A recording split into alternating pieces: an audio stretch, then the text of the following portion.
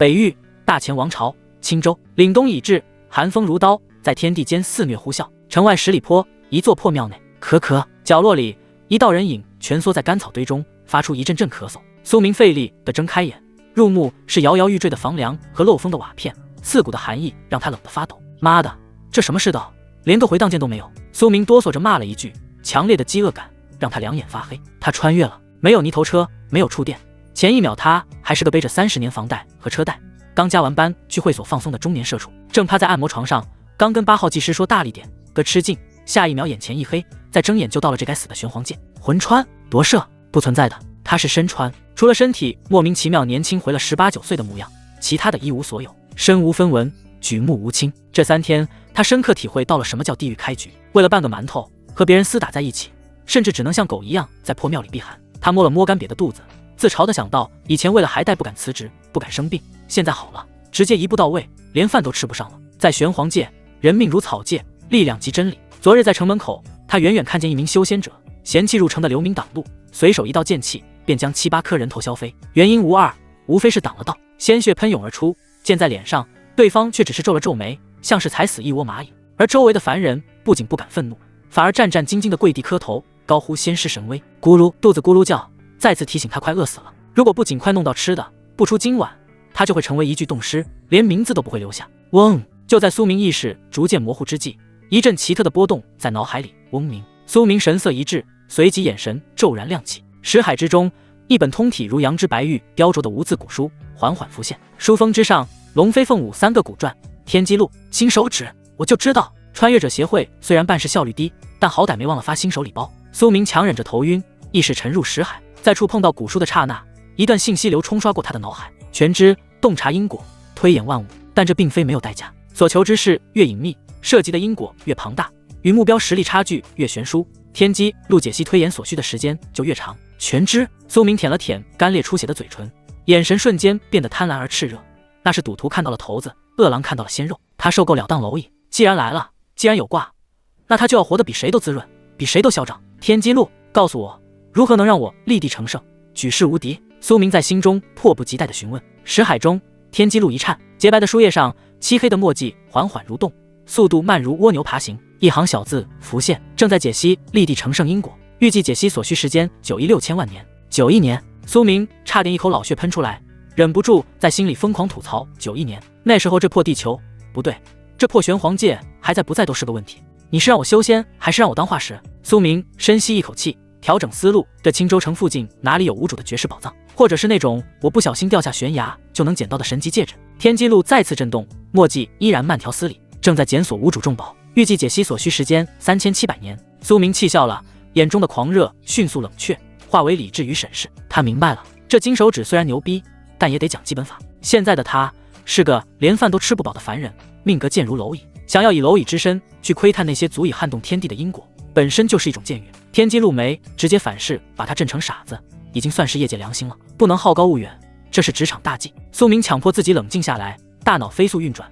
我现在的第一需求是生存，第二需求是力量。常规途径走不通，打工是不可能打工的，这辈子都不可能打工，那就只能……现代人的经验告诉他，当一个男人一无所有的时候，他剩下的唯一资本就是这副皮囊和豁出去的底线。在这个世界，弱者连呼吸都是错的，想翻身，要么靠拳头硬，要么靠软饭硬。苏明摸了摸自己那张虽然脏兮兮，但依稀能看出几分俊朗轮廓的脸。万幸，我的底子不错，剑眉星目，若是洗干净了，妥妥的小鲜肉一枚。既然硬的吃不到，那就吃软的。我这辈子不仅要吃软饭，还要吃最硬的软饭，睡最狠的女人，借他们的事，修老子的道。苏明再次闭上眼，这一次他的问题变得具体。天机录，听好了，有没有那种身份尊贵、实力强大，但此刻身受重伤或身中奇毒，处于极度虚弱状态的女修士？一定要美，背景要硬，而且必须是能让我这种凡人也有机会趁虚而入的目标，并且是能让我快速脱离当前困境的女修士。嗡！这一次天机录的反应截然不同，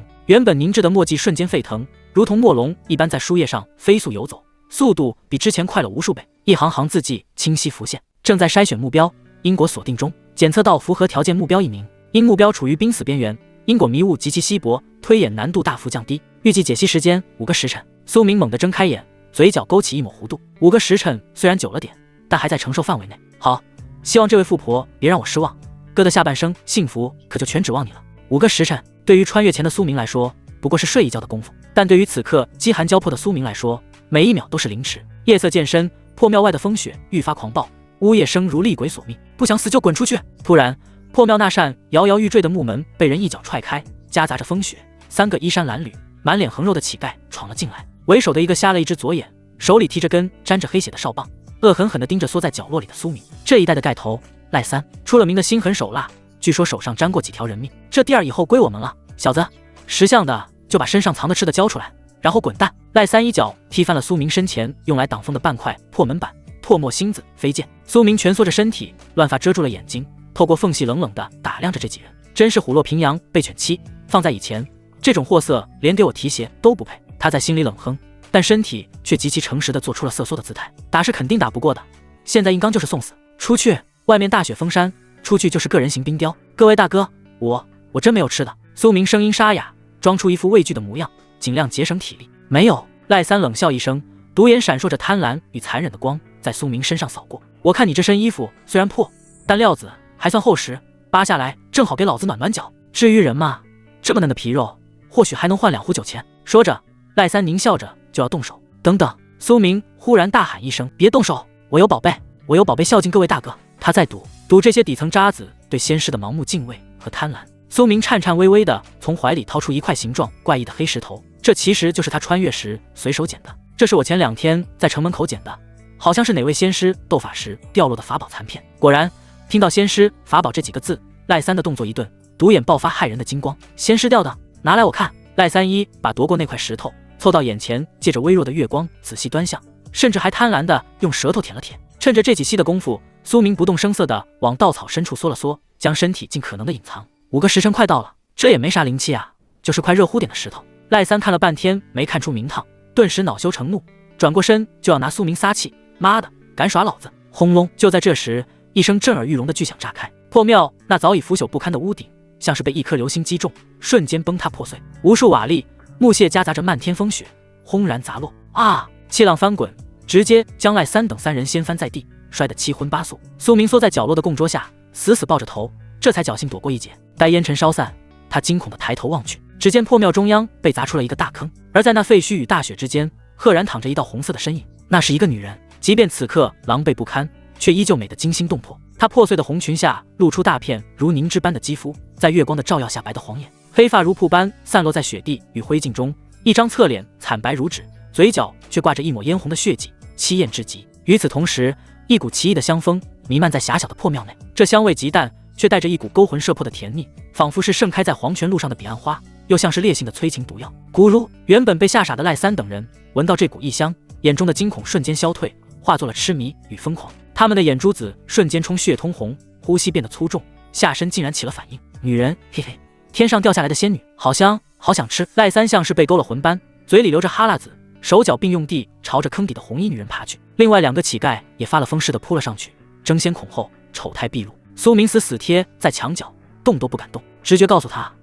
那个女人比老虎还要危险1万倍。就在赖三那只脏兮兮的手即将触碰到红衣女子肌肤的瞬间，唰！原本昏迷的红衣女子眼睫毛忽然颤动了一下，虽然未曾睁眼，但一股猩红的血气瞬间从她体内爆发，化作肉眼可见的波纹，横扫而出。砰砰砰！没有惨叫，没有挣扎，扑上去的赖三人身体在接触到血色波纹的刹那，瞬间炸成一团血雾。角落里的苏明死死捂住嘴，瞳孔剧烈震颤。那是3个大活人，眨眼间就没了，变成了化肥。这哪里是女人，这分明是个炸弹！嗡！就在这时，苏明石海一震，5个时辰到了。天机路之上，墨迹飞舞，推演完成，目标锁定萧红玲，身份魔门合欢宗长老，人称血罗刹，曾为金丹期大修，因偷取宗门秘宝而被追杀，现跌落至主机期圆满。现状极度危险，身中合欢宗秘药千日醉银毒，又遭正道3宗联手围攻，经脉寸断，神魂受创，此刻正处于媚骨反噬的濒死边缘。状态分析，理智尚存不足1成，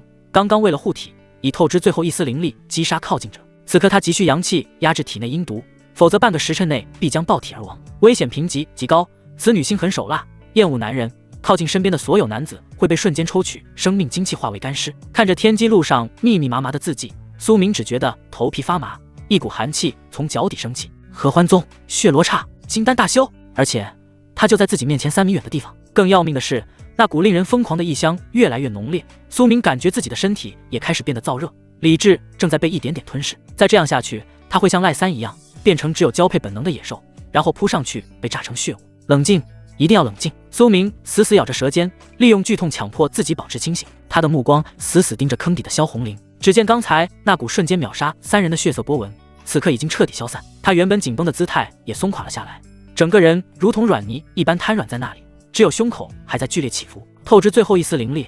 那就是说，他没蓝了。苏明心脏狂跳，眼神在恐惧与贪婪之间博弈。虽然天机录显示他灵力透支，但面对这种金丹大修，就算剩下一口气捏死自己，这个凡人也跟捏死一只蚂蚁一样简单。必须要有一个万全之策，一个能100%拿捏他的方案。天机录，苏明在心中说道：“告诉我，怎么才能成为他的入幕之宾？怎么才能让他不得不依附于我？”嗡！天机录光芒大作，上面开始不断浮现字体。解决方案已生成：1. 破绽锁定萧红玲修炼的素女天经，有一处致命死穴，位于尾椎3寸处的关元穴。此穴既是他一身魔功的气门，也是他快感的极致阀门。2. 操作手法，他此刻灵力耗尽，正是最虚弱之时。在他理智彻底崩溃前，以特定手法重按此穴，并在他耳边念诵合欢宗早已失传的古心法口诀。3. 预期收益，此法可助他将体内狂暴的阴毒引导梳理，不仅能保你性命，更能借此机会利用阴阳2气重塑你孱弱的根骨，让你获得踏入仙途的资格。事后，他因魔功反噬，会对你产生源自灵魂深处的心锚依赖。口诀：阴阳逆乱，鼎炉自生，锁精化气，抱元守一。特别警示：此举如同在刀尖起舞，稍有不慎，万劫不复。看着那行字，苏明笑了。在刀尖起舞。苏明看着坑底那个身体开始抽搐，口中发出痛苦呻吟的红衣女子，她的皮肤开始泛起不正常的潮红，那是千日最即将彻底爆发的征兆。一旦爆发，周围一切活物都会被他本能地抓过去，吸干每一滴精血。我现在就是一只随时会被踩死的蚂蚁，不想一辈子当蚂蚁，就得抓住一切往上爬的机会。不搏是死，搏一把或许还能单车变摩托，顺便搂着女魔头飙车。富贵险中求。萧红玲，既然你想吃人，那就看看今晚到底是谁吃谁。苏明深吸一口气，从地上抓了一把浑着泥土和煤灰的冰雪，狠狠地塞进嘴里。咔嚓咔嚓，他用力咀嚼着冰渣，用那刺骨的冰冷和满嘴的土腥味强行压下心头那几乎要让他发狂的燥热和恐惧。吞下冰水，苏明整理了一下破烂不堪的衣衫，从阴影中走了出来。此刻的他不像是一个乞丐，更像是一个红了眼的赌徒。苏明迈步走向大坑，走向那个金丹期的大修，声音沙发：“来吧，罗刹女，发烧了就该打针。”寒风吹入破庙之内，却吹不散那几乎凝为实质的燥热气息。呼呼，坑底，萧红玲的面色潮红如血，呼吸不断加重。她抬起眼皮，视线早已模糊，只能本能地盯着靠近的苏明。在她的感知里，眼前这个凡人不再是蝼蚁，而是一汪清冽的泉水，是能够浇灭他体内焚身之火的唯一解药。别过来！仅存的最后一丝理智，让他企图调动灵力将人震飞，但指尖只有几缕微弱的灵光一闪而逝，随即崩碎，灵力枯竭，经脉锯断。现在的他比凡人还要脆弱，省省力气吧，长老大人。苏明站在他面前，看着这个平日里高不可攀的女修，此刻却如跌落凡尘的谪仙。破碎的红裙难以遮掩那惊心动魄的曲线，肌肤上沾染的点点梅花血迹，在月光下透着一种惊心动魄的凄艳。你，萧红玲想要怒斥，但体内积压已久的千日醉羽魔功反噬之力，在这一刻彻底冲垮了理智的堤坝。那一瞬间，他的眼眸完全被一种原始的渴望占据。给我！萧红玲低吟一声，声音沙哑中又带着令人酥麻的颤音。他猛地伸出手，一把抓住了苏明的脚踝，那力道之大，竟直接将他拖入坑底。卧槽！苏明只觉得天旋地转，整个人狠狠撞入那滚烫的怀抱之中。软，这是第一个念头；烫，这是第二个念头。怀里仿佛抱住了一团正在燃烧的烈火，浓郁的幽香瞬间冲入鼻腔，那是一种足以让圣人破防的气息。萧红玲如同溺水之人抓住了浮木，整个人紧紧缠了上来，滚烫的呼吸喷洒在苏明颈间，竟然直接张开嘴朝着他的脖颈咬去，带着一种要将他吞噬殆尽的疯狂。妈的，真的是在玩命！苏明浑身僵硬，生死存亡之际，他的大脑飞速运转，右手如闪电般探出，不是去推开他，而是绕到他的身后，狠狠按向了他的脊椎末端。那里是关元穴的所在之处，给我清醒一点！苏明暴喝一声，手指死死扣住那个穴位，按照天机录推演的频率进行着按压。一声高亢的闷哼响彻破庙。萧红玲原本疯狂的动作一僵，整个人剧烈颤抖，原本迷离的双眼闪过一瞬间的失神。那一瞬间，他感觉体内那原本即将撑爆经脉的狂暴药力，仿佛找到了一个宣泄口，疯狂涌向被按住的穴位。不想经脉寸断而亡，就跟着我念。苏明满头大汗，强忍着怀中温香软玉带来的巨大冲击力，凑到萧红玲的耳边低吼。阴阳逆乱，鼎如自生。念。萧红林此时意识处于混沌与清醒的边缘，他本能的想要抗拒，但那种源自灵魂深处的渴望让他根本无法抵抗。阴阳逆乱，他下意识的跟着呢喃，声音虽轻，却魅意横生。锁精化气，抱元守一，一手丹田，气走任督。苏明一边念诵着不知名的口诀，一边变换着手上的按压力度。随着口诀的运转，加上苏明特殊的穴位引导，萧红林震惊地发现，体内的毒火竟然被驯服了。失控的灵力沿着一条从未尝试过的路线运转，痛苦逐渐消退，取而代之的是一种灵魂升华般的颤栗。这是合欢宗祖师手札里记载的阴阳造化诀，这怎么可能？这门功法早已失传千年，连上几人宗主都不会，这个凡人怎么会懂？你是谁？你到底是谁？萧红林迷离的眼里闪过一丝清明，但很快就被新一轮的浪潮淹没。药力被引导，却并未消失。千日醉之毒，若无阴阳调和，便是无解之局。他双手死死抓着苏明的后背，指甲几乎嵌入他的血肉。苏明看着怀中这绝美的脸庞，感受着天机路不断涌现的提示，对方心防已全面瓦解。天时地利人和，可进行下一步引导，行阴阳互补之术，为你洗精伐髓。苏明深吸一口气，现在是收取高额利息的时候了，如你所愿，仙子。苏明不再克制，反手扣住那仙细如柳的腰肢，在这废墟般的破庙中，迎着漫天风雪，低头吻上了那一抹朱唇。这一夜，破庙成了阴阳交汇的修炼场，狂风卷着雪花从破洞灌入，却掩盖不住那渐渐升腾的旖旎春色，并没有什么不堪入目的画面，有的只是灵气与血气的疯狂交融。苏明虽然没有修为，但他有天机路。随着他的各种实时提问，天机路在他的识海中疯狂刷屏。警告：元阴之力过强，先有经脉即将过载，立刻引导灵力分流至四肢百骸，借此冲击窍穴。注意吸纳那一缕先天媚气，凝练气海。苏明痛并快乐着，每一次灵力的冲刷都像是刮骨疗毒般，疼得他冷汗直流。但力量在体内滋生的快感又让他欲罢不能。他在借势，这是一场用命在博弈的软饭硬吃，每一次气息的交换都在让他变强。不知过了多久，外面的风雪停了，天边泛起了一抹鱼肚白，微弱的晨光透过破洞照进了这个狼藉一片的大坑。苏明仰面躺在地上，大口喘着粗气，浑身大汗淋漓，仿佛刚经历了一场生死大战。但他此刻的感觉却前所未有的好，原本孱弱的身体此刻皮肤变得坚韧光泽，肌肉线条虽然不算夸张，却充满了爆发力。更重要的是，他能清晰地感觉到腹部丹田处有一团微弱但真实存在的气旋在缓缓转动。一夜之间，从凡人乞丐跨过感气断体，直接踏入了炼气一层。这就是修仙界顶级辅助，不是顶级机缘的威力。这就是修仙吗？苏明握了握拳，感受着体内涌动的力量，嘴角忍不住上扬。就在这时，身边传来一阵衣料摩擦的悉悉索索声，一股冰冷的杀意瞬间笼罩了整个破庙，比外面的风雪还要寒冷刺骨。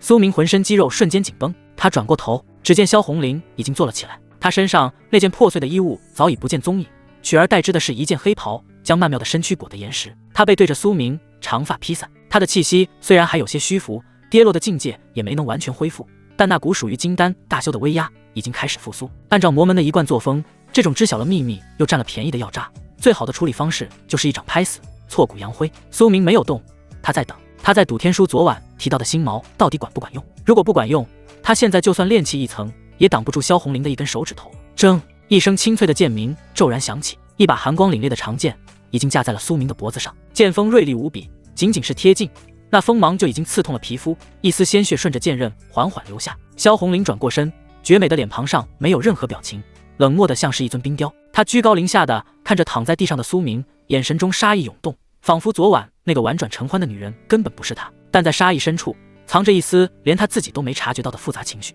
你还有什么遗言？他的声音冰冷彻骨。凡人，感谢本座昨晚的不杀之恩，现在你可以去死了。说着，他手腕微微发力，剑锋就要切入。他在虚张声势。苏明敏锐捕捉到了他眼底深处一瞬间的闪烁，他笑了，不但没有求饶，反而缓缓坐起身，还伸出2根手指，轻轻捏住剑刃，将其向外推开1寸。这就是合欢宗对待救命恩人的方式吗？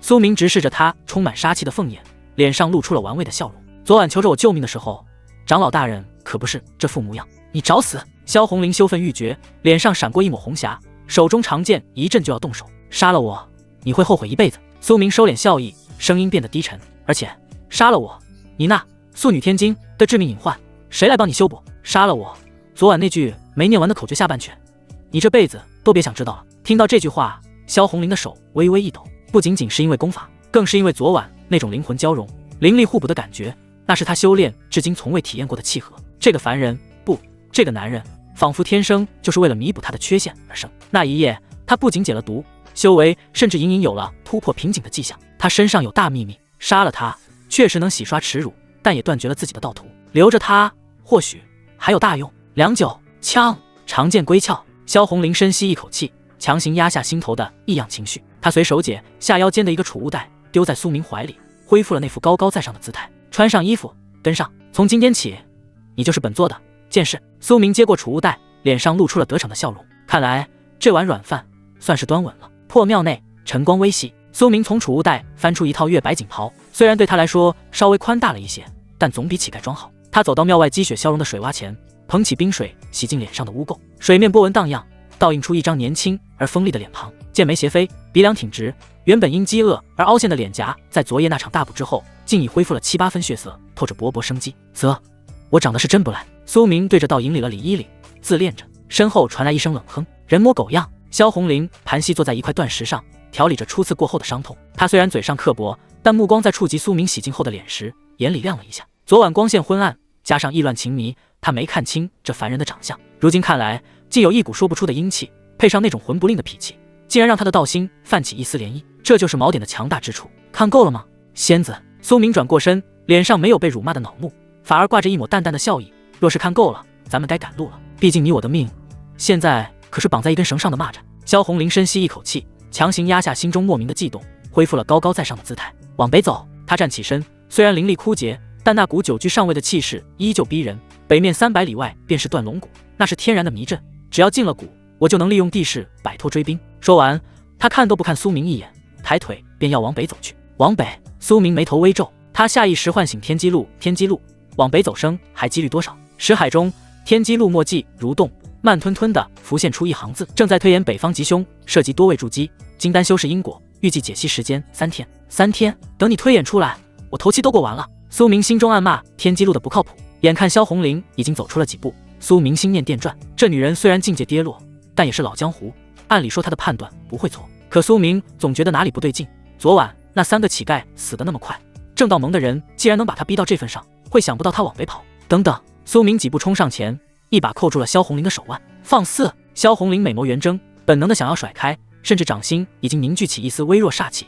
拿开你的脏手！就在两肌肤相触的瞬间，嗡！苏明识海中的天机路仿佛吃了伟哥一般，原本慢如蜗牛的墨迹像开了3档，疯狂加速，检测到与金丹大修接触，羁绊加深，因果交融中，切实成功。推演算力临时暴涨1000倍，北方吉凶已解析完成。大凶，十死无胜。正道3宗早已料定萧红林会借断龙谷地势逃遁，已连夜请出天行大长老在断龙谷布下9天锁灵大阵。此阵专克魔修，入阵者灵气尽失，瓮中捉鳖。苏明瞳孔骤缩，好家伙，这难道是蹭网？自己是个低配版老旧手机，运算慢，但这萧红林就是个移动的超级5G 基站啊！只要摸着它，就能借用它的修为来加速推演。你抓够了没有？萧红林的声音冰冷，眼看就要真的动手了。苏明非但没松手，反而握得更紧了，眼神变得深邃，好似透过他看到千里之外的杀局。不想死就别去送人头。苏明的声音笃定，断龙谷已经被布下了9天锁灵大阵，天行长老亲自坐镇，你去就是自投罗网。萧红林原本正要发作，听到这话，身躯一僵，满脸不可置信。不可能，9天锁灵阵乃是万剑阁的不传之秘，且布阵极为繁琐，他们怎么可能在短短1夜之间？萧红林心中惊疑不定。苏明表面稳如老狗，心里却在疯狂催促天机路，快，别光报忧不报喜啊！路在何方？再摸下去，这女魔头真要砍我手了。此时借着握手的接触，天机路再次疯狂刷新当前局势推演。东方有2名筑基后期剑修搜山，西方合欢宗叛徒埋伏，意图杀人夺宝，南方3至2阶妖兽游荡，唯一生路登下黑。方案反其道而行，前回青州城。先有可借用天机路特性屏蔽天机，借由凡胎浊气，只要保持肢体接触，可完美屏蔽自身目标一切修为波动与魔气，即便是金丹巅峰当面，亦无法看破。看到最后一行字，苏明差点笑出声。高亲密度接触，这天机路还是个顶级僚机啊！松手！萧红林再次低喝，虽然心中疑虑，但被一个男人这么抓着，让他感到羞耻。松手可以。苏明松开了他的手腕，却在萧红林还没反应过来之前，顺势上前一步，直接揽住他纤细柔韧的腰肢，用力往怀里一带。两人身体紧紧贴在一起，萧红林甚至能感受到苏明胸膛的温热和那稍显急促的心跳。你找死！萧红林彻底炸毛了，杀意瞬间沸腾。嘘！苏明竖起一根手指抵在他的红唇上，眼神轻佻，却又透着冷静。想活命就闭嘴。东南西三面街是死路，唯一的生路在身后回青州城。你疯了！萧红林被这一连串的动作弄得有些发懵，下意识反驳：城内全是搜捕我的眼线，我一身魔气根本藏不住，所以我抱着你啊。苏明理直气壮地打断了他，露出微笑：这是我的独门秘术，只要咱俩抱得够紧，就算是把你那死对头天行长老拉到面前，他也闻不出你是魔修。你……萧红林气结，这也叫秘术？这分明是趁机占便宜。可随着苏明的手臂收紧，他发现身体开始出现反应，强烈的酥麻感竟然从尾椎骨窜起，让他脚步都有点软。昨夜种下的心毛在这一刻疯狂作祟。该死，我的身体竟然在渴望他！现在开始换个身份。苏明低头凑在他耳边，热气喷洒在他敏感的耳垂上，看着那晶莹的耳垂瞬间染上一层绯红，心中暗爽，小样，还治不了你。我是去青州城寻欢作乐的仙士，而你是我刚从外面买回来，身体抱恙，需要我时刻搀扶的宠妾。苏明看着怀里脸色阴晴不定的女魔头，强行压下自己腿肚子的颤抖，露出一个掌控一切的笑容。记住，别露馅了，我的红玲儿。萧红玲死死咬着嘴唇，眼神若是能杀人。苏明已经碎尸万段了，但感受着魔气被遮掩的奇特，以及无路可退的绝境，他最终只能僵硬地靠在苏明的怀里，任由他的手在自己腰间肆虐。如果你是在骗我，萧红玲从牙缝里挤出一句话，我会把你身上的肉一片片割下来下酒。放心，我的肉是酸的，不好吃。苏明嘿嘿一笑，搂紧了怀中的娇躯，转身向着青州城的方向大步走去。风雪中渐渐掩盖两人行走的痕迹，也掩盖了苏明理直气壮的话语。对了，我没钱，给我点钱。滚！青州城门口，寒风裹挟着雪沫子往行人的衣领子里钻，进城的队伍排成了一条长龙，大多是流民和凡人。而在城门两侧，数十名身披铁甲的士兵正手持一种类似铜镜的特制道具，对着每一个入城者仔细照晃。都站好了，一个个来，谁敢乱动，当心脑袋！守城的时常厉声喝骂，手中的鞭子不时抽在动作迟缓的流民身上。那是什么玩意儿？队伍后方，苏明揽着萧红玲的腰肢，贴着她的耳廓，低声问道。萧红玲瞥了一眼那铜镜，藏在面纱下的嘴角勾起一抹不屑的冷笑，声音细若闻那传入苏明耳中。寻灵剑，万气宗量产的垃圾货色，专门用来感应灵力波动和血气浓度的。他顿了顿，目光扫过城门楼下的避风处，那里正站着两名身穿青色长袍百无聊赖的男子，那是两个炼气2层的散修，应该是被雇来盯着这寻灵剑的。这镜子若是亮红光，就代表有修士或者妖邪混入，若是放在平时，这种低劣的探查手段，本座看一眼他都会自己炸裂。好汉不提当年勇，我的红玲儿。苏明手指在他腰间软肉上轻轻摩挲了一下，安抚住他体内躁动的煞气，心念微动。天机路，查查这两人的底细。嗡！有着萧红玲这个人形基站在怀，天机路的响应速度快得惊人，墨迹几乎是瞬间成型。目标1：张大牛，化名张虎，炼气2层散修。目标2：王二狗，化名王豹，炼气2层散修。当前任务受称主府重金雇佣，在此甄别是否有魔修混入，但因修为低微，并未被告知核心机密，只以为是常规排查。性格分析：贪财好色，欺软怕硬，只敢对凡人作威作福。原来是两个不知道具体任务的临时工。苏明露出玩味的微笑，那就好办了。很快轮到了两人，那名守城士兵机械地举起寻灵剑，对着苏明和怀里的萧红玲晃了晃，镜面之上依旧是代表安全的青光，丝毫没有因为面前站着一位魔门长老而泛起半点警示的血红。苏明感慨，这天机路遮掩天机的效果果然厉害。萧红玲虽然戴着黑色面纱，遮住了那张倾国倾城的脸，身上也披着宽大的黑袍，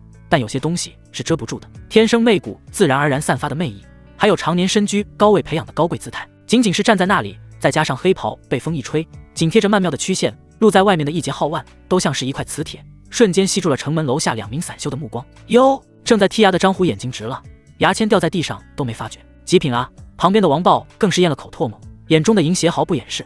这身段，这气质，哪怕脸长得一般，关了灯也是个销魂窟。两人对视一眼，嘿嘿一笑，大摇大摆地走了过来。站住！张虎手中折扇一拦，挡在了苏明面前，但那双绿豆眼却死死粘在萧红玲身上，恨不得透过黑袍看个精光。例行检查，把你这女眷的面纱摘下来，还有这袍子太宽大了，容易藏匿凶器，得脱下来，让我们兄弟好好搜搜身。周围的士兵见状，纷纷露出了然的猥琐笑容，显然这两位仙师没少干这种事。萧红玲藏在袖中的玉手骤然握紧，微长的指甲在掌心留下印子，被两只蝼蚁当众调戏，这对曾经的血罗刹来说，比杀了他还难受。若非苏明的手死死扣住他的腰，他恐怕已经拼着暴露也要将这两人碎尸万段。怎么不想配合？王豹见两人不动，脸色一沉，伸手就要去抓萧红玲的肩膀。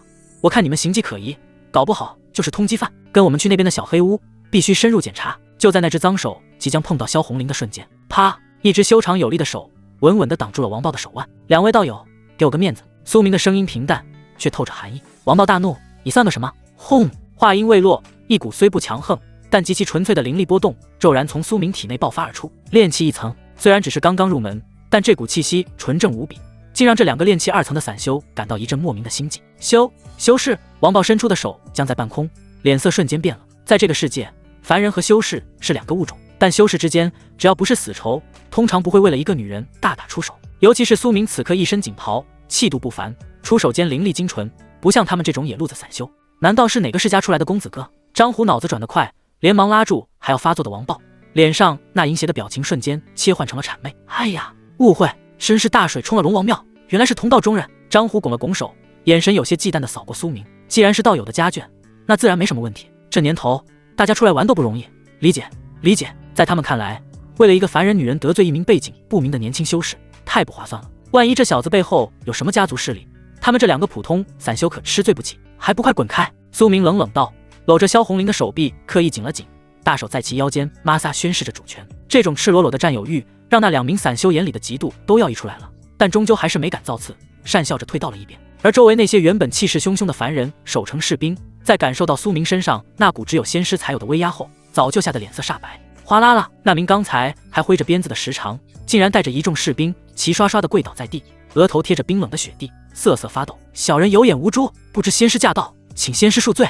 周围排队的百姓见状，也纷纷惊恐下跪，口中高呼拜见仙师，仙师神威。一时间，城门口跪倒一片。苏明站在人群中央，怀里搂着曾让修仙界闻风丧胆的女魔头，看着眼前这群对自己顶礼膜拜的凡人和退避三舍的修士，他低头看了一眼怀中身体僵硬却不得不配合他演戏的萧红玲，心中那种吃软饭的快乐简直达到了巅峰。昨晚还在破庙里差点饿死冻死，今天就能让千人跪拜，让修士低头。苏明面带笑容，搂着萧红玲大步跨入城门，入城费都省了，心中感慨：古人诚不欺我，这软饭确实是通往成功的最快捷径啊！青州城的街道远比城外那片死寂的荒野要喧嚣得多，虽是凛冬，但城内积雪被清扫得很干净，街道两旁店铺林立，叫卖声此起彼伏，包子铺冒着白气，铁匠铺传来叮当的敲打声。这充满烟火气的一幕，与昨夜在破庙中的生死搏杀仿佛是两个世界。苏明搂着萧红玲，闲庭信步地走在人群中。接下来去哪？萧红玲的声音传来，话一出口，他自己先愣了一下。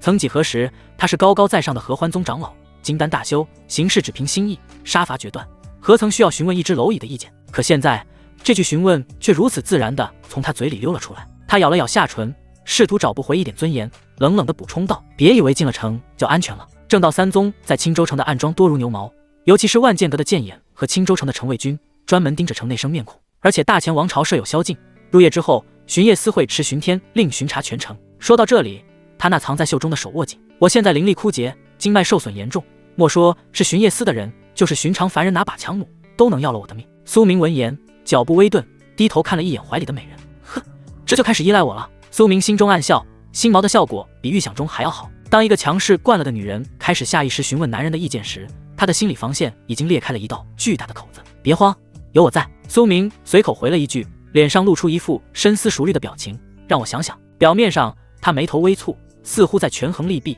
一副志出在握的模样，实则在脑海查看起天机路。天机路，给我找个能藏身的地方，既要躲过暗桩，又要避开巡夜司，还得适合养伤的。与此同时，他搂在萧红玲腰间的大手并没有因为思考而停下，反而变本加厉地顺着腰线向下滑动，指腹轻轻摩挲着她腰侧最为敏感的软肉。你干什么？萧红玲娇躯一颤，脸颊涌起一抹羞愤的红晕。若不是顾忌周围全是人，她真想一巴掌把这只咸猪手给剁下来。别动！苏明面不改色，一本正经地传音道：我在推演天机，你也知道，我这独门秘术需要借助你的修为和命格，接触越紧密，推演越准确。若是断了连接，算错了方位，咱们俩今晚就得去青州城的大牢里做那亡命鸳鸯。你，萧红玲气结，推演天机？哪家推演天机需要摸人腰的？甚至还在往下按？但这理由太过冠冕堂皇，让他一时间竟无法反驳。混蛋，等本座修为恢复，定要将你剁碎喂狗！他在心中恶狠狠地发誓，但身体却在苏明的抚摸下再一次违背了意志。从尾椎升起的酥麻感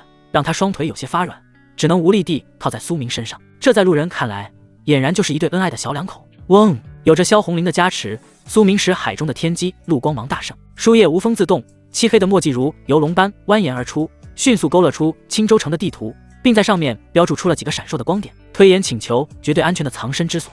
当前算力加成1000%。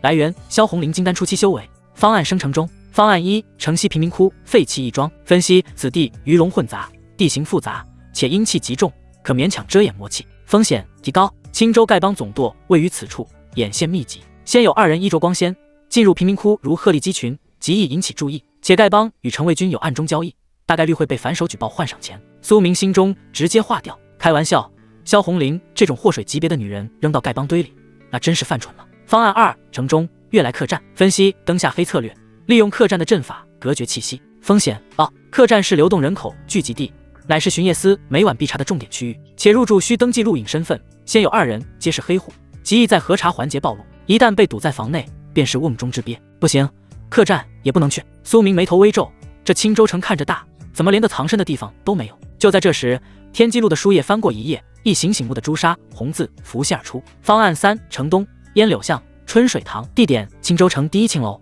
分析：此地乃烟花柳巷，红尘之气最重，数千名凡俗女子与恩客的欲望交织，形成天然的红尘障。此障能极大程度的混淆修士的神识探查。优势：1: 灯下黑之极致，正道修士自诩清高，极少会用神识仔细扫视这种污秽之地。2: 无需录影，春水堂只认银子不认人，且有后门专供达官贵人隐秘出入。3: 特殊掩护，借助那里的浓郁胭脂俗粉气和红尘欲望，可进一步遮掩萧红林身上的魔气，甚至可以让仙友在短时间内即便分开3尺，亦可保全气息不泄。春水堂青楼。苏明看着那行字，眼睛瞬间亮了。妙啊，这天机路还真是深得我心。去青楼藏身，这简直是天才的想法，既符合他现在伪装的人设，又能完美避开搜查。谁会想到堂堂合欢宗长老金丹大修会躲在凡人的青楼里？至于天机路说的最后一条，苏明低头看了一眼怀中软玉温香的萧红林，感受着指尖传来的惊人弹性，心中暗道：这个功能就没必要告诉他了，傻子才放手，有便宜不占王八蛋。况且我这是为了他的安全着想。苏明给自己找了个完美的理由，随后收回心神，那一脸沉思的表情化作笃定。他停下脚步，看着萧红林，眼神认真。我想到了。萧红林被他那只作怪的手弄得心慌意乱，见他终于开口，连忙问道：何处？是去城西的废弃庙宇，还是找个偏僻的农家？在他看来，躲避追杀自然是越偏僻越好。苏明摇了摇头，抬手指着远处那片即使在白天也挂满了红灯笼，隐隐传来丝竹管弦之声的繁华区域，一字一顿道：春水堂。萧红林顺着他手指的方向看去，待看清那片区域的景象时，人都愣住了。虽然他没去过，但特殊的建筑风格以及门口挥舞手帕的莺莺燕燕，只要不是瞎子都能看出来那是什么地方。青楼。萧红林的声音陡然拔高，若不是苏明及时捂住他的嘴，恐怕周围的路人都要看过来了。他瞪大了美眸，眼中满是不可置信和羞愤欲绝。你疯了？你要本座去那种污秽不堪的地方，让他去凡人的勾栏瓦舍，和那些出卖皮肉的凡俗女子待在一起，这简直是对他人格和道心的双重践踏。你若是想羞辱我，不如现在就杀了我。萧红林咬牙切齿，眼中泛起一层水雾，是真的被气到了。肤浅。苏明脸色一沉，低声呵斥道：你以为我是为了去寻欢作乐？动动你的脑子！正道盟的人现在肯定在搜查各大客栈民居，甚至是破庙，他们的神识会扫过每一个角落，唯独不会去仔细探查青楼。苏明一边说着，一边强势地搂着他继续往前走，语速极快地洗脑：那里红尘气最重，欲望横流，能形成天然的屏障，你的魔气在那里就像是一滴墨水滴进了黑色的染缸里，谁能发现？而且我现在是出来寻花问柳的阔少爷，若是带着你去住客栈，那才叫可疑，但我带着你去逛青楼，这才叫符合人设，这就叫大隐隐于市，懂不懂？萧红林被他这一连串的歪理邪说砸得有些发懵，仔细一想，好像确实有几分道理。正到那些伪君子平日里最看不起烟花之地，搜查起来肯定也是草草了事，可是那也不能。萧红林还在挣扎，心里那道坎实在过不去。没有可是，苏明根本不给他拒绝的机会，手臂箍着他的腰，贴着他的耳朵霸道地说道：现在听我的，进了春水堂，你就装作是被我买来调教的，哑巴是妾，一句话都不许说，一切交给我。哑巴是妾。萧红林气得眼前发黑，这混蛋给自己安排的身份真是越来越离谱了。但看着苏明坚定的眼神，他最终只能咬碎银牙往肚子里咽，任由这个无耻男人的所作所为。一刻钟后，春水堂门口，即便是傍晚，这里也是灯火通明，豪车骏马络绎不绝，进出的皆是锦衣华服的权贵子弟，或是满身酒气的江湖客。一到这里，萧红林本能的屏住呼吸，眉头紧锁，身体僵硬的像块石头。放松点，我的红玲儿。苏明在他臀上轻拍了一记，笑一个，哪有出来玩还板着个脸的？你！萧红林怒视着他。哎呦，这位公子看着面生啊，是第一次来咱们春水堂吧？还没等萧红林发作，一个挥舞着香帕的老鸨便扭着腰肢迎了上来。他用阅人无数的势利眼先是在苏明那一身月白锦袍上扫了一圈，又看了看他英俊不凡的面相，脸上的笑容顿时像菊花般绽放。公子真是好生俊俏，快请进，快请进，咱们这儿刚好来了几位瘦马，那身段啧。苏明哈哈一笑，从怀里摸出萧红玲给的一锭金子，随手抛了过去。金子在空中划过一道抛物线，稳稳落在老鸨怀里。本公子今日乏了，不想听曲，也不想看什么瘦马。苏明一副豪横纨绔的派头，在萧红玲脸上香了一口，不管他黑了的脸，傲然道：也我自己带了人。老鸨接过金子，用牙咬了一口，笑得见牙不见眼。此时再看苏明怀里的萧红玲，虽然戴着面纱，看不清容貌，但这身段，这气质，即便是在这美女如云的春水堂，那也是独一份的。哎呦，公子好福气啊！老鸨也是人精，立刻会意，眼神暧昧的在两人身上打转。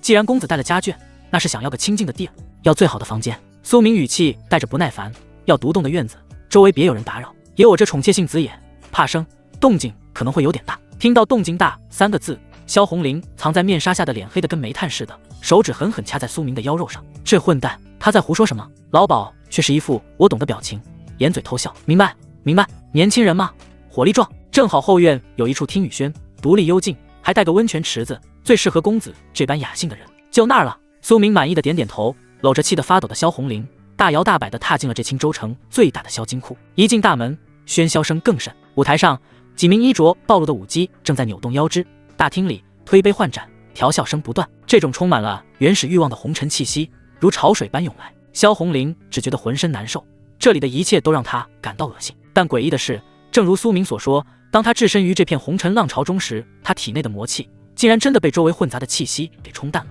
真的有效。萧红玲心中震惊，这凡人的鬼点子竟然真的管用，他可不知道是天机路的功劳，还以为是真的有效。怎么样，没骗你吧？苏明凑在他耳边低声邀功，手臂却抱得更紧了。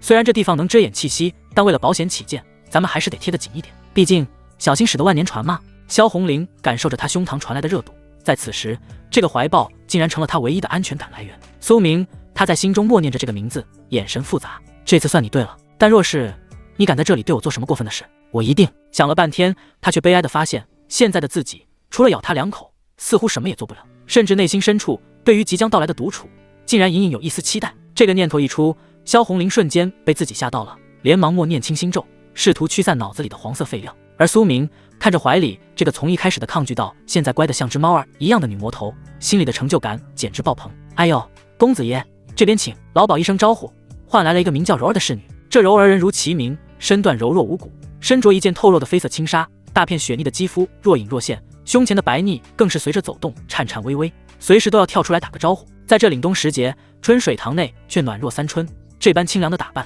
不仅不显突兀，反而更添几分燥热。公子，奴家为您带路。柔儿手里提着一盏粉色的琉璃宫灯，眼神拉丝的在苏明身上转了一圈，声音甜的能掐出水来。他显然看出了这位公子是个不差钱的主，若是能伺候好了，赏钱定然少不了。苏明一手搂着浑身僵硬的萧红玲，一手摇着折扇，笑得风流倜傥。前面带路，爷我累了，只想快点歇着。一行人穿过喧嚣的前厅，沿着蜿蜒的回廊向后院走去。越往后走，喧闹声便越小，取而代之的是丝竹管弦的雅乐和潺潺流水声。这里的布置极尽奢华，假山流水，亭台楼阁，每隔一段距离便是一座独立的院落，私密性极佳。公子您瞧，这后院乃是咱们春水堂的要地，专门接待像您这般身份尊贵的大人与豪绅。柔儿一边走一边指着路过的几处院落介绍道，这便是咱们春水堂最为雅致的4个烟雨楼，观云柱、醉月居，还有公子您今晚定下的听雨轩。苏明扫了一眼四周，心中暗暗点头，这地方确实不错，每一处院落之间相隔甚远，只要不闹出拆房子的动静，隔壁根本听不见，环境倒是不错。苏明随口夸赞了一句，随即像是闲聊般抱怨道，不过话说回来，本公子也是刚到青州城，怎么感觉这城里的气氛不太对劲啊？刚才进城的时候，那城门口的士兵一个个跟防贼似的，搜个深都恨不得把衣服扒光了。听到这话，前面的柔儿脚步微顿，叹了口气，回头露出一副楚楚可怜的模样。公子有所不知，咱们这些做小本生意的，最近也是苦不堪言呢。哦，此话怎讲？苏明挑了挑眉，放在萧红玲腰间的手指轻轻敲打着。柔儿压低了声音，神神秘秘地说道，听说是最近北边出了大事，有个什么女魔头逃到了咱们这地界，听说那女魔头还会吸人精气里，听说被吸了精气的人都会成为一具干尸，城主大人吓得不轻，特意花重金请了几位仙师过来坐镇除魔。这不，为了抓那个魔头，城里这2天那是鸡飞狗跳的，连宵禁的时间都提前了整整1个时辰。以前咱们春水堂这时候正是热闹呢，现在好了，稍微晚点，街上就有巡夜司的人拿着令牌巡查，谁敢在大街上晃荡？说到这，柔儿看了苏明一眼，媚眼如丝。也就是公子您这般胆识过人的，才敢那时候出来寻欢作乐。其他的客人啊，都被那巡夜司给吓破了胆。咱们这几日的生意可是差了许多呢。苏明心中了然，原来如此，那什么大魔头真有这么可怕？苏明嗤笑一声，脸上带着纨绔子弟特有的无知与狂妄。要我说，那都是吓唬人的，若真让本公子碰上了，定要抓来给爷暖床。怀里的萧红玲闻言翻了个白眼，咯咯了，公子真会说笑。柔儿被苏明的话逗得花枝乱颤，那一对雪白的丰盈更是波涛汹涌。他停下脚步，转过身，身子有意无意地往苏明身上靠，眼神里满是暗示。不过公子既然来了，又何必管外面的打打杀杀？咱们这听雨轩的床又大又软，温泉水又是引自的卖活水，滑溜得很。他伸出小指，轻轻勾了一下苏明衣袖，声音变得更加甜腻。我看公子这位家眷似乎身子不适，怕是伺候不好公子，不如今晚让柔儿留下来帮公子搓搓背，顺便探讨一下这红尘乐事的深浅长短。柔儿的技术可是这春水塘里一等一的哦。此言一出，苏明还没来得及说话，就感觉腰间一阵剧痛。嘶！萧红玲那只藏在袖子里的手掐住了他腰侧的肉，并且毫不留情地来了个大旋转。这女人下手真狠啊！苏明嘴角抽搐了一下，强忍着没有叫出声，保持着脸上风流的笑容。他低头看了一眼怀里的萧红玲，虽然看不清表情，但露在外面的凤眼正死死盯着柔儿，里面写满了不知廉耻和想死吗这几个大字。咳，苏明干咳一声，不动声色地往后退了半步，避开了柔儿几乎要贴上来的胸脯，一脸惋惜地说道：哎呀，柔儿姑娘这般盛情，本公子原本是却之不恭的，只可惜啊。苏明拍了拍怀里萧红玲的肩膀，语气无奈：我这宠妾虽然是个哑巴，但这醋劲儿那是比这陈年的老醋还酸，若是留了你，他今晚怕是要把这听雨轩给拆了。为了咱们能睡个安稳觉，只能辜负姑娘的美意了。柔儿一听，脸上闪过一丝失望，有些嫉妒地看了一眼那个遮得严严实实的女人，不就是个哑巴吗？深得好了不起啊！不过既然客人发话了，他也不好再纠缠。既如此，那奴家就不打扰公子的雅兴了。柔儿扶了一礼，语气中满是遗憾。若是公子哪天觉得腻了，或是想要换个口味尝尝鲜，可一定要记得叫奴家哦，奴家随时扫榻相迎。那是自然，那是自然。苏明哈哈一笑，从袖中摸出1两碎银子，指尖轻轻一弹，嗖，银子划过一道银光，不偏不倚，正好落进柔儿深不见底的沟壑之中，被那一抹雪白稳稳接住。这赏钱拿去帮我备些吃食，剩下的就当是给姑娘买胭脂了。柔儿被这一下弄得娇躯一颤，感受到胸口的冰凉与重量，顿时笑得花枝乱颤，特意挺了挺胸脯，给了苏明一个妩媚的飞吻。哎呦，小郎君真坏呢，奴家谢过公子赏。说完，他扭着水蛇腰，一步三回头的离开了，留下一阵香风。待到柔儿的身影彻底消失在回廊尽头，苏明脸上的笑容还没收敛，就感觉到一股死亡凝视正聚焦在自己的脸上。他低下头，正对上萧红玲冰冷的眸子。小郎君，萧红玲的声音模仿着刚刚柔儿的声调。好坏呢，还要探讨深浅长短。苏公子，你这戏演得挺投入啊，我看你刚才那样子，恨不得眼珠子都掉进那个女人的衣服里去了吧。他松开了掐着苏明腰间的手，但那股冷意却丝毫未减。天地良心！苏明一脸无辜，举起双手做投降状。我这不都是为了套话吗？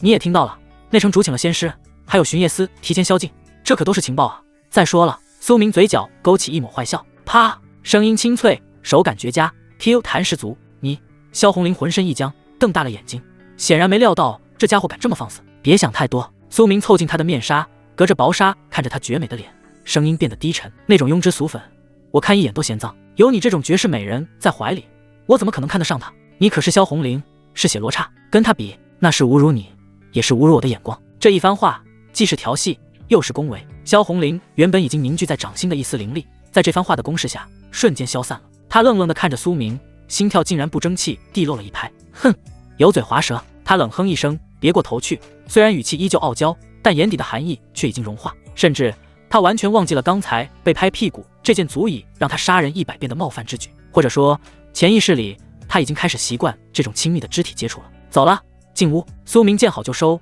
知道这一关算是过了，不仅过了，而且效果拔群。他重新搂住萧红玲的腰，推开了听雨轩的大门。吱呀，门扇开启，一股竹叶的清香扑面而来。苏明顺手挂上了那块居住中的木牌，关上门，然后才转身打量起这处暂时的避风港。这是一个独立的院落，四周种满了常青的翠竹，中间是一座精致的阁楼。穿过阁楼，来到后方的庭院，一方用青石砌成的温泉池赫然映入眼帘。池水冒着腾腾热气，水面上漂浮着红色的花瓣，旁边还放着2壶温好的美酒和一盘精致的糕点。在这天寒地冻的青州城，这简直就是人间仙境。不错，是个疗伤，可是个修炼的好地方。苏明看着那温泉池，眼神闪烁，脑海里已经开始询问接下来的治疗方案。而萧红林看着那雾气氤氲的池水，再看看身边眼神逐渐变得危险的苏明，心中突然升起一股不祥的预感。今晚真的只是躲避追杀吗？听雨轩后院水汽氤氲，苏明站在温泉池边，看着前方的虚空发着呆。他的识海之中，那本无字天书《天机录》正翻得飞起，无数墨迹疯狂蠕动，正在给他列出治疗萧红林的方案。方案一冒号九转还魂丹，效果立竿见影，药到病除，甚至可助其重聚九转金丹。更进一步，此丹乃传说圣药，当前世界已绝迹，若推演丹方，需2000年。苏明眼角抽搐了一下，直接略过。方案2即阴地脉重塑法，效果3天内恢复70%修为，所需条件需寻找一处极阴之地，辅以万年寒冰玉床。没钱没地没玉床，苏明心里翻了个白眼。这天机录是不是有点不知人间疾苦？天机录，咱们务实一点。苏明在心中默念，别整那些虚头巴脑的。我现在就是个炼气1层的菜鸟，外加一个残血的金丹，我要那种成本低、见效不用太快，但是能稳住他伤势的方案，最好是能利用现成条件的。天机录的书页哗啦啦一阵翻动。就在这时，前院的门扉被轻轻扣响。郎君奴家把酒菜给您送来了，声音娇媚入骨，正是刚才的柔儿。苏明眉头微挑，天机录推演也需时间，先吃饭吧。随后他揽着萧红林便朝前庭走去。萧红林刚想挣扎，饭来了。苏明在他耳边低笑一声，演戏演全套，我的红玲儿，笑一个。就被苏明半拖半抱着走向前院。吱呀，大门打开，门外不仅仅是柔儿，他身后还跟着4个衣着同样清凉的侍女。在这寒冬腊月里，她们穿着轻薄的纱裙，手里端着托盘，上面盖着保温的盖子，阵阵诱人香气顺着缝隙钻出。郎君，让您久等了。柔儿手里提着一壶酒，看到苏明出来，立刻上前一步，身子微微前倾行了一礼。这个角度非常讲究，他这一低身，那本就不料极少的领口更是彻底失手，差点将苏明眼睛晃花。奴家按郎君的要求，特意让人去醉仙楼置办的招牌菜，还有2坛20年的女儿红。柔儿抬起头，眼神水汪汪地看着苏明，外头风大，菜都要凉了，先让姐妹们拿进去吧。苏明目光在雪白上停留了半秒，随即毫无留恋地移开，笑着点点头，有劳柔儿姑娘了，进来吧。他侧身让开了路，一行人来到前庭的凉亭之中。虽是凉亭，但四周早已挂上了厚实的防风帘。侍女们手脚麻利，将托盘上的菜肴一一摆好，水晶肘子、清蒸鲮鱼、百花酿鸭掌。咕噜，苏明的肚子非常不争气地叫了一声。他穿越过来3天了，除了树皮和血水，肚子里一点油水都没有。柔儿掩嘴轻笑，觉得这俊俏郎君颇为可爱。东西都齐了，柔儿指挥着侍女们退到一旁，再次对着苏明盈盈一礼，这次腰弯得更低了。郎君请慢用，用完膳后只需将餐具放在门外的格子里便行，到时自会有人过来收，后续的膳食也会放在格子里。说到这里，他顿了顿，看了苏明一眼，又看了一眼旁边的萧红玲。当然，若是郎君觉得这酒不够烈，或是这夜太漫长，也可以从门外的木栏里将刻着柔儿名字的牌子放入阁中，不管多晚，柔儿自会来服侍郎君。这话说的已经不能再露骨了。萧红玲硬了，拳头硬了，这青楼女子简直不知廉耻。本座真想现在就一道掌心雷劈死你。苏明却像是没听懂其中的深意，只是哈哈一笑，空出的那只手在袖子里摸了摸，萧，一道银光闪过，2两纹银华过一道抛物线，正好砸在了柔儿博大的胸怀里，银子撞在肌肤上，荡起一阵波浪。赏你的。苏明语气豪横，像极了挥金如土的败家子，拿去跟姐妹们分了吧，爷我吃饭不喜欢有人在旁边盯着。柔儿被这一下砸得娇躯一颤，感受其重量，脸上的笑容再次真诚了10倍。这2两银子抵得上他几天的赏钱了，还有谢郎君赏。柔儿也不恼苏明的不解风情，因为银子的重量令人心安。他媚笑着再次行了一礼，捂着胸口的银子带着几个侍女退去。等到庭院里只剩下2人，苏明脸上的纨绔笑容瞬间收敛，化作了饿狼般的绿光。他一把扯过那只肥得流油的水晶肘子，也不用筷子，直接上手抓着就啃。香，真香，满嘴流油，肉香四溢。苏明这辈子都没觉得猪肘子这么好吃过。浓郁的肉汁在口腔里爆开，顺着喉咙滑进早已干瘪的胃袋，化作一股暖流，扩散到4肢百骸。活过来了，真的是活过来了。他一边大快朵颐，一边还不忘换了只手，继续搂着萧红玲的腰。没办法，必须维持设定，不然后面不给碰了咋办？萧红玲看着眼前这个吃起来毫无形象可言的男人，眼角直抽抽，怎么看都像是个3天没吃饭的饿死鬼投胎。你就不能松开，我再吃？萧红玲终于忍不住了，声音冷冰冰的。这里已经进来了，也没外人。苏明咽下口中的肉，侧头看了他一眼，嘴角还挂着一丝油渍，似笑非笑。松开，你确定？怎么？难不成本座离了你，还会立刻死了不成？萧红玲冷哼一声，她承认这男人的手段有些门道，但这青楼里红尘气如此重，就算松开一会儿，应该也没事吧。最重要的是，她实在受不了这种状态了，特别是她吃饭的时候，胳膊一动一动的，老是蹭到他的胸口。行，听你的。苏明耸了耸肩，竟然真的把手从他腰间抽了回来，甚至还往旁边挪了挪屁股，拉开了1尺的距离，同时解开了天机遮眼。呼，萧红玲只觉得浑身一轻，那种无时无刻不在的燥热感终于消失了，不由得长舒了一口气。还是一个人待着舒服，但这口气还没舒完，他的脸色骤然大变。嗡！就在苏明松手的瞬间，他体内的魔气竟开始躁动。不好！萧红玲瞳孔骤缩，这要是被发现了，那就是瓮中之鳖，必死无疑。他根本顾不上什么尊严和矜持，整个人朝苏明扑了过去。他死死贴在苏明身上，双手紧紧抱住他的胳膊。苏明立刻启动天机遮眼，令人心安的气息再次传来，躁动的魔气瞬间平复，那种即将暴露的恐怖感也随之消散。呼呼！萧红玲惊魂未定，胸口剧烈起伏，额头上都渗出了一层冷汗。啧，头顶传来苏明那欠揍的声音，他手里还抓着半个鸡腿，一脸戏谑的低头看着主动投怀送抱的美人。怎么了这是？刚才不还要我松开吗？怎么一转眼就这么热情，恨不得钻进叶怀里？红玲儿，你这口嫌体正直的毛病得治啊！萧红玲脸上一阵红一阵白，羞愤欲绝。她哪里知道会这样？这男人的身体到底是什么做的？为什么一旦离开他，自己的魔气就根本压不住？你是故意的！萧红玲咬着牙，抬头瞪着他。这家伙肯定早就知道会这样，故意看自己出丑。冤枉啊！是你让我松开的。苏明一脸无辜，继续啃了一口鸡腿。我这人最大的优点就是听劝。你！萧红玲气得说不出话来，又羞又恼。看着苏明那富得了便宜还卖乖的嘴脸，他伸出手，对着他腰间的肉狠狠地拧了下去。这次用了真力气。嘶！苏明倒吸一口凉气，手里的鸡腿差点飞出去。疼！松手！肉要掉了！这娘们下手是真黑啊！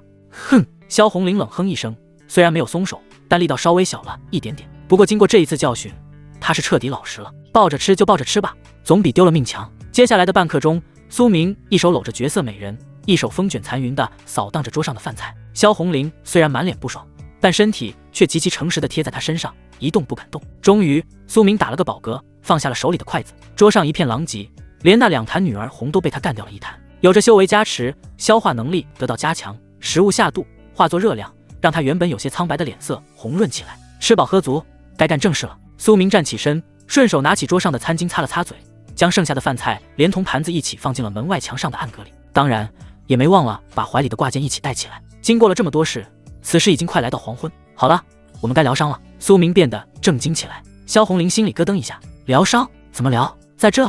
还没等他反应过来，苏明揽着他的腰，直接带着他往后院走去。穿过阁楼，来到温泉池旁，苏明站在池边，转过身，目光灼灼地看着萧红玲。在天机路刚才给出的低成本方案里，这温泉水是关键媒介，必须借用地脉热力，加上自己的帮忙，才能将他体内淤积的寒毒慢慢化开。脱吧。苏明看着他，语气平淡，就像是在说吃饭吧一样自然。什么？萧红玲愣住了，怀疑自己听错了。脱衣服。苏明重复了一遍，然后根本不给他思考的时间，自己率先动手解开了腰带，几吸他就把自己脱了个精光。听雨轩后院雾气缭绕，从地脉深处涌出的温泉水将寒冬的冷意隔绝在外。水池中央，苏明靠坐在青石池壁上，双臂舒展，神情惬意。而在他的右手臂弯里，正坐着同样姿态的萧红玲。因为离得远了就会泄露魔气，萧红玲此刻不得不紧贴在苏明的怀里，修长的双腿并拢，整个人僵硬的像石头。虽然他极力保持着面无表情的镇定模样，眼神也直勾勾地盯着前方虚空，仿佛在参悟什么大道至理，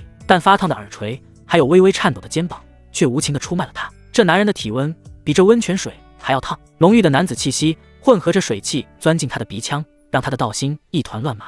该死，这还要泡多久？萧红玲在心里咬牙切齿，她能感觉到苏明的手臂正环过她的腰肢，掌心的热度透过皮肤源源不断地传导过来。这种姿势太羞耻了，若是让修仙界那些人知道，被誉为血罗刹的他此刻竟被一个练气期的小子搂在怀里共浴，恐怕会惊掉一地的下巴。苏明并没有动手动脚，他闭着眼睛，心神早已沉入了识海。识海之中，天机录其中一页上有着密密麻麻字迹，治疗方案已生成阴阳共济地脉疏导法，原理借用地脉温泉之热力，辅以阴阳造化诀之行气法门。具体操作：一、需先有与目标保持负距离接触，利用先有体内阳气作为引子，冲入目标体内，化开其淤积的寒毒与千日醉残余药力。二、在过程中，先有需腾出一只手，依次重按目标尾椎3寸、关元穴、山中穴，每处穴位需按压36息，力度需透入经脉。三、配合口诀，引导其体内散乱的灵力顺着任督二脉轮转，最终渡入先有体内进行提纯，再返还给目标。每日需持续3个时辰，连续2月，预期效果可恢复其30%伤势，经脉重塑，毒素尽除。此法过程较为剧烈，请先有做好心理准备。看完这几行字，苏明差点在心里笑出声来。3个时辰还要连续2个月，这哪里是疗伤，这分明是老天爷给发的福利啊！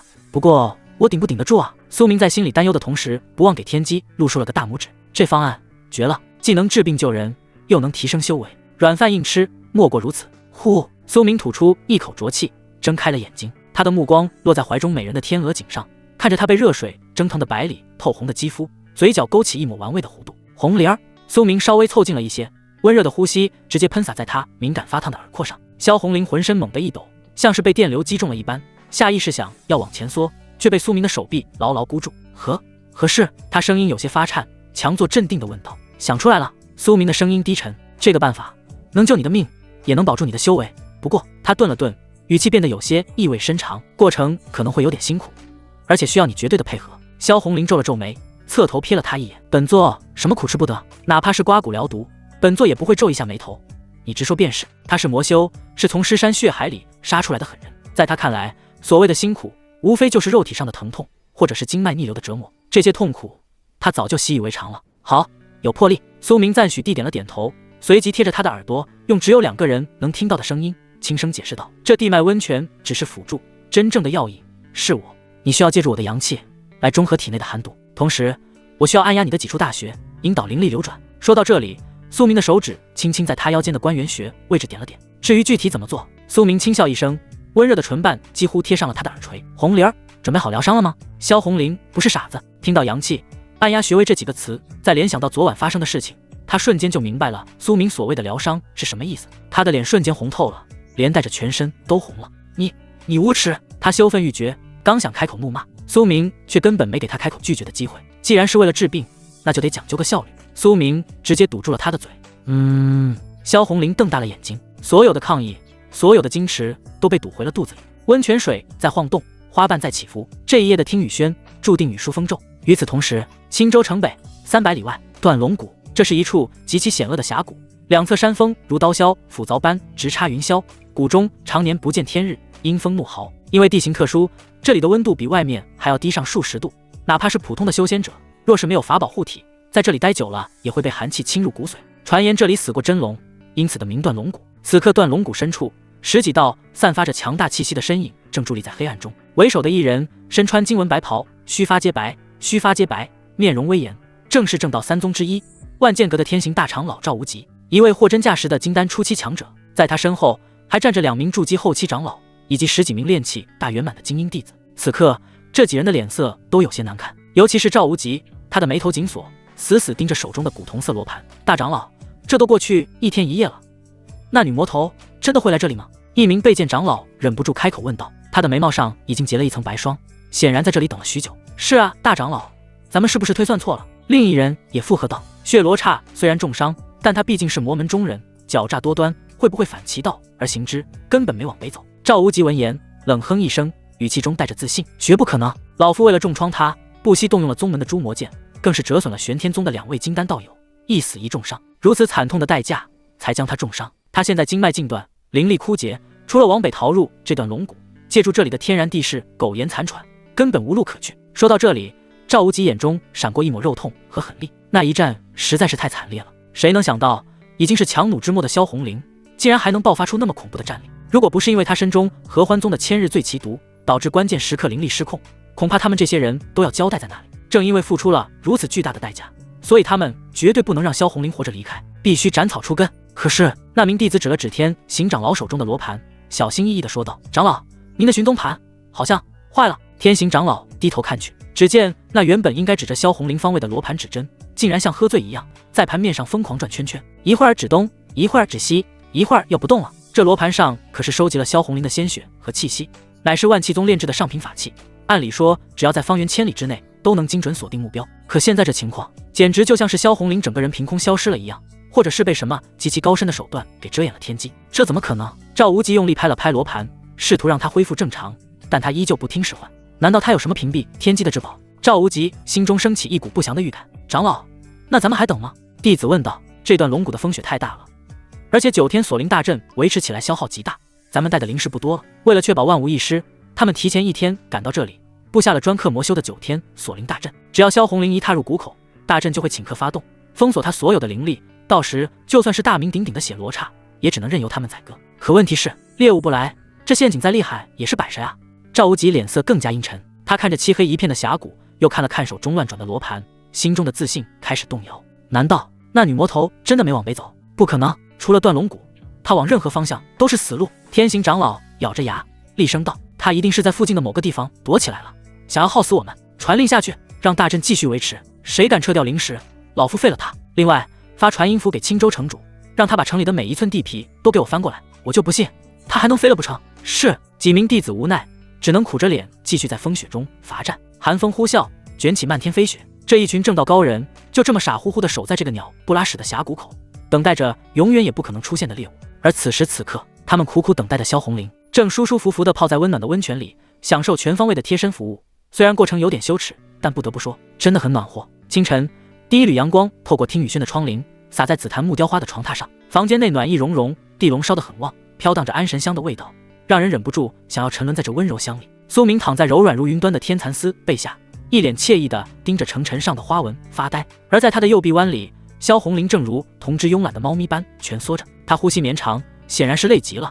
那一头如瀑的青丝散落在苏明的胸口和枕边，遮住半张脸庞，只露出一点莹润如玉的下巴和脖颈。苏明没有动，怕吵醒他。他体内的灵力按照一种特定路线缓缓运转，灵力在经脉中如同游龙般穿梭，每运行一个周天，他的丹田气海便会充盈一分。素女天经，这就是昨晚疗程进行到后半段时最大的意外收获。回想起昨晚的战况，苏明忍不住在心里啧啧称奇。本来按照天机路给出的低成本方案，虽然需要双修配合穴位按摩，但也只是个体力活。苏明觉得自己仗着年轻力壮，加上这具身体底子不错，怎么也能撑个3个时辰。但千算万算，没算到萧红灵这女人的体质太特殊了。昨晚开始还算顺利，苏明占据主导，利用自身的阳气去中和她体内的寒毒。可到了2个时辰后，变故突生。萧红灵体内的千日醉鱼毒和她本身修炼的魔功产生了一次剧烈的反扑，就像是原本平静的河流突然变成了滔天洪水。苏明这艘小破船差点当场被打翻，那是真正的吸星大法呀！苏明当时就感觉自己体内的精气神像是开了闸的水库，疯狂地往萧红灵体内涌去。他当时脸都白了，完了，要变成人干了。就在他以为自己要出师未捷身先死的时候，原本处于迷离状态的萧红灵似乎察觉到了他的危机。他在半梦半醒之间做出了一件让苏明震惊一整年的事。他一把搂住苏明的脖子，红唇直接印了上来，一股庞大晦涩的信息伴随着精纯的本源灵力，通过这种方式渡入他的脑海和体内。合欢宗的不传之秘，素女天经的完整修炼法门，苏明这才知道，原来这本被魔门奉为至宝的天经，其实是一本必须要男女配合才能修炼至大成的双修功法。以前的萧红灵眼高于底，他看全天下的男人都像是看垃圾，在他眼里，这就没有哪个男人配得上他，更别提跟他双修了。所以他虽然得到了这本绝世功法，却一直只修炼了其中独善其身的部分，甚至为了追求力量，他还凭借着精彩绝艳的天赋，强行修改了功法路线，将其变成了一门单纯掠夺敌人生命精气来滋养自身的霸道魔功。虽然威力巨大，但也落下了严重的隐患孤阴不长。这也是为什么他会被正道盟抓住破绽重创，又在千日醉的催化下差点扑街的根本原因。只能说时也命也。苏明感受着体内的力量，心中感叹，若不是这次他经脉俱断，灵力失控，又阴差阳错的被自己拿走了原因，破了身子，他这辈子恐怕都不会去碰这完整的素女天经。这就是开挂的感觉啊！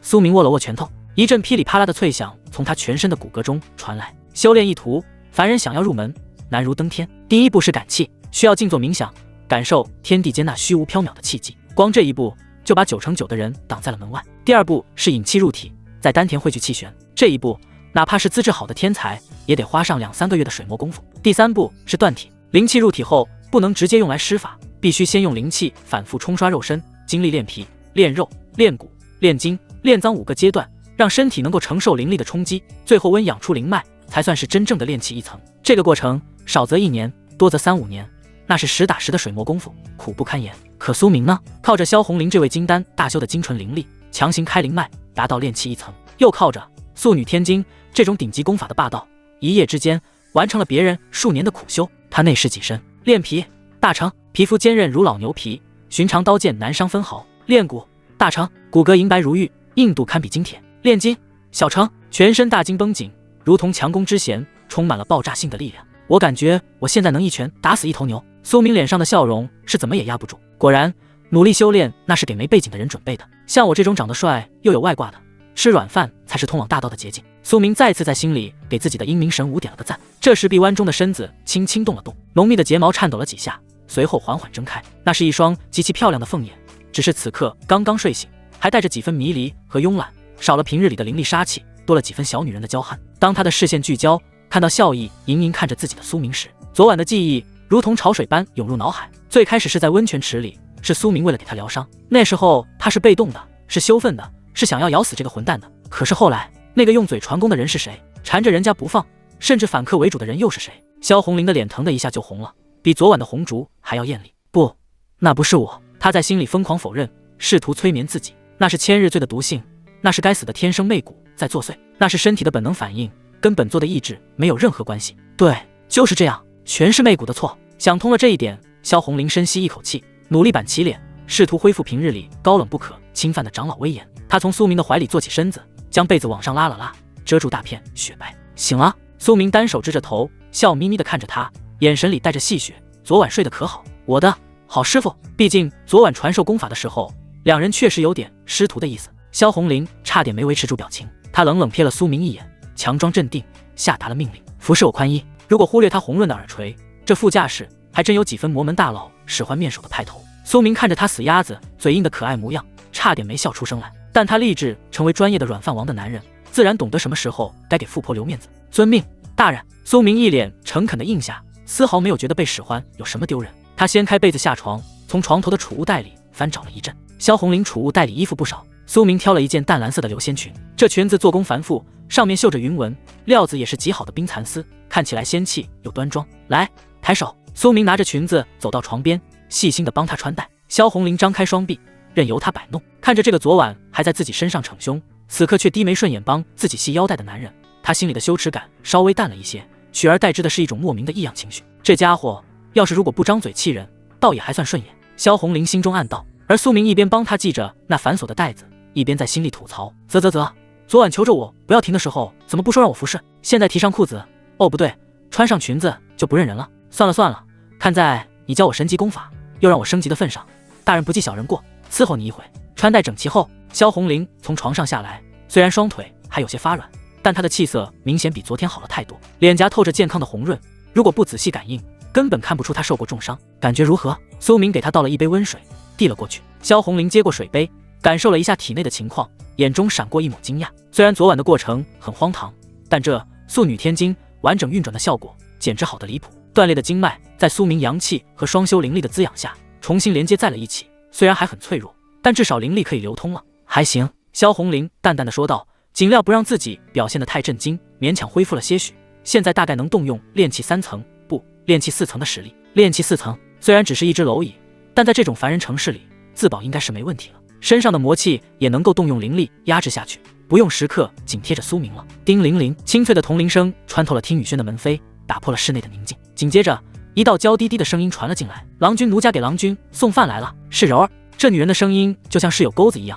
大清早的就让人火气上涌。房间内原本还懒洋洋的苏明动作的麻利起来，他3下5除2地抓起衣服套在身上，腰带一系，玉佩一挂，随后他伸手撩了一下额前的碎发，脸上的表情瞬间变成纨绔大少模样。苏明对着铜镜里的自己挑了挑眉，很是满意。就在他准备转身去开门的时候，身后传来一阵窸窸窣窣的摩擦声。苏明回头一看，顿时愣住了。只见萧红林已经戴好了黑色面纱，他整理了一下身上的流仙裙，随后迈着莲步走到苏明身边。下一秒，他竟然主动依偎进了苏明的怀里，软玉温香满怀，熟悉的幽香扑鼻而来。苏明有些诧异地看着他，要知道经过1夜的深度治疗，萧红林的修为恢复到了炼气4层。按照常理来说，他现在已经能够自如地控制体内的魔气，完全不需要像之前那样为了遮掩器械而时刻跟自己贴得这么近。你这是？苏明低头看着怀里的女魔头，眼神里带着戏谑。萧红林的身子僵硬了一下，眼神有些闪躲，不敢去看苏明的眼睛。其实他也不知道自己为什么要这么做，只是听到门外的声音，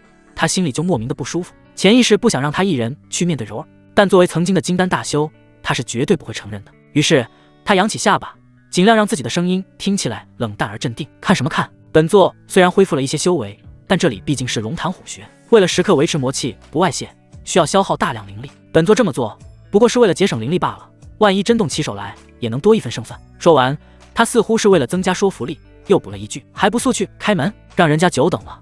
可是会惹人生疑。苏明听着他有些发颤的尾音，心知肚明，节省灵力，这借口找得，连3岁小孩都骗不过。不过看破不说破，是吃软饭的基本素养。是，还是红玲儿想得周到。苏明忍住笑意，顺手揽住他的腰肢，甚至还得寸进尺地往怀里紧了紧。既然是为了省灵力，那就贴紧点，别漏气了。萧红玲身子一软，却没有推开他，只是手指在他腰间掐了一下。两人就这样出了房门，穿过前庭，向着院门走去。吱呀，院门打开，浓郁的脂粉香气扑鼻。门外站着的正是柔儿。今日的她妆容比昨日更加精致，身上的衣着也更加省布料。昨天好歹还披着一层轻纱，今天干脆换成一件低胸的抹胸长裙，外面罩着的纱衣薄的几乎可以忽略不计。寒风一吹，大片雪腻的肌肤便在空气中颤巍巍的，看着都替她冷。而在柔儿身后还跟着4名端着托盘的侍女，一个个。柔儿直起身子，脸上挂着媚笑，扭着腰肢走近了一步，身子有意无意地往苏明身上靠。今日的早膳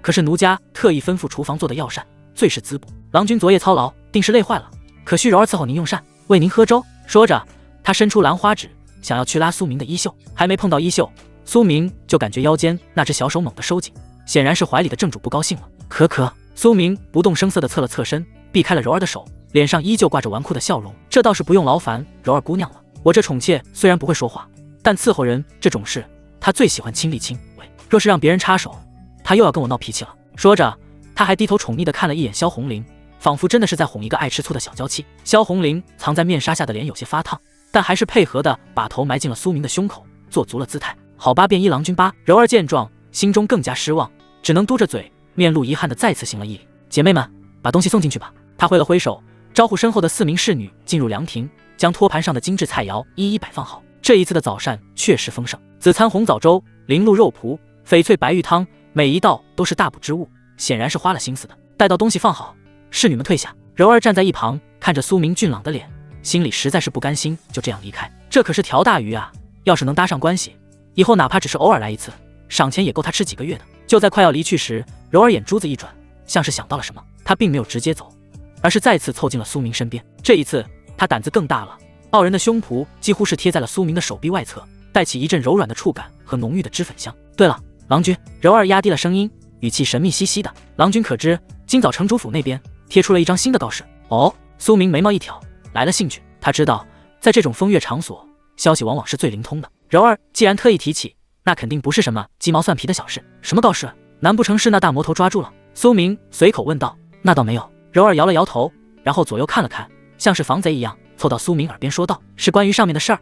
他伸出手指指了指天，神情变得有些敬畏。听说啊，是正道盟的3大宗门之一万剑阁要在咱们青州城举办收徒大典。万剑阁收徒？萧红玲的身体微微一震，柔儿并没有察觉到异样，继续兴致勃勃地说道，没错，就是那个全是剑仙的万剑阁，那可是咱们大前王朝顶尖的仙门啊。告示上说了，为了广纳贤才，这次收徒大典就在3日后的午时，地点定在城中央的演武广场。而且啊，最重要的是，柔儿顿了顿，为了保证收徒大典的顺利进行，城主大人下了死命令，从今日起，未来3天，青州城许进不许出，全城戒严。据说还要让所有人，不管是不是修士，到时候都去广场观礼，说是要沾沾仙气。苏明听完后心中冷笑，许进不许出，所有人必须去广场观礼，这哪里是什么收徒大典，这分明就是一场针对萧红玲的瓮中捉鳖。正道盟的人在断龙谷没等到人，反应竟然这么快，直接把网撒到了青州城里，而且是用这种阳谋。如果你不去，那就是心里有鬼，肯定会被城卫军重点照顾。如果你去了演武广场那种地方，肯定有万剑阁的高手坐镇，甚至可能有金丹期的强者拿着寻灵剑一个个照。苏明明显感觉到腰侧萧红玲的手收紧，指甲都快嵌进他的肉里了。苏明没有说话，只是轻轻拍了拍他在自己腰间的手背，感受到手背上的温度，萧红玲竟然稍微安定了一些。苏明脸上并未露出丝毫惊慌，反而是一副原来如此的表情。他对着柔儿笑了笑，笑容如沐春风，看不出半点破绽。原来是万剑阁收徒，这可是大喜事啊！多谢柔儿姑娘告知，这消息对我来说确实挺新鲜。说着，苏明伸手在腰间的储物袋上一抹，光芒一闪，一块足足有5两重的银锭出现在他手中。这是他储物袋里最后的凡俗银两了，但他给的毫不心疼，因为柔儿带来的这个消息价值千金。柔儿姑娘有心了，这点心意拿去买点首饰吧。当看到苏明凭空变出银子的那一刻，一直媚笑着的柔儿脸上表情凝固了，紧接着他的眼睛瞪得溜圆，嘴巴微张，满脸的震惊。储物袋，那是传说中只有仙师才能用的储物袋。他虽然是凡人，但在春水堂这种地方迎来送往，眼力劲儿还是有的。能凭空取物的，那绝对是修仙者。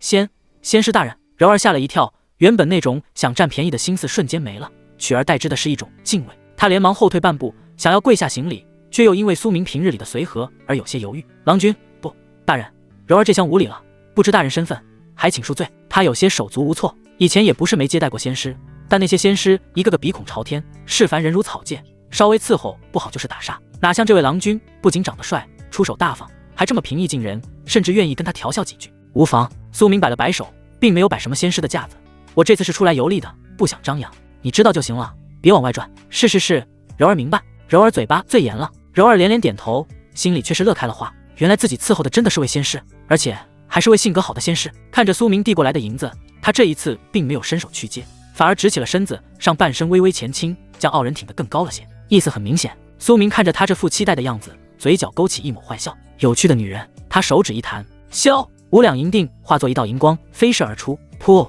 银子砸在他的肌肤之上，激起一阵波浪。谢大人赏。柔儿感受到胸口的沉重，娇笑一声，他也不伸手去拿，就这么揣着银子，带着几名姐妹，对着苏明再次做了一个万福，然后扭着腰肢风情万种的离去了。待到院门重新关上，凉亭内只剩下苏明和萧红玲两人，刚才还热闹的氛围瞬间冷清了下来。萧红玲并没有离开苏明的怀抱，反而贴得更紧了。他抬头看着苏明，面纱下的双眼充满忧虑和焦急。万剑阁收徒大典3日后，他们这是要把整个青州城翻过来啊！苏明，我们怎么办？如果去参加大典，以万剑阁的手段，肯定会有高阶修士坐镇。我的魔气就算有你遮掩，也难保不被那些专门的法宝照出来。可如果不去，躲在这里，等到他们排查到春水堂，我们一样是死路一条。而且现在全城戒严，想跑都跑不掉。萧红玲越说越心惊，这就是阳谋，逼着你现身。面对他的慌乱，苏明却显得异常淡定。他拉着萧红玲坐到石凳上，拿起桌上那碗热腾腾的紫餐粥，舀了一勺，吹了吹，送进嘴里。味道不错。苏明赞叹了一声，然后才看向萧红玲，语气平淡地说道：急什么？饭要一口一口吃，路要一步一步走。万剑阁虽然厉害，但也不是全知全能。别慌。苏明放下勺子，眼神深邃。天无绝人之路，只要我想走，这路就在脚下。说完这句逼格满满的话，苏明在心里默默补了一句：当然，前提是得先问问导航。他闭上眼睛，心神沉入识海。天机路，干活了，帮我推演一下。如果我3日后带着萧红玲大摇大摆地去参加那什么万剑阁的收徒大典，会不会暴露身份？有没有什么办法能混过去，甚至捞点好处？嗡！识海中，天机路光芒微闪。面对这种涉及到正道大宗门金丹修士的因果推演，他没有像之前那样秒回，书页缓缓翻动，墨迹蠕动的有些吃力，一行小字浮现：正在解析万剑阁收徒大典因果，涉及多名高阶修士及护宗法阵，推演难度较高，预计所需时间2个时辰。苏明看到这个时间，心中大定，2个时辰，小意思，只要不是太长时间，那就说明有戏。他睁开眼，对着一脸紧张的萧红玲咧嘴一笑，随手夹起一块灵鹿肉递到他嘴边：来，张嘴，先吃饭，吃饱了才有力气疗伤。看着递到嘴边的灵鹿肉，萧红玲一愣，他是金丹大修，早已辟谷，平日里只喝灵肉，吃灵果，这种肉食在他眼里就是充满杂质的东西。可不知为何，看着苏明的眼睛，他鬼使神差的张开了樱桃小口。啊呜！苏明也是一愣，看着筷子上空空如也，他心里忍不住吐槽：我去，你还真吃啊？这素女天金的心毛效果是不是有点太离谱了？这哪里是个女魔头，这分明是只大号的傲娇猫咪啊！不过心里吐槽归吐槽，苏明脸上却没有表现出半分，反而笑得更灿烂了，又夹起一块笋片喂了过去。这就对了吗？多吃点，把身体养好，才有力气应对接下来的硬仗。一顿饭就在投喂中结束了。苏明放下筷子，动作麻利地将残羹冷炙收拾好，放回门外的暗格里。做完这一切，他拍了拍手，转身看着坐在石凳上，眼神依旧有些焦急的萧红玲。萧红玲擦了擦嘴角，看着依旧一脸轻松，似乎完全不把万剑阁放在眼里的苏明，心里的焦虑又涌了上来。苏明，你说的办法呢？他忍不住开口问道。万剑阁这次可是下了血本，连青州城都封了，若是没有万全之策，我们……苏明看着他这副模样，摇了摇头。既然这么焦虑，那不如找点事做。还没等萧红玲反应过来，苏明突然上前一步，直接将他整个人打横抱了起来。呀！萧红玲惊呼一声，身体腾空，双手习惯性环住了苏明的脖子。你放肆！萧红玲瞪大了眼睛，羞愤地挣扎着。放我下来，本座再问你正事。苏明却根本不管他的抗议，抱着他大步流星地往后院的温泉池走去，一边走一边理直气壮地解释：我这不就是在办正事吗？刚才那顿饭灵气不少，如果不及时炼化，岂不是浪费？而且你现在的实力才是最重要的，我这是要帮你疗伤。柔儿刚才也说了，今晚开始全城戒严，巡夜司肯定会加大巡查力度，到时候万一有什么突发状况，我可能就没空帮你疗伤了。所以苏明低头看着怀里满脸通红的美人，坏笑道：咱们得先把今天的疗程给补上，毕竟你的实力恢复1分，咱们活命的本钱就多1分，这才是最重要的，对不对？萧红林听着这番歪理邪说，竟然觉得无法反驳。确实，只有恢复了实力，他才有底气面对万剑阁的围剿。可是这大白天的又要去那种事，萧红林心里羞得不行，但为了活命，他只能强行压下羞耻感，努力板起脸，摆出一副高冷姿态。哼，他冷哼一声，扬起下巴，居高临下的看着苏明。哼，算你有心，既然是为了本座的修为，那本座就勉为其难，让你再服侍一次。苏明听着这毫无威慑力的威胁，心里暗笑，这女人浑身上下也就这张嘴最硬了。不过作为专业的软饭王，他深知这时候该怎么做。是，愿为大人效劳。苏明一脸诚恳的奉承道，小的能伺候大人修炼，那是小的几辈子修来的福分，您就安心躺着，剩下的力气活交给我就行。听到这话，萧红林心里那点别扭终于顺畅了。这就对了吗？是本座在利用这个凡人疗伤，是本座在主导这一切，才不是什么被他吃干抹净。想通了这一点，他的身体也放松了下来，调整了个更舒服的姿势，心安理得地享受起服务。苏明看着怀里被自己几句话就忽悠得找不着北的女魔头，再次在心里感叹：心毛真可怕，这哪里是女魔头，这分明就是只顺毛驴，只要顺着毛摸，怎么骑都行。一晃2个时辰过去了，此时已是午时，冬日的暖阳高悬，照在听雨轩的院子里，却驱散不尽那旖旎春色。叮铃铃，院门外再次响起清脆的风铃声，紧接着柔儿标志性的娇媚音传了进来：郎君午膳时间到喽，奴家特意给您带了鹿血酒，最是提神醒脑呢。可这一次院子里静悄悄的，没有任何回应。柔儿站在门口，手里提着食盒，侧耳听了半天，也不见有人来开门。奇怪，柔儿嘀咕了一声，难道是出门了？可是刚才问过门口的姐妹，没看见这位苏公子出去啊。他又不死心的喊了2声：郎君，您在吗？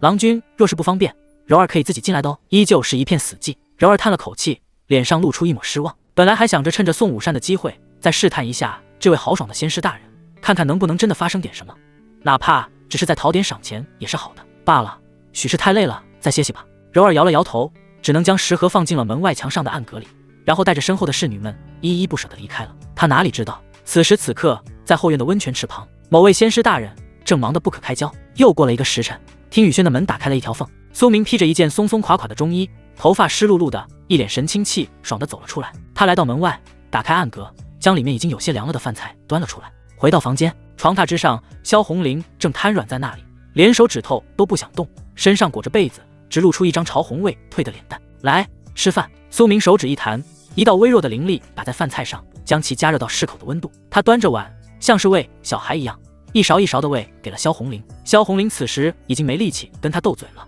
乖乖的张嘴吃饭，那副温顺的模样，若是让合欢宗的弟子们看到，恐怕会以为自家大长老被人夺舍了。喂完饭，苏明帮他掖好被子，这才走到一旁，开始查看启天记录推演出来的方案，让我看看这死局到底怎么破。意识沉入识海，识海中那本古朴的天书光芒大作，书页翻动，一行行墨迹清晰地浮现而出。推演完成，当前局势分析，正道盟已封锁全城，青州城主刘勇虽有筑基中期修为，但生性胆小怕事，只想明哲保身。面对万剑阁的强硬调令，他不敢不从，但他也不想把事情做绝，毕竟天高皇帝远，万一魔门日后报复，万剑阁拍拍屁股走了，倒霉的是他。所以城内的搜查看似严密，实则外紧内松。破局方案生成中。方案1：瞒天过海，深入虎穴。先有虚为萧红林再次注入大量纯阳之气，已完成。利用素女天经的逆转秘法，结合阴阳轮回绝转灵篇口诀，推演需1日，可将萧红林一身魔气暂时转化为纯正的水系灵力。再以天机路屏蔽天机，可完美瞒过金丹期以下的任何探查。即便是金丹修士，若不动用本命法宝贴身搜查，亦无法看破。收益：此次收徒大典，万剑阁为了彰显底蕴，拿出了一枚赤血龙果作为魁首的奖励。此果乃是炼体圣药，更是修复经脉的绝世奇珍。若能得到，萧红林的伤势可痊愈50%，先有的断体亦可直接圆满。看到这里，苏明的呼吸变得急促起来。赤血龙果修复经脉，断体圆满，但这还没完。方案2：暗度陈仓，祸水东移。操作手法：暗中破坏城内护城大阵的节点，需耗时5个时辰演节点位置，随后制造混乱，挑拨城主府与万剑阁的关系，趁乱潜入城主府地下密室，那里连接着一条地脉，配合千里传送符使用效果更佳。推演传送符画法需1个时辰，风险容易被两方集火，且无法获得额外收益。方案3：借道后门，软饭硬吃。青州城主刘勇乃是天烟之人，城主夫人林婉儿乃是刘勇为了掩人耳目而取回来的摆设。刘勇的真爱其实是巡夜司统领赵刚，炼气4层巅峰，两人经常在书房密室抵足而眠。城主夫人林婉儿对此心知肚明，早已心灰意冷，只想离开这个鬼地方。破局点：林婉儿的嫁妆里藏有一张珍贵的千里传送符，可直接续接方案2，传送至千里之外。操作手法需推演林婉儿的具体信息、位置及最佳接触方案，耗时1炷香，安全快速，且能吃到一个惊天大瓜，顺便拐走一位富婆和其家底。看完天机录给出的第3个方案，苏明的表情极其精彩，他的嘴角不断抽搐。噗，最后还是没忍住笑出声来。这青州城主玩得挺花呀，画面感太强，让他不忍直视。堂堂一城之主，筑机器的大修士，竟然是个天烟。如果是天烟也就罢了，毕竟修仙界无奇不有，也能理解。但这人为了掩人耳目，娶了个如花似玉的老婆当摆设，自己却跟手底下的统领在书房里抵足而眠。而且那个巡夜司统领赵刚，听名字就是个5大3粗的汉子啊，这瓜保熟吗？这要是爆出去，估计整个青州城的百姓能以此为谈资，津津乐道个3年5载。苏明摸了摸下巴，眼中闪烁着金光，陷入了沉思。现在的局面很清晰，摆在他面前的3个方案各有利弊，但在苏明的人生信条里，小孩子才做选择，成年人当然是全都要。方案2，去破坏护城大阵节点，还要搞什么祸水东引，这虽然听起来很不错，但风险太大，那是人家的地盘，稍微不注意撞上万剑阁的高手，就成了送人头，直接排除，傻子才去。剩下的就是方案1和方案3。方案1，参加收徒大典，风险虽然有，但在天机路的辅助下，并非不可控。最关键的是收益，赤血龙果，那可是能修复萧红灵经脉，并助他断体圆满的宝贝啊。萧红灵现在的伤势虽然稳住了，但想要彻底恢复，光靠双修还是慢了点。有了这枚果子，他的战力至少能恢复5成，到时候就算面对金丹期修士，打不过也能跑路。但是方案1有个致命的弱点，没有退路，万一玩脱了，或者遇到了什么不可抗力的变故，他们就被包饺子了。这时候方案3的重要性就体现出来了，千里传送符，这就相当于给这次行动上了一个保险。有了这玩意儿，就算把天捅个窟窿，他们也能随时拍拍屁股走人。赤血龙果我也想要，传送符我也想要。苏明眼中的光芒越来越盛，既然如此，那就结合一下，先去把退路搞到手，再去参加大典薅羊毛。打定主意，苏明转头看向还在床上躺着的萧红灵。红灵儿，他凑过去，伸手帮他理了理有些凌乱的鬓角。看来这次咱们不仅要当一回正道天骄，去万剑阁露露脸，在此之前，我还得先去城主府一趟，当一回下水道修理工。下水道修理工？萧红灵一脸茫然，那是何物？修仙百艺里有这一门吗？这你就不懂了。苏明高深莫测地摇了摇头，这是一门专门疏通机遇、解决家庭矛盾的高深手艺，一般人我不告诉他。说完，他不再解释，直接在心中对天机录下了指令。天机录，干活了，先把方案3里那位城主夫人林婉儿的具体信息、喜好以及今晚的动向给我算出来，越详细越好。然后继续推演方案1所需的阴阳轮回绝转灵篇口诀，2个任务并行，别给我偷懒。既然要玩，那就玩把大的。这次不仅要软饭硬吃，还得把这青州城的天给捅个窟窿。下达完指令后，苏明并没有起身，而是直接爬上了床。你又要干什么？萧红灵吓了一跳，下意识地往里面缩了缩，双手护在胸前，警惕地看着他。你难道又想什么呢？我是那种人吗？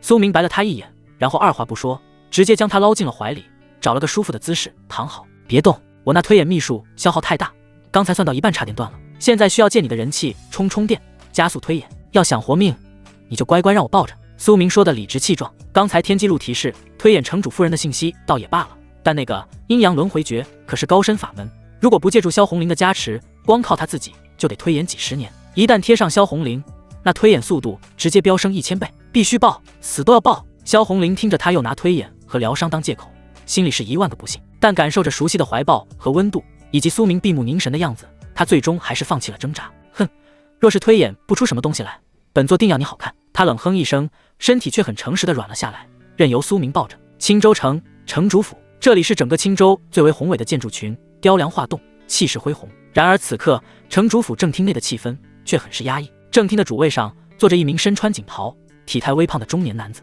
他面容白净，甚至有些阴柔，手里把玩着2颗玉核桃，正是这青州城的城主刘勇。而在他身旁是一名身穿黑铁甲胄、身材魁梧如熊的壮汉。这壮汉满脸横肉，眼神凶狠，大大咧咧地坐在那里，半个身子都快贴到刘勇身上了。此人正是青州巡夜司的统领赵刚。在2人的背后站着一位身穿素白长裙的美妇人，她容貌极美，温婉如水，但眉宇间却锁着一股化不开的愁绪。她低垂着眼帘，像一尊木偶，静静立在那里，与厅内的气氛格格不入。她是城主夫人林婉儿。而在大厅的客座上则坐着2名身穿万剑阁道袍的年轻弟子。这2人虽然只有炼气7层的修为，比筑基中期的刘勇差了一大截，但他们此刻却是昂着头，用鼻孔看着这位一城之主刘城主。其中一名马脸弟子放下茶盏，语气冷硬地开口道：“收徒大典的事宜，我等已经通知下去了。现在最关键的是护城大阵。大长老有令，为了防止那魔头逃脱，必须立刻开启护城大阵的全部威能，封锁青州城，连一只苍蝇都不许放出去。”听到这话，刘勇盘核桃的动作一顿，他脸上挤出一丝为难的笑容，陪笑道：“2位仙使，不是刘某不配合，只是这护城大阵一旦全功率开启，那消耗的灵石可是海量的呀，每1刻钟烧掉的灵石都够普通百姓吃上1年的。咱们青州地处偏远，税收本就微薄，府库里的灵石也不充裕。您看，这大阵能不能只开启警戒功能？若是全开，这费用……”刘勇话里的意思很明显，想开阵可以，但这钱谁出？你们万剑阁家大业大，总不能让我们这小小的城主府掏腰包吧？放肆！另一名万剑阁弟子猛地一拍桌子，厉声喝道：“刘勇，你是在跟我们讨价还价吗？这是为了除魔卫道，是为了青州百姓的安危。区区一点灵石，难道比全城百姓的性命还重要？若是耽误了抓捕魔头的大事，让那女魔头跑了，日后他卷土重来，血洗青州，这个责任你担得起吗？”这顶大帽子扣下来，刘勇的脸色瞬间变得难看无比，玉核桃发出异响，好像要被捏碎一般。去你妈的除魔卫道！说的好听，不就是想白嫖吗？万剑阁把青州当成了这一届的收徒点，还要征用他的地盘，现在连开启大阵的钱都要他出，这简直是欺人太甚。他虽然胆小怕事，但毕竟也是个筑基修士，是一城之主，被2个炼气7的小辈指着鼻子骂，泥人也有3分火气。可他不敢发作，他看了一眼那2名弟子，又想到了此时不知在城内哪里的万剑阁大长老金丹初期的赵无极，还有那青州城内另外2位筑基后期的长老，更别提万剑阁那个传说中已经闭关冲击元婴期的太上长老。在这个修仙界，拳头大就是硬道理。元婴期那可是连大前王朝的国主都要礼让3分的存在，他一个小小的青州城主，若是真的惹恼了万剑阁，恐怕明天就会莫名其妙的暴毙，必须忍。呼！刘勇吐出一口气，强行压下心头的怒火，脸上再次堆起了卑微的笑容。先使息怒，先使息怒，刘某不是那个意思。除魔卫道，刘某义不容辞。既然是大长老的命令，刘某这就去办，这就去办，哪怕是砸锅卖铁，刘某也一定保证大阵全天候开启，绝不让那魔头有一丝可乘之机。见刘勇服软，那2名万剑阁弟子的脸色才稍微缓和了一些。哼，算你识相。马脸弟子站起身，理了理衣袍，居高临下的说道：“那就这么定了，限你今日之内必须将大阵完全启动，若是耽误了大长老办事，你知道后果。”说完，2人连个招呼都不打，直接大摇大摆地走出了正厅，御剑离去，直到那2人的身影彻底消失在天际。砰！刘勇终于忍不住了，猛地一掌拍在身前的案几上，那张由上好红木打造的案几瞬间4分5裂，化作一地木屑。欺人太甚，简直是欺人太甚！刘勇面容扭曲，咬牙切齿地咆哮道：“把老子当什么了？当狗吗？要老子出钱出力，还要被2个炼气7的小杂种骑在头上拉屎，这城主当的还有什么意思？”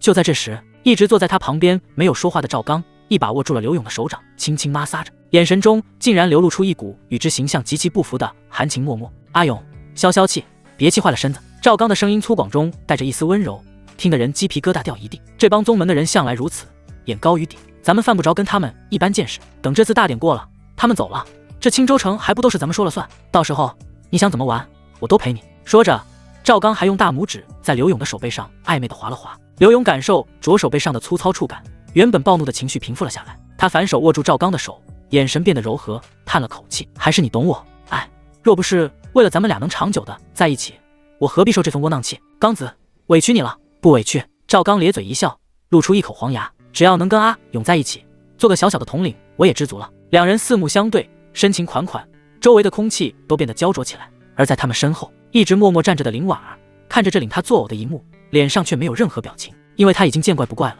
他本是大前王朝一个修仙家族的子女，被联姻嫁给了青州城主刘勇。虽然年纪大了点，但好歹是个筑基修士，还是一城之主，打算好相夫教子，举案齐眉。可谁知会遇到这种遭遇。新婚之夜，他独守空房。后来他才知道，自己名义上的丈夫竟然是个不能人道的天烟。更让他绝望的是，这个天烟不仅心理变态，对自己非打即骂。他娶自己仅仅是为了给外人看，为了堵住悠悠众口，证明他是个正常男人。而这个赵刚却堂而皇之地住进了府里，每天晚上都跟刘勇在书房的密室里翻云覆雨。自己这个城主夫人就是个彻头彻尾的笑话，是一个摆在台面上的遮羞布。好了，既然事情定了，那我就去安排布阵的事宜了。刘勇在赵刚的安抚下，情绪好了很多。他站起身，有些厌恶地看了一眼身后的林婉儿，冷冷道：“你还站在这干什么？像个木头桩子一样，看着就心烦。滚回你的后院去，没识别出来，丢人现眼。说完，他看都不看林婉儿一眼，拉着赵刚的手臂，低声说了几句什么，然后转身朝着内堂走去，显然是去取开启阵法的令牌了。林婉儿低着头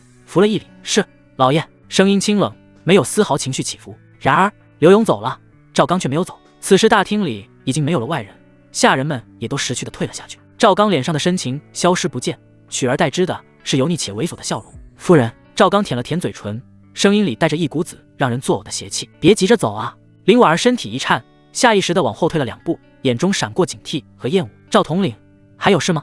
没事就不能跟夫人聊聊？怎么看到我很害怕？别怕嘛，咱们也是老熟人了。赵刚嘿嘿一笑，眼神在他的玲珑身段上扫视。林婉儿咬着嘴唇，强装镇定的喝道：赵刚，请你自重，我是城主夫人。城主夫人。赵刚像是听到了什么天大的笑话，嗤笑一声，得了吧，谁不知道你就是个摆设。刘勇那个废物，他这辈子都不可能碰你，他喜欢的可是我这样的硬汉。说到这里，赵刚脸上露出一抹得意的神色。其实他根本就不喜欢男人，之所以委身于刘勇，跟那个死肥猪搞在一起，完全是为了权力和资源。他本是青州城一个小家族的人，正是因为搭上了刘勇这条线，甚至不惜出卖屁股，才换来了大量的丹药和功法，一路爬到了炼气4层，坐上了巡夜司统领的位置。但这并不代表他不喜欢女人，相反，他是个色中恶鬼。看着眼前这个平日里端庄高贵，此刻却如同受惊小鹿般的城主夫人，赵刚心里的欲火蹭蹭直冒。婉儿，其实我早就看上你了。赵刚再次上前一步，反正刘勇也不行，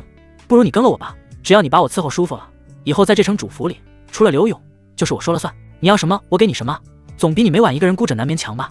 说着，他的手直接朝着林婉儿的腰间摸去。你放心，只要你乖乖听话，我是不会告诉刘勇的。咱们就在这大厅里，或者去你的房间，嘿嘿，想想就刺激。林婉儿看着越来越近的脏手，眼中的厌恶终于达到了顶点。滚开！一股属于炼气5层的灵力波动骤然从他身上爆发而出。虽然他久居深闺，不怎么战斗，但修为毕竟是实打实的。滚！林婉儿厉喝一声，手中多了一把碧绿色的玉如意，灵光闪烁，直接对准了赵刚的脑袋。你再敢往前一步，我就杀了你！赵刚被这股灵力爆发震退了好几步，脸色变得有些难看。他虽然是炼气4层，但也是靠着资源硬堆上来的，根基虚浮的一塌糊涂，根本打不过林婉儿。这也是他一直没敢真的用强的原因。好得很！赵刚有些恼羞成怒，指着林婉儿骂道：臭娘们，敬酒不吃吃罚酒，你给我等着，等哪天我让刘勇把你送上我的床，到时候老子让你跪在地上求我。放完狠话，赵刚整理了一下衣领，因沉着脸转身大步离去。反正来日方长，这块肉在锅里迟早是他的。看着赵刚离去的背影，林婉儿一直紧绷的身体终于松懈了下来。她看着满地的暗击碎屑，那是方才刘勇发火时拍碎的。她苦笑一声，手指掐诀，一道旋风卷走地上的碎渣，然后又唤来下人，重新搬了一张新的暗击摆好。做完这一切，她才拖着疲惫的身躯回到属于自己的偏房。房间里冷冷清清，没有一点人气。林婉儿坐在梳妆台前，看着镜子里虽然容貌美丽却满眼死寂的女人，两行清泪终于忍不住流了下来。这种日子什么时候才是个头？我想离开这里，可是天下之大，我又该去哪呢？家族把他卖了，根本回不去。想要逃跑，可城里到处都是赵刚的眼线，现在又全城戒严，深深的绝望如潮水般将他淹没。他趴在桌子上无声的抽泣着。他并不知道，此时此刻有一个热心肠的软饭男已经盯上了他，确切的说是盯上了他的嫁妆。亥时2刻，夜色如墨，青州城的街道早已没了白日的喧嚣。戒严期间，更夫都不用上班了。寒风卷着残雪，呼啸着穿过无人的长街，发出呜呜的声响，好似鬼哭。一辆马车在护卫的簇拥下行驶在通往城南的路上，车厢内四周镶嵌着暖玉，即便是在这凛冬深夜也温暖如春。车顶悬挂着一颗硕大的夜明珠，散发着柔和的光晕，将车厢照得通亮。林婉儿坐在柔软的锦榻上，身上披着一件素白色的狐裘大氅，那张温婉动人的脸庞上此刻却写满愁容。她微微挑起车帘的一角，看着窗外不断后退的漆黑街景。这么晚了，非要我去查看什么阵眼？林婉儿在心中苦涩的叹息。就在半个时辰前，她那个名义上的夫君刘勇突然黑着一张脸找到她，说什么城南的一处阵眼灵力波动异常，可能是阵盘松动了。他本想说这是应该交给巡夜司或者府里的供奉去办，自己一个妇道人家，虽然有点修为，但并不精通阵法。可刘勇根本不给他拒绝的机会，直接就是一顿劈头盖脸的训斥。你身为城主夫人，享受着满城的供奉，现在让你办点事就推三阻四，难道你除了当个花瓶就只会吃干饭吗？林婉儿不想来，现在全城戒严，外面又冷又乱，谁愿意大半夜的往外边跑？可是看着刘勇阴沉的脸，还有旁边赵刚那似笑非笑的恶心眼神，他拒绝的话到了嘴边，终究还是咽了回去。她是城主夫人，是刘勇明媒正娶的妻子，但在城主府里，她的地位甚至还不如赵刚。呵，陆远，人手不够。林婉儿放下车帘，脸上带着自嘲，这种鬼话恐怕连傻子都骗不过。真正的理由无非是赵刚今晚又要在府里留宿，刘勇嫌他在后院碍眼，随便找个理由把他支开罢了。给自己的丈夫和他的姘头腾地方，甚至还要大半夜冒着风雪去巡视。若是当初没有听从家族安排，没有嫁过来，林婉儿闭上了眼睛，眼角有些湿润。可惜这世上没有如果。马车颠簸前行，车轮碾过路面的声音在寂静的夜里格外清晰，咯噔咯噔。突然车轮滚动声戛然而止，马车停了。林婉儿沉浸在自己的悲伤中，一开始并未在意，毕竟这天寒地冻的，马匹打个滑，或者车夫停下来紧紧马鞍，都是常有的事。可是一息两息10息过去了，马车依然纹丝不动，外面连车夫呵斥马匹的声音都没有，甚至连跟随在马车两侧那4名护卫的脚步声也都消失了。寂静笼罩了车厢，一种不祥的预感瞬间涌上心头。怎么回事？林婉儿皱着眉头问了一句：为何停车？没有人回答。外面静悄悄的，只有风吹过车棚的哗啦声，一股寒意瞬间顺着林婉儿的脊背爬了上来。不对劲，作为修仙家族出身的子女，哪怕这些年养尊处优，基本的警惕性还是有的。林婉儿屏住呼吸，体内的灵力下意识地运转起来，右手一翻，那柄碧绿色的玉如意便出现在了掌心。她小心翼翼地伸出手，缓缓挑开了厚重的车帘一角。啊！尽管有了心理准备，但看清外面景象的瞬间，林婉儿还是忍不住低呼出声。只见马车孤零零地停在街道中央，而原本应该护卫在马车四周的4名炼气3层的侍卫，以及那名车夫，此刻竟然全都横七竖八地躺在雪地上。他们身上没有伤口，也没有打斗的痕迹，就像是突然睡着了一样，无声无息地倒下了。只有那几匹拉车的骏马还在不安地刨着蹄子，鼻孔里喷出白气。谁？林婉儿强行镇定下来，握紧手中的玉如意，缓步走下马车。她的目光如同受惊的小鹿，警惕地扫视着四周漆黑的阴影。是谁敢对城主府的人动手？我乃城主夫人林婉儿。识相的速速退去，否则等巡夜司的人到了，定叫你们死无葬身之地。他厉声喝道，试图用城主府的威名来震慑暗中的敌人。声音在空荡荡的长街上回荡，传出老远。然而回应他的依旧只有呼啸的风声。不对劲，林婉儿额头上渗出了一层细密的冷汗。她想要调动体内的灵力，施展一道照明术看看周围的情况。可就在她运转功法的刹那，脸色骤然大变。平日里如臂指使的灵力，此刻竟然变得晦涩无比，根本无法顺畅流动。手中的玉如意上原本闪烁的碧绿色灵光，也在以肉眼可见的速度暗淡下去。中毒了？什么时候？林婉儿心中大骇。她明明一直在马车里，根本没有接触过外面的任何东西，怎么会中毒？还没等她想明白，一股更加可怕的感觉袭来。不仅仅是灵力之色，她的双腿开始发软，连站立都变得困难。紧接着，一股莫名的燥热从她的丹田深处涌起，顺着经脉蔓延至4肢百骸。她的呼吸开始变得急促，脸颊迅速染上一层潮红，眼前的事物也开始出现了重影。这是风灵散，还有合欢散。她虽然没吃过猪肉，但也见过猪跑。这种下3滥的药物反应，她曾在典籍里看到过。卑鄙！林婉儿咬着牙，对方根本没打算跟她正面交手，这是在拖延时间，让她毒发。就在林婉儿意识开始有些模糊，身体摇摇欲坠的时候，一阵脚步声从不远处的巷子阴影里传了出来。谁？林婉儿努力睁大眼睛，想要看清来人。昏暗的月光下，一道魁梧的身影慢慢走了出来。他穿着一身黑色的铁甲，腰间挂着巡夜司的令牌，脸上带着令人作呕的笑容。赵刚。看清来人的瞬间，林婉儿瞳孔骤缩，整个人如坠冰窟。怎么会是他？这个时候，他不是应该在城主府里跟刘勇？呵呵呵，夫人，好巧啊！也不枉我特意跟刘勇那个蠢货提了一嘴，让他派你来城南镇严检查。若不把他支开，若不把你骗出来，我怎么能有这么好的机会跟夫人你单独相处呢？赵刚笑得极其嚣张，仿佛一切都在他的掌控之中。是你设计的。林婉儿只觉得浑身发冷，心中充满了绝望。原来这一切都是个局。此时的林婉儿因为药效发作，身上的狐裘大氅已经滑落了一半，露出了里面的素白长裙。她面色潮红，眼神迷离，身子软软地靠在马车上，这副模样比平日里端庄的样子更多了几分诱人的风情。你这么做，难道就不怕城主怪罪吗？林婉儿死死抓着最后的救命稻草，厉声质问道：我是城主夫人，你若是敢碰我，城主绝不会放过你。城主？赵刚像是听到了什么笑话，嗤笑一声，脚步不停。我的傻夫人，你到现在还不明白吗？怪罪？赵刚明知故问，语气里充满了戏谑。赵刚脸上露出一抹残忍的笑容，等生米煮成熟饭，等我玩够了，我就说你是在路上遇到了魔修袭击，而我赵大统领拼死相救，可惜还是晚了一步，让你被魔修给玷污了。你说到时候刘勇是相信我这个每晚跟他知根知底的心腹爱将呢，还是相信你这个平日里连话都说不上几句的百世夫人？你！林婉儿气得浑身发抖，无耻畜生！林婉儿气急攻心，加上体内毒素爆发，手中的玉如意再也握不住，当啷一声掉在了地上。她整个人也失去支撑，跌坐在雪地里。骂吧，接着骂。赵刚看着已经毫无反抗之力的林婉儿，笑得更加猖狂。他一边解着身上的甲胄，一边慢悠悠地向林婉儿逼近。这种征服欲让他兴奋的双眼通红。早说让你从了我，你非要敬酒不吃吃罚酒。赵刚蹲下身子，伸出粗糙的大手，想要去捏林婉儿的下巴。今天老子就要让你好好补偿补偿我，待会儿还得回去伺候那只死肥猪，在他面前装孙子。现在正好在你身上把这股火气给泄了。放心，我会很温柔的，嘿嘿嘿。看着越来越近的赵刚，林婉儿眼中充满了绝望。她想要咬舌自尽，可连舌头都麻木了；想要引爆丹田同归于尽，可灵力死水一潭，根本调动不了分毫。难道今天真的要毁在这个畜生手里吗？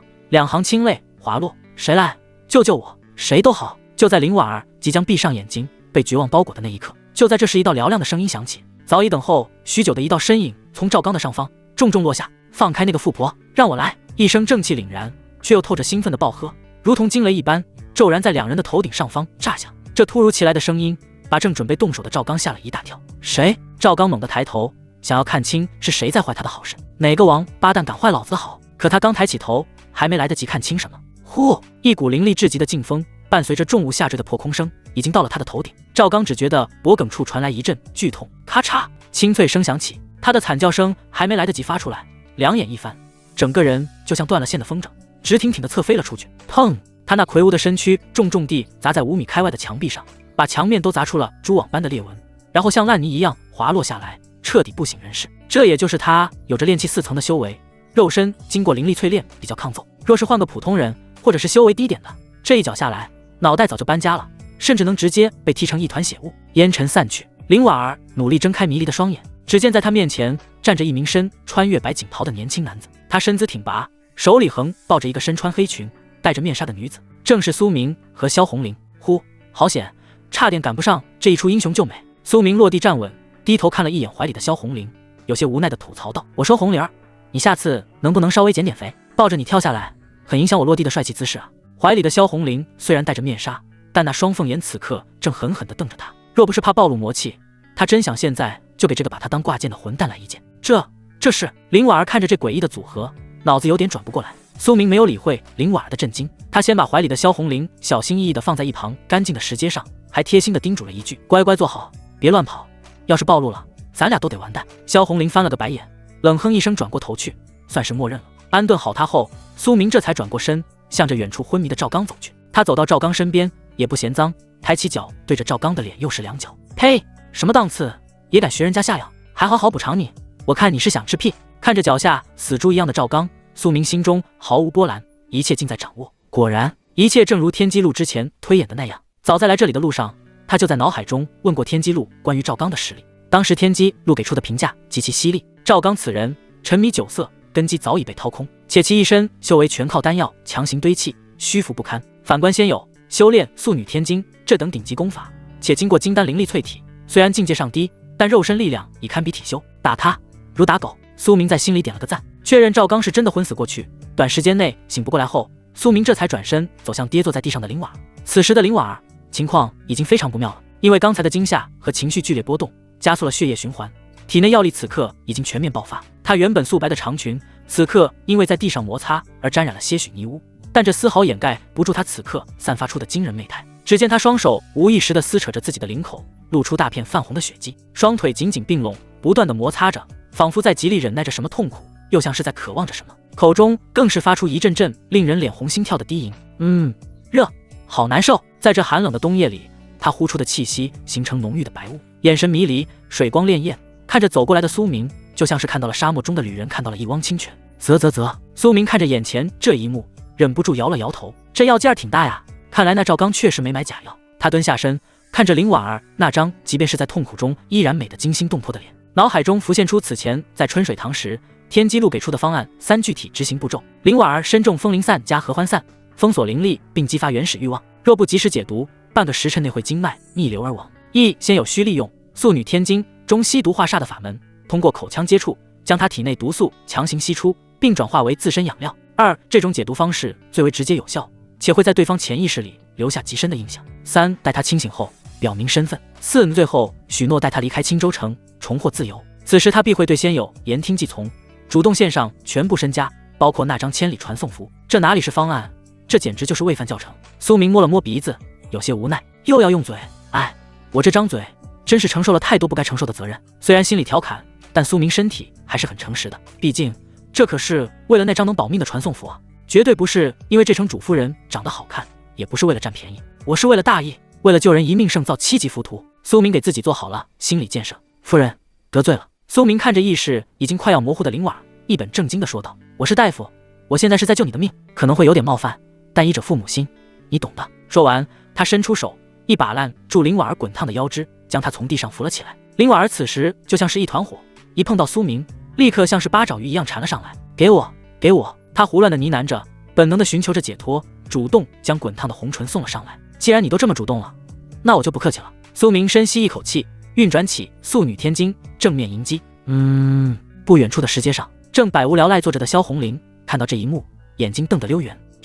这个混蛋，当着本座的面，他竟敢！萧红玲只觉得胸口一阵气闷。虽然他知道苏明是为了救人，也隐约猜到这也是那个什么计划的一部分，但是那是本座用过的嘴，你怎么能随随便便就去亲别的女人？苏明，你给本座等着，这笔账回去再跟你算。萧红玲咬牙切齿，石阶都被他捏碎了。而此时的苏明正沉浸在救死扶伤的伟大事业中，根本没空理会身后的女魔头。随着功法的运转，一丝丝甜腻的粉色毒气顺着两人的唇齿缓缓流入苏明的体内，然后迅速被素女天经霸道的炼化，变成了精纯的灵力。咦，这毒药的灵力含量还挺高。苏明心中一喜，看来今晚不仅能拿到传送符，修为还能再涨一涨，这波不亏。随着素女天经的疯狂运转，一股股粉色的灵力混杂着药力，顺着唇齿源源不断地涌入苏明的体内。这毒药虽然挺下三滥的，但为了能药到炼气期的修士，炼制它的原材料里确实蕴含着不少灵草精华。此刻在顶级双修功法的霸道掠夺下，这些通通变成了苏明的大补之物。苏明只觉得一股热流顺着喉咙直下丹田，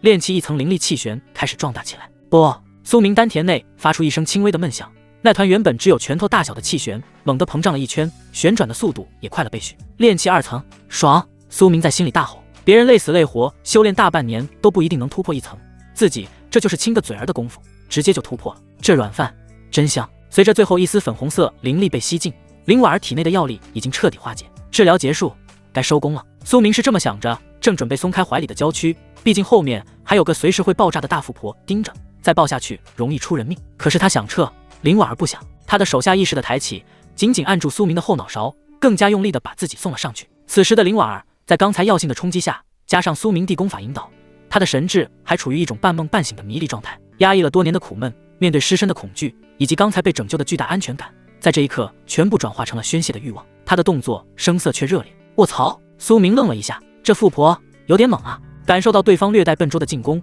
作为一个有着丰富理论知识且经过实战检验的男人，苏明怎么能忍？你才是挑战者！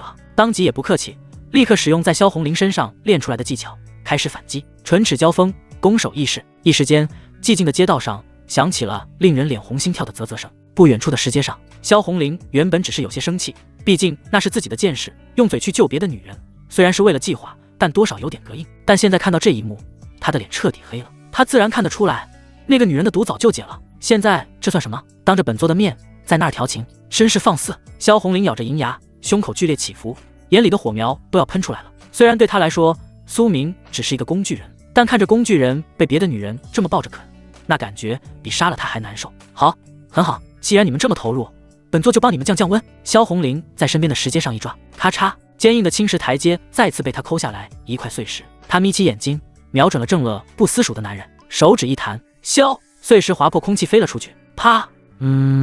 苏明只觉得屁股上一阵剧痛，没忍住发出了一声闷哼。这突如其来的变故终于惊醒了沉醉中的两人。林婉儿迷离的双眼睁开，眼中的雾气散去，她看到了近在咫尺的苏明，看到了两人那亲密无间的姿势，感受到了唇齿间的异样触感。林婉儿整张脸瞬间红到了脖子根。我这是在做什么？她慌乱地伸出双手，按在苏明的肩膀上，想要把他推开，但因为身体还处于虚弱期，软绵绵的没有力气，看起来倒更像是撒娇。苏明也是人精，知道这时候不能再占便宜了，要是再不收手，女魔头估计就要拔剑了，到时候自己的小身板可扛不住。可，苏明顺势往后退了一步，意犹未尽地咂巴了下嘴。随着怀抱的离去，林婉儿只觉得心里空落落的，竟然生出一股莫名的失落感。我在想什么？我有妇之夫，怎么能对一个陌生男子？她连忙用力摇了摇头，想要把这个荒唐的念头甩出脑海。她手忙脚乱地整理了一下凌乱的衣衫和鬓角，深吸一口气，努力让自己恢复平日里的端庄模样。随后，她对着苏明盈盈一拂，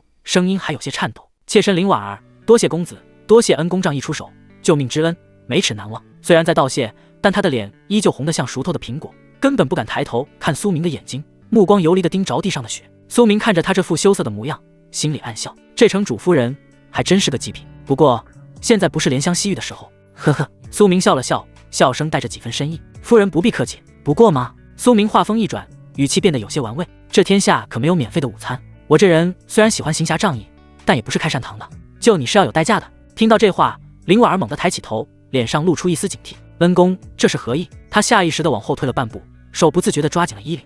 难道刚才是自己看走了眼？这人虽然救了自己，但也不是什么好人，也是为了图谋不轨。苏明没有回答，而是一步步向他逼近。林婉儿退无可退，直到背部抵在了冰冷的马车上。苏明停在他面前，伸出手，用2根手指轻轻捏住了他那精致的下巴，强迫他抬起头看着自己。两人的距离极近，呼吸可闻。苏明看着他惊慌失措的眼神，嘴角勾起一抹邪魅的弧度，缓缓说道：夫人，你也不想今天发生的事情被城主知道吧？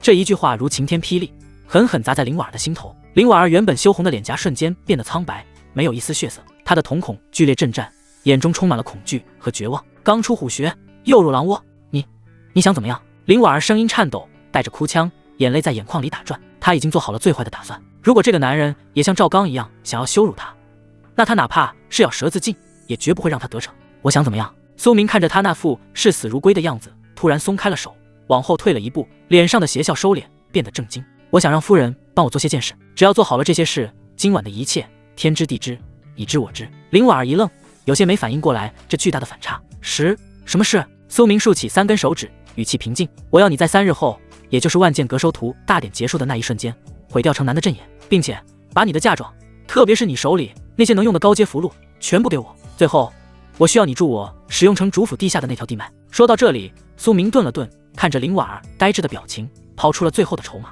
作为交换，届时我可以带你逃离青州城，逃离刘勇那个变态，为你寻一处安全的落脚之地，还你自由。风呼啸着吹过，林婉儿呆呆地看着面前这个男人，脑子一片空白。他想过无数种可能，想过他会要钱，想过他会要色，甚至想过他会以此为要挟让他长期做些见不得人的勾当。但他万万没想到，他提出的条件竟然是这个。恩公，你是认真的？林婉儿有些不敢相信自己的耳朵。苏明看着他那副傻样，有些疑惑地皱了皱眉，再次问道：怎么，夫人觉得这个交易不公平，还是觉得我不值得信任？我觉得挺划算的呀。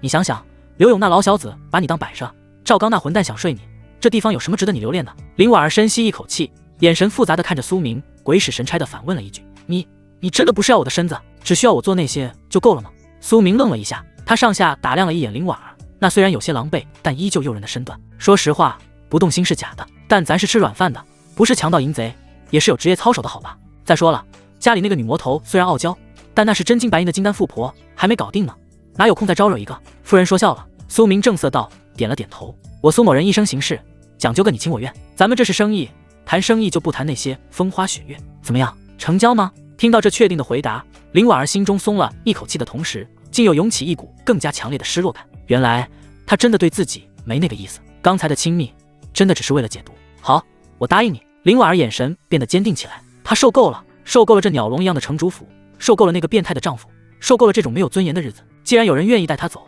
哪怕是去天涯海角，哪怕是粉身碎骨，她也愿意赌一把。林婉儿没有犹豫，直接从手指上退下一枚精致的储物戒指，双手递到了苏明面前。这就是我所有的嫁妆，都在里面了，只要你能带我走，这些身外之物给你便是。苏明也不客气，伸手接过戒指，神识一扫，嚯，不愧是修仙家族出来的千金，这嫁妆够丰厚的呀，灵石好几千，各种丹药法器也不少。最重要的是，在角落里，苏明找到了一张散发着淡银色微光的符纸，千里传送符，得手了。苏明心中大喜，表面上却不动声色，将戒指收好。合作愉快，夫人果然是个爽快人。做完这笔大生意，苏明并没有急着走，他转身走到还在昏迷中的赵刚身边，看着这个像死猪一样的壮汉，苏明撇了撇嘴，弯下腰，他身上摸索起来。很快，一个沉甸甸的储物袋，还有一块代表着巡夜司统领身份的黑铁腰牌，就被苏明顺手牵羊了。拿完东西，苏明想了想，觉得还不保险，他抬起手，对着赵刚的后脑勺又是一记重拳。这下子没个3天3夜，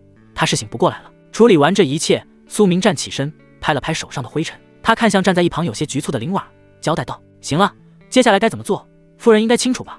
现在就传讯时联系刘勇，记住要哭，哭得越惨越好。就说你们遭遇了魔修的袭击，赵统领为了保护你，拼死血战，最后被魔修重伤昏迷，魔修抢了东西就跑了，把责任全推到魔修身上，也推到这个昏迷的家伙身上。林婉儿听着苏明的安排，心中对他更是多了几分敬畏。这个看起来年轻俊朗的男人，心思竟然如此缜密。我明白了。林婉儿点了点头，深吸一口气，开始酝酿情绪。苏明见状，不再逗留，他转身走向一直坐在石阶上，周围气压比空气还冷的萧红玲。走吧，我的红玲儿。苏明伸出手，想要去拉他。哼！萧红玲冷哼一声，根本不理他，还生气呢。苏明无奈地笑了笑，也不管他的抗拒，直接弯下腰，一把将他打横抱起。你放开我，我自己会走。萧红玲在他怀里挣扎着，但力道跟挠痒痒差不多。别动，省点力气。苏明在他耳边低声说道。再不走，程卫军就要来了。说完，他脚尖一点，身形如同一只大鸟般腾空而起，抱着萧红玲迅速消失在茫茫夜色之中。街道上只剩下林婉儿一人，他看着两人离去的背影，看着苏明抱着那个黑衣女子的姿态，心中竟有些羡慕。他下意识地伸出手指摸了摸自己的嘴唇，那里还残留着苏明霸道而炽热的触感。带我走。林婉儿喃喃自语，眼中重新燃烧起了希望的火苗。他从怀里掏出传讯石，灵力灌注。下一秒，他声音一变，带着惊恐和哭腔，对着传讯石大喊道：夫君，救命啊！我们在城南遇袭了，是魔修，好厉害的魔修！赵统领，赵统领，他为了保护我，被魔修重伤了，快来人啊！一刻钟后，春水堂，听雨轩。苏明像是做贼一样，抱着萧红玲，悄无声息地翻过院墙，钻进了卧房。刚一落地，他就把怀里的女魔头放到了床上。此时的萧红玲虽然已经摘了面纱，但那张绝美的脸蛋上依旧是一副本座很不爽，后果很严重的表情。他盘腿坐在床上，双手抱胸，冷冷地盯着苏明。解释，本座需要一个合理的解释。你不是说只是去拿传送符吗？怎么还顺便偷了个人心？苏明看着他这副兴师问罪的模样，不但没怕，反而觉得有些可爱。这哪里是什么血罗刹，分明就是个打翻醋坛子的小媳妇。哎呀，这不都是为了大局吗？苏明坐到床边，厚着脸皮凑过去，伸手想要去拉他的手，却被一把甩开。别碰我，脏！萧红玲嫌弃地说道。苏明嘿嘿一笑，继续凑近。我这也是为了救人一命胜造7级浮屠啊！再说了，那个女人哪有你像，哪有你好？我那都是逢场作戏，是被迫的。我的心可一直都在你这儿呢。苏明一边说着肉麻的话，一边再次发动攻势，直接把她搂进怀里。你放开！萧红玲刚想反驳，就被苏明堵住了嘴。良久，唇分。萧红玲软在苏明怀里，眼神迷离，脸上的冰霜早就化成了一滩春水。油嘴滑舌，她无力地骂了一句，但语气里已经没有了怒意。好了，别气了。苏明在她额头上亲了一口，正色道：传送符已经到手了，那个赵刚也被我废了，林婉儿那边也安排好了，现在万事俱备，只欠东风。剩下的3天，咱们就待在这听雨轩里，哪也不去。一来是避风头，二来苏明看了一眼石海中还在缓慢推演的阴阳轮回绝转灵篇，我也需要时间，等转灵篇推演出来，好让你彻底改头换面。当然还有最重要的一点。苏明嘴角勾起一抹坏笑，一把将萧红玲从床上抱了起来。去哪？萧红玲惊呼一声。去后院泡温泉。苏明大步向着门外走去，声音透着急切。你的治疗不能停啊，接下来的3天咱们得抓紧时间把素女天金好好参悟透彻，争取在万剑阁大典开始前把你的实力再恢复几成。听雨轩的后院再次响起了落水声，水雾升腾，掩盖了春光。苏明一边享受着难得的静谧时光，一边在心里盘算着3天后的计划。林婉儿这颗暗棋已经埋下，传送符这道保命符也已经握在手中，修为也突破到了炼气2层，接下来就等着3天后收徒大典拿个魁首了。赤血龙果，我苏明势在必得。3日之期转瞬即逝，今日的青州城大概是这几10年来最为热闹的一天。虽然前几日的全城戒严搞得人心惶惶，但所谓富贵险中求，对于普通百姓和底层修士来说，万剑阁的收徒大典那就是鱼跃龙门的唯一机会。只要能被选中，哪怕只是进去当个杂役弟子，那也是一人得道，鸡犬升天。正午未到，位于城中心的演武广场早已是人山人海，摩肩接踵。更有那脑子灵活的商贩早就托关系打点好了守卫，在广场外围置起了小摊，瞧一瞧看一看啊，万剑阁剑仙同款屁股蛋，吃了不仅不饿，还能增长力气。祖传护身符，保你过第1轮测试，不过不要钱啊。叫卖声此起彼伏，好不热闹。而在广场的正北方向搭建起了一座高达3丈的汉白玉高台，高台之上视野开阔，足以俯瞰整个广场。此时高台上已经设好了座次，最中央的主座铺着金丝云纹垫，端坐着一位须发皆白、面容威严的老者。他双目微闭，周身隐隐有剑气流转，正是万剑阁此次的主事人，金丹初期的天行长老赵无极。在他身侧稍后的位置坐着2名气息同样不俗的中年人，皆是万剑阁的筑基后期长老。至于这青州城的主人城主刘勇，此刻却只能陪着笑脸坐在最末尾的第4把交椅上。刘勇今日穿得很是隆重，一身紫金长袍，但他脸上的笑容却比哭还难看。他的手里捏着2颗玉核桃，因为用力过猛，核桃表面已经布满了细密的裂纹。该死，该死！刘勇心里在滴血。为了这次大典，他不仅掏空了府库，开启护城大阵，还得像个孙子一样伺候这群大爷。更让他心烦意乱的是，他最心爱的赵刚3天前竟然在城南被魔修袭击，到现在还躺在府里昏迷不醒，跟个活死人一样。若是让我抓到那个魔修，我定要将他碎尸万段。刘勇眼中闪过一抹怨毒。坐在他身侧的是城主夫人林婉儿。今日的她换上了一袭庄重繁复的深蓝色宫装，锦缎上用银线绣着云纹，领口高耸，袖口宽大，将她曼妙的身段包裹的严实，只露出一张端庄的脸庞。她端坐在那里，脊背挺得笔直，目视前方，对身边咬牙切齿的丈夫视而不见。只是她藏在宽大袖袍中的右手正捏着一张泛着黄光的符箓，那是引爆符。只要她注入一丝灵力，布置在城南阵眼旁的几10张连环爆裂符就会瞬间炸开，将那里的阵迹破坏。林婉儿的目光在台下涌动的人潮中来回扫视，她在找人，找那个许诺改变她命运、给她自由的男人。怎么还没来？时间一点点流逝，距离午时只剩下不到半刻钟了。林婉儿的手心里全是汗，她不会是骗我的吧？拿了我的嫁妆，然后一个人跑了。这个念头一冒出来，就在她心底不断蔓延。林婉儿咬着嘴唇，脸色有些发白。若是苏明真的跑了，那她所做的一切准备就全都成了笑话。她不仅走不了，还得继续留在这个地狱里，甚至可能会因为符箓被发现而死得更惨。不会的。她回想起那天晚上男人霸道的眼神和温热的触感，他说过这是交易，他一定不是那种背信弃义的小人。林婉儿深吸一口气，强迫自己镇定下来，但捏着符箓的手指却因用力过度而发白。与此同时，春水堂听雨轩卧房内，这里与外面的喧嚣不同，静谧安详。卧房内日上三竿，苏明正四仰八叉地躺在大床上，睡得那叫一个香甜。而在他的怀里，萧红玲像只慵懒的小猫一样缩着，一头青丝散乱，脸颊上还带着2抹尚未褪去的红晕。这3天，为了让萧红玲的实力在短时间内尽可能恢复，那叫一个鞠躬尽瘁，死而后已。哪怕苏明是个炼气期的修士，还有着素女天经这本顶级双修功法，这种高强度的输出也差点让他腰子罢工。好在他有挂天机录，快查一下有没有什么立竿见影的壮阳。不对，是固本培元的口诀。天机录，再来一个回复精力的穴位按摩法。靠着天机录这个无所不知的作弊器，苏明硬生生是顶住了金丹富婆的压榨，不仅没垮，反而越战越勇，成果也是喜人的。经过3天的深度治疗，萧红玲体内断裂的经脉已经修复了4成，寒毒和千日醉的余毒也被完全清空，她的修为更是恢复到了炼气9层巅峰，只差一步就能重回筑基。而苏明自己也是收获满满，在金丹灵力的反哺下，他不仅稳固了炼气2层的境界，更是一举突破到了炼气3层。肉身经过反复淬炼，炼肉已经大成，炼精距离大成也只差临门一脚。叮铃铃！就在这时，院门外传来一阵急促的铜铃声，伴随着柔儿焦急的呼唤：“苏公子，苏郎君，醒醒呀！都快5时了，收徒大典马上就要开始了。”吵闹声打破了室内的旖旎。萧红玲皱了皱眉头，有些不满的哼唧一声，缓缓睁开双眼。她迷糊地看了一眼面前还在呼呼大睡的苏明，伸手推了推他的胸口：“喂，醒醒，有人找你。”苏明咂巴了一下嘴，有些艰难地睁开眼皮，看了看窗外刺眼的阳光，他猛地坐起身：“卧槽，睡过头了，这几天根本没睡觉，实在太累了。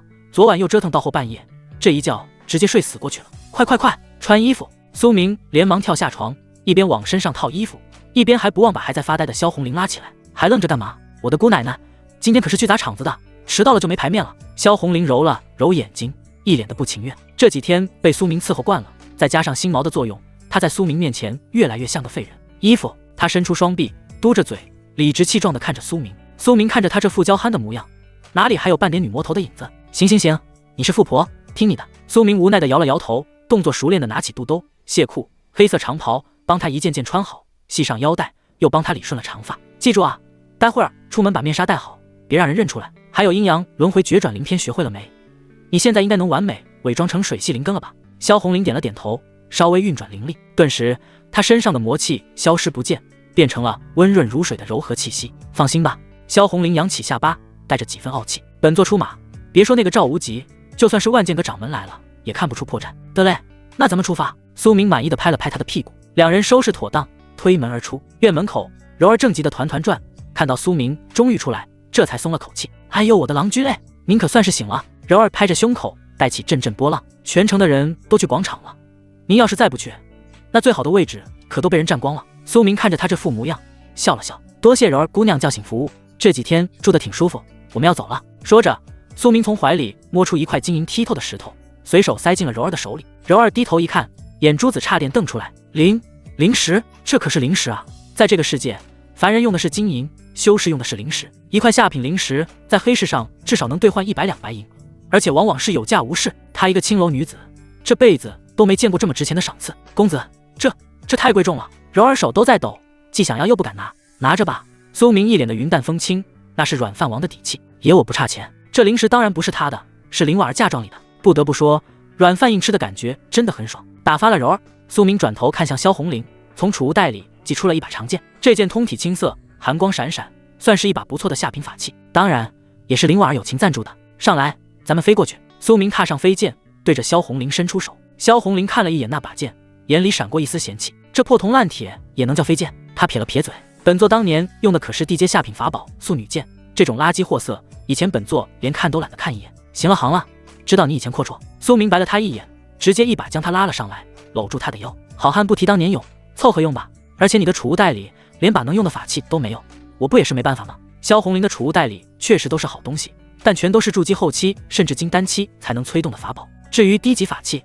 垃圾不配进入他的储物袋里。哼！萧红玲虽然嘴上嫌弃，但还是乖乖地站在了苏明身前，任由他搂着。起！苏明剑诀一掐，萧飞剑化作一道青光，冲天而起，直奔市中心而去。柔儿站在原地，手里紧紧攥着那块灵石，看着两人消失在天际的背影，眼神复杂。原来你不是哑巴啊！拿到了巨款的喜悦也淡了几分。他知道苏明这一去便是仙凡两阁，要么成为万剑阁的弟子一飞冲天，要么浪迹天涯。总之再也不会回到这个小小的春水堂了。唉，柔儿叹了口气，把灵石揣进怀里。可惜了，这么俊俏又大方的郎君，怎么就没能跟他有一夕之欢呢？演武广场人潮涌动，喧嚣声震天。快看，有人御剑来了！不知是谁喊了一声，众人的目光纷纷投向天空。只见一道青光划破长空，极其嚣张地飞到了广场边缘，然后在众人的注视下缓缓降落。苏明收起飞剑，整理了一下衣袍，他没有直接飞进去，毕竟万剑阁有规矩，大典期间广场上空禁飞。虽然他是来搞事的，但主打一个拿了就跑，不是正面刚。走！苏明很是自然地牵起萧红玲的手。萧红玲挣扎了一下，但没用力，也就任由他牵着了，跟在他身后，像个听话的小媳妇。两人一出现，那出众的气质顿时吸引了不少目光。苏明一身月白锦袍，剑眉星目，嘴角挂着若有若无的笑意，一看就是世家公子的派头。而萧红玲虽戴着面纱，看不清容貌，但那高挑的身材和清冷的气质着实引人遐思。两人穿过拥挤的人群，向着前方走去。所过之处，人群竟不自觉地分出了一条道。高台之上，一直心神不宁的林婉儿，在苏明出现的瞬间，目光就锁定了他。当看到那个熟悉的身影时，他只觉得心脏猛地跳漏了一拍。他来了，他真的来了，他没有骗我。林婉儿原本紧绷的身体松弛下来，他看着台下的苏明，苏明似乎感应到了他的目光，抬起头，隔着茫茫人海，对着他眨了眨眼，露出了一个自信的微笑。林婉儿藏在袖子里的手紧紧握住了那张引爆符，这一刻，他心中的恐惧和忐忑烟消云散。他深深地看了一眼那个男人，眼神坚定。午时已到。就在这时，高台主座上一直闭目养神的赵无极猛地睁开双眼，两道金光如同利剑般射出，强大的威压瞬间笼罩全场，喧闹的广场瞬间鸦雀无声。赵无极缓缓站起身，目光扫视全场，声音如洪钟大吕，响彻天地。万剑阁收徒大典现在开始，凡骨龄30以下，修为炼气2层以上者，皆可上台。本次大典魁首可得筑基丹1枚，以及他手掌一翻，一个精致的玉盒出现在掌心，盒盖打开，一枚通体赤红，散发着浓郁血气的果实静静躺在其中，赤血龙果1枚。哗！全场沸腾。台下的苏明看着那枚果实，眼睛亮了，像是饿狼看到了鲜肉。他舔了舔嘴唇，偏过头对身后的萧红玲低声道：“红玲儿，看到那个果子了吗？那是咱们的了，谁敢抢就打断谁的腿。”演武广场周围，一座名为望月楼的酒楼，在顶层的包厢正好能将大半个青州城尽收眼底。此刻，这间平日里哪怕是有钱都订不到的天字号包厢内，一张名贵的红木雕花大椅上坐着一个看起来不过12、13岁的小姑娘。她穿着一身鹅黄色的罗裙，梳着双马尾，皮肤白嫩得像是刚剥了壳的鸡蛋，一双大眼睛扑闪扑闪的，透着股古灵精怪的劲儿。只是这坐姿实在算不上优雅，她整个人半瘫在椅子里，两条如嫩藕般的小腿悬在半空，有一搭没一搭的晃荡着，手里还抓着一颗灵果啃着，腮帮子鼓鼓囊囊。这位便是当今大前王朝最受宠爱的九公主钱依依。吧唧吧唧，钱依依咽下口中的果肉，随手将果核一抛，拍了拍手，一脸嫌弃的看着远处演武广场上的景象。这万剑阁的人架子还真是大的没边了。钱依依哼了一声，拿起桌上的丝帕擦了擦嘴角，语气里满是不爽。跑到咱们大前王朝的地盘上来挖人也就罢了，竟然还敢为了抓一个不知道在哪的魔修，逼着城主把护城大阵都给全开了。这不知道的还以为他们万剑阁才是这青州城的主人呢，真是我王朝律法如无物。在他身后站着一名身穿白色长袍的女子，这女子看起来20出头，身材高挑，即便只是安静地站在那里，也如同一杆标枪般挺拔。长袍虽宽大，但依然被其高高撑起，与她不苟言笑的冷艳面容形成了强烈的反差。她名上官云溪，是大前皇室禁卫军统领，专门负责保护九公主的安危。虽然此时她的气息完全内敛，看起来就像个普通的练家子，但若是真有眼力毒辣的高手在此，便会惊恐地发现，这位女侍卫体内蕴含的力量，竟然比那高台上威风八面的万剑阁长老赵无极还要强上半分。听到九公主的抱怨，上官云溪微微低头，声音清冷平静：“九公主，万剑阁此举确实僭越了，需不需要属下出手去给那个赵无极一点教训？”他的语气很平淡，仿佛教训一个金丹大修，就像是教训小孩一般。钱依依闻言，歪着脑袋想了想，随后无趣地摆了摆手：“算了算了，没劲。这里毕竟是青州这种穷乡僻壤，能出什么像样的人才？万剑阁这次大张旗鼓的，最后估计也就能捞到几条小鱼小虾，铩羽而归罢了。本公主就是路过无聊，顺便看场猴戏。你要是出手把他打跑了，那这就没得看了。”说完，钱依依又抓起一颗灵果，调整了一个更舒服的姿势，趴在窗台上，脸上带着看好戏的坏笑：“且看着吧，我看这赵无极怎么收场。”演武广场高台之上，赵无极一身经文白袍，负手而立，享受着这种万众瞩目的感觉。他清了清嗓子，声音在凌厉的包裹下如同滚滚雷霆，瞬间压下了全场的喧嚣。本座宣布，万剑阁青州收徒大典正式开始。话音刚落，全场欢呼，但赵无极并没有立刻让人开始测试，而是手掌一翻，嗡，一面古朴的铜镜出现在他的手中。这铜镜背面刻满了繁杂的符文，镜面虽然有些斑驳，但在灵力的催动下却泛起了一层青光。在测试之前，为了保证我正道清誉，也为了防止有妖魔混入其中图谋不轨，赵无极举起铜镜，高声喝道：“本座须先用这件魔镜清扫一遍全场，此镜专破虚妄，无论是魔修伪装还是妖孽化形，在这宝镜的光芒下都将无所遁形。”听到剑魔镜，台下的人群顿时一阵骚动，而站在人群前排的苏明明显感觉到掌心里柔软小手开始冒汗汗。苏明侧头看去，只见身边的萧红玲虽然戴着面纱，看不清表情，但她露在外面的凤眼此刻带上了慌乱，她的身体有些僵硬，下意识想要往苏明身后躲。完了，是剑魔镜！萧红玲在心里绝望的尖叫。作为曾经的魔门长老，她太清楚这种法宝的厉害了，这种东西就是专门为了克制他们这些魔修的。虽然她现在用阴阳轮回绝转灵篇伪装成了水系灵根，但面对金丹期修士操控的专门法宝，他真的没有一点底气。要是被照出来了，那就是死路一条。这里全是正道修士，还有护城大阵，我根本跑不掉。就在萧红玲心乱如麻，甚至打算拼个鱼死网破的时候，被握着的手感受到了一股力量，甚至大拇指还在他的手背上轻轻摩挲了2下。别怕，苏明的声音通过传音入密，在他耳边响起，语气轻松，带着一贯的自信和从容。有我在，这破镜子照不出什么的。苏明看着高台上那个拿着镜子装模作样的赵无极，心里稳得一批，甚至还有点想笑。早在来之前，他就已经反复确认过了。天机路那个赵老头肯定有法宝能照妖，你的遮掩功能和那个转灵篇到底靠不靠谱？别到时候给我掉链子啊！天机路的回答很简单：仙友请放心，剑魔镜不过是2品法宝，依托的是灵力波动的差异来识别妖魔。而仙友这3日来日夜操劳，不辞辛苦的为萧红玲注入纯阳之气，你们2人的气息早已纠缠不清，再加上转灵篇乃是上古秘法，此时的萧红玲镜子绝对看不穿。有了天机路的保证，苏明自然是有恃无恐。红玲儿，深呼吸，放轻松，你肚子里现在可都是我的气，那老头照出来的只会是我的人，怎么可能是魔修？萧红玲本来紧张的要死，听到这句不正经的话，顿时羞得脸上发烫，狠狠瞪了他一眼。但这被他这么一打岔，心里的慌张竟然真的消散了不少。若是被发现了，本座做鬼也不会放过你。他在心里恶狠狠地想着，但身体却诚实地向苏明靠了靠，汲取他身上的安全感。妖魔鬼怪，速速现形！高台上，赵无极一声暴喝，他手中的铜镜猛地爆发出一道耀眼的扇形青光，如同探照灯一般，朝着下方密密麻麻的人群扫射而来。光芒所过之处，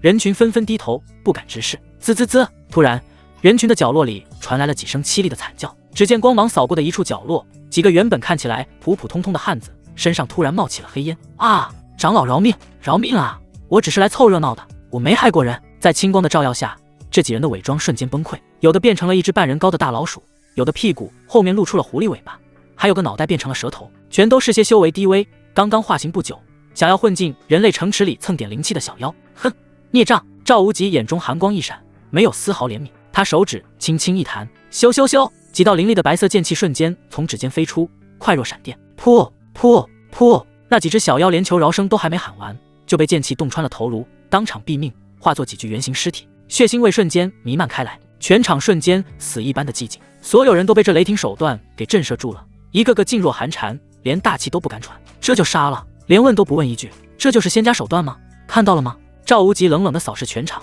声音中带着杀意，这就是企图蒙混过关的下场。说完，他再次催动法宝，控制着那道青光继续移动。终于，那道光柱移动到了苏明和萧红林所在的区域。萧红林的心瞬间提到了嗓子眼，呼吸都停滞了。苏明依旧一脸淡定，青光笼罩了下来，将两人完全覆盖在其中。一吸，两吸，三吸，萧红林紧闭着双眼，然而什么都没有发生，除了觉得身体暖洋洋的之外，没有任何异样。呼，直到青光移开，扫向别处，萧红林才感觉自己重新活了过来。他长长的出了一口气，后背已经被冷汗浸湿了，真的没被发现。他睁开眼，看着身边依旧笑嘻嘻的苏明，眼神变得极其复杂。这个男人虽然有时候很不着调，但这手段确实是通天，连金丹修士的法宝都能骗过去。高台上，赵无极收回了那道青光，眉头皱了皱，他看着手中已经恢复平静的剑魔镜，眼中闪过失望和疑惑。没有，他原本笃定那个血罗刹受了重伤，肯定会伪装成凡人或者低阶修士藏在人群里，可刚才他已经把全场几万人仔细的扫了一遍，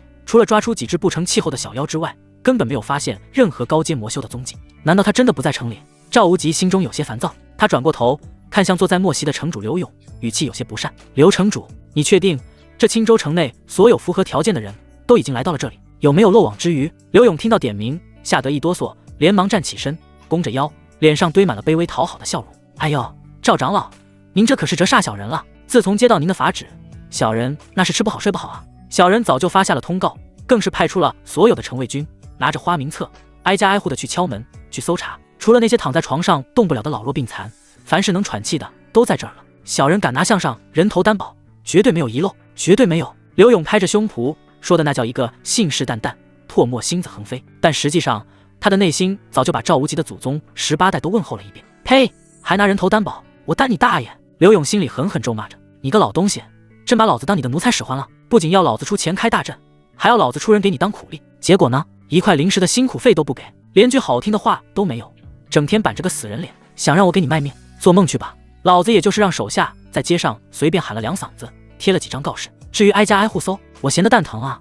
那女魔头真要躲在哪个地窖里，那是她的本事，关老子屁事。虽然心里骂得欢，但刘勇表面上的功夫却是做得滴水不漏，一副狗腿子模样。赵无极盯着刘勇看了几秒，见这胖子一脸诚惶诚恐，不似作伪，再加上他亮着小小的城主也不敢欺瞒万剑阁，于是他冷哼一声，收回了目光。罢了，赵无极心中暗道，既然这里没有，那他多半是早就逃出城了，或者是死在哪个角落里烂掉了。反正他中了我的诛魔剑气，又经脉尽断，已经是强弩之末。这青州城乃是贫瘠之地，根本没有能让他疗伤的天才地宝，他翻不起什么浪花来。当务之急还是先把收徒大典办完，把好苗子带回宗门才是正事。想到这里，赵无极挥了挥手，示意下方的一名负责主持的筑基长老。那名长老会意，立刻上前一步，运足灵力，朗声喝道：既已验明正身，并无魔修混入，本长老宣布，第一关测试即刻开始，请所有符合条件者进入广场中央的测试区域。话音落下，人群顿时涌动起来，那些想要拜入仙门的年轻人一个个摩拳擦掌，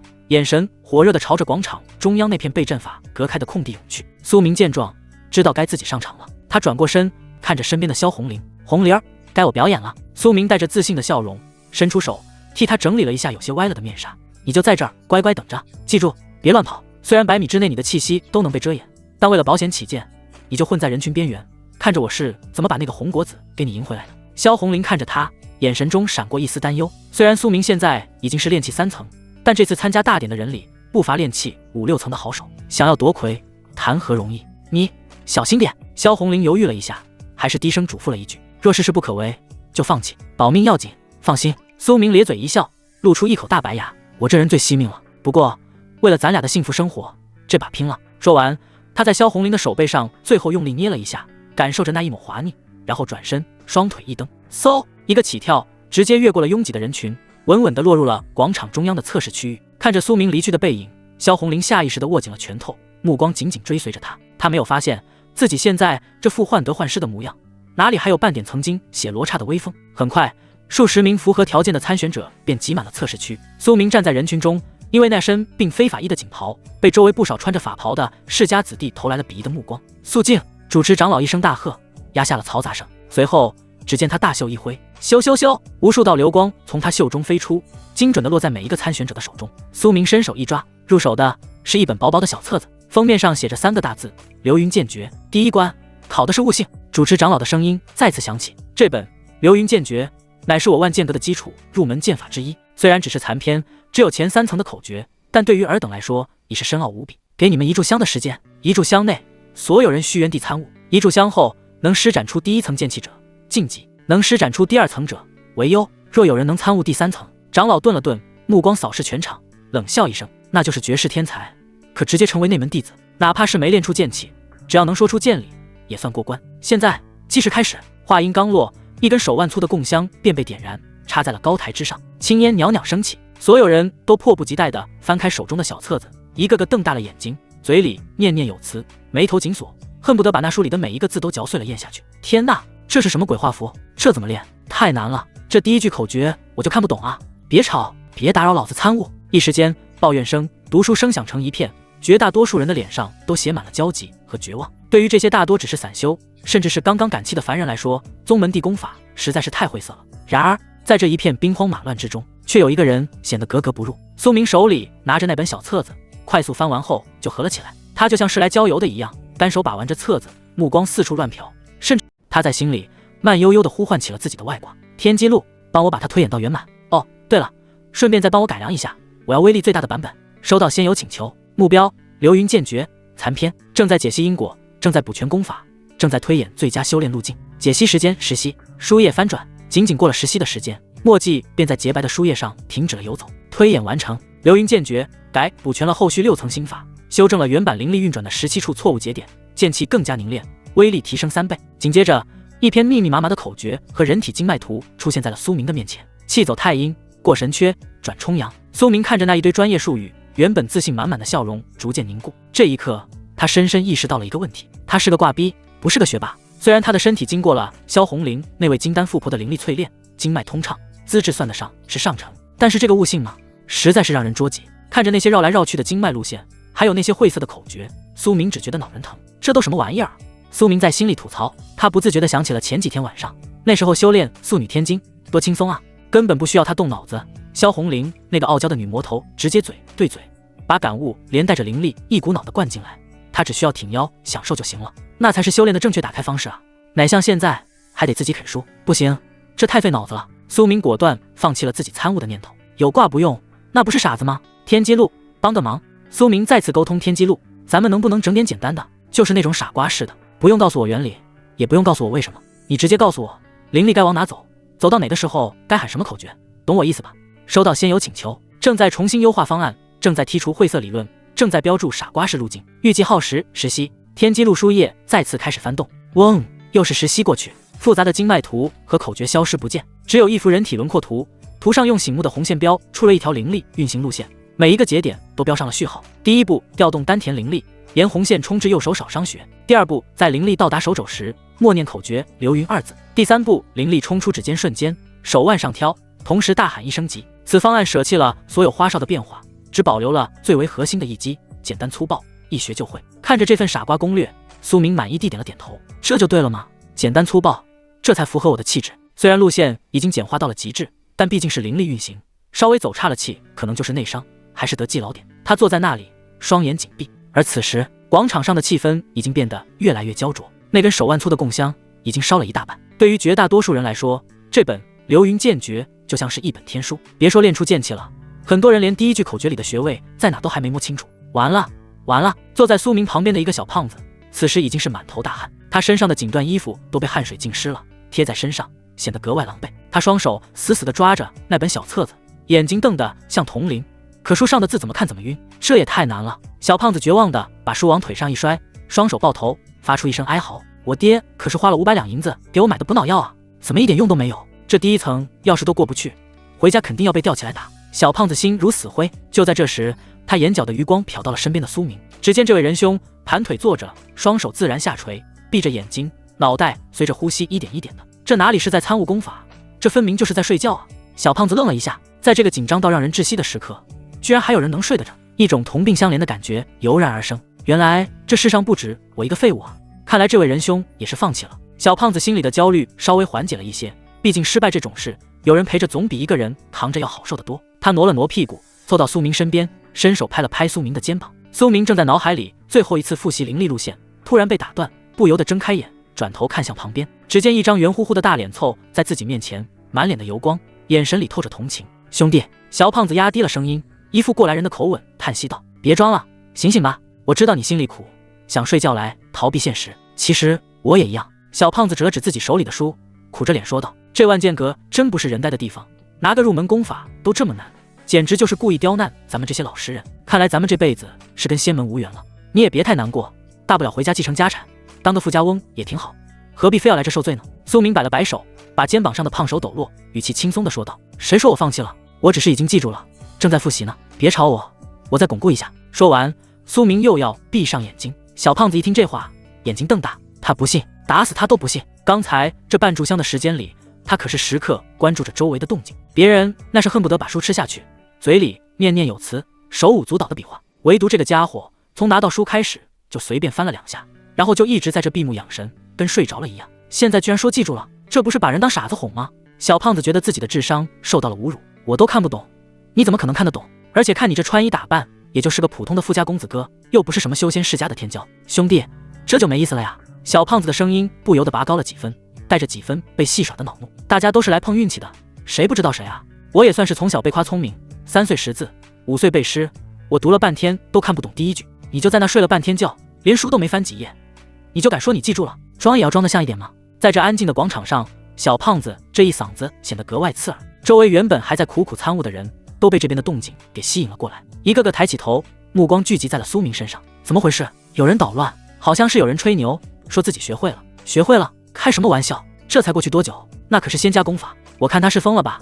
哗众取宠，众人窃窃私语，看着苏明的眼神里充满了鄙夷和嘲讽。在这个高压的环境下，人的阴暗面很容易被放大，自己学不会，自然也不希望别人学会。现在看到有个比自己还不务正业的人跳出来吹牛，他们就像是找到了宣泄口一样，纷纷开始泄压。喂，那边的那个小白脸，你要是想睡觉就回家睡去，别在这影响我们误导，就是没那个本事就别来丢人现眼。还记住了？我看你是记住中午吃了什么吧。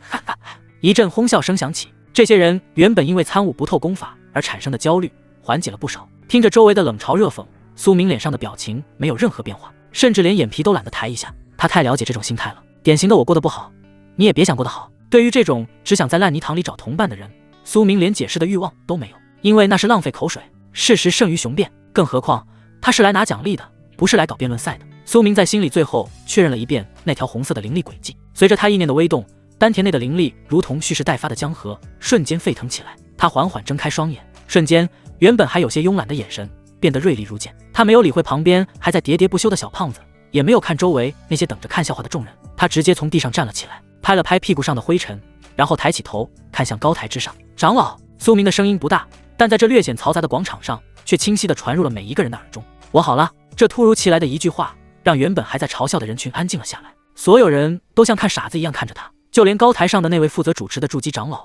也是愣了一下。他看了一眼那根还没烧完的香，时间还早着呢。往年的收徒大典，哪个不是拖到最后一刻才勉强施展出一丝微弱的剑气？这小子这才过了多久？半炷香都不到吧？长老眉头微皱，居高临下的打量着苏明。18岁，炼气3层，修为倒是不错，但这心性太浮躁了。在他看来，苏明这种行为要么是年轻人不知天高地厚，要么是破罐子破摔了。想当年他自己也是天赋不错，但也花了足足半炷香的时间才勉强领悟了第1层的皮毛，至于第3层，那是花了几天才啃下来的。这小子估计也就是刚把那几句口诀背熟了吧。现在的年轻人真是一代不如一代，心性如此浮躁，难成大器。长老在心里给苏明判了死刑，不过作为万剑阁的长老，大庭广众之下该有的风度还是要有的。既然你想试，那就是吧。长老微微颔首，语气淡漠，开始吧。若是连一丝剑气都发不出来，那是大不敬，要被赶出广场的。听到长老的话，周围的人都露出了幸灾乐祸的表情，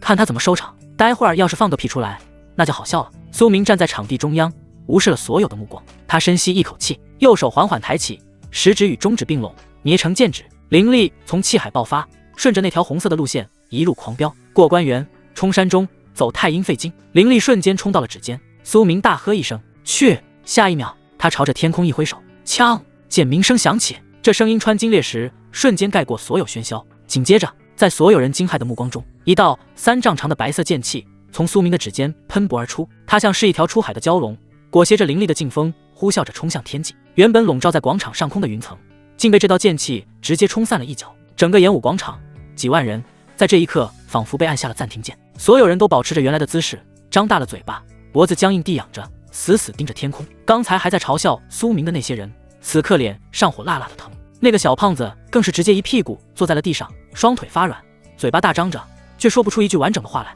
就连高台上的那位筑基长老，此刻也是眼珠子都要瞪出来了。他猛地从椅子上站了起来，因为动作太大，连身前的茶几都带翻了。但他根本顾不上这些，他指着苏明，手指都在颤抖，满脸的不可置信。剑气3丈，这是流云剑诀第6层圆满之境。疯了，这个世界疯了！一门只有前3层口诀的残篇剑法，这小子不仅在半炷香内学会了，而且还自行推演出了后面3层，并且直接练到了大圆满。这是什么悟性？这特么是妖孽吧？就连一直端坐在主位上的赵无极，此刻也终于动容了。他猛地睁开双眼，射出2道金光，眼神中有着狂喜。这次是真的捡到宝了！如此悟性，哪怕是在万剑阁的内门，也是凤毛麟角的存在，甚至直追那位剑子。此子，赵无极深吸一口气，心中已经打定主意，不管这小子什么来头，必须收入门下。人群边缘，戴着面纱的萧红玲，此时也是小嘴微张。虽然他是魔门长老，剑多识广，但他毕竟不是剑修，对于这种基础剑诀的威力，并没有太直观的概念。他本来还在担心苏明能不能过关，可现在看到周围那些人一个个像是见了鬼一样的表情，看到那个高高在上的赵无极都坐不住了。他就算再迟钝，也明白了，苏明这一下不仅过关了，而且是装了个大的。这家伙，萧红玲在震惊过后，心里竟然涌起一股莫名的自豪感。不愧是本座看中的，哼，见识。而在广场不远处的望月楼顶层包厢内，一直百无聊赖趴在窗台上啃灵果的九公主钱依依，此刻手里的灵果都掉在了地上。哇！钱依依发出一声惊叹，猛地转过头，抓着身后上官云溪的袖子，兴奋地摇晃起来。云溪姐，云溪姐，你快看，真的出金猴子了！那么长，那么粗，亮闪闪的，这也太厉害了吧！站在他身后的上官云溪脸色也有些动容，他看着广场中央负手而立，一脸淡然的年轻男子，眼中闪过一抹凝重。九公主，上官云溪点了点头，是的，虽只是基础剑诀，但能在如此短的时间内将其推演至圆满境界，还能爆发出此等威力，此子乃是天骄，有意思。钱依依重新趴回窗台，看着下方的苏明，嘴角勾起一抹玩味的坏笑。本来以为是场无聊的耍猴戏，没想到还真蹦出来个金猴子，看来是要变得好玩起来了。广场中央，苏明缓缓收回手指，平复了一下体内激荡的灵力。他看着周围那死一般的寂静，还有那些仿佛被定身术定住的人群，心里只有一个感觉：爽，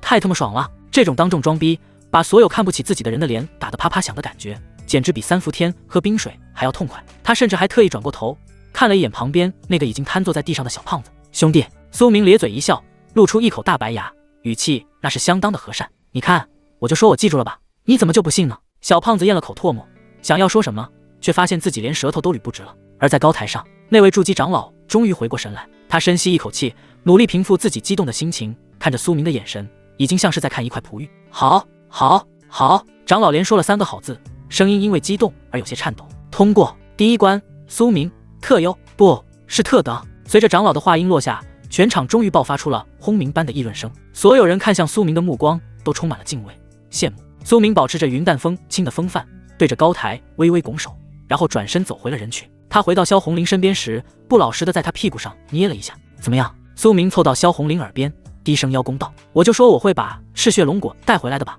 这开胃菜算是吃完了，接下来就该上正餐了。”萧红玲没好气地白了他一眼，拍掉作怪他的手，但面纱下嘴角却不自觉微微上扬。这一刻，他突然觉得这个家伙好像真的有点小帅。随着时间一点点过去，第一关的测试终于走向了尾声。那根手腕粗的供香燃进了最后一点火星，化作一堆灰烬。主持长老站起身，目光扫过场下那些垂头丧气的参选者，面无表情地宣布了结果。第一关测试结束，通过者5人。这个数字一出，广场上一片哗然。本来就只有数十人，结果第一关就刷掉了99%，只剩下5个人。这淘汰率也太恐怖了吧！除了苏明这个特等之外，剩下的那4个幸运儿都是满头大汗，脸色苍白。他们拼尽全力，在最后一刻才勉强凝聚出一丝若有若无的剑气。那剑气跟发丝一样，风一吹都能散了。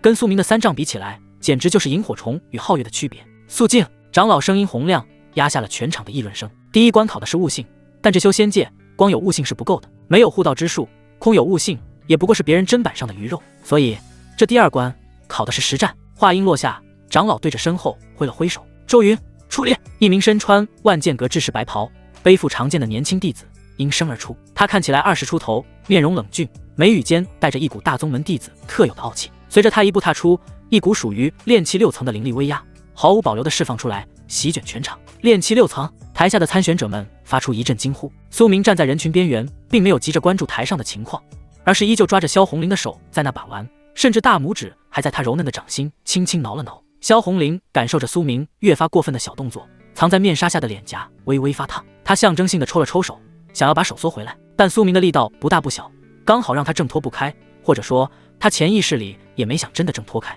哼，登徒子！萧红玲在心里冷哼一声，也就听之任之了，任由他握着。只是在心里的小本本上又记上了一笔：第1009次，这笔账本座迟早要跟你算清楚。就在这时，苏明的眼神变了，他看向台上的周云，心念微动。天机路来活了，给我查查这家伙的底细，再帮我制定一套最快最帅的制敌方案。收到仙友请求，目标万剑阁外门弟子周云，修为炼气6层，实战压制至炼气3层，正在解析。仅仅过了一瞬，周云的信息就列举在了书页上。功法：清风剑诀，黄阶中品；纵云梯，黄阶下品。看到些苏明心里顿时有了底。按照天机路的科普，功法分为凡、黄、玄、地、天5个大阶位。万剑阁作为正道大宗，外门弟子修炼的也就是黄阶功法，那内门弟子顶多也就是玄阶。而苏明所修的素女天经，既然敢叫天经，那自然是天阶功法，这就是降维打击啊！苏明心中暗爽。除了功法信息，天机路紧接着给出了战斗方案。最佳应对方案已生成，经过推演，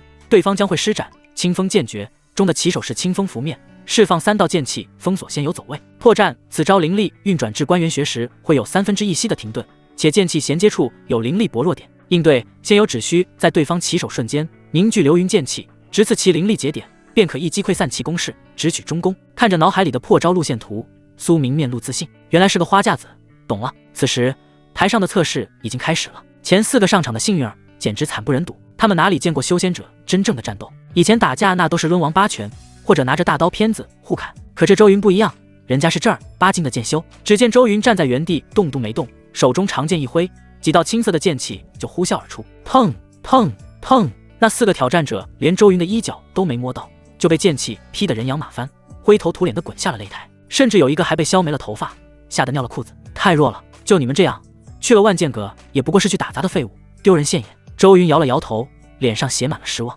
下一个！全场寂静，所有人目光都集中在苏明身上，他是最后一个，也是全村的希望。苏明整理了一下衣袍，松开了萧红玲的手，给了他一个安心的眼神，然后大步走上擂台。周云看到苏明上台，脸上的傲气收敛了几分。这可是悟性妖孽的人，必定能入万剑阁，受到长老争抢，甚至以后能够骑在他们身上当大师兄的。苏师弟，请。周云对着苏明拱了拱手，态度客气，并没有多说什么废话。周师兄，请。苏明也回了一礼，云淡风轻。两人站定，相隔10丈。苏师弟小心了，既然是实战，我也不会留手。周云低喝一声，手中长剑骤然亮起青光，清风拂面，3道足有半米长的青色剑气成品自行朝着苏明呼啸而来。这剑气速度极快，带着撕裂空气的尖啸声，封死了苏明左右闪避的所有空间。台下的观众发出一阵惊呼：这么快的剑气，苏公子能躲过去吗？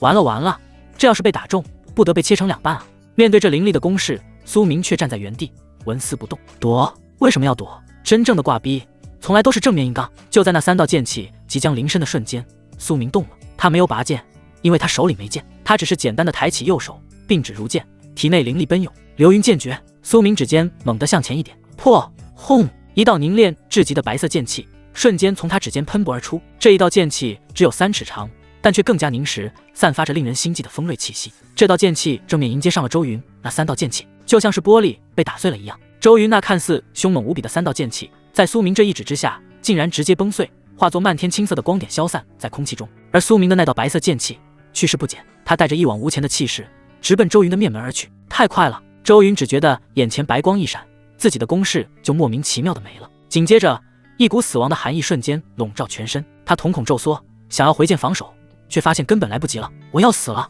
这个念头刚刚升起，嗡！那道恐怖的白色剑气在距离他眉心只有半寸的地方直接消散了。凌厉的劲风吹乱了他的头发，刮得他脸颊生疼。周云浑身僵硬，保持着举剑的姿势，一动不敢动。冷汗顺着他的额头滑落，滴在眼睛里，折得生疼。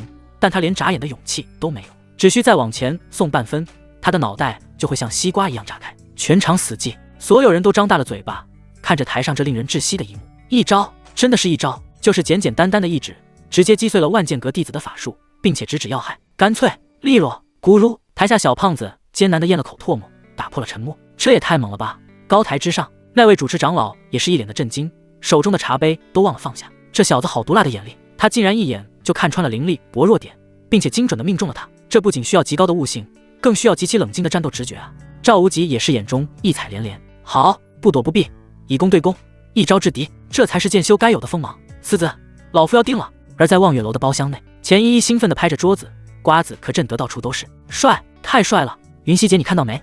那个万剑阁的弟子脸都绿了，刚才还要放剑气砍人呢，结果被苏明一指头就给戳破了。这就叫什么？这就叫一力降十会。上官云溪虽然没有九公主那么夸张，但眼中的欣赏之色也是越发浓郁。不仅是力量，上官云溪轻声点评道，更重要的是眼力和控制力，能在电光火石之间找到破绽，并且剑气的控制也极其精准。此子可称一声天骄。擂台上，苏明他依旧是一副云淡风轻的模样，对着早已吓傻了的周云拱了拱手。周师兄，承让了。周云这才回过神来，他双腿一软，差点跪在地上，深吸了好几口气，才勉强稳住身形。此时的他哪里还有半点之前的傲气，看着苏明的眼神简直就像是在看一个怪物。苏师弟，不，苏师兄。周云收起长剑，对着苏明深深一拜，语气诚恳至极。多谢苏师兄手下留情，师弟我说的心服口服。他是真的服了，不管是刚才的剑气对轰，还是最后剑气在面门消散，都说明苏明的实力远在他之上。这种人进了宗门绝对是核心弟子，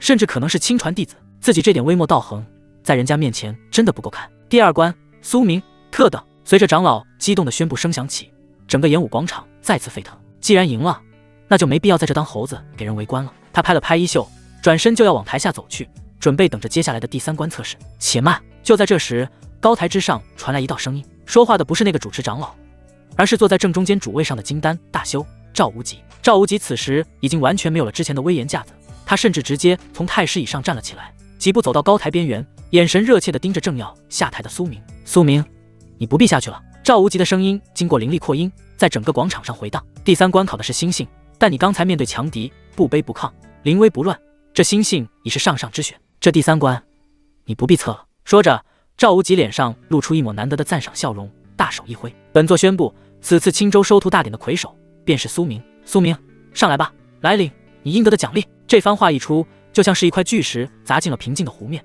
整个演武广场瞬间炸开了锅。这就魁首了，直接免试第三关？废话，刚才那一指剑气你没看见啊？连万剑阁的那门师兄都被秒了，这还需要测什么？太牛了，咱们青州城这回是真出真龙了呀！台下的几万人此刻看向苏明的眼神里再也没了之前的嘲讽和轻视，取而代之的是满满的羡慕，还有深深的敬畏。这就是修仙界，实力就是硬道理。刚才你不行，万人踩，现在你行了，万人捧。苏明听着周围的欢呼声，脚步一顿，转过身来，他抬头看着高台上的赵无极，嘴角微微上扬，心里暗道，这老头倒是挺上道，省了我不少事。多谢长老抬爱。苏明也不客气，对着高台遥遥一拱手，然后在那万众瞩目的目光中，脚尖一点，身形轻盈地朝着高台跃去。人群边缘，萧红玲静静站在那里，周围的人都还在疯狂议论着刚才那惊艳的一剑。他看着那个在冬日暖阳下显得格外意气风发的背影，袖子里的手不自觉握紧了。真的做到了，这个家伙真的拿到了魁首。萧红玲的眼神有些恍惚，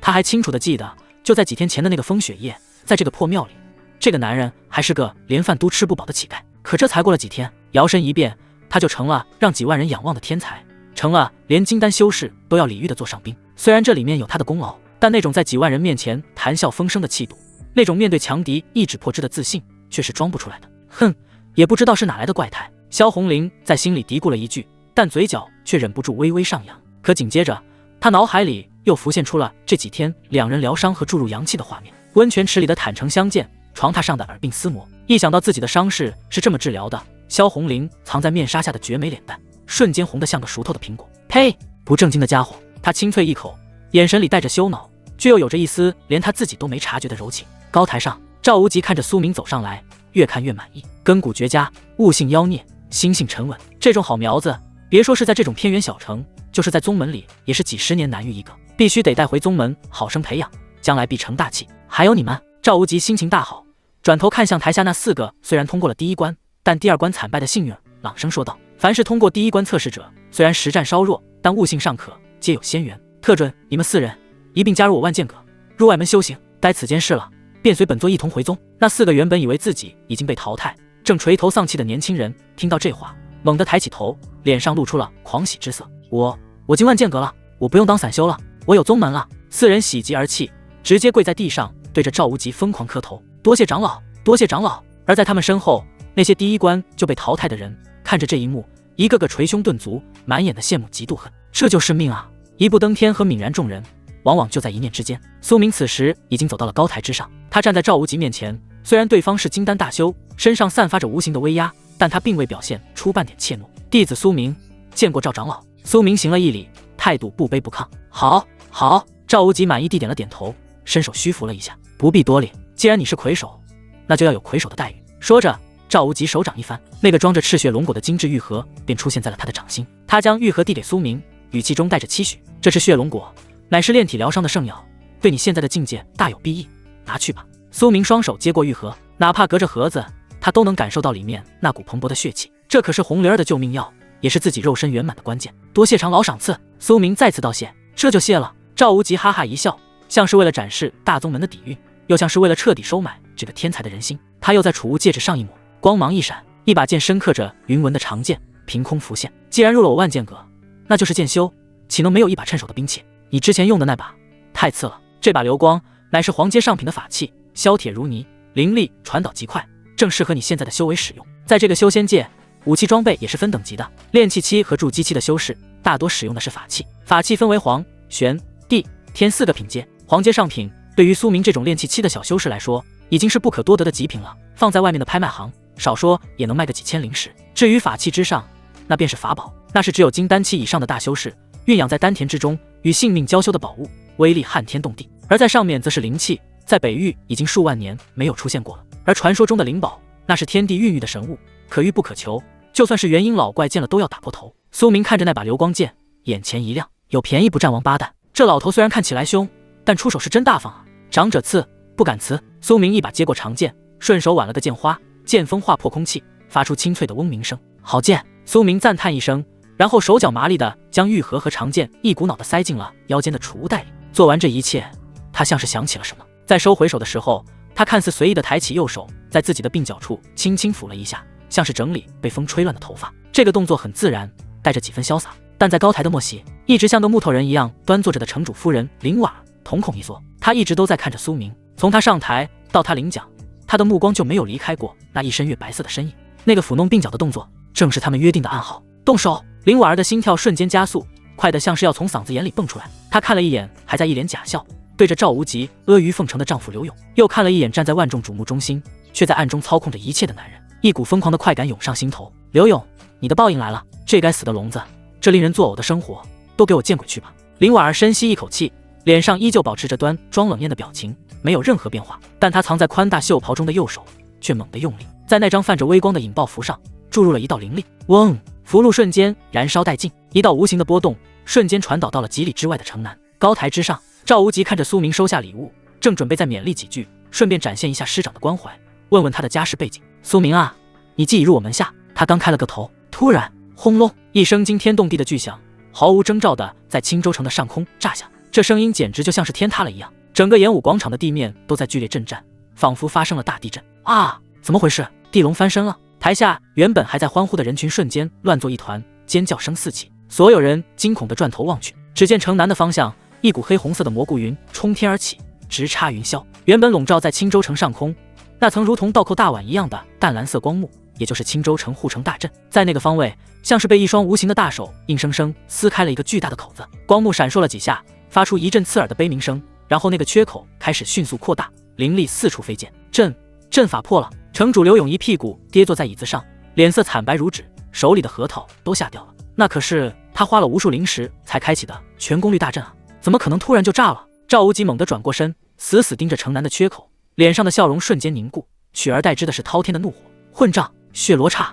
你终于忍不住出现了！苏明站在一旁，感受着脚下的震动，看着远处那壮观的爆炸场面，他脸上的表情很是惊恐，像是被吓坏了一样，但他的心里却在狂笑。漂亮，林夫人，这活儿干得漂亮，这份大礼够劲儿，万事俱备，东风已至，是时候跑路了。演武广场上烟尘弥漫，惊叫声还未完全平息。赵无极死死盯着还在冒着黑烟的大窟窿，眼里的怒火若是能化作实质，恐怕已经把半个青州城给烧了。好好好！赵无极怒极反笑，连说了3个好字，声音冰寒刺骨。血罗刹，你果然藏在城里，在这个节骨眼上动手，是想毁坏大阵，制造混乱，想趁乱逃跑。你也太小看我万剑阁了。他猛地转过头，看向还瘫软在椅子上的城主刘勇，语气森严：刘城主在，小人在。刘勇被这一声暴喝吓得一激灵，连忙从椅子上弹了起来，满脸的肥肉都在颤抖，冷汗顺着鬓角哗哗往下流。他是真的怕啊，阵法破了，万一这老东西迁怒于自己，那自己就要完蛋了。这阵法被破，魔头现身，事发突然，本座暂且不治你守护不力之罪。赵无极冷冷地说道：现在正是用人之际，他还需要这个地头蛇帮忙维持秩序。他指了指站在一旁的苏明以及台下4个刚刚被收录的新弟子，沉声道：本座现在要带人去除魔，没空照看这些新入门的弟子。这几人，尤其是苏明，赵无极加重了语气，眼神凌厉如刀。他是本座钦点的魁首，是我万剑阁未来的麒麟子。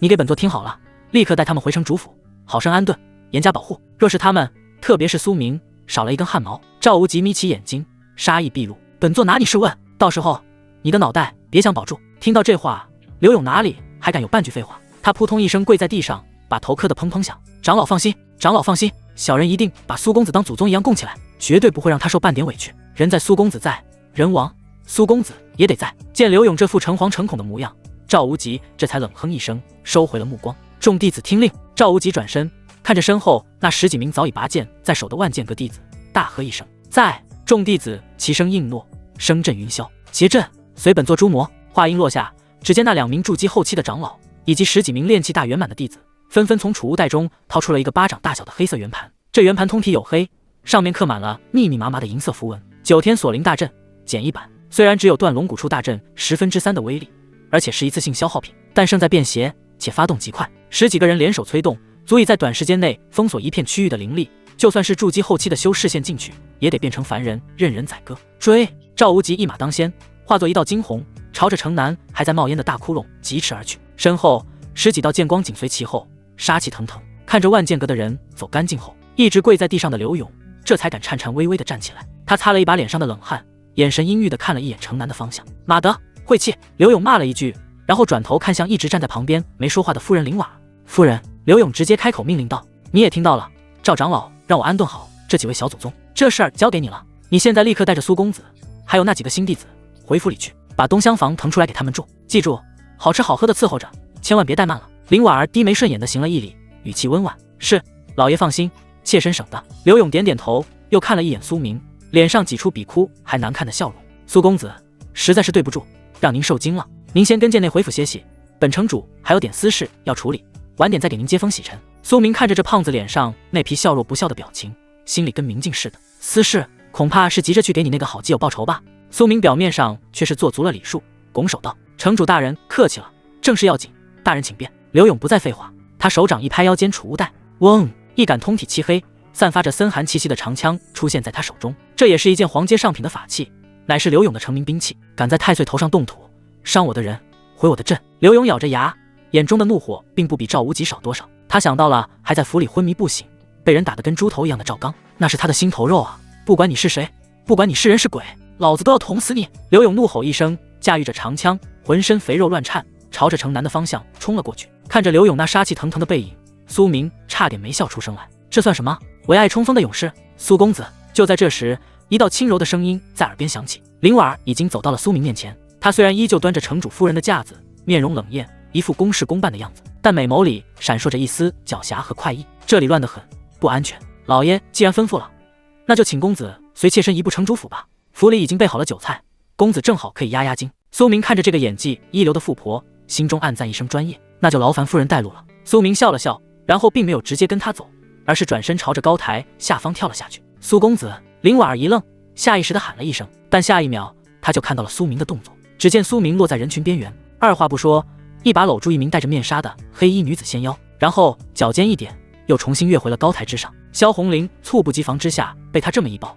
差点没忍住给他一肘子。你干什么？这么多人看着呢！萧红玲压低了声音，羞愤地掐了他一下。苏明却像是感觉不到疼一样，一脸坦然地搂着他走到林婉儿面前。夫人，苏明指了指怀里的萧红玲，理直气壮地说道：“这是我的爱妾，我这人有个毛病，没她我睡不着觉，也吃不下饭，不知能不能带她一起去府上叨扰几日。”听到爱妾2个字，萧红玲的身子明显僵了一下，藏在面纱下的眼睛狠狠瞪了苏明一眼。这个混蛋，占便宜没够是吧？还睡不着觉？这几天哪天晚上不是你折腾的最欢？林婉儿看着这一幕，眼神微微波动了一下，她自然认得这个女人。那天晚上，苏明就是抱着这个女人从天而降，救了她。虽然他不知道这个女人的真实身份，但女人的直觉告诉他，这2个人的关系绝不仅仅是普通的宠妾那么简单。而且看着2人亲密的互动，林婉儿心里竟然涌起了一股淡淡的酸意。不过她是个聪明的女人，知道现在什么该问，什么不该问。既然是公子的家眷，那自然是一并请的。林婉儿脸上露出一抹得体的微笑，很大度地点了点头。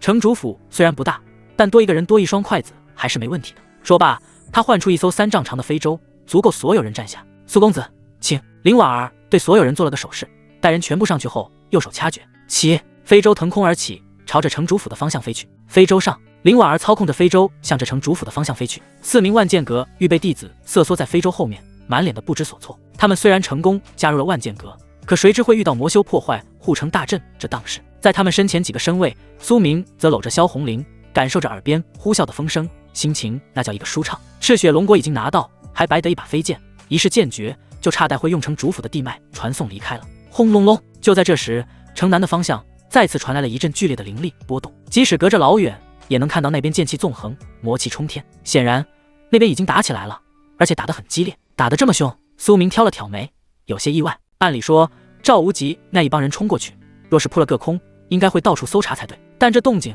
分明是有人在跟他们硬刚啊！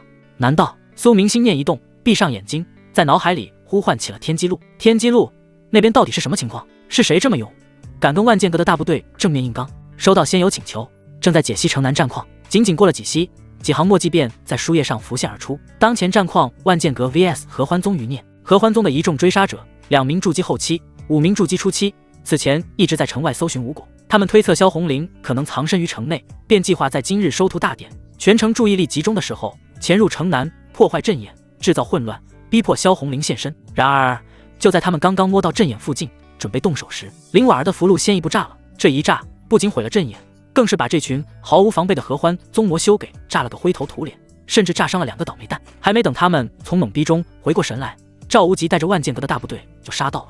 双方一照面，赵无极，好啊，果然是魔修，毁我大阵，还敢不跑？给我死！合欢宗正道埋伏，这是个陷阱，拼了！于是双方一拍即合，直接开打。看完这段文字直播，苏明整个人都惊了，紧接着他在心里爆发出了一阵狂笑，笑死爹了！这他妈也行？这合欢宗的人是来搞笑的吧？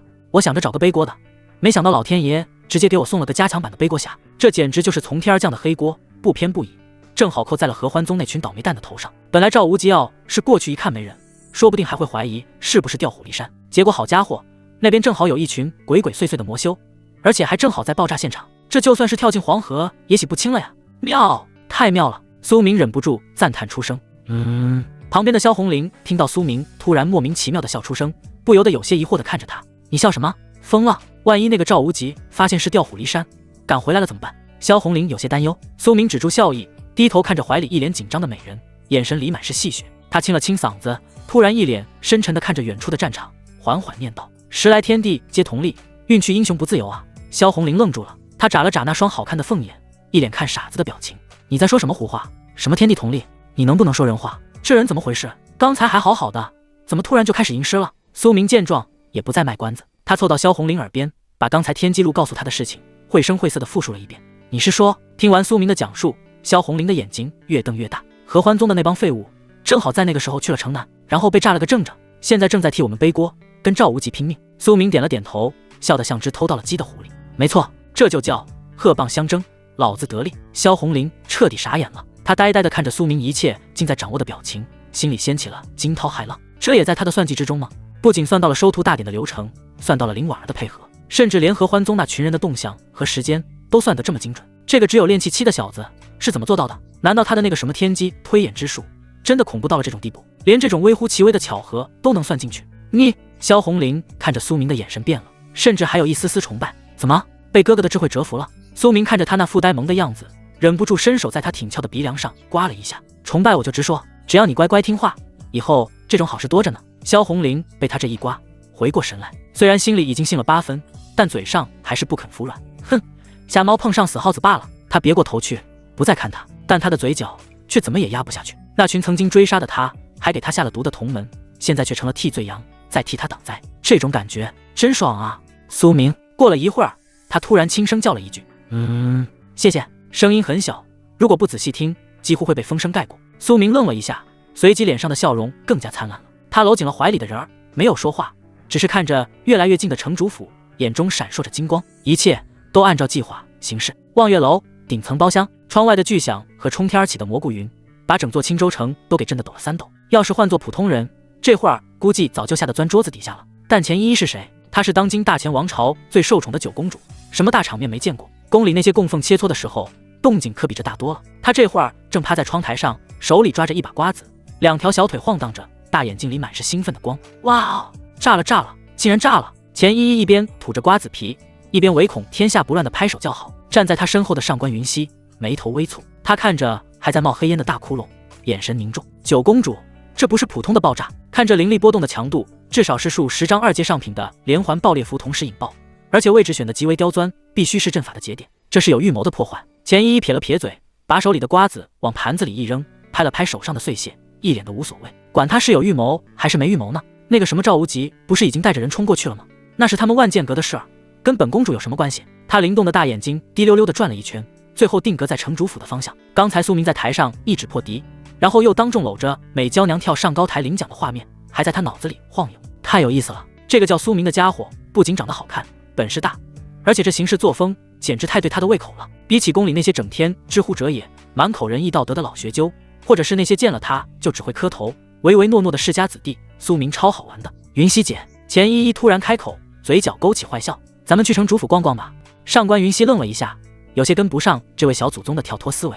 去城主府？现在那边刚出了事，肯定有人在那边严加看管，而且那个苏明已经被带过去了，就是因为他在那儿，本公主才要去啊。钱依依理直气壮地打断了他，双手叉腰，一副指点江山的模样。你想想看，那个苏明现在可是个香饽饽，万剑阁想要他，但是呢，本公主也看上他了。说到这里，钱依依伸出白嫩的小手，在空中虚抓了一把，像是要把苏明抓在手心里一样。这么好玩的人，要是去了万剑阁那种死气沉沉的地方，岂不是可惜了？本公主打算把他拉进咱们皇室来，给他封个什么官好呢？钱依依歪着脑袋想了想，眼睛一亮，就封个御前带刀侍卫吧，听起来多威风。到时候让他天天跟在本公主后面，本公主让他往东，他就不敢往西；让他打狗，他就不敢撵鸡。而且还可以跟他说，只要他肯跟本公主混，金银财宝、灵丹妙药，本公主要什么给什么，绝对比那个穷酸的万剑阁大方多了。上官云溪听着9公主这番豪言壮语，嘴角忍不住抽搐了2下。御前带刀侍卫，还想怎么玩就怎么玩？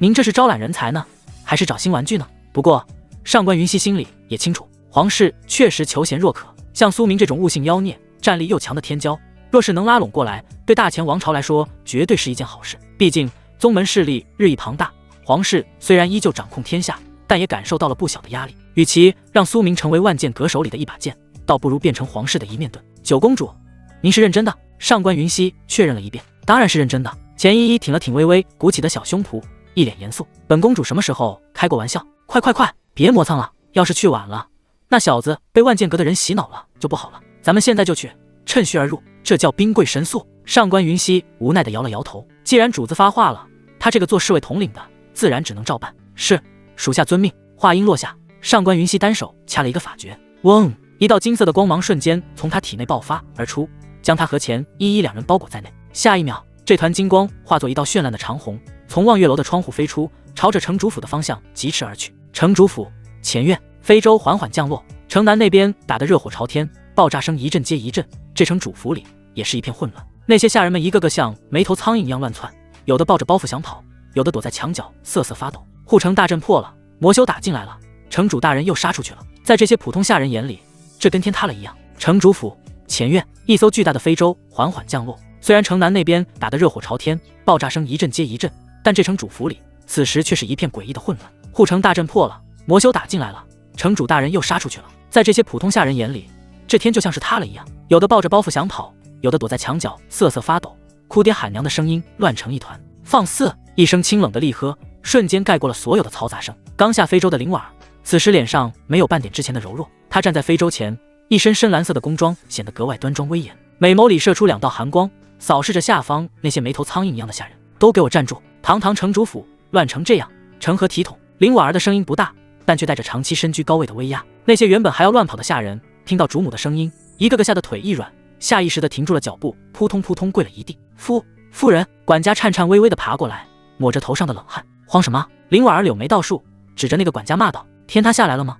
老爷，那是去杀敌立功了。还有万剑阁的赵长老坐镇，那是金丹期的大神仙，区区几个魔修，不过是秋后的蚂蚱，能翻起多大的浪？你们这副样子，若是传出去，岂不是让人笑话？我城主府没规矩，谁再敢乱跑乱叫，扰乱人心，直接加法伺候，乱棍打死。这一番话说的那是掷地有声，杀气腾腾，下人们被吓得大气都不敢喘，一个个低着头。是啊，夫人说的对，有老爷和神仙在，怕什么？站在旁边的苏明看着这一幕，嘴角微微抽搐了一下，他搂着萧红玲的腰，一脸看戏的表情，心里却是忍不住吐槽：啧，这女人演技真是一流啊！要不是我知道那炮仗就是你亲手放的，我还真信了你的邪。这也太能装了。不过也好，省得我费口舌。等到前院彻底安静下来，林婉儿这才收敛了厉色。她转过身，面对苏明和那4个新弟子时，脸上又挂上了得体的微笑，让苏公子和各位见笑了。下人不懂事，没见过世面。那4个新弟子连忙摆手，一脸的佩服。夫人女中豪杰，处变不惊，我等佩服。是啊，有夫人在，我们也安心多了。苏明看着这几个傻乎乎的倒霉蛋，心里暗暗摇头，被人卖了还帮人数钱呢。几位，这边请。林婉儿没有多废话，直接在前面带路。前院人多眼杂，而且离城南太近，有些吵闹。妾身已经在后院安排了一处绝对安全的地方，几位请随我来。一行人穿过前院，绕过回廊。按理说客房都在东厢房，可林婉儿却带着他们越走越偏，穿过了花园，绕过了假山，最后竟然来到了一处看起来像是荒废已久的偏僻院落，四周杂草丛生，连个鬼影都没有。夫人，这不是去东厢房的路吧？其中一个稍微机灵点的新弟子看着周围越来越荒凉的景色，忍不住缩了缩脖子，开口问道：东厢房那边目标太大。林婉儿头也不回，语气平淡：魔修狡诈，若是他们杀个回马枪，肯定会先搜查那种显眼的地方。这里虽然偏僻了些，但胜在隐蔽，而且有一条密道直通的下密室，那里有单独的阵法守护，才是真正万无一失的地方。听到有单独阵法守护，那几个新弟子眼睛一亮，心里的疑虑瞬间打消大半。毕竟人家是城主夫人，又是为了他们的安全着想。苏明跟在后面，手里依然搂着萧红玲。到了，林婉儿在一座假山前停下了脚步，她伸手在假山上的一块凸起上按了一下，轰隆隆，一阵沉闷的击扩声响起，假山缓缓移开，露出了一个黑黝黝的洞口，一股浓郁的灵气瞬间从洞口里喷涌而出，扑面而来。好浓郁的灵气！那4个新弟子感受到这股灵气，一个个眼睛都直了，贪婪地呼吸着。这是什么地方？在这里修炼1天，恐怕顶得上外面10天吧。林婉儿没有解释，只是淡淡地说了一句：进去吧。说完，她率先走了进去。苏明没有犹豫，搂着萧红玲紧随其后。那4个新弟子互相对视了一眼，面露贪婪，也争先恐后地跟了进去。这是一条长长的石阶，蜿蜒向下，走了大概有一盏茶的功夫，眼前豁然开朗。这是一个巨大的地下溶洞，在溶洞的中央有一条闪烁着淡淡金光的灵脉，宛如一条沉睡的巨龙，蜿蜒盘旋。而在灵脉的上方悬浮着一个复杂的阵法罗盘，正在缓缓旋转。这就是青州城的地脉所在，也是护城大阵的核心根基。我的天，这难道是传说中的地脉吗？发财了，我们发财了！那4个新弟子哪里见过这种场面，一个个张大了嘴巴，看着那条地脉，口水都快流下来了。他们完全忘记了外面的危险，忘记了这里是城主府的禁地。在这个修仙界，资源就是一切。面对如此巨大的诱惑，他们的理智瞬间就被贪婪吞噬了。夫人，您带我们来这里，难道是想让我们在这里修炼？其中唯一的女性新弟子一脸激动地看着林婉儿，声音都在颤抖。林婉儿转过身，看着4张充斥着贪婪的脸，她脸上的那种端庄温婉的笑容，一点点化为了漠然。修炼？林婉儿轻笑了一声，声音在空旷的溶洞里回荡：是啊，这里确实是个好地方，风水好，灵气足，用来做你们的埋骨之地，也算是对得起你们了。话音落下，那4个新弟子的笑容瞬间凝固在了脸上。什么？夫人，您在开玩笑吧？他们下意识地往后退了一步，感觉一股寒气窜起。谁跟你们开玩笑？一道带着杀气的声音从苏明身边响起。一直像个小媳妇一样低着头的萧红玲，此时缓缓抬起了头，她伸手摘下了脸上的面纱，随手扔在地上。那张倾国倾城的绝世容颜暴露在空气中，但此刻她的脸上没有半点平日里在苏明面前的娇羞和傲娇，有的只是属于写罗刹的冷酷与残忍。你们不是想进万剑阁吗？萧红林嘴角带着笑意，眼神像看死人一样。万剑阁那种地方，竞争可是很激烈的。本座今天就大发慈悲，提前帮你们淘汰一下。不用谢。话音未落，萧红林动了，没有给对方任何反应的机会。唰，一道红色的残影闪过，他的手中不知何时多了一根红色的丝带。这丝带看似柔软，但在他凌厉的灌注下，却比最锋利的飞剑还要可怕。噗噗噗噗，4声轻响几乎是同一时间响起的。那4个新弟子甚至连惨叫声都没来得及发出来，他们的脖子上就多了一道血线。紧接着，萧红林五指张开，对着4具倒下的尸体虚空一抓，收！一股吸力爆发，那4具尸体体内的精血瞬间破体而出，化作4道血红色的细流汇聚到了萧红林的手中。眨眼之间，就多了4具干瘪枯槁的干尸。整个过程不过一息之间，快到让人根本反应不过来。萧红林手里多了一个小玉瓶，他将汇聚而来的精血全部装进瓶子里，然后塞上瓶塞，随手晃了晃，果然修为太低了，里面杂质很多。萧红林撇了撇嘴，一脸的嫌弃。不过好歹也是精血，拿去黑市上应该也能换点零食。说着，他很自然地把玉瓶递给了苏明，拿着。自从有了苏明后，他已经不需要这些精血来修炼素女天经了。苏明接过那个还带着余温的玉瓶，看着地上那4具死不瞑目的干尸，他的心里闪过一丝淡淡的不忍。毕竟他穿越前接受过9年义务教育，看到这种场面，多少还是有点生理不适。但这种情绪仅仅维持了1秒钟，就被他掐灭了。他抬起头，看着一脸理所当然的萧红林，又看了看旁边面无表情，显然早就知道会发生什么的林婉儿。他深吸了一口气，将玉瓶揣进怀里。红灵儿说的对。苏明脸上露出了一抹灿烂的笑容，眼神变得坚定。蚊子腿也是肉吗？再说了。苏明看了一眼地上的尸体，语气平淡，像是在说一件微不足道的小事。既然他们选择了加入万剑阁，那就是站在了我们的对立面。对待敌人还要什么仁慈？杀了好，省得以后在战场上遇到还要费手脚。这就是玄黄剑，这就是修仙。你不吃人，人就吃你。苏明很清楚，自从他选择吃萧红林软饭的那一刻起，他就已经没有回头路了。要想活下去，要想活得滋润，就得比敌人更狠更绝。想通了的苏明转头看向林婉儿，眼神灼灼。夫人，闲杂人等已经清理干净了，接下来我们也该上路了。一张符箓便出现在了苏明手中，千里传送符，这就是他们逃出升天的底牌，也是林婉儿嫁妆里最值钱的宝贝。只要灵力一催，瞬间就能跨越千里之遥。苏明指尖灵力涌动，正准备催动，就在这时，一道甜糯像是含了蜜糖一样的声音突兀的在溶洞口响起。咦，原来那个把青州城搞得鸡飞狗跳的魔修就是你啊！这声音不大，甚至还带着几分小女孩特有的天真和好奇，但听在苏明的耳朵里却无异于一道惊雷。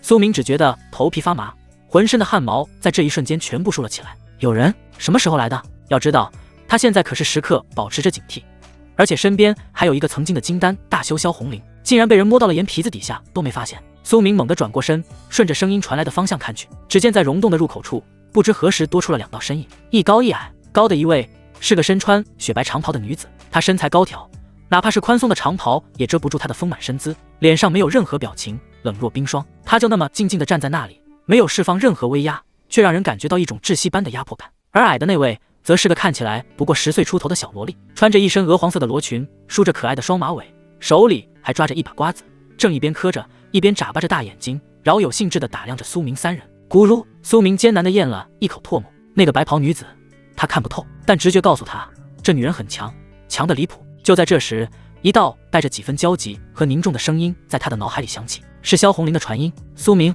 别乱动。那个穿白袍的女人是金丹期，而且还是5道金丹。至于那个小丫头，身上有重宝护体，我也看不透。金丹期，5道金丹。”苏明心里的草泥马瞬间开始万马奔腾。老天爷，你玩我呢？刚送走一个赵无极，又来一个更狠的，而且还是这种突然的起脸输出，这剧本不对啊！苏明表面上稳如老狗，依旧保持着云淡风轻的派头，但他的内心早就已经在咆哮起来。天机路，你这方案怎么回事？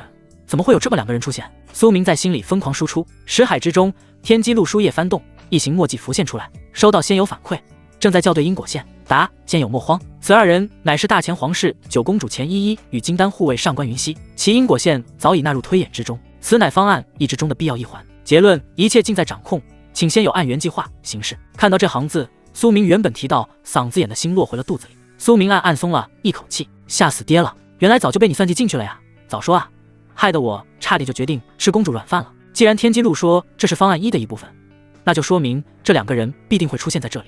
稳了，他原本还有些僵硬的肌肉放松下来，稳如老狗的气质从表演变成了真实。既然性命无忧，那就开始表演吧。苏明深吸一口气，不但没有后退，反而往前迈了一小步，这一步正好挡在了萧红玲和林婉儿的身前，呈现出一种保护的姿态。同时，他背在身后的右手轻轻摩挲着那张传送符。两位是在跟在下说话吗？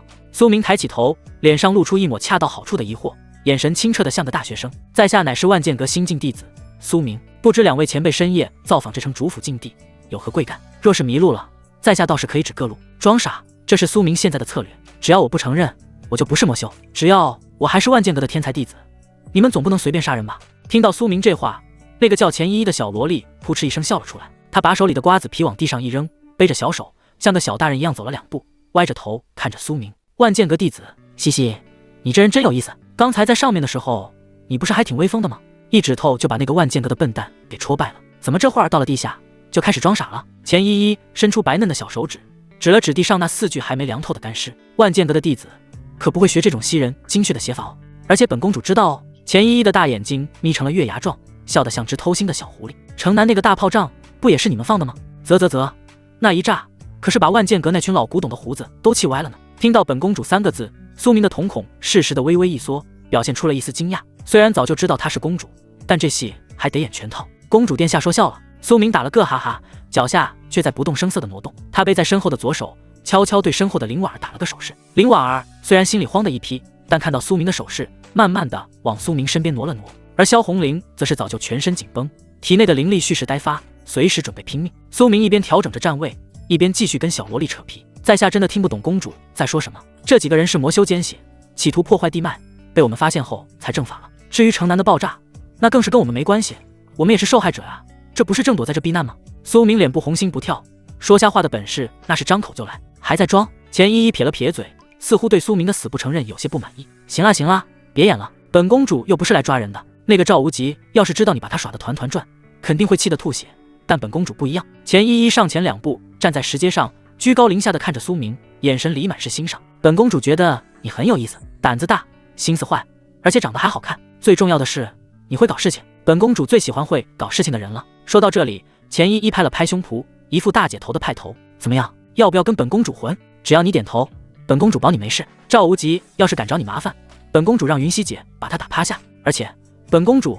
还可以封你个御前带刀侍卫当当，平时也没什么事，就是陪本公主玩玩，想要什么资源本公主都给你，比你在那个穷酸的万剑阁当个小弟子强多了。招揽，苏明心里冷笑一声，皇室的招揽听起来诱人，实则是卖身契。既然天机路说这是方案1的一环，那说明自己现在的拒绝和跑路才是最正确的选择。公主殿下厚爱，在下受宠若惊。苏明脸上露出了一抹受宠若惊的表情，好像真的心动了一般。他一边说着，一边看似随意的往后退了半步，这半步正好让他退到了萧红玲和林婉儿的中间。此时3人几乎已经贴在了一起，林婉儿在他左侧后方，萧红玲在他右侧，只要他一伸手就能同时揽住2个人的腰，距离够了。苏明的心跳开始加快，不过苏明话锋一转，脸上的笑容变得有些无奈。在下这个人散漫惯了，受不得宫里的规矩，而且在下连公主殿下的名讳都不知道，这莫名其妙的就要跟您走，家里人会担心的。钱依依一听这话，眉头顿时皱了起来。名字，本公主叫钱依依，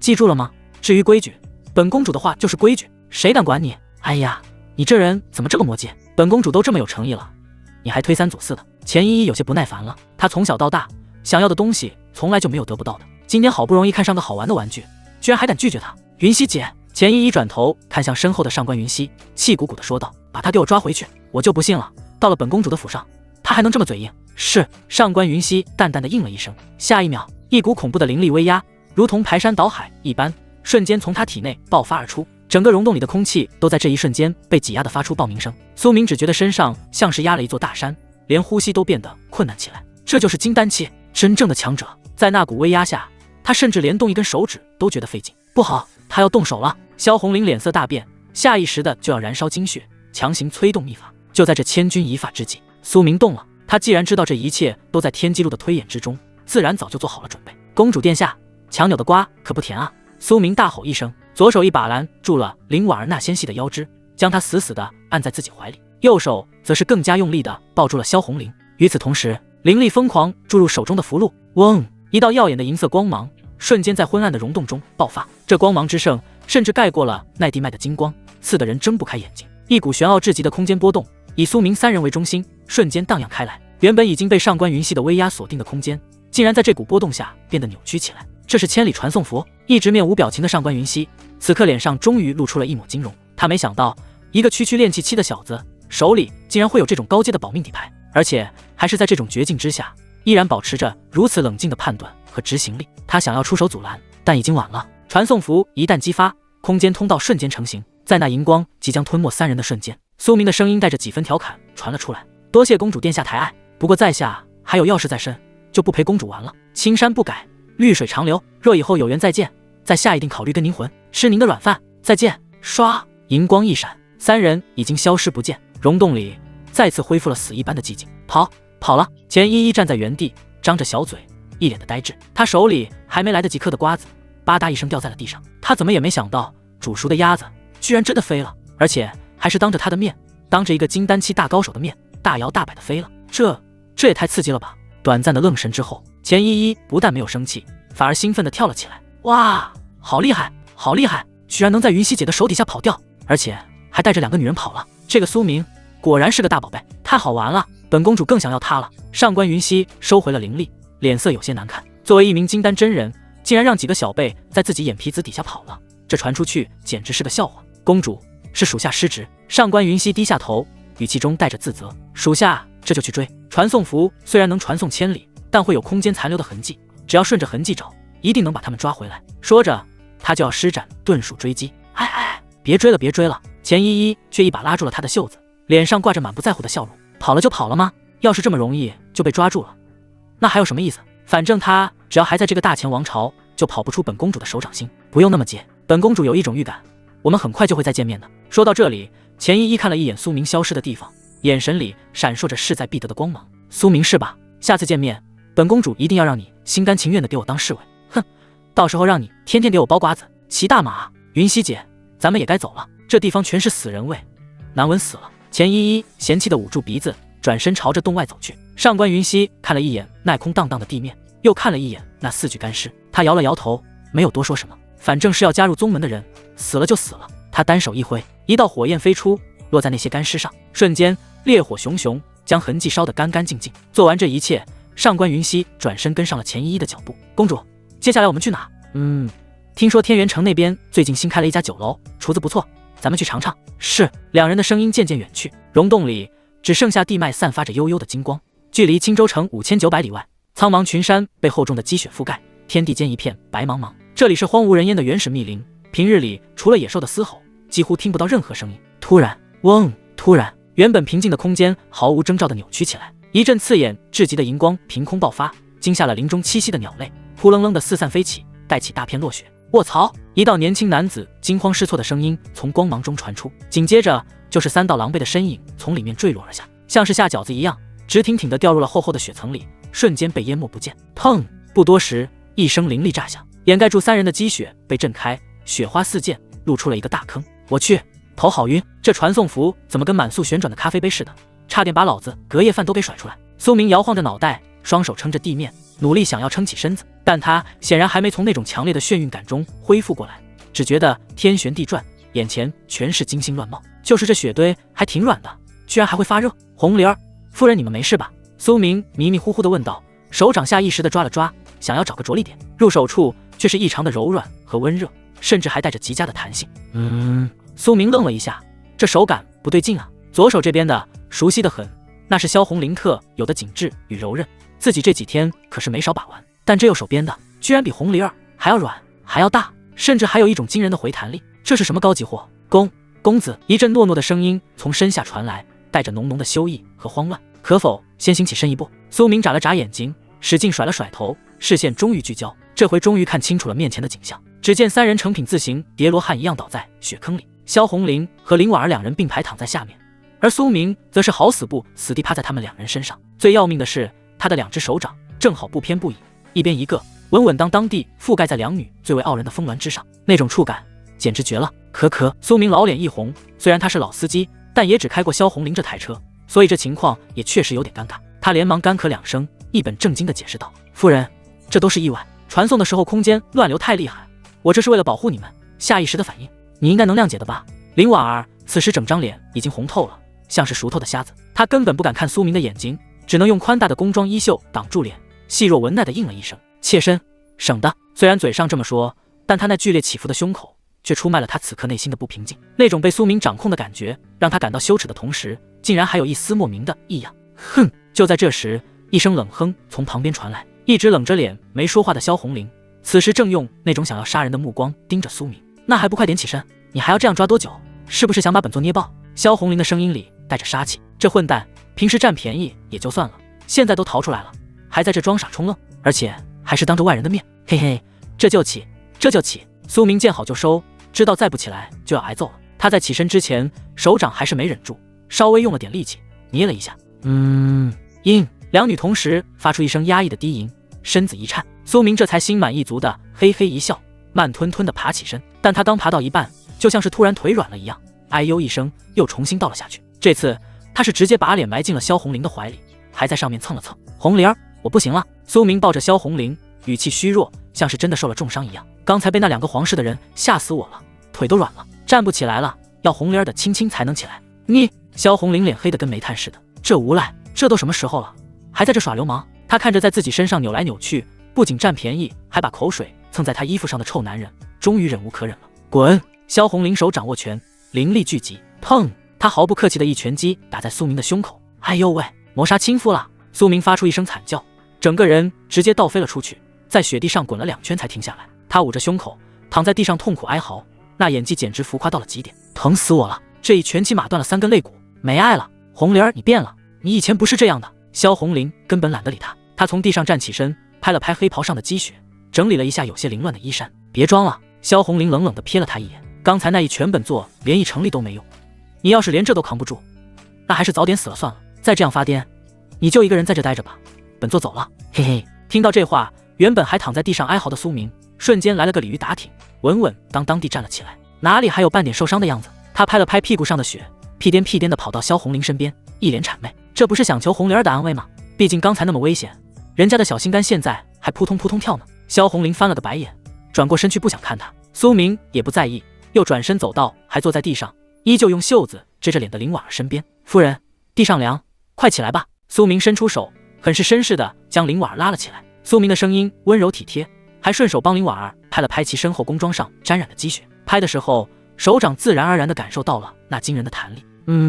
真不错。林婉儿身子一僵，脸更红了，低着头根本不敢看人，只能任由苏明摆弄。做完这一切，苏明才收起了嬉皮笑脸。他确实没说错，刚才那一幕他是真的被吓到了。金丹期强者堵门，那种生死一线的压迫感可不是开玩笑的。这会儿插科打诨也不过是为了释放一下紧绷的神经罢了。现在安全了，该办正事了。苏明环顾四周，这是一片茂密的原始森林，古木参天，但因为冬日严寒，树木大多光秃秃的，挂满了积雪和冰冷，寒风呼啸，温度极低。这种鬼地方连个鬼影都没有，更别说辨别方向了。呼！苏明吐出一口白气，走到萧红玲身边，习惯性的搂住了她的细腰。别动！苏明感觉到萧红玲身体一僵，想要挣扎，立刻低头在她敏感的耳垂上轻轻咬了一口。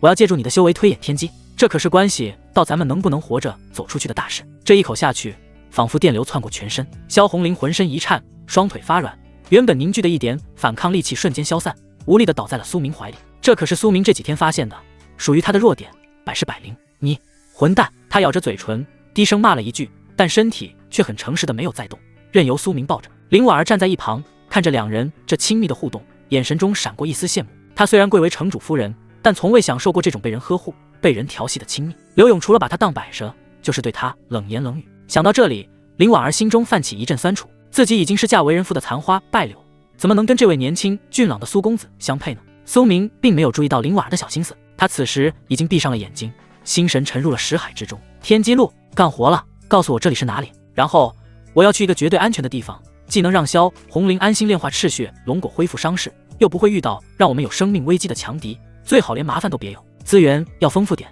最好能顺便让我捞点好处，帮我列出几个最佳方案。收到先有请求，正在定位，正在解析周围环境，正在推演最佳路径。识海中，天机路白光闪烁，书页开始快速翻动，一行行墨迹浮现。当前位置：大前王朝北境黑风山脉深处，距离青州城5900里。推演方案生成中，因涉及诸多因果变量，预计解析时间1炷香。1炷香还行。苏明睁开眼，对着怀里的萧红玲说道：“还得等会儿。”说着，他带着萧红林走到一棵避风的大树下，他也不嫌地上脏，直接一屁股坐在了厚厚的枯叶堆上，顺势让萧红林坐在了自己的大腿上。你干什么？我有腿。萧红林挣扎了一下，地上凉，怕冻着你。苏明一本正经的胡说八道，而且这样接触面积大，信号好，推演得快，你也不想在这鬼地方多待吧？萧红林白了他一眼，虽然知道这是借口，但屁股底下传来的温热确实让他感到很舒服，于是他也就半推半就地靠在了苏明怀里，找了个舒服的姿势窝着，安顿好正宫。苏明抬头看了一眼还傻站在雪地里的林婉儿，夫人别站着了，过来歇会儿吧。苏明拍了拍自己身旁的位置，语气温和，还得等一炷香的时间，我的秘法才能推演出来。这雪地里冷，咱们挤挤暖和。林婉儿听到这话，心中竟涌起一股莫名的欢喜，她完全忽略了后半句的推演，只听到了过来歇会儿和挤挤暖和。是，公子。林婉儿双手交叠放在小腹上，仪态端庄的快步走到苏明身边，然后她根本没有犹豫，直接紧贴着苏明坐了下来，那丰满的身躯紧紧地靠在苏明的手臂上，甚至有意无意的用那惊人的柔软去挤压着他。苏明身子一僵，这也太不见外了吧？我想说你可以不用都这么近的呀。但感受着手臂上传来的极致触感，以及那淡淡的处子幽香，苏明很有出息的把到了嘴边的话咽了回去。对于富婆，他向来是很慷慨的，既然你想贴，那就贴吧，反正吃亏的又不是我。于是在这冰天雪地的原始森林里，苏明左拥右抱，享受着两边传递过来的温暖与柔软，简直就是人生赢家。与此同时，青州城，此时的青州城已经彻底乱成了一锅粥。城南的废墟之上，战斗已经结束。赵无极站在一片焦黑的土地上，脸色阴沉如墨，在他脚下横七竖八地躺着7具尸体，正是那几个倒霉催的合欢宗余孽。这几个人本来是想来搞破坏逼出萧红林的，结果刚一露头就被炸了个七荤八素，紧接着又遭到了赵无极带领的万剑阁精锐的围攻，根本没有任何反抗之力，直接被团灭了。死了。赵无极踢了一脚其中一具尸体，眉头紧锁，全是筑基期，血罗刹呢？他环顾四周，强大的神识一遍遍扫过这片废墟，甚至连地下的老鼠洞都没放过，但是没有萧红林的踪迹，也没有任何金丹七修士残留的气息。该死！赵无极怒骂一声，一掌拍碎了旁边的一块巨石。难道是调虎离山？他猛然醒悟过来，这些合欢宗的人根本就是弃子，真正的血罗刹恐怕早就趁乱跑了。搜！给我搜！赵无极对着身后那群同样灰头土脸的弟子咆哮道：“把整个青州城给我翻过来！我就不信他受了那么重的伤，还能插上翅膀飞了不成？”虽然嘴上这么说，但赵无极心里却清楚，这次怕是又让他给跑了。只要他躲进哪个深山老林里龟缩不出，哪怕是万剑阁也很难找到他。幸好那种伤势没有个几十年根本恢复不过来。不过赵无极深吸一口气，强行压下心头的怒火，他的脑海里浮现出了苏明那个年轻人的身影，那个在收徒大典上大放异彩，一指破敌的绝世天才。跑了就跑了吧。赵无极冷哼一声，眼中闪过一抹金光。一个废掉的血罗刹翻不起什么浪花，只要那个苏明还在，只要他入了我万剑阁，以他的天赋，几十年后必成金丹，到时候区区一个血罗刹不过是土鸡瓦狗耳，苏明才是这次最大的收获。想到这里，赵无极的心情稍微好了一些。走，回城主府去看看我的宝贝苏明怎么样了，有没有被吓到，老夫要亲自安抚他，带他回宗门。赵无极大手一挥，带着众人御剑而起，朝着城主府的方向疾驰而去。青州城城主府上空，一道流光划破天际，正是去而复返的城主刘勇。他脚踏黑色长枪，浑身的肥肉随着风压乱颤，脸上满是劫后余生的庆幸，还有几分没能蹭上助攻的遗憾。就在刚才，他拼了老命御枪赶往城南，结果连根毛都没捞着。等他哼哧赶到的时候，那边战斗都已经结束了。赵无极这老东西虽然脾气臭，但手底下是真硬，那几个魔修已经被砍成了几截，死得透透的。晦气，白跑一趟，连口汤都没喝上。刘勇碎了一口，看着前方赵无极那杀气腾腾的背影，赶紧挤出一副讨好的笑脸，屁颠屁颠地跟了回去。回到城主府前院里，依旧是一片狼藉。那些下人虽然被林婉儿暂时镇住了，但此刻见城主和神仙都回来了，一个个又开始探头探脑。赵无极落在院中，根本懒得理会刘勇，直接随手抓过一名路过的侍女。那侍女吓得花容失色，手里端着的茶盘哐当一声掉在地上。说，赵无极眼神凌厉，声音如雷：“万剑阁那几名新入门的弟子，还有那位苏明公子，现在何处？”侍女哆哆嗦嗦地指了指内院的方向，结结巴巴地说道：“回仙师话，夫人带着苏公子他们往东厢房那边去了，说是要安置下来。”东厢房。赵无极眉头微皱，冷哼一声，直接甩开侍女，身形一晃，化作一道残影，直奔东厢房而去。他心中苏明可是宝贝的紧，这可是万剑阁未来的希望，是能够带领万剑阁再次伟大的麒麟。要是这小子被刚才的动静吓坏了道心，那可就亏大了，必须得赶紧去安抚一下，顺便再送点丹药什么的，把师徒情分给做实了。刘勇见状，也赶紧收起长枪，擦了擦额头的汗，小跑着跟了上去。长老，等等小人！然而，当赵无极来到东厢房的时候，脚步却顿住了。太近了，整个东厢房院落里，别说是人影了，连只耗子都没有。房门大开，里面空空荡荡，被褥整齐，根本就没有人入住过的痕迹。最重要的是，以他金丹期的神识扫描过去，竟然感应不到苏明等人的气息。人呢？赵无极的脸色瞬间沉了下来，一股恐怖的威压不受控制的散发，周围的门窗瞬间被震得粉碎。刚刚气喘吁吁跑过来的刘勇，还没站稳，就感觉脖子一紧，一股无可匹敌的吸力传来，他那200多斤的身躯竟然像只小鸡仔一样，直接被赵无极凌空射了过去。可，长老饶命！刘勇双脚离地，被掐着脖子，脸长成了猪肝色，拼命蹬着腿。刘勇！赵无极双目赤红，死死盯着他，声音冰寒刺骨：“你不是说让你夫人把人安置好了吗？人呢？我万剑阁的麒麟儿在哪里？”刘勇此时魂都快吓飞了，他哪里知道人去哪了？他心里把林婉儿那个贱人骂了800遍，成事不足败事有余的娘们，让你带个人都带不明白。平日里在后院装的端庄贤淑，关键时刻掉链子。若是苏明真出了什么事，这赵疯子非得把他活剥了不可。长老息怒。刘勇艰难地从喉咙里挤出几个字：“小人这就联系剑内，许是换了地方。”赵无极冷哼一声，随手将他扔在地上：“现在就联系，若是少了一根汗毛，老夫拿你是问。”刘勇顾不上喘气，手忙脚乱地从怀里掏出传讯石，灵力注入，嗡，传讯石亮起微光，但那边却是一片死寂，根本没有任何回应。再试还是没反应。刘勇的额头上冷汗如瀑布般流下，完了，联系不上，那个贱人到底把人带哪去了？说不出话来了。赵无极看着刘勇那副死样子，心中的不安越来越强烈。他不再理会这个废物，身形一闪，直接出现在前院，随便抓了一个正在扫地的老仆。我问你，有没有看到城主夫人带着苏公子他们去了哪里？老仆吓得跪在地上，浑身发抖。回仙师，老奴确实看到夫人带着几位贵客往后院去了，但是什么？赵无极暴喝。但是他们没去东厢房，好像是往假山那边。赵无极根本不给刘勇思考的时间，提着他就往假山方向飞去。几个呼吸间，两人便来到了那处偏僻的院落。假山依旧矗立在那里，但那处隐蔽的机关门此刻却是半开着的，一股尚未完全散去的灵力波动从洞口飘散出来。这是赵无极瞳孔骤缩，他身形一晃，直接冲进了密道。刘勇也硬着头皮跟了进去，一路向下。当两人来到地下溶洞的时候，眼前的景象让赵无极彻底僵在了原地。空旷的溶洞内，地脉依旧散发着微光，但是没有人。苏明不见了，那4个新弟子也不见了，林婉儿也不见了，空气中还弥漫着一股焦糊味。而在溶洞中央的地面上，残留着4堆人形的黑色灰烬，那是被高温火焰焚烧后留下的痕迹。除了这些灰烬，空气中还残留着极为剧烈的空间波动，以及一丝若有若无的血腥气。这是赵无极颤抖着手走到那4堆灰烬旁，感受着那残留的气息。虽然尸体已经被烧成了灰，但那种精血被瞬间抽干后残留的怨气，对于他这种见多识广的金丹修士来说并不陌生。吸干精血，毁尸灭迹。赵无极的脑海中瞬间浮现出一个名字：血罗刹萧红玲。只有那个魔女才会修炼这种抽取人精血的邪法，也只有她才会在杀人之后做得如此绝，连个全尸都不留。苏明，我的苏明！赵无极地神识在溶洞内疯狂搜寻，试图找到哪怕一丝苏明还活着的痕迹，但是没有，除了这几堆灰，什么都没有。就连那空间波动也被他解读成了某种魔道传送阵法残留的痕迹，没了，都没了。赵无极的双眼瞬间变得血红一片，一股恐怖至极的杀意从他体内爆发而出。苏明可是万年难得一遇的天才，只要把苏明带回宗门，就是大功一件，以后绝对能够让万剑阁再次伟大。可现在苏明死了，被那个该死的血罗刹在他的眼皮子底下劫走杀害了，不仅杀了，还吸干了精血，烧成了灰。这是在打他的脸，这是在断万剑阁的根啊呀呀！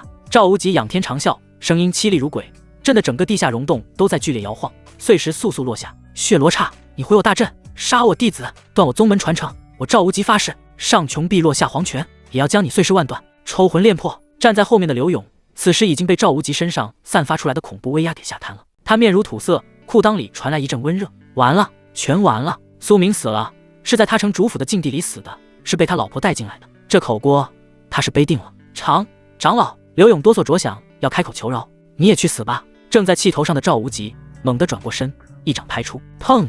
没有任何花哨，寒怒一击的金丹期掌力直接印在了刘勇的天灵盖上。刘勇连惨叫都没来得及发出，肥硕的身躯瞬间化为了一团血雾。堂堂一城之主，助机器修士，就这么憋屈地死在了自家密室里。但杀了一个刘勇，根本无法平息赵无极心中的怒火。废物！若不是你治家不严，让你那剑内勾结魔修，我万剑阁的麒麟儿怎会惨死？你也配当城主？死有余辜！赵无极深吸一口气，强行让自己冷静下来，但他眼中的杀意却比之前更加浓烈。血罗刹，你以为你跑得掉吗？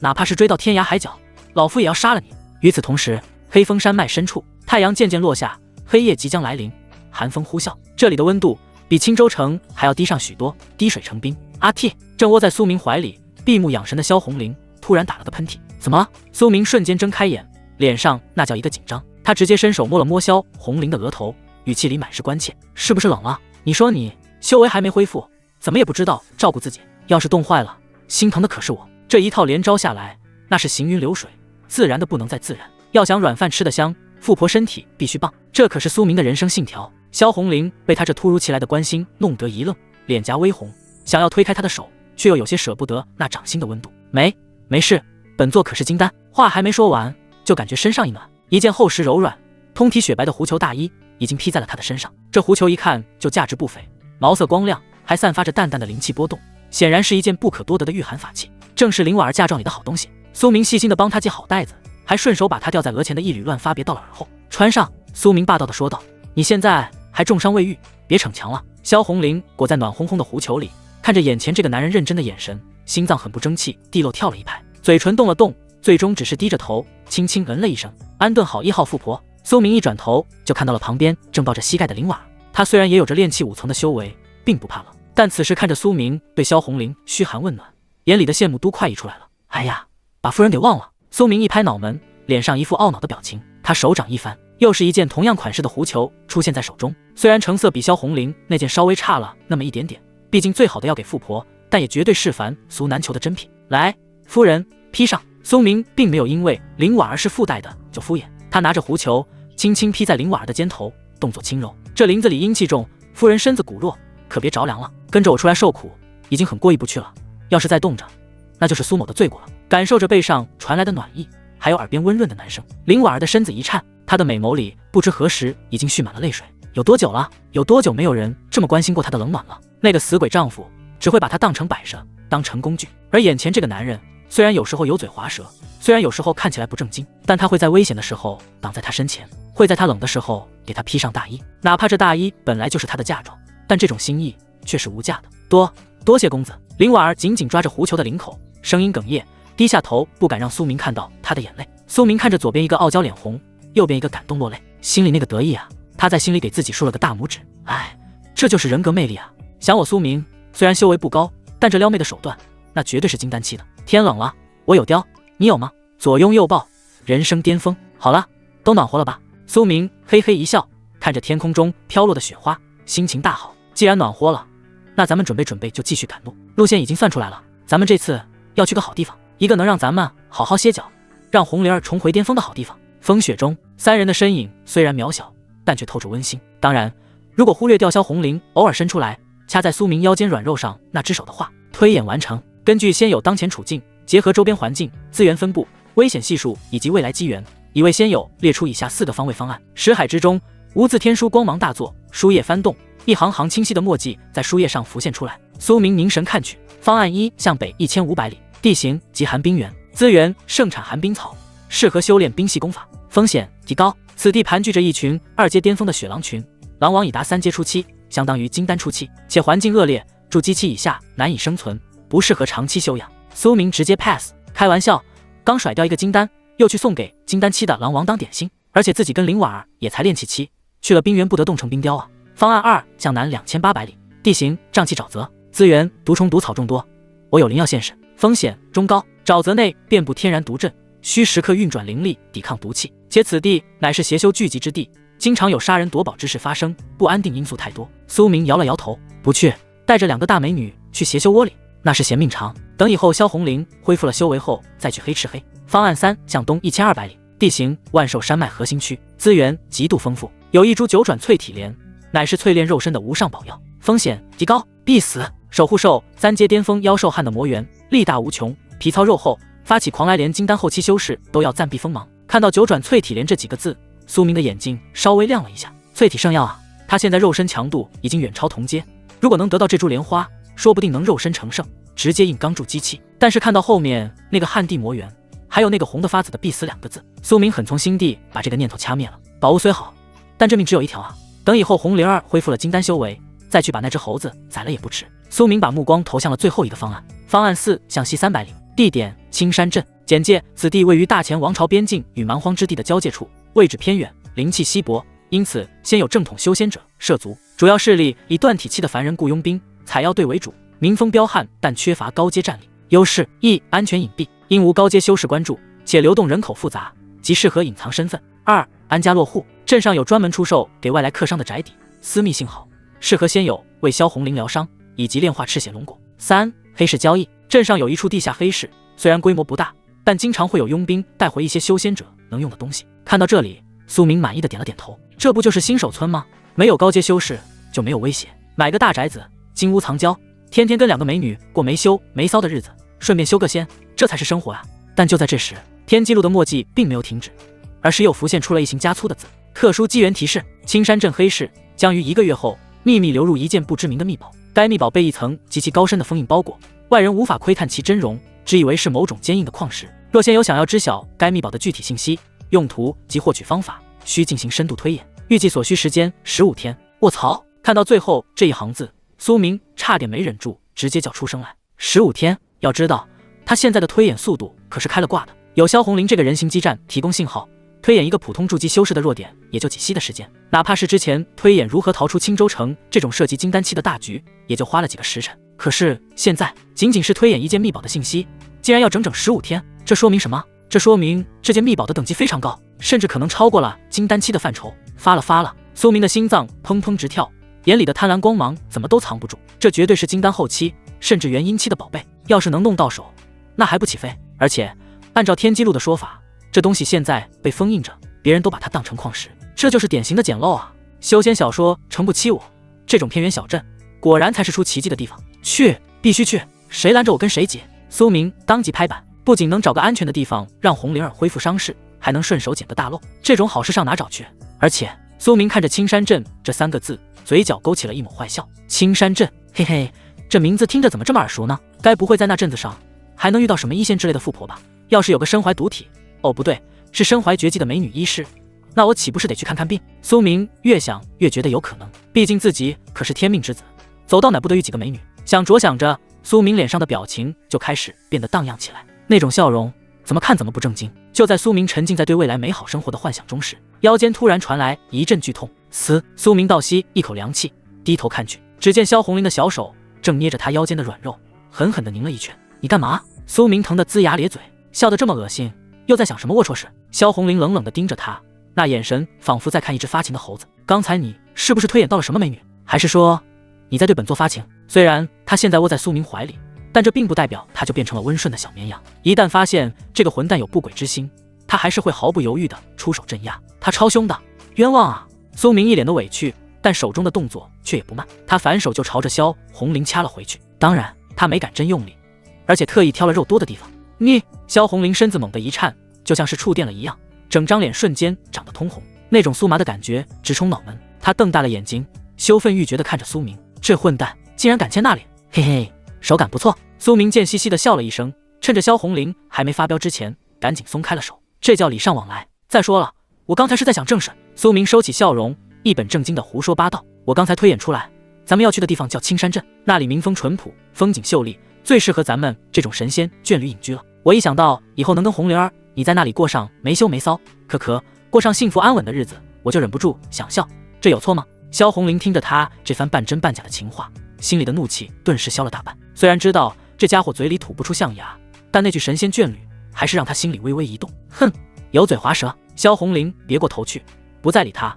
但掐着苏明的手也松开了，算是默认了。苏明见搞定了大的，又转头看向旁边一直低着头装鹌鹑的林婉儿。林婉儿此时正红着脸，假装什么都没看见，但他那不停颤抖的睫毛却暴露了他内心的不平静。刚才苏明和萧红绫那种打情骂俏的互动，虽然看起来是在吵架，但那种只有两人之间才能懂的亲密氛围，让他既羡慕又有些自卑。夫人，苏明伸出手，轻轻握住了林婉儿有些冰凉的小手。别发呆了，咱们该出发了。林婉儿身子一颤，抬起头看着苏明含笑的眼睛。是，公子。苏明用力一拉，将两个大美人同时从地上拉了起来，然后他很是顺手的在两人的挺翘上一人拍了一巴掌，主要是为了拍掉衣服上的血，真的绝对不是为了占便宜。走着。苏明心情大好，大手一挥，指着西边的方向，咱们的新家就在那边300里外，青山镇。到了那里，咱们买个大宅子，买几个丫鬟伺候着。然后苏明转过头看着萧红玲，眼神变得有些深邃和火热。咱们就可以开始闭关，帮你好好治疗伤势了。听到治疗2字，萧红玲的身子明显僵硬了一下。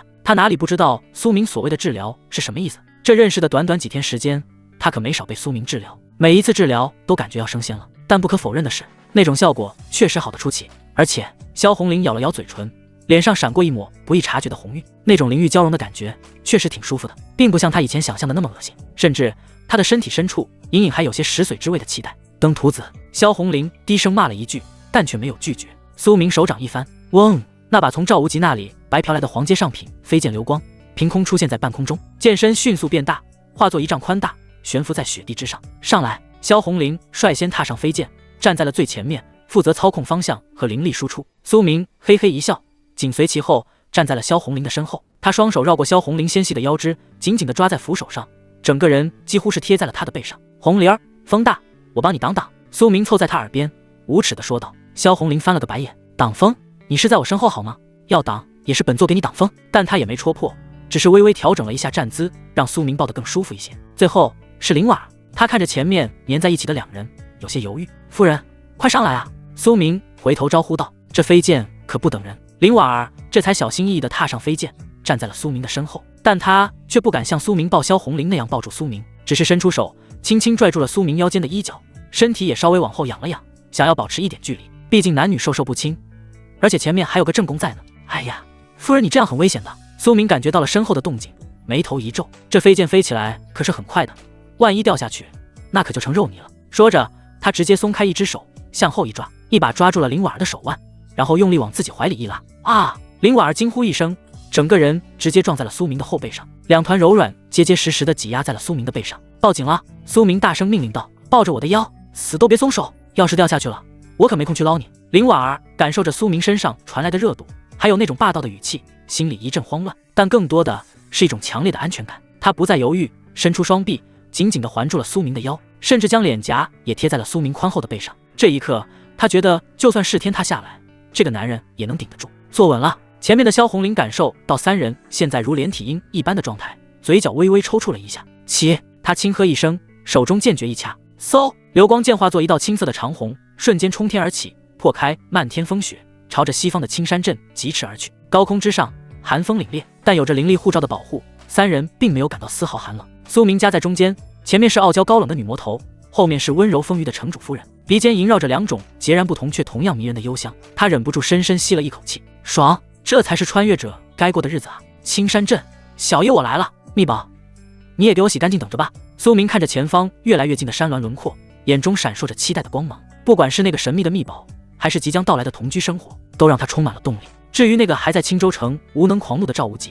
谁在乎呢？飞剑划破长空，在雪白的林海上方留下了一道绚丽的尾迹，向着青山镇全速前进。飞剑划破长空，在距离青山镇还有2-3里的一处僻静树林外缓缓降落。呼！苏明轻吐一口气，脚踏实地的感觉总是让人安心。他随手一挥，将流光剑收入储物戒中。这一路狂飙300里，虽然是萧红玲在主控，但他在后面也没闲着，一直帮他暖着身体，可累了。到了，前面就是青山镇。苏明指了指远处依稀可见的建筑轮廓，那里炊烟袅袅，在风雪中显得颇为安宁。不过在进镇子之前，还有件事的办。苏明转过身，目光在萧红玲和林婉儿的脸上扫了一圈，啧，真不是他吹。这2张脸，一张冷艳傲娇倾国倾城，一张温婉妩媚风情万种。这要是就这么大摇大摆地走进去，恐怕不出半刻钟，整个青山镇的男人都得疯。到时候别说安稳休养了，估计光是应付那些狂风浪蝶就得烦死。来，把这个带上。苏明像是变戏法一样，从储物戒里掏出了2方早就准备好的轻纱，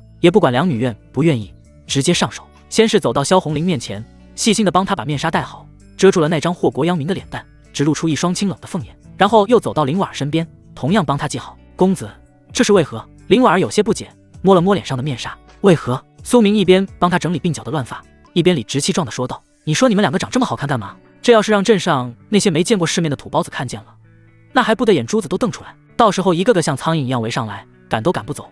万一哪个不开眼的想调戏你们，我还得动手杀人。我这人最怕麻烦了。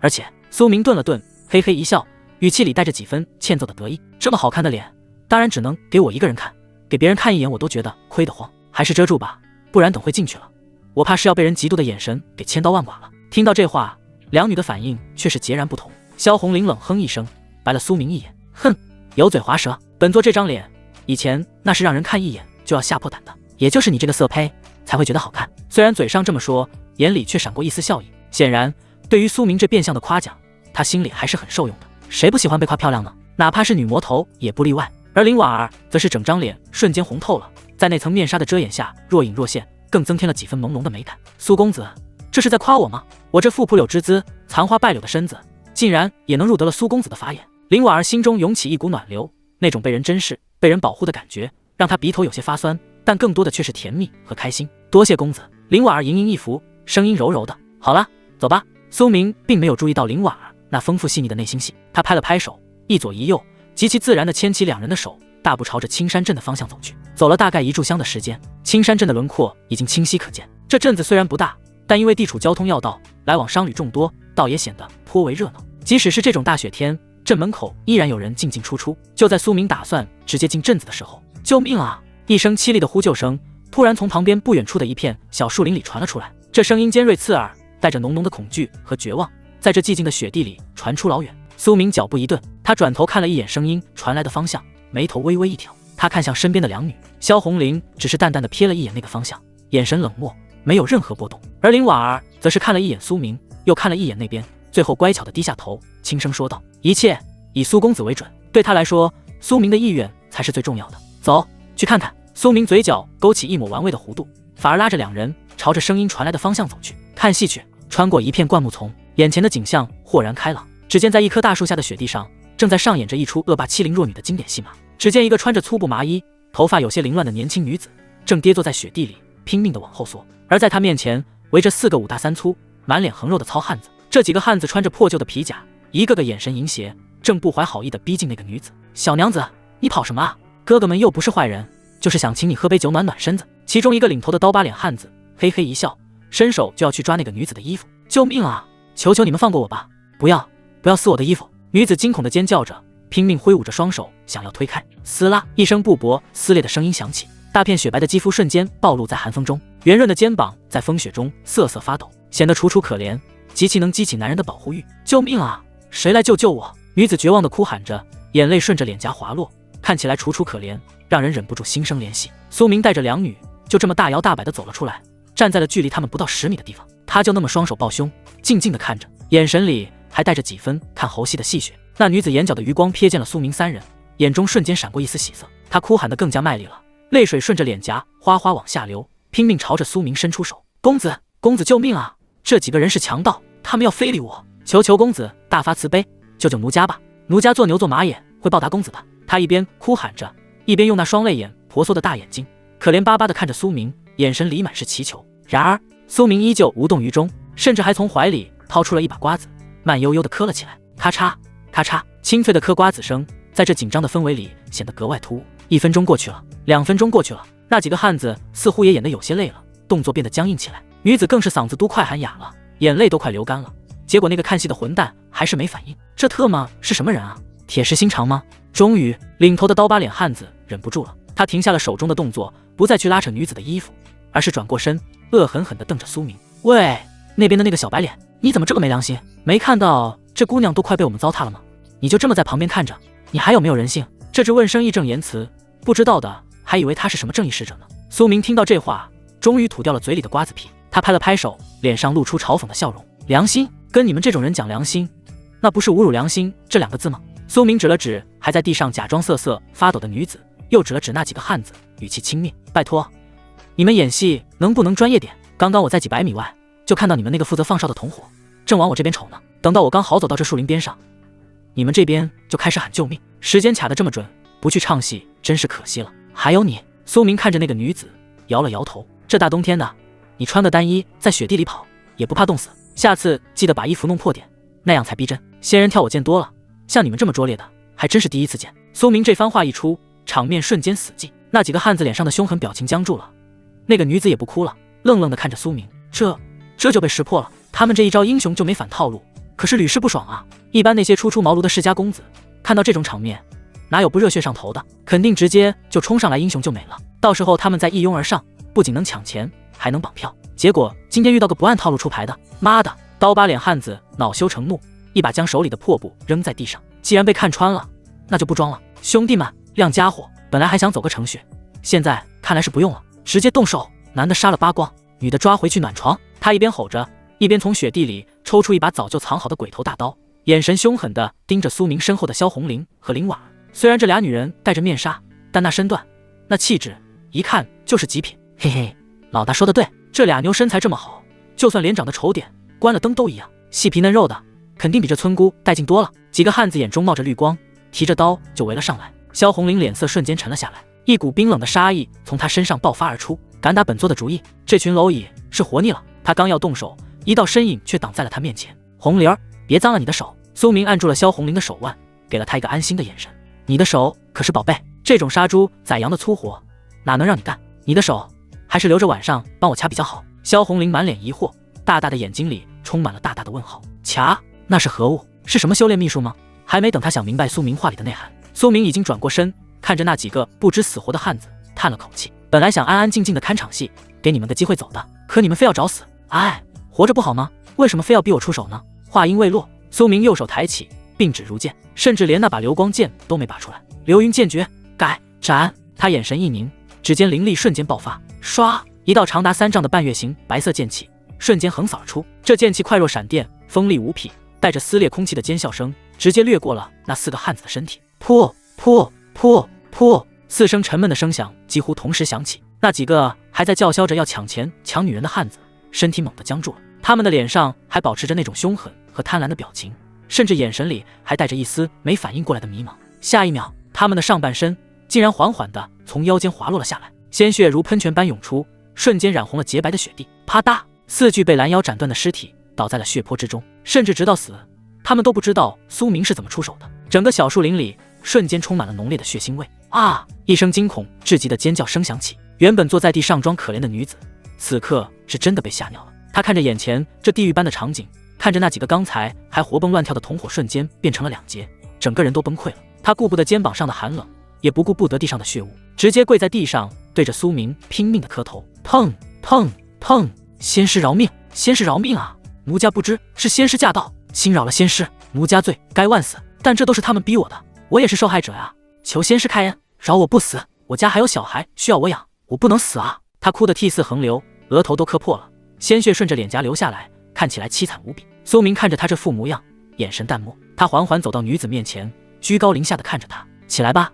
苏明的声音很平静，听不出喜怒。我这人有个原则，我不杀女人和小孩。女子闻言如蒙大赦，眼中瞬间迸发出求生的光芒。多谢仙师，多谢仙师大恩大德，仙师真是活菩萨，奴家以后一定给您立长生牌位。女子又用力地磕了几个响头，然后才如蒙大赦般踉踉跄跄地从地上爬起来。她顾不得擦脸上的血，转身就要往树林深处跑去，心里还在暗暗发誓，等回去之后一定要换个地方继续干。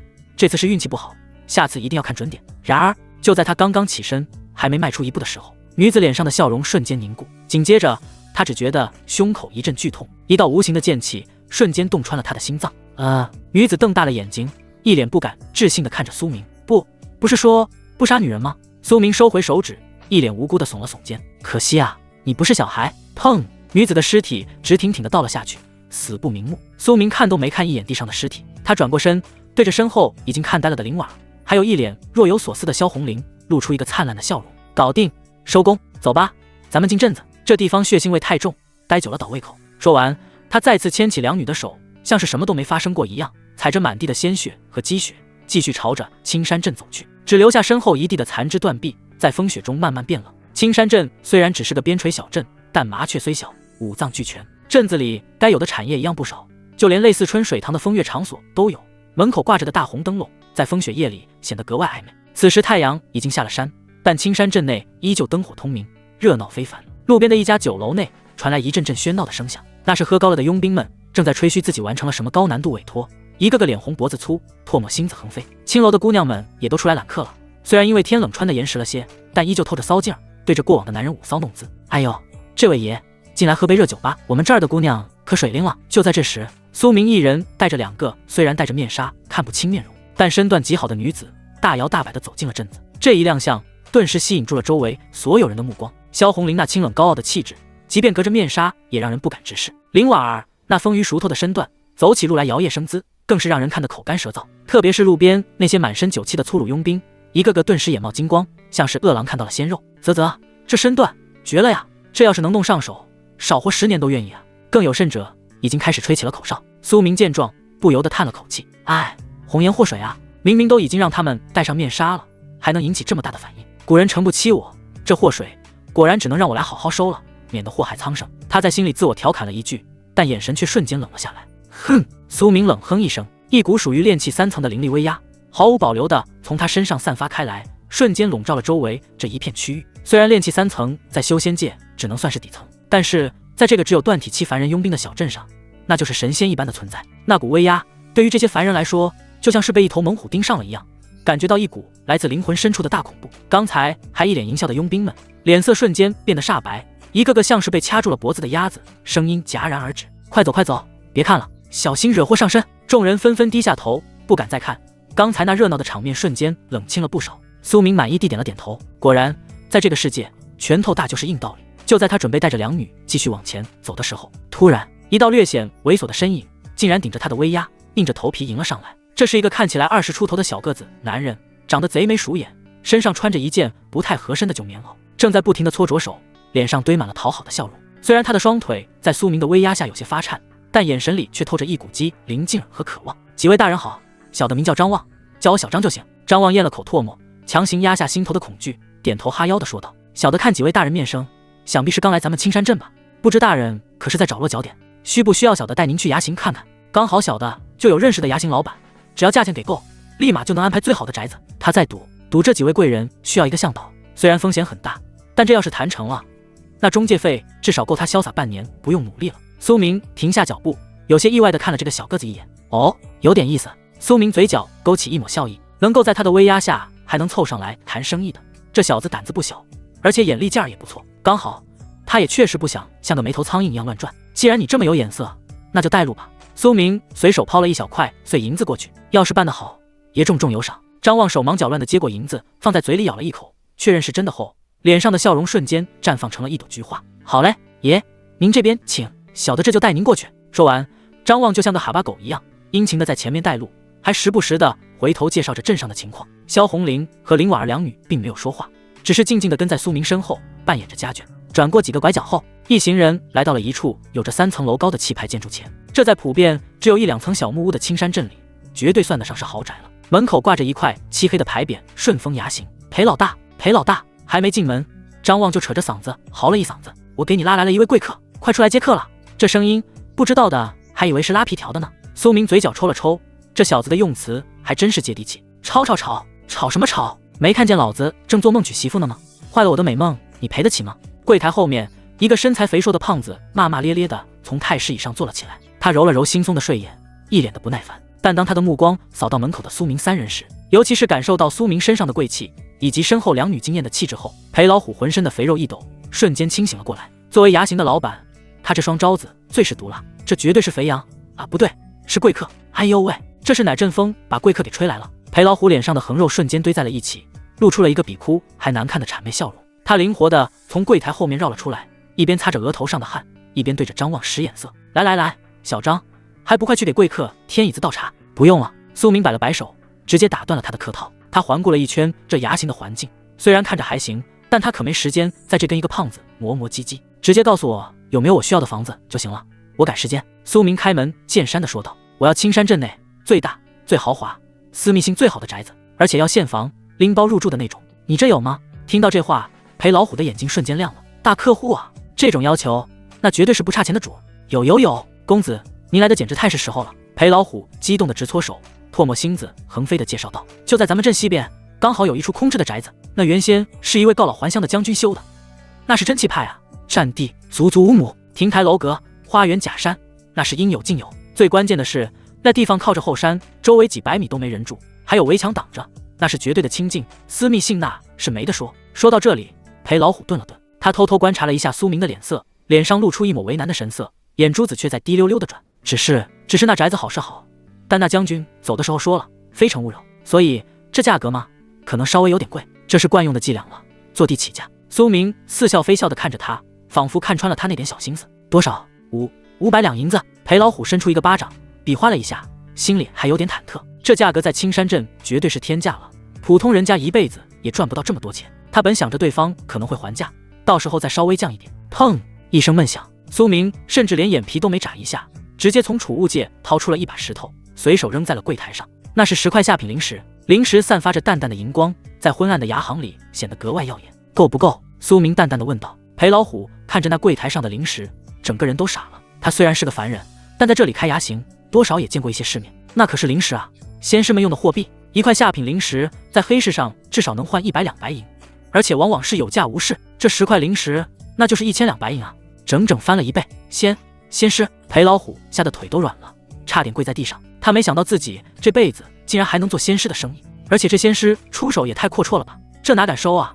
万一仙师觉得他黑心，随手给他一巴掌，那他岂不是要去见阎王了？他哆嗦着手就要把灵石往回推，这太多了，小的不敢收，让你收你就收。苏明眉头微皱，有些不耐烦地说道：快点，我现在就想入住，别浪费我时间。裴老虎看了看桌上的灵石，又看了看苏明那不容置疑的眼神，他狠狠一咬牙，富贵险中求。是，小的这就给您办手续。裴老虎一把将灵石揽进怀里，心里乐开了花，脸上更是笑得见牙不见眼。赚发了，这一单顶他干3年。仙师大人，请跟我来，小的亲自带您过去。裴老虎点头哈腰的在前面引路，还不忘回头对着早已被灵石吓傻了的张望吩咐道：小张，你帮我看会店，回头少不了你的好处。张望呆呆地点了点头，看着苏明等人的背影，眼中满是羡慕和敬畏。这就是仙师啊，随手一扔就是凡人几辈子的财富，真是同人不同命。很快，在裴老虎的带领下，4人来到了那处位于镇西的宅子。这是一座典型的江南园林式建筑，虽然有些年头了，但维护得很好。朱红色的大门气派非凡，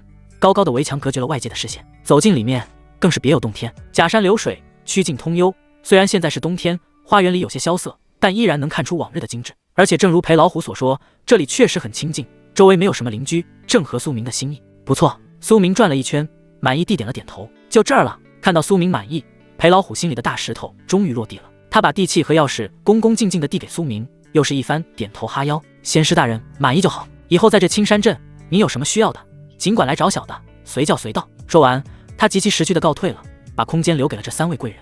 等到外人走后，苏明带着两女走进了主屋。屋里的家具一应俱全，而且看着都是新的，显然是有人定期打扫维护，完全可以拎包入住。不错，这钱花得值。苏明伸了个懒腰，这一路的奔波总算是结束了。他转过身，看着身后的2个大美女，脸上露出了一抹坏笑。他指着主卧旁边的一间卧房，对着林婉儿说道：夫人，你住那里吧，离得近，有什么事也方便照应。林婉儿看了一眼那间客房，又看了一眼苏明和萧红玲，眼中闪过一丝失落，但他很快就掩饰了过去，对着苏明盈盈一拂，乖巧的应道：是，听苏公子指示，妾身这就去收拾。说完，他很懂事的退了下去，没有打扰2人的2人世界。至于红玲儿吗？苏明转过头，看着身边的萧红玲，一把搂住了她的腰肢，把她拉进了怀里。当然是跟我在一起了，咱们还要抓紧时间，好好治疗伤势呢。萧红玲挣扎了2下，但象征性的反抗一下就放弃了。哼，就知道你没安好心。他白了苏明一眼，但身体却很诚实地靠在了苏明身上。好了，今天大家都累了，还是早点歇息吧。夫人，明天见。苏明对着林婉儿的背影喊了一句，然后直接拦腰抱起萧红玲，大步流星地走进了主卧。砰，房门关上。林婉儿站在客房门口，看着那扇紧闭的房门，心里空落落的。她摇了摇头，苦笑一声：林婉儿啊，林婉儿，你在想什么呢？你能逃出来，能有现在这个安稳的地方住，已经是苏公子的大恩大德了。做人要知足。他深吸一口气，转身走进了自己的房间。今天确实有点累了，大起大落下也确实乏了。夜深人静，5时，月明星稀，青山镇陷入了沉睡，但这栋宅子里却并不平静。客房内，林婉儿躺在床上，翻来覆去怎么也睡不着，她的脸红得像苹果一样，整个人都钻进了被窝里，双手死死地捂着耳朵。但是从隔壁主卧传来的声音却像是魔音贯耳一样，无孔不入地钻进她的耳朵里。那种靡靡之音带着压抑的喘息和令人脸红心跳的撞击声，一声高过一声，持续了整整2个时辰都没有停歇的意思。这苏公子的体力也太好了吧。林婉儿咬着嘴唇，感觉自己早就熟透了的身体竟然开始不受控制地出现了反应，那种空虚和燥热让她浑身难受。她想到了苏明那张英俊的脸，想到了他在雪地里把自己拉起来时的温柔，想到了他在飞剑上让自己抱紧他时的霸道。苏朗，林婉儿一只手捂住了砰砰乱跳的心，另一只手却像是有了自己的意识一样，慢慢地向下滑去。这一夜注定无眠。清晨，当第一缕阳光透过窗棂洒进房间时，苏明神清气爽地睁开了眼睛。他看了一眼怀里还在熟睡的萧红玲，此时的萧红玲就像是一只被驯服的小猫，蜷缩在他的臂弯里，长长的睫毛微微颤抖，那张绝美的脸蛋上还带着尚未褪去的红晕，看起来格外诱人。经过昨晚的一番深度治疗，萧红玲的伤势又恢复了一丝，而且双修带来的灵力反馈也让苏明的修为再次精进了一步，今晚就能突破炼气4层，不到10天就快炼气4层了。果然软饭硬吃才是王道啊！苏明在心里感叹了一句，他轻轻抽出手臂，不想吵醒他。穿好衣服，苏明推开房门，走到了院子里，深吸一口清晨凛冽的空气，苏明感觉整个人都活过来了。苏公子早。就在这时，一道柔柔的声音传来，只见林婉儿正站在院子里的石桌旁，手里端着一个托盘，上面放着几碗热腾腾的清粥和小菜。今天的她似乎特意打扮了一番，虽然还是那一身工装，但头发梳得一丝不苟，脸上也略施粉黛，看起来容光焕发，只是不知为何看起来有点萎靡不振。而且看到苏明出来，他的眼神有些躲闪，脸颊也莫名其妙地红了一下。早啊，夫人。苏明笑着打了个招呼，并没有察觉到异样。这么早就起来做饭了，真是辛苦了。不辛苦，这都是妾身应该做的。林婉儿低下头，把粥放在石桌上，公子快趁热吃吧。苏明也不客气，坐下来端起碗就喝了一大口。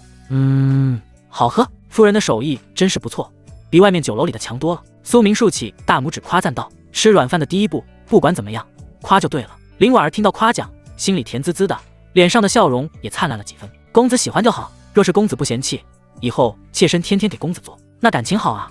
苏明哈哈一笑。就在两人闲聊的时候，主卧的房门吱呀一声打开了，萧红玲披着一件袍子，并没有拉紧，空门大开，慵懒地靠在门框上。她看了一眼正聊得火热的两人，尤其是看到林婉儿那副含情脉脉的样子，眉头微微一皱。大清早的，吵什么吵？萧红玲打了个哈欠，语气里带着几分起床气。不知道本座还要睡觉吗？苏明回头一看，立马放下碗，跑了过去。红玲儿醒了，来，快来喝粥，夫人特意做的，味道可好了。苏明扶着萧红玲走到石桌旁坐下，又亲自给她盛了一碗粥，还贴心的吹了吹，小心烫。萧红玲看着眼前这碗粥，又看了看苏明的样子，心里的醋意消散了不少。她接过碗，优雅的喝了一小口，还行吧，勉强能入口。虽然嘴上这么说，但她喝粥的速度却并不慢，显然也是饿了，毕竟昨晚消耗太大了。吃完早饭，苏明擦了擦嘴，正色道，好了，饭也吃饱了，该干正事了。红玲儿，你的伤势虽然恢复了一些，但想要彻底痊愈，光靠双修还不够，那枚赤血龙果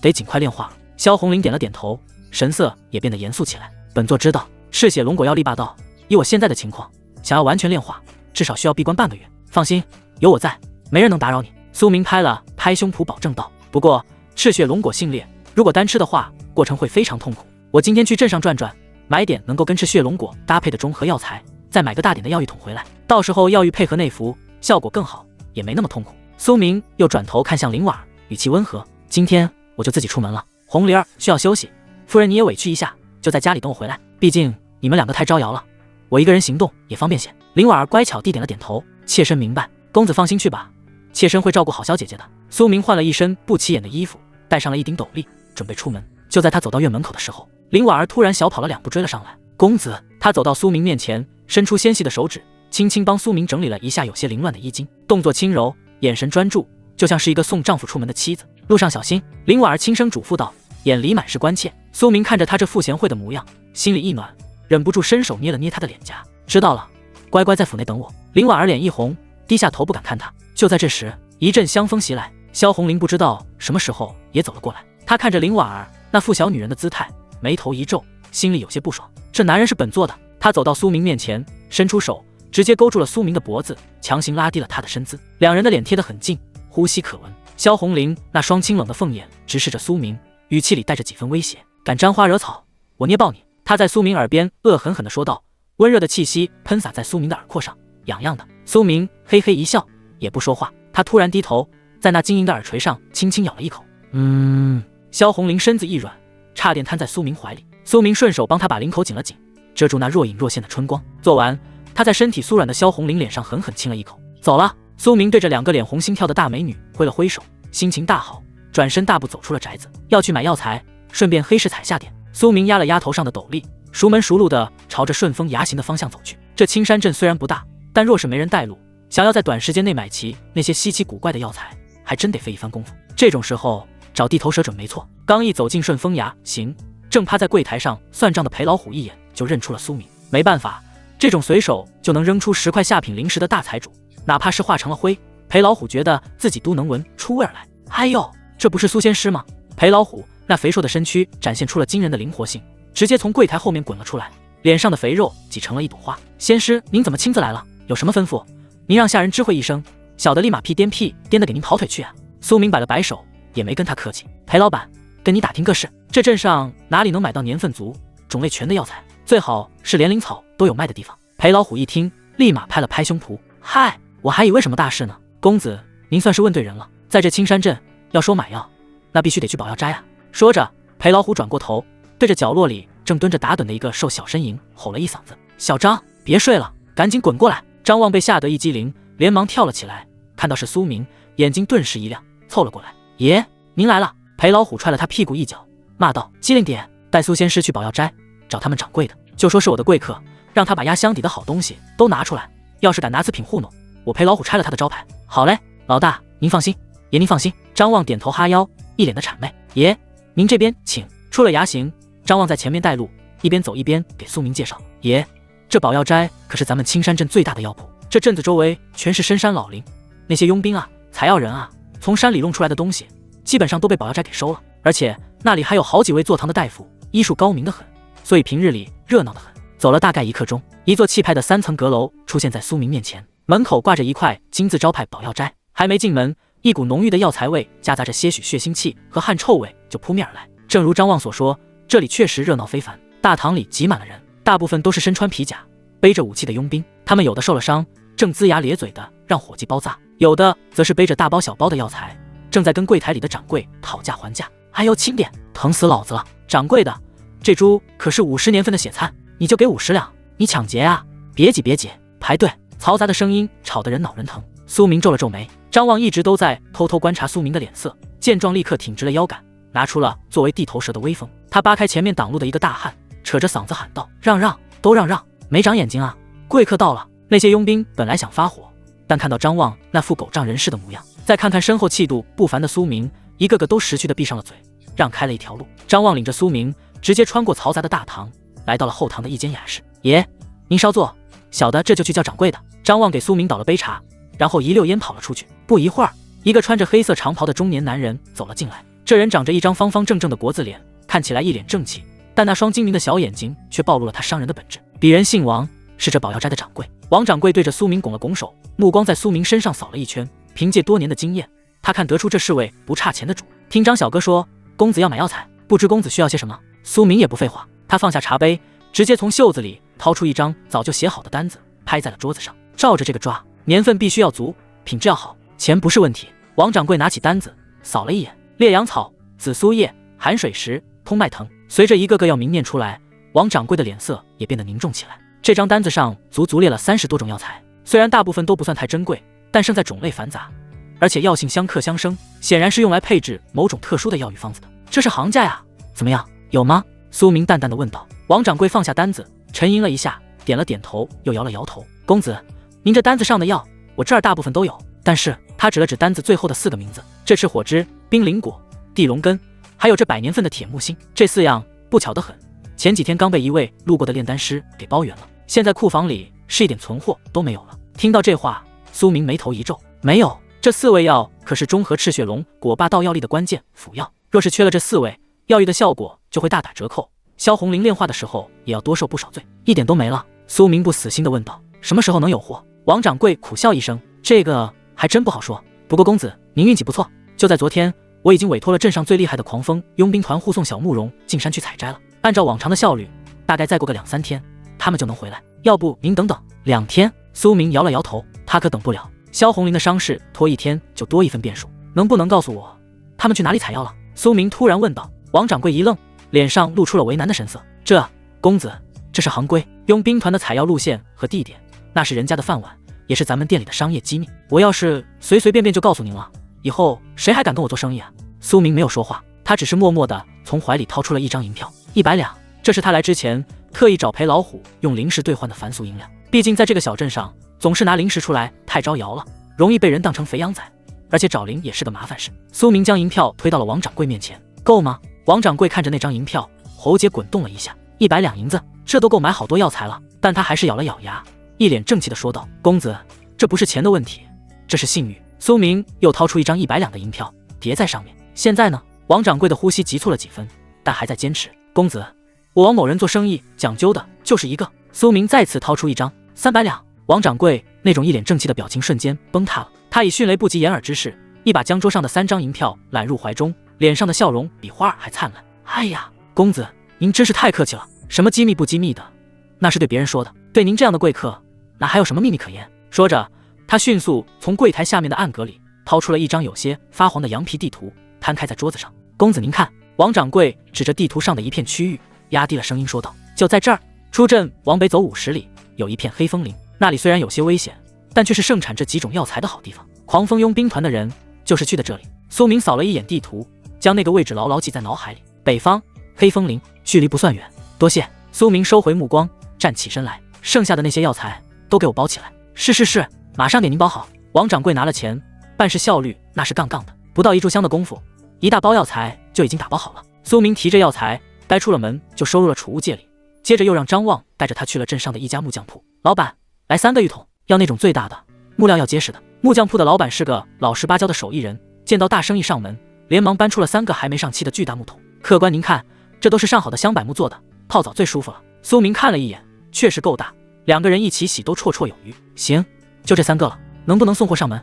能，只要告诉地址，马上给您送过去。苏明留下了地址，付了钱。3个浴桶，一个给林婉儿用，一个给萧红林和自己用，还有一个备用，万一哪个坏了，或者到时候兴致来了想玩点花样，总得有个替换的不是？这就叫有备无患。做完这一切，苏明随手扔给张望1两碎银子。行了，今天辛苦你了，这钱拿去买酒喝，不用跟着我了。张望接过银子，千恩万谢的走了。苏明看着张望离去的背影，压了压斗笠，他抬头看了一眼天色，此时虽然还是上午，但天空中乌云密布，似乎又在酝酿着一场大雪。黑风林，苏明并没有回宅子，而是直接朝着镇北的方向走去。既然药铺里没货，那就自己动手丰衣足食，反正也就是几株药材而已，去山里逛一圈，采了就回来，也就半天的功夫。而且苏明摸了摸下巴，嘴角勾起一抹自信的笑容。小爷，我现在可是炼气3层巅峰，手里还有黄阶上品的流光剑，更别说我还修炼了素女天经这种天阶功法，灵力浑厚程度远超同阶，再加上我这强悍的肉身。苏明握了握拳，感受着体内涌动的力量。别说是那些普通的野兽了，就算是遇到了一阶巅峰的妖兽，我也能给他砍了。毕竟别人的修为是靠修炼提上来的，虚浮不堪，而我可是靠着红灵儿双修一下提升上来的，高下立判。再说了，这青山镇明显就是个新手村，周围最多就是野兽，哪里会有妖兽？我就不信了，我就出去采个药，还能这么巧，正好撞上一只2阶妖兽在遛弯。苏明一边在心里立着 flag， 一边大步流星地走出了青山镇的北门。风雪中，他的背影显得格外潇洒和自信，那是属于挂逼的从容。但他显然忘记了一件事，在修仙界，话不能说得太满， flag 这种东西立得越多，到得越快。出了青山镇北门，凛冽的寒风夹杂着雪花扑面而来。苏明紧了紧身上的衣袍，虽然这点寒冷对于修仙者来说不算什么，但他还是习惯性的缩了缩脖子。没有了温香软玉在怀，这鬼天气确实显得格外凄凉。唉，由奢入俭难啊！苏明感叹了一句，一边踩着积雪向黑风林方向走去，一边习惯性地心神沉入识海，查看起那个关于神秘秘宝的推演进度。这一看不要紧，差点让他脚下一滑，摔个鸟朝天。原本抱着萧红绫的时候，天机录上显示的剩余时间是15天，可现在那上面的进度让他绝望。当前推演进度 2%， 预计剩余所需时间83年06个月。83年，苏明额头上瞬间垂下几条黑线，嘴角疯狂抽搐。你大爷的！83年，那时候黄花菜都凉了，说不定我都修成元婴老怪了，还要你这破推演干什么？离了萧红绫，你就这么废吗？苏明在心里疯狂吐槽，这天机录简直就是个势利眼。有富婆贴贴的时候，那是5具极速光纤，一旦离了富婆，瞬间变成2具龟速网络，还是信号只有1格的那种。取消，赶紧给我取消！看着就心烦。苏明果断切断了这个长线任务。虽然那秘宝肯定是个惊天动地的好东西，但眼下还是务实一点比较好。反正还有1个多月的时间，等晚上回去抱着红灵儿睡觉的时候再挂机下载也不迟。天机录，换个任务，推演一下我要找的那4味药材：赤火枝、冰灵果、地龙根、百年铁木星。现在具体在什么方位？这一次天机录的反应倒是很快，毕竟只是找几颗草药，哪怕没有富婆加持，凭苏明现在的修为也足够了。嗡，书页翻动，一行墨迹浮现，推演完成。目标药材位置右前方，黑风林深处，断崖之下。特别提示：药材旁有一头妖兽铁甲暴熊，等级1阶中期，相当于人类修士炼气6层。危险程度一。嚯！苏明眉毛一挑，脚步未停，还真有妖兽啊！炼气6层，铁甲豹熊，在这个偏远的青山镇周边，能遇到一阶中期的妖兽，确实算是大怪了。对于普通的佣兵团来说，这就是噩梦；但对于苏明来说，洒水了。苏明撇了撇嘴，完全没放在心上。越级强杀，那是主角的标配好吗？正好拿你练手，顺便弄点熊掌回去给红灵儿和婉儿补身子。有了确切的目标，苏明也不再慢吞吞的走路了。他左右看了看，确定四周无人，手掌一翻，嗡，流光剑凭空出现，悬浮在离地3寸的地方。苏明纵身一跃，稳稳踩在剑身之上。走你！灵力灌注，一人一剑化作一道青色的流光，贴着树梢，向着天机路指引的方向急速飞去。与此同时，黑风林深处10里外的一处断崖下，这里的积雪被践踏得凌乱不堪，原本洁白的雪地上，此刻已经洒满了刺眼的猩红。一场惨烈的厮杀正在这里上演。吼！一声震耳欲聋的兽吼声响起，震得树上的积雪簌簌落下。一头足有3米高，浑身覆盖着黑色鳞甲般硬毛的巨熊，正人立而起，挥舞着那蒲扇般的大巴掌，疯狂地拍击着周围的人类。正是铁甲豹熊，而在他周围围着10几个身穿皮甲、手持各式兵器的汉子，他们正是青山镇最强的狂风佣兵团。这支平日里在镇上横着走的精锐队伍，此刻却像是暴风雨中的一叶扁舟，随时都有覆灭的危险。顶住！都给我顶住！一个满脸络腮胡、身材魁梧的中年汉子，手里握着一把厚背开山刀，声嘶力竭地吼道：“他是狂风佣兵团的团长王猛。”此刻他的左臂已经耷拉下来，鲜血顺着指尖滴落，显然是断了，但他依然咬着牙，死死地挡在队伍的最前面。在他身后不远处，一块巨石后面躲着一个背着药篓的年轻少女。少女脸色苍白如纸，瑟瑟发抖地看着眼前的血腥场面，手里紧紧攥着那几株刚刚挖出来的药材。她是宝药斋的慕容云。这条路线狂风佣兵团已经走了无数次了，闭着眼睛都能摸清楚哪里有坑。可谁也没想到，这一次就在慕容云刚刚挖出一株地龙根的时候，这头沉睡在地下的铁甲豹熊突然破土而出。起床气极其严重的豹熊二话不说就开启了杀戮模式，它的速度极快，力量更是大的惊人，根本不给众人逃跑的机会。短短半炷香的时间，20人的精锐团队已经折损了5个兄弟，5具尸体残缺部全地躺在雪地里，有的被拍碎了脑袋，有的被撕成了2半。啊！又是一声惨叫，一名佣兵躲闪不及，被豹熊一巴掌拍在胸口，咔嚓一声脆响，胸骨尽碎，整个人像个破布娃娃一样飞了出去，撞在树上，当场没了气息。老六！王猛双目赤红，眼角都要瞪裂了。畜生，老子跟你拼了！他怒吼一声，体内那点微薄的内劲疯狂运转，双手握刀，高高跃起，对着豹熊的脑袋狠狠劈下。当一声金铁交击的脆响，火星四溅，那把精刚打造的开山刀砍在豹熊的脑门上，竟然只留下了一道白印。反倒是王猛只觉得虎口巨震，双手发麻，手里的刀差点脱手飞出。这怎么可能？王猛绝望了，这头畜生的防御力简直变态，他们这些断体期的武者，哪怕是用尽全力也破不了防。这就是野兽和妖兽的区别，这也是凡人和修仙者的鸿沟。吼！豹熊被这一刀激怒了，他反手一挥，砰！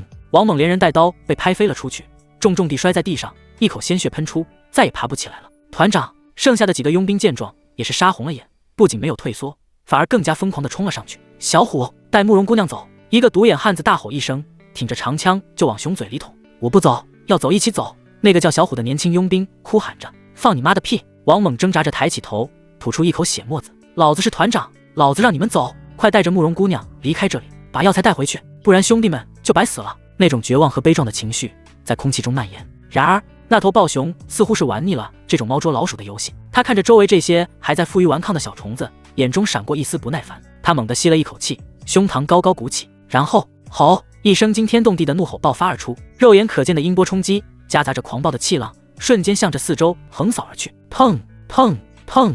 原本还围在他身边的几个佣兵就像是被重锤击中了一样，一个个惨叫着倒飞出去，七窍流血，重重地砸在雪地上，生死不知。就连躲在石头后面的慕容云也被震得耳朵嗡鸣，眼前一黑，瘫软在地。全军覆没！仅仅是一声怒吼，整个狂风佣兵团瞬间失去了战斗力。豹熊迈着沉重的步伐，踩着积雪，一步步朝着最近的一个佣兵走去。那张狰狞的熊脸上竟然露出了人性化的残忍笑容，他伸出满是倒刺的舌头，舔了舔嘴边的鲜血，那是他刚才撕碎的一个人类的味道，鲜美温热。完了！王猛躺在地上，看着那头逐渐逼近的庞然大物，心中充满了绝望。他想动，但身体已经不听使唤了，只能眼睁睁地看着死亡降临。所有人都闭上了眼睛，等待着那最后一刻的到来。就在这千钧一发之际，铮一声清越的剑鸣声突然从天而降。这声音虽然不大，但却像是穿透了风雪，穿透了恐惧，清晰响彻在每一个人的耳边。紧接着，众人只觉得眼前一花，一道长达4丈的璀璨白色剑气，如同从天外飞来的流星，划破了阴沉的长空。快，太快了，快到连那头以速度见长的铁甲豹熊都根本来不及做出任何反应。他刚刚抬起爪子，想要拍碎眼前这个人类的脑袋，那道剑气就已经到了。唰，剑气如切豆腐一般，毫无阻碍地从豹熊的头顶一掠而过，一直延伸到胯下。时间仿佛在这一刻静止了，豹熊的动作僵住了，那一身连开山刀都砍不破的铁甲皮毛，此刻就像是纸糊的一样脆弱。下一秒，一条细细的血线从他的眉心处显现出来，然后迅速向下蔓延。噗，鲜血如瀑布般喷涌而出，庞大如小山般的豹熊身躯竟然从中整整齐齐地分成了2半。轰隆，两半尸体轰然倒向两边，露出了里面花花绿绿的内脏，热气腾腾，一剑秒杀。那让所有人绝望的恐怖防御，在这道剑气面前简直就是个笑话。寂静，死一般的寂静，所有还活着的佣兵都呆呆地看着这一幕，甚至忘记了呼吸。他们怀疑自己是不是在做梦，或者是临死前产生的幻觉。直到一道修长的身影缓缓从天空中飘落，他身穿一袭普通的青衫，头上戴着一顶遮住半张脸的斗笠，脚下虽然没有踩着飞剑，但那种从天而降的气度就像是谪仙临凡。他轻轻落在雪地上，靴子甚至没有陷进积雪里半分。苏明扫了一眼地上的惨状，眉头微微皱了一下，但很快就舒展开来。他看向那个还躺在地上满脸呆滞的络腮胡汉子，语气平淡，就像是在问路一样随意。诸位可是宝药斋的采药人？寒风呼啸，血腥味弥漫在断崖之下。巨大的铁甲豹熊尸体被整齐地剖成2半，内脏流了一地，散发着热气。而站在尸体旁的那道青衫身影，却仿佛做了一件微不足道的小事，衣角未脏。喂，问你们话呢？苏明微微皱眉，看着眼前这群像是被定身法定住的糙汉子，心里有些无奈。这届路人不行啊，心理素质太差了，不就是杀了一头熊吗？至于吓成这样。众人并没有回答，只是呆呆地看着他，显然都还没有从刚刚那惊天一剑的震撼中回过神来。那一剑的风采已经超出了他们这些凡人武者的认知范畴。苏明有些不耐烦了，刚想再次开口喝问，我是……一道怯生生的声音从一块巨石后面传了出来，我是宝药斋的采药人，同时也是一名医师，请问仙师找我有什么事吗？苏明转头看去，只见一名背着药篓的少女战战兢兢地从石头后方走了出来。她穿着一身粗布棉衣，有着一头乌黑的披肩长发，脸蛋是标准的鹅蛋脸，虽然因为常年在外奔波，皮肤不算特别白皙，但胜在清秀耐看。此时她的小脸上满是惊恐，身体还在止不住地颤抖，显然是被刚才的血腥场面吓坏了。苏明点了点头，脸上的表情稍微柔和了一些，只要有个能喘气的，能听懂人话的就行。他从怀里掏出了那张列着药材清单的纸张，用灵力拖着，轻飘飘送到了少女面前。苏明开门见山地说道，我这人讲道理，救了你们一命，收点利息不过分吧？我还差这4份药材，你看看你们采到了没有？有的话给我一些，这事儿就算结了。慕容云看着漂浮在眼前的纸张，咽了口唾沫，小心翼翼地伸出双手接住。他仔细看了看上面的药名，赤火枝、冰灵果、地龙根、百年铁木星。看了一遍后，他像是松了一口气，连忙对着苏明点了点头，声音颤抖地说道，有的，除了这份100年份的铁木星还没来得及去采，其他的3种刚才都已经采到了，我这就拿给仙师。说着他也不敢耽搁，慌慌张张地跑到一旁，把自己那个专门用来放珍贵药材的大药篓子拖了过来。他在里面翻找了一阵，很快就拿出了3个木盒，似乎是生怕这位仙师嫌少。他咬了咬牙，又把自己私藏的几株备用药材也拿了出来，凑足了双倍的分量，恭恭敬敬的双手奉上。仙师都在这里了，多谢仙师救命之恩，这些药材您尽管拿去。苏明也不客气，神识一扫，确认药材无误且年份充足后，手一挥，直接将其收进了储物戒里。还算懂事。苏明满意地点了点头，既然拿到了3样，那就只剩下最后一样了。他看着慕容云问道，那你刚才说还没来得及去采铁木星，也就是说你们原本的计划接下来就是要去采集铁木星对吧？你知道具体位置在哪吧？慕容云老老实实地点头，知道的，就在前面翻过2座山的枯木崖上，那里有一片铁木林，具体在642.285.276。什么鬼东西？算了。苏明听到他的话有点懵逼，不过既然有向导，那还浪费什么脑细胞？自己找路哪有本地人带路来得快？既然知道，那就跟我走一趟吧。说罢，苏明根本没给慕容云拒绝的机会，他上前一步，一把抓住了慕容云后背的衣服，就像是拎小鸡仔一样把他提了起来。啊！慕容云惊呼一声，双脚离地。嗡！流光剑再次浮现，瞬间变大。苏明提着慕容云踏上飞剑，转头看了一眼那些还瘫在地上的佣兵团成员，我带他去取药，完事了自然会放他回去。至于你们，苏明瞥了一眼地上的尸体和鲜血，这地方血腥味太重，马上会有别的妖兽过来，不想死的就赶紧离开吧。说完，他也不管这些人的反应，脚下灵力一催，嗖，流光剑化作一道青红，带着2人的身影冲天而起，瞬间消失在了茫茫林海之中，直到苏明的身影彻底消失不见，断崖下那死一般的寂静才被打破。呼呼，幸存的10几个佣兵大口大口地喘着粗气，像是刚刚从鬼门关里爬出来一样，浑身都被冷汗浸透了。活下来了，那个仙师走了，我的娘脸，刚才那一剑太吓人了，我感觉魂儿都飞了。众人面面相觑，脸上满是劫后余生的庆幸。王猛这时候也被人搀扶着坐了起来，他捂着断掉的手臂，脸色惨白，看着苏明消失的方向，眼神复杂，既有敬畏也有无奈。团长，咱们怎么办？一个年轻的佣兵看了看地上的兄弟尸体，带着哭腔问道。还能怎么办？王猛叹了口气，强忍着剧痛说道，收拾一下兄弟们的尸骨，带回去安葬吧。这趟任务算是咱们倒霉，遇到了这种硬茬子妖兽，也算是咱们命大，遇到了那位路过的仙师。那慕容姑娘她？有人担忧地问道。那位仙师把慕容姑娘抓走了，会不会？王猛沉默了片刻，最后摇了摇头，语气里充满了无力感。哎，听天由命吧。对于那种高高在上的仙师来说，咱们这些人的命就跟草芥一样。他既然当场没杀人，也没对慕容姑娘做什么过分的事，应该不会为难她一个小姑娘吧。虽然嘴上这么说，但他心里也没底。在这个弱肉强食的世界里，弱者是没有资格谈条件的，只能接受命运的安排。就在狂风佣兵团的人收拾残局准备撤离的时候，在距离断崖几百米外的一处隐蔽角落里，厚厚的积雪灌木丛后探出了一个少年的脑袋。这少年看起来17、18岁，皮肤黝黑，面相普通，虽然穿着一身普通的兽皮衣服，但眼神却异常坚毅，透着一股不属于这个年纪的沉稳。他手里握着一把铁剑，正死死地盯着苏明离去的方向。严老，少年压低了声音，对着空气小声说道，刚刚那个人好强，那一剑的威力恐怕连炼气后期的修士都不一定能接得住吧。下一秒，少年的脑海里响起了一道苍老的声音，那是自然。小妍子，你这次算是开了眼界了。刚刚那人骨龄不过18、19岁，修为虽然只是炼气3层巅峰，看样子快要突破炼气4层，但他体内的灵力极其精纯。而且那苍老的声音顿了顿，带着几分赞赏和感叹，他能一击秒杀防御力惊人的炼气6层铁甲暴熊，用的却只是万剑阁最基础的剑法流云剑诀。这意味着什么？意味着他在剑道上的悟性堪称妖孽。看来万剑阁这次是捡到宝了呀。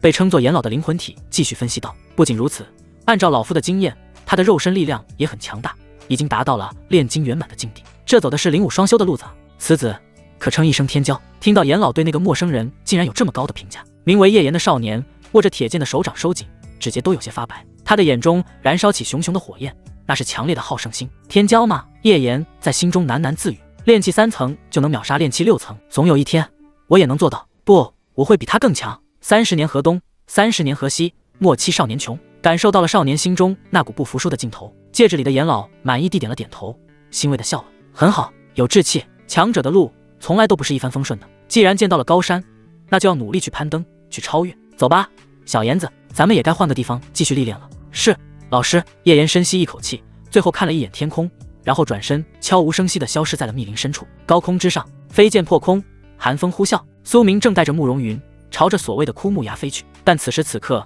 他的脸色却并不轻松，甚至可以说有些凝重。就在刚才飞离断崖的那一瞬间，一股强大的第六感让他浑身的汗毛都竖了起来，那种感觉就像是被某种极为恐怖的存在在暗中窥视了一样。那种目光虽然没有杀意，但却带着一种仿佛能看穿一切的透彻感，让他这个挂逼都感到了极度的不安。有人，而且是高手。苏明也不管身后因为害怕恐高而紧紧抱着自己腰的慕容云，直接在脑海里疯狂呼叫天机路。天机路，刚才是不是有人在暗处窥视我？帮我查查是谁？是不是那个赵无极追上来了？还是什么别的老怪物？苏明现在最怕的就是那个金丹期的赵无极阴魂不散。如果真的是他，那自己现在这个状态带着个拖油瓶简直就是活靶子。嗡！天机路很快给出了反馈。然而当苏明看到那一行字的时候，眼皮狠狠地跳了一下。收到仙友请求，正在追溯因果线，检测到一股极其隐晦且强大的灵魂波动。若要完全解析对方身份、来历及目的，需消耗巨大算力，预计解析时间10年。10年！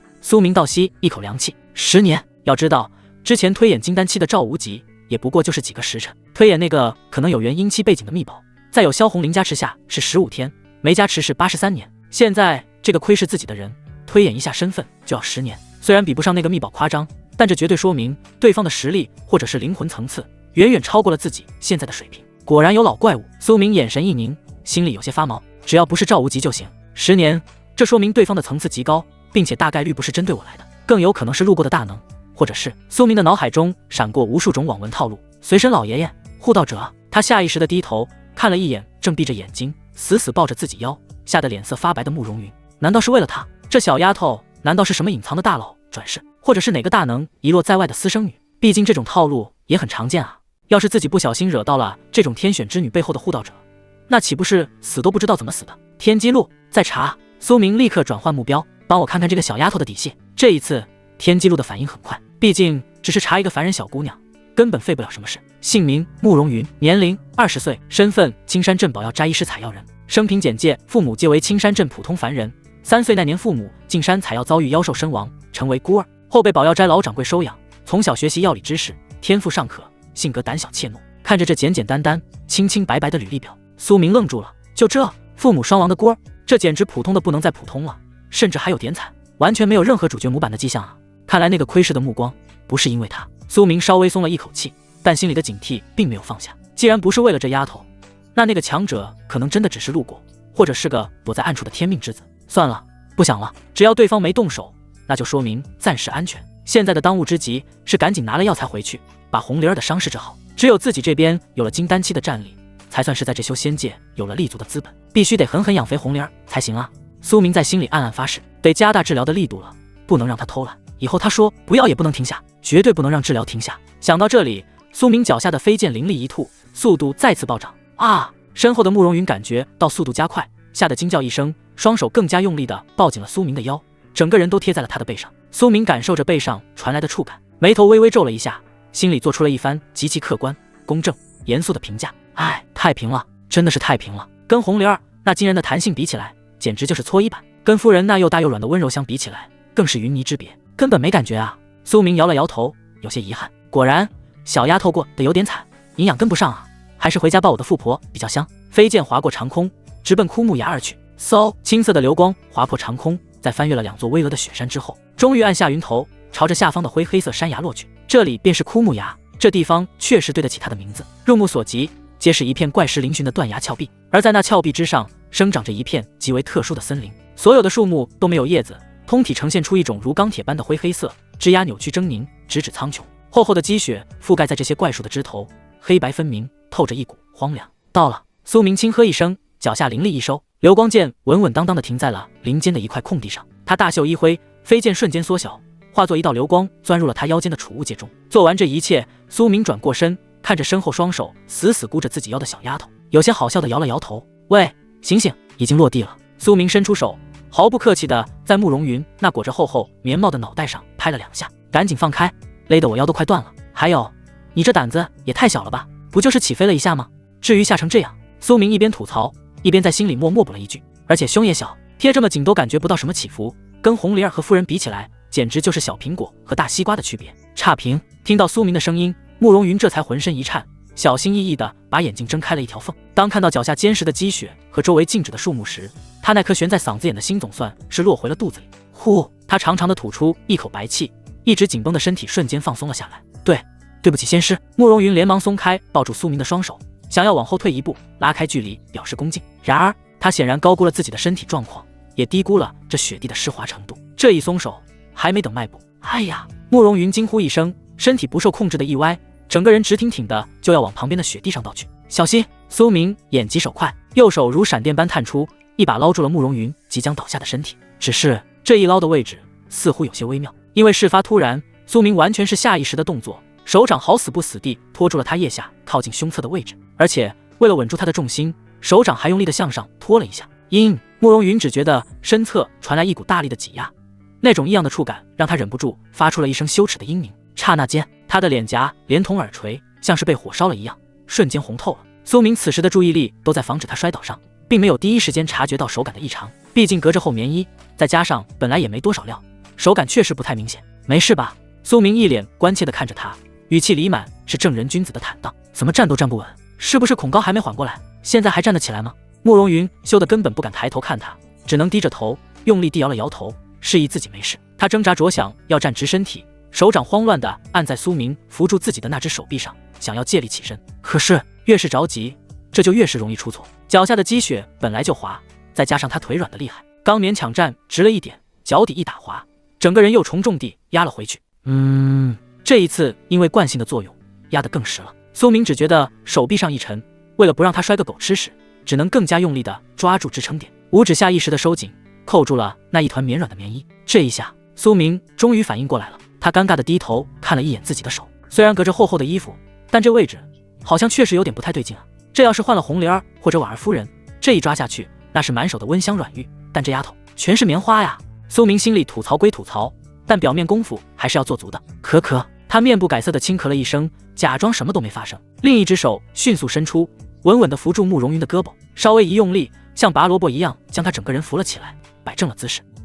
苏明一本正经地开始胡说八道，脸上带着几分高深莫测的神棍表情。慕容姑娘，你这腿脚不听使唤，其实是很正常的，并非是你胆小，也并非是你体弱，而是这枯木崖。苏明环顾四周，指了指那些光秃秃的怪树，压低了声音，神神叨叨地说道：此地乃是极阴之地，阴气太重，你一介凡人女子，身子骨本就属阴，来到这种地方，阴气入体，自然会冲撞了气血，导致四肢乏力，这叫阴煞冲体，懂吗？慕容云此时刚站稳，两只戴着厚实手套的手正不知所措地搅动着衣角。听到苏明这番专业的解释，他愣了一下，随即眼中的羞涩被惊讶所取代。是这样吗？他虽然是个医师，懂药理，但对于这种玄之又玄的风水煞气之说却是完全不懂。而且苏明是高高在上的仙师，他说的话那肯定是有道理的呀。原来不是因为我笨手笨脚，也不是因为被仙师碰到了身子才腿软的，是因为阴气太重啊。慕容云心里顿时松了一口气，那种尴尬到想找个地缝钻进去的感觉也消散了不少。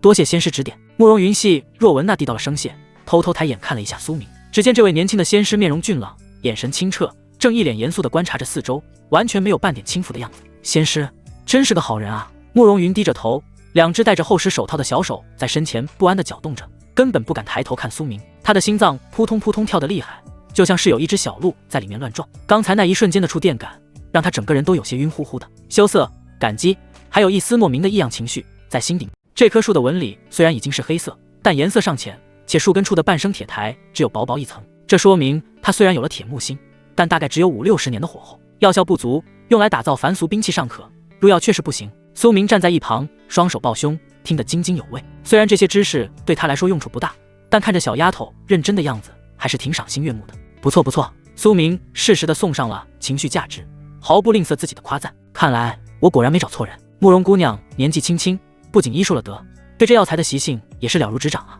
专业，太专业了，比我这个只知道打打杀杀的粗人强多了。听到苏明的夸奖，慕容云刚刚恢复正常的脸蛋唰的一下又红了，不过这一次是高兴的红，被高高在上的仙师夸奖，这对他来说简直是莫大的荣幸和肯定。仙师过奖了，这都是老掌柜教得好，我只是记性稍微好一点罢了。他抿着嘴，眉眼弯弯，显然很是受用，连带着脚下的步伐都轻快了几分。他在林子里穿梭着，时不时的在一棵树前停下，敲敲打打，仔细辨认。这棵120年勉强可用，这棵150年品质上佳。苏明跟在后面也不催促，就像是在逛自家后花园一样悠闲。大概过了1刻钟，慕容云突然在一棵位于悬崖边缘，看起来并不算特别高大，但却显得格外苍劲古朴的铁木前停下了脚步。这棵树的树皮已经黑得发亮，就像是涂了一层油脂，而且在它的根部竟然生长着一圈暗红色的苔藓，散发着淡淡的金属光泽。慕容云眼睛一亮，连忙凑过去，耳朵贴在树干上听了听，随后他转过身，一脸兴奋地对着苏明喊道：仙师，找到了，就是这棵铁木的树龄至少在300年以上，而且看这半生红苔的色泽，它里面的铁木心已经完全液化凝聚，乃是极品中的极品，不仅药效是普通100年份的3倍以上，若是用来炼器，加入一点便能大大增加武器的坚韧度，这可是难得的好东西啊。苏明闻言几步走了过去，他伸出手在那棵树上拍了拍，当一声清脆的金石之音回荡在空气中。好家伙，确实够硬。苏明满意地点了点头，300年份足够了，红灵儿用了这个肯定能好得更快。慕容姑娘，这次多亏你了，回去有赏。慕容云连忙摆手，能帮上仙师的忙是我的福分，不敢要赏。苏明笑了笑，也没多说什么，赏罚分明是他的原则，等完事了自然会给。行了，既然找到了，那就动手吧。苏明对着慕容云挥了挥手，你站远点，小心木屑崩到你。慕容云乖巧地点了点头，退到了10几米开外的一块大石头后面躲好。苏明站在树前，深吸一口气，调整了一下体内的灵力。流光，他心念一动，嗡，储物界光芒一闪，青色的长剑瞬间出现在他的手中，剑身之上流转着淡淡的灵光。断，苏明手腕一抖，将灵力高度压缩在剑锋之上，化作一道如同丝线般纤细却极其锋锐的剑芒，对着那坚硬如铁的树干横向一挥，嗤一声极其轻微的声响，犹如热刀切黄油一般，流光剑毫无阻碍地穿透了直径足有1米的树干。苏明收剑而立，动作潇洒至极。1秒钟后，咔嚓，那棵矗立在悬崖边300年的古树缓缓倾斜，然后轰隆，伴随着一声巨响，大树倒在了雪地上，激起一片雪尘。切口处平滑如镜，可以看到树心位置有一团拳头大小、呈现出暗金色的木质核心，正散发着淡淡的幽香，正是300年份的铁木心。搞定！苏明上前一步，看着那团铁木心，眼中闪过一丝喜色。这下子药材算是凑齐了。他正准备再次挥剑，将这节最精华的树心给取出来，然后打包带走回家抱老婆。然而，就在他刚刚抬起手，剑锋还没触碰到树干的时候，一变突声，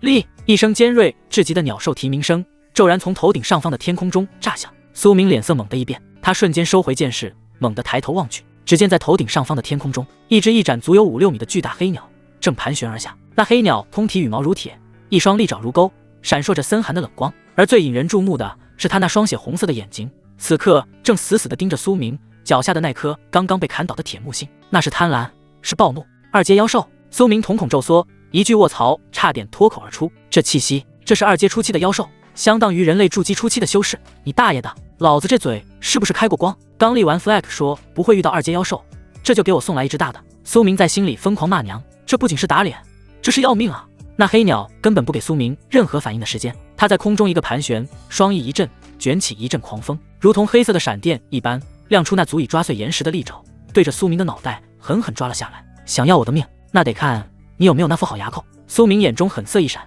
跑是来不及了，那就干他丫的！头顶的劲风如泰山压顶，那巨大的黑影遮蔽了天空，带着令人窒息的血腥气。2阶初期妖兽铁羽魔鹰，这可是相当于筑基初期的存在，在青山镇这种地方绝对是属于霸主级别的生物。换做普通的炼气期修士，此刻恐怕早就被这股威压吓得腿软，只能闭目等死。但苏明不同，他仰起头，看着那双极速放大的利爪，眼中的狠厉之色一闪而过。想吃我也不怕崩了你的牙！就在那利爪即将触碰到他头顶的一瞬间，苏明动了。此时此刻，在他的视野里，这头以速度著称的魔鹰动作竟然变得有些迟缓，那种感觉很奇妙，就像是看电影开了 0.5 倍速一样。他能清晰地看到魔鹰翅膀每一次扇动时羽毛的震颤，能看到那利爪上闪烁的寒光，甚至能看到魔鹰瞳孔中倒映出的那个渺小的自己。太慢了，苏明心中闪过这个念头。他的身体比思维更快，体内素女天经运转到了极致，浑厚的灵力瞬间灌注双腿，唰！苏明的身影凭空消失在原地。轰！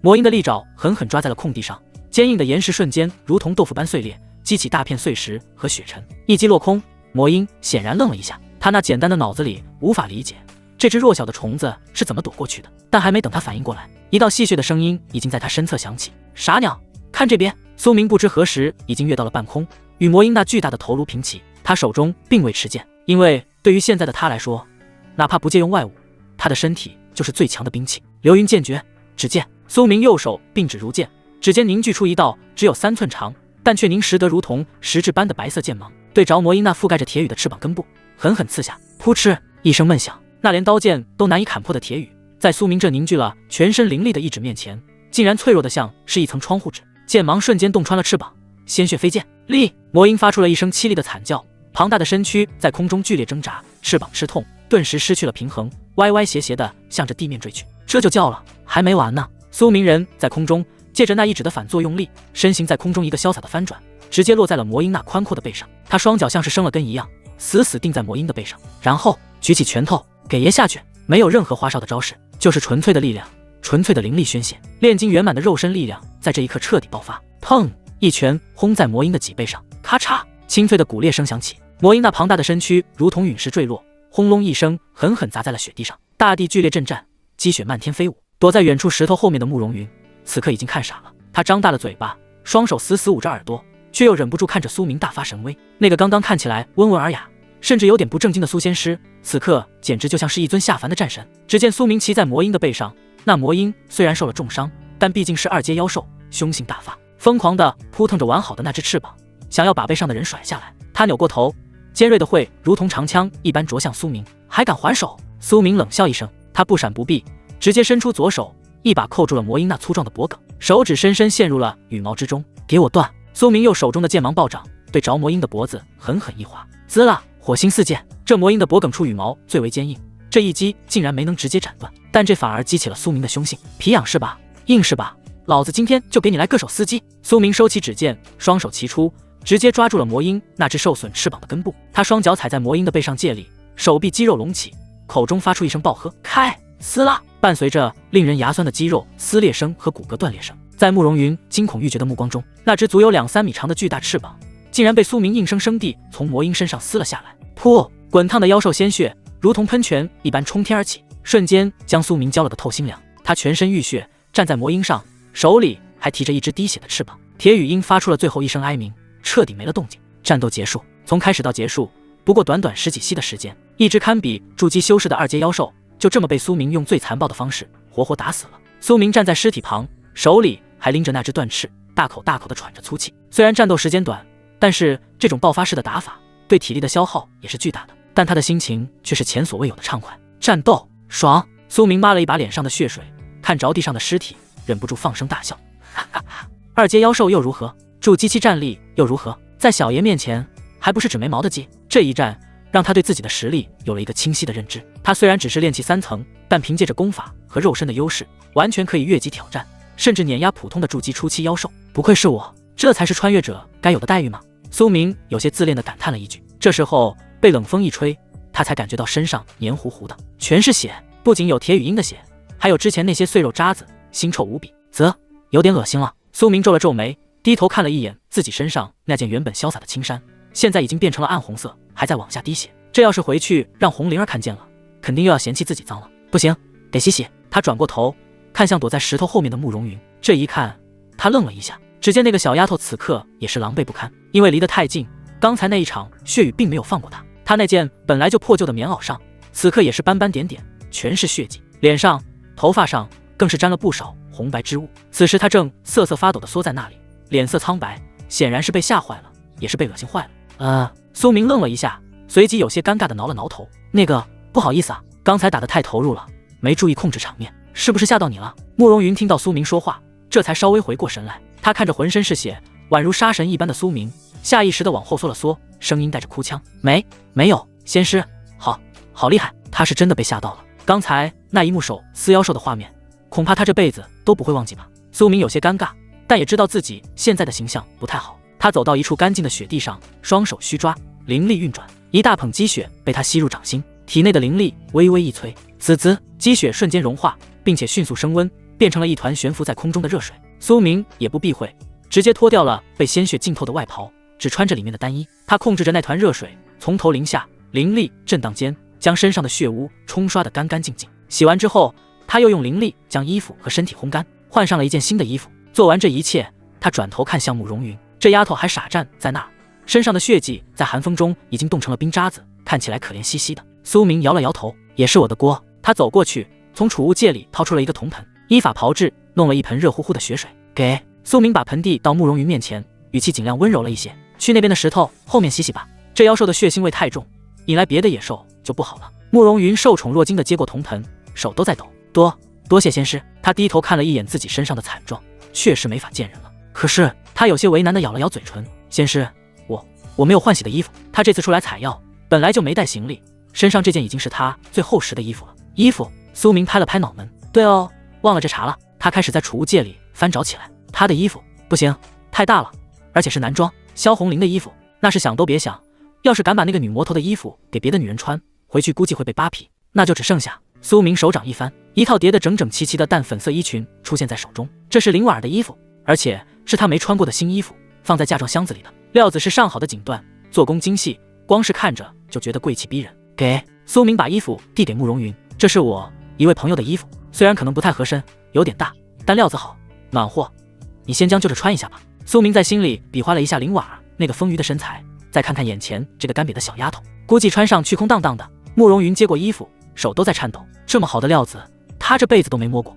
谢仙师赏赐。慕容云抱着衣服和铜盆，红着脸跑到了岩石后面，看着小丫头跑去洗漱了。苏明也没闲着，他走到那颗倒下的铁木前，流光剑挥舞，咔嚓咔嚓，几下就将那节最精华的300年铁木芯给取了出来，小心翼翼地收好。然后他又把目光投向了那具巨大的魔婴尸体。2阶妖兽，浑身是宝，羽毛可以炼制飞剑或者护甲，爪子和喙是炼器的材料，血肉是大补之物，内丹更是珍贵。苏明从储物戒里拿出之前顺手牵羊来的属于赵刚的长刀，开始熟练地进行解剖工作。这爪子不错，给红灵儿留着，说不定能练得发簪防身。这肉看着挺嫩，回去烤了吃。内丹，这个得给红灵儿补身子。为了不弄脏储物袋里萧红灵那些香喷喷的私人物品，他将储物界内灵婉儿的所有嫁妆都放到了萧红灵给的储物袋里。反正萧红灵应该是不介意的，介意就多治疗一会，接着再把魔婴的肉塞进了储物界里。做完这一切，苏明伸了个懒腰，搞定，该回家了。就在这时，岩石后面传来了窸窸窣窣的脚步声。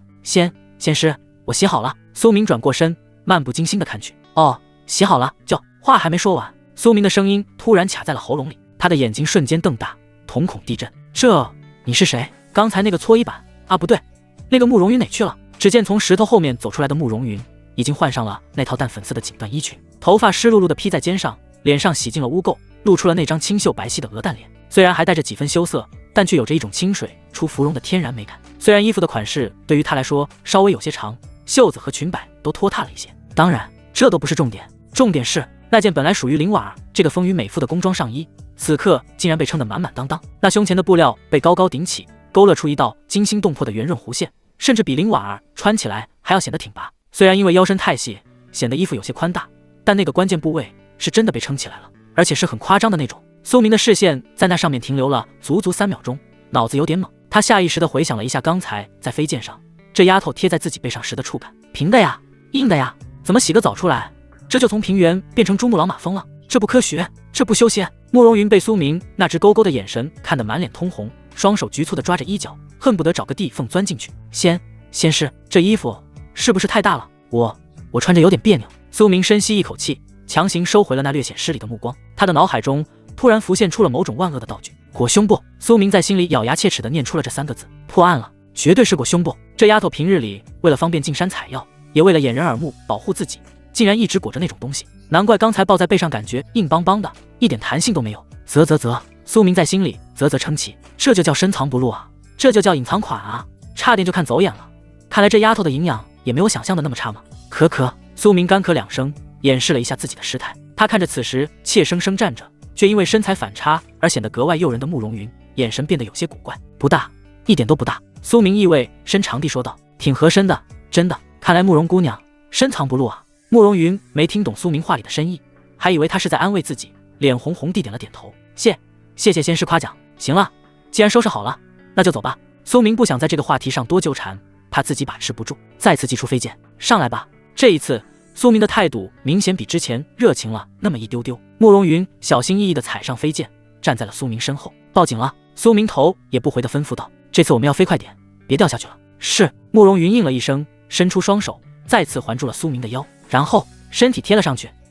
苏明倒吸一口凉气，浑身的肌肉瞬间绷紧。不一样了，完全不一样了。这一次没有了那该死的裹胸部，也没有了厚重的棉衣阻隔，哪怕隔着一层工装和苏明的单衣，这种惊人的柔软，这种沉甸甸的压迫感，那种能够根据背部曲线完美形变的触感，这简直……苏明在心里发出了一声舒爽的叹息。这才是飞行该有的体验啊！没想到这小小的青山镇竟然还藏着这种极品大山，看来这趟采药不仅药材齐了，还发现了新大陆啊！苏明嘴角勾起一抹荡漾的笑容。坐稳了！他大喝一声，脚下灵力狂涌，飞剑如离弦之箭，瞬间冲入云霄。强烈的推背感让身后的慕容云惊呼一声，贴得更紧了。感受着背上的2团温热，苏明心情大好，流光剑化作一道长虹，载着2人冲天而起，向着青山镇的方向飞去。风雪中，苏明的心情格外舒畅。药材齐了，战斗爽了，还发现了一个隐藏的小秘密，这才是穿越者该有的生活啊！接下来就是回去给红灵儿治病，坐等那个传说中的秘宝出世了。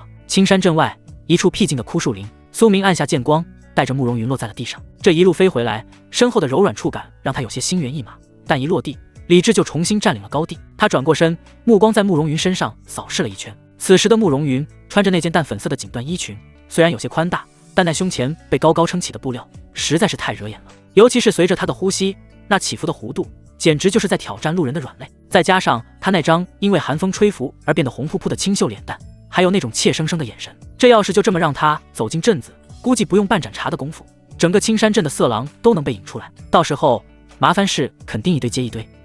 苏明摸了摸下巴，眉头微皱，不行，太招摇了，这简直就是红颜祸水。他手掌一翻，从储物界里拿出了一件雪白的狐裘大衣，正是之前在黑风山脉里他给林婉儿披上的那件。给。苏明手一扬，直接把狐裘扔到了慕容云的头上。穿上吧。苏明淡淡的说道。果言10点，别露出来，你先进镇子，回你的宝药斋去。慕容云手忙脚乱地接住狐裘，感受到上面的质感，心里一阵慌乱又感激。他连忙将狐裘披在身上，把自己裹成了一个球，只露出一双大眼睛。是，仙师。慕容云对着苏明深深地鞠了一躬，抱着怀里的衣服，低着头，迈着碎步，朝着镇门口跑去。看着他的背影，苏明摇了摇头，这丫头也是个苦命人。不过，苏明低头看了一眼自己的手掌，虚握了一下，回味着刚才在飞剑上的触感，确实是有料啊。收回心思，苏明并没有第一时间进镇子，他特意绕了一圈，并没有走正门回去，身形一晃，直接进入了宅邸内。这是他新买的宅子苏府，刚一进来，一股诱人的饭菜香味就顺着寒风钻进了鼻子里。红烧肉，还有清蒸鱼。苏明抽了抽鼻子，肚子非常配合地叫了一声。这种充满了烟火气的味道，让他本来还有些躁动的心平静了下来。这就叫家的味道啊！他沿着回廊往里走，刚穿过月亮门，来到内院，就看到一道风云曼妙的身影正站在庭院里，是林婉儿。此时的他已经换下了一身繁琐的宫装，穿着一身素雅的居家常服。最让苏明眼前一亮的是，他的身前竟然系着一条不知道从哪找来的衬衣，带子在纤细的腰后打了个蝴蝶结，将那原本就夸张的腰臀比勾勒得更加惊心动魄。头发也只是随意的挽了个发髻，插着一根木簪，几缕碎发垂在耳畔，透着一股温婉贤淑。这副打扮简直就是把人妻这2个字的杀伤力发挥到了极致。也许是感知到了熟悉的脚步声，正在修剪花枝的林婉儿猛地回过头，当看到苏明站在那里时，她的眼睛亮了起来，脸上绽放出柔美的笑容。公子，您回来了。她放下手中的剪刀，顾不得擦手，快步迎了上来，走到苏明面前，她上上下下仔细打量了一番，眼神里满是关切和担忧。没事吧？有没有受伤？妾身在家里一直担心着，生怕……话还没说完，苏明心念一动，看着眼前这个满眼都是自己的女人，心里的某种弦被狠狠拨动了一下。他没有说话，而是直接伸出手，一把拦住了那盈盈一握的腰肢，用力往怀里一带。啊！林婉儿惊呼一声，整个人撞进了苏明的怀里，心脏狂跳，像是要从嗓子眼里蹦出来。他下意识的想要推开，但手掌抵在苏明的胸口上，却怎么也使不出力气。苏明低下头，看着近在咫尺的俏脸，长长的睫毛在颤抖，红润的嘴唇微微张开，吐气如兰。夫人，苏明的声音变得有些沙哑，带着侵略性。你好美，尤其是穿这件衣服的时候。这一句直白的夸赞让林婉儿整张脸变得红红的，还没等她反应过来，苏明已经低下了头，霸道的擒住了2瓣红唇。林婉儿瞳孔猛地放大，那一瞬间，她感觉自己像是触电了一样，浑身酥麻，所有的力气都被抽走了。她原本抵在苏明胸口的手慢慢的软了下来，最后环住了苏明的脖颈。她闭上了眼睛，笨拙而热烈的回应着。在这冰天雪地的庭院里，2人的身体紧紧贴在一起，仿佛要将对方融入自己的骨血之中。渐渐地，林婉儿感觉到了不对劲，小腹处传来一种滚烫坚硬的触感，顶得她有些心慌意乱。她当然知道那是什么。公子，她在心里呢喃着，身子软得像是一滩水，甚至有些期待接下来的事情。就在这干柴烈火即将燎原的关键时刻，哼！一声充满促进的冷哼声极其不合时宜的在旁边响起，这声音就像是一盆冰水，瞬间浇灭了2人之间的旖旎气氛。林婉儿浑身一僵，像是受惊的兔子一样，猛地睁开眼睛，想要推开苏明。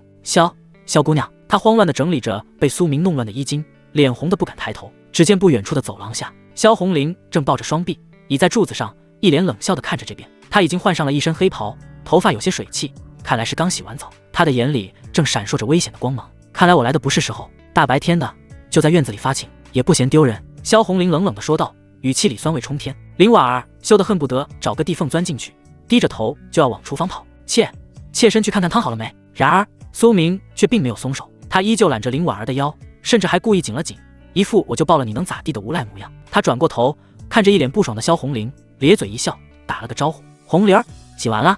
你看你头发都没擦干就出来了，小心着凉，要不要我也抱抱你，给你暖暖？看着他这副死猪不怕开水烫的样子，萧红玲气得银牙紧咬，这个混蛋抱着别的女人还敢来调戏本座，真以为本座提不动刀了吗？滚！萧红玲从牙缝里挤出一个字，她在心里的小本本上又狠狠记了一笔，晚上给你好看，让你知道花儿为什么这样红。见气氛有些僵硬，林婉儿连忙打圆场，那个饭已经做好了，公子萧姑娘可以吃饭了，妾身做了很多好吃的。萧红玲深吸一口气，强行压下心头的酸意，她冷哼一声，看都不看苏明一眼，转身率先朝着膳厅走去。吃饭，饿死本座了。苏明嘿嘿一笑，松开了林婉儿，在她挺翘的臀部轻轻拍了一下，走，吃饭去。膳厅内，桌子上摆满了丰盛的菜肴，虽然都是些家常菜，但在林婉儿精湛的厨艺下，色香味俱全，让人食指大动。苏明坐在主位，2女分坐2边。吃饭的时候，苏明手掌一翻，将那枚装着2阶妖兽肉的储物芥蒂给了林婉儿。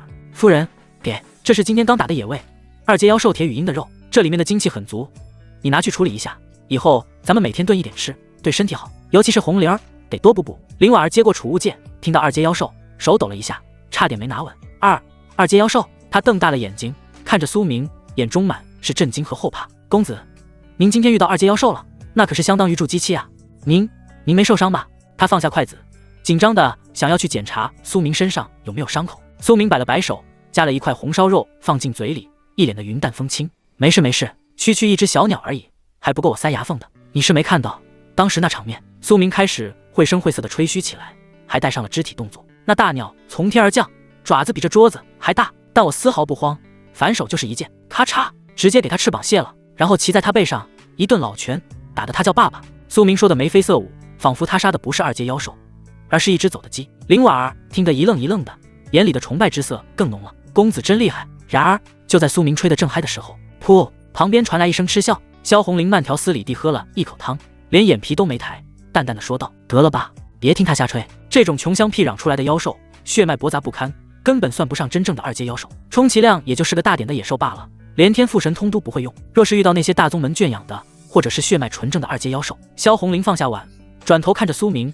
眼神里带着几分戏谑和打击。哪怕是筑基初期的修士，一个照面也得被撕碎，就你那两下子，哼，也就欺负这种残次品。要是真遇到了狠茬子，你现在估计已经在人家肚子里变成污秽之物了。这话真毒，就像是一盆冰水，直接泼在了苏明的头上。林婉儿有些尴尬的看了看两人，不敢说话。苏明被噎了一下，脸上的笑容僵了僵，但他脸皮多厚啊，这点打击算什么？而且他也知道，萧红林这话虽然难听，但也是在提醒他不要飘。修仙界卧虎藏龙，太膨胀了，容易死得快。不过当着夫人的面拆我台，这必须得惩罚一下。苏明放下筷子，突然伸手一把抓住了萧红林的腰。啊！萧红林惊呼一声，还没反应过来，就被苏明用力一拉，整个人直接横坐在了苏明的大腿上。你干什么？萧红林慌了，想要挣扎，却被苏明死死箍住。既然红灵儿这么看不起我，那我是不是得证明一下自己的实力？苏明凑近他的脸，嘴角挂着一抹邪笑，他的嘴唇上还沾着红烧肉的油渍。比如这样。说完，他猛地凑上去，在萧红林那白皙嫩滑的脸颊上亲了一大口，不仅声音响亮，还留下了一个油乎乎的印子。呀！萧红林尖叫一声，浑身鸡皮疙瘩都起来了。他可是有洁癖的呀！苏明，你恶心死了！他嫌弃的用袖子拼命擦着脸上的油，脸都气绿了。混蛋，我要杀了你！他举起粉拳就要打，但苏明却紧紧抱着他，任由他捶打，脸上笑得像个偷腥的猫。打是亲，骂是爱，看来红灵儿很爱我吗？萧红林气得没脾气了，但也没有真的从他怀里离开，只是哼了一声，别过头去生闷气。林婉儿在一旁看着这一幕，掩嘴轻笑，眼底虽然有些羡慕，但也觉得这样的氛围很温馨。吃完饭，林婉儿收拾碗筷去了，萧红林则是一把拉起苏明，直接朝着卧房走去。干嘛这么急？刚吃饱饭不宜剧烈运动啊？苏明嘴上花花，脚下却很诚实的跟了上去。推开房门，一股浓郁的药香味扑面来。只见房间中央已经放好了一个巨大的木桶，桶里装满了热水，水面上漂浮着各种药材，水汽蒸腾，把整个房间熏得暖烘烘的。这是药浴。萧红林松开了苏明的手，走到木桶边试了试水温。你今天买回来的那些药材我都已经处理好了，再加上那节300年的铁木心，还有……他从怀里掏出一个玉盒，打开，里面躺着一枚散发着诱人血气和光晕的赤血龙果。把这个放进去，药力就足够了。苏明走过去，接过赤血龙果，毫不犹豫地扔进了木桶里。咕嘟咕嘟，赤血龙果一入水，就像是烧红的烙铁扔进了冰水里，瞬间化开。原本清澈的药汤瞬间变成了诡异的暗红色，并且开始剧烈沸腾起来，就像是岩浆一样。一股霸道至极的能量波动从桶里散发出来，好强的药力。苏明咂了咂舌，这玩意儿要是直接喝下去，怕是得爆体而亡吧？废话，萧红林白了他一眼，所以我才让你买这些中和的药材。他深吸一口气，双手结印，打出一道道灵诀，没入木桶之中。随着他的动作，那沸腾的药液慢慢平复下来，颜色也变得更加深邃，隐隐有流光闪烁。好了，做完这一切，萧红林额头上渗出了一层细密的汗珠。他转过身，看着苏明，眼神变得有些复杂，也有些羞涩。该进去了，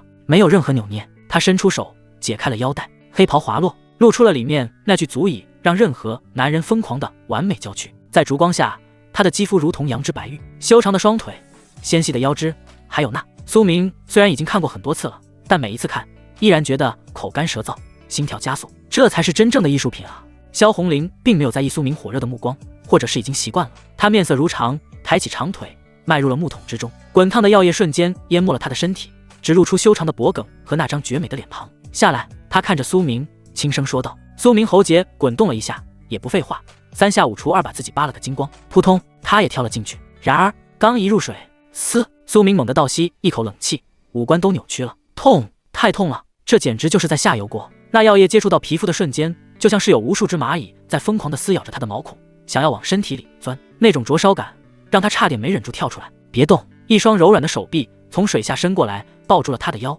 将他按在了水里。萧红林靠了过来，肌肤像贴，忍着点。他在苏明耳边轻声说道，语气里带着一丝心疼，但更多的是严肃。这药液融合了赤血龙果和铁木星的精华，药力极强。它不仅能修复我的经脉，对你来说更是一次脱胎换骨的淬体机会，就像是打铁一样，要想成钢就得经受烈火焚烧，只有忍住这种痛，你的肉身才能更进一步，甚至重塑根基。苏明咬着牙，额头上青筋暴起，他当然知道这是好东西，但是真的很痛啊！来吧，萧红林闭上了眼睛，主动吻上了苏明的唇。运转速女天经，我们要通过双修引导这股药力在咱们两个体内循环，只有这样才能最大程度的吸收。随着两唇相接，一股清凉的灵力从萧红林体内渡了过来，瞬间缓解了苏明体内的灼烧感。苏明不再犹豫，立刻运转功法，阴阳交汇，龙虎交泰，那股狂暴的药力在两人的引导下开始变得温顺起来，顺着经脉流转全身，一点点地强化着筋骨，修复着暗伤，痛并快乐着。这一抛就是整整10天，这10天里，两人几乎没有离开过这个房间，也没有离开过这个木桶，日夜双修，不知疲倦。苏明体内的气息正在以一种惊人的速度攀升。PS 当发现昨天竟然破了300的催更，今天开心加更。PS2 当然各位义父如果有礼物的话刷一刷，美国80再加1更，无上限。砰！一声闷响打破了苏府后院清晨的宁静，紧接着一道人影从主卧的房门里倒飞而出，伴随着人影飞出的还有一只精致的绣花鞋，以及一声带着羞愤与疲惫的娇喝：滚！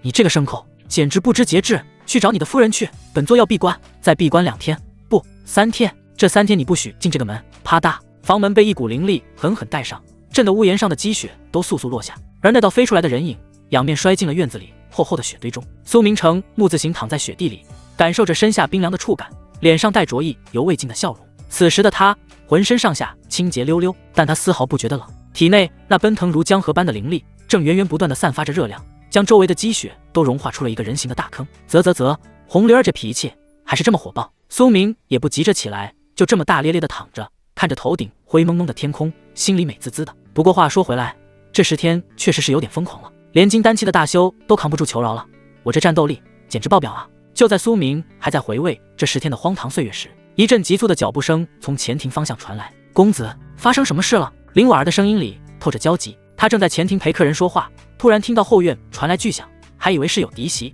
吓得花容失色，提起裙摆就往这边跑。而在她身后还跟着一个身材娇小、穿着厚厚棉衣的身影，正是宝药斋的小医仙，那个有着隐藏款身材的慕容云。两人一前一后冲进后院，在看清这里的情况时，两人的脚步同时猛地刹住。林婉儿瞪大了眼睛，看着躺在雪坑里坦坦荡荡、毫无保留的苏明，整张脸瞬间红得像番茄。虽然他和苏明已经有了亲密接触，但也只是穿着衣服亲亲嘴，这种如此直观的视觉冲击，还是让他感到一阵头晕目眩。啊！他短促地惊呼了一声，但很快反应过来，他强忍着羞涩，快步上前：“公子，您这是？”他一边说着，一边手忙脚乱地从储物戒里掏出一件厚实的大掌。而跟在他身后的慕容云反应就更精彩了，这小丫头哪里见过这种阵仗？当他看清雪坑里的景象时，整个人就像是只被踩了尾巴的猫，差点原地跳起来。呀！他发出一声细微的尖叫，两只手迅速捂住了眼睛，但是两只手的手指缝张得比眼睛都大，乌溜溜的大眼睛正透过指缝一眨不眨地盯着苏明看，从上到下，从里到外，一点细节都没放过，特别是某些不可描述的地方，更是让他看得瞳孔地震，心跳如雷。这就是仙师的身体吗？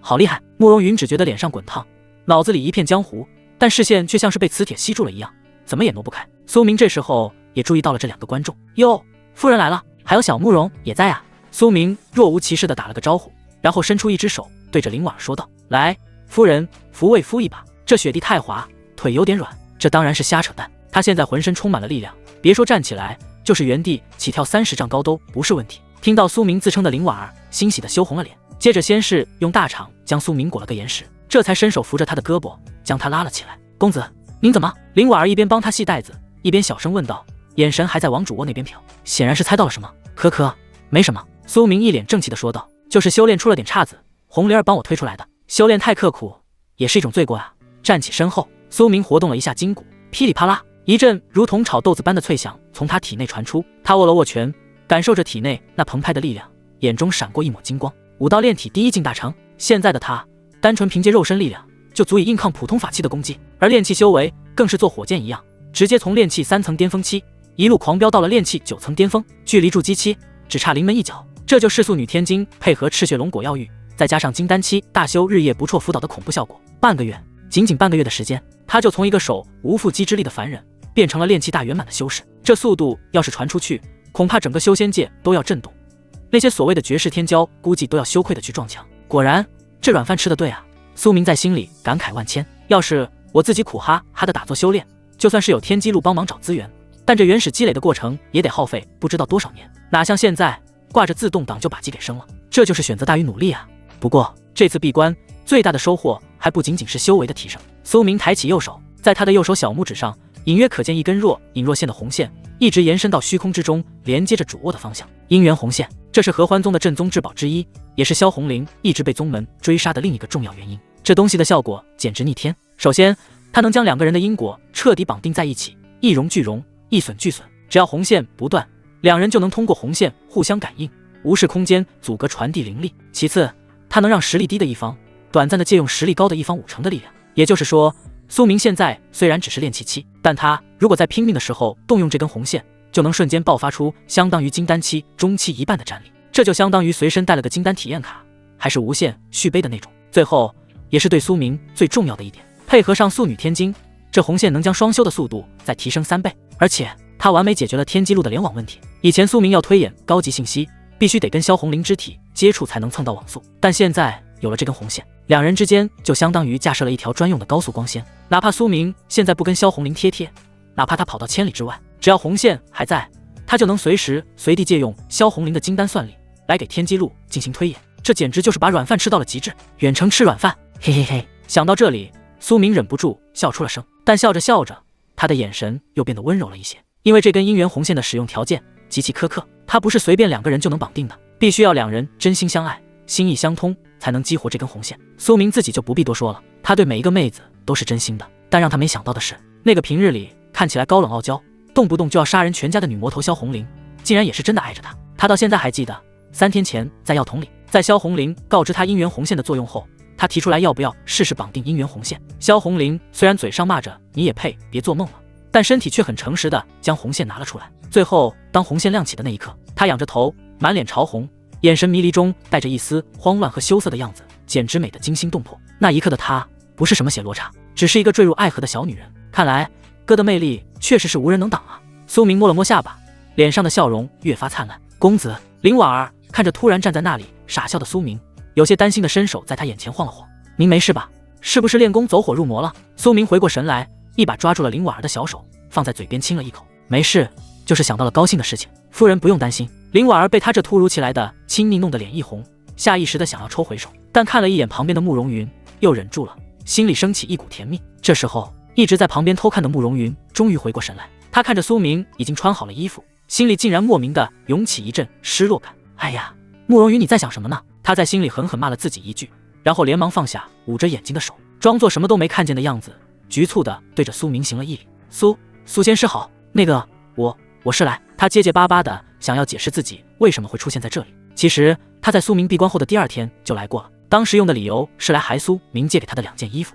那天他鼓起勇气敲开门，正好看到林婉儿独自一人坐在前庭的凉亭里发呆。林婉儿见到这个像受惊小动物一样的姑娘，本来还有些警惕，但当她看到慕容云手里捧着的叠得整整齐齐的衣服时，一眼就认出了那是自己的衣物。那一瞬间，林婉儿的脑海里瞬间脑补出了一场大戏。这衣服是公子的，公子把我的衣服借给了这个姑娘，难道这就是公子在外面找的女人？看起来这么小，这么柔弱。林婉儿不但没有生气，反而心里有些莫名的兴奋，因为这意味着苏明并不是只喜欢萧红玲那种高高在上的女王类型。既然这种清粥小菜都能入公子的眼，那自己这种熟透了的肯定也可以。再加上这几天苏明一直和萧红玲闭关，林婉儿一个人也挺寂寞的，于是他就把慕容云当成了同病相怜的姐妹，热情地招待了她。一来二去，这2个性格迥异的女人竟然变得要好起来。慕容云也成了这宅子里的常客，经常来陪林婉儿解闷。不用解释了，苏明看着慕容云通红的脸蛋，大概也猜到了是怎么回事。他走过去，上下打量了一眼慕容云，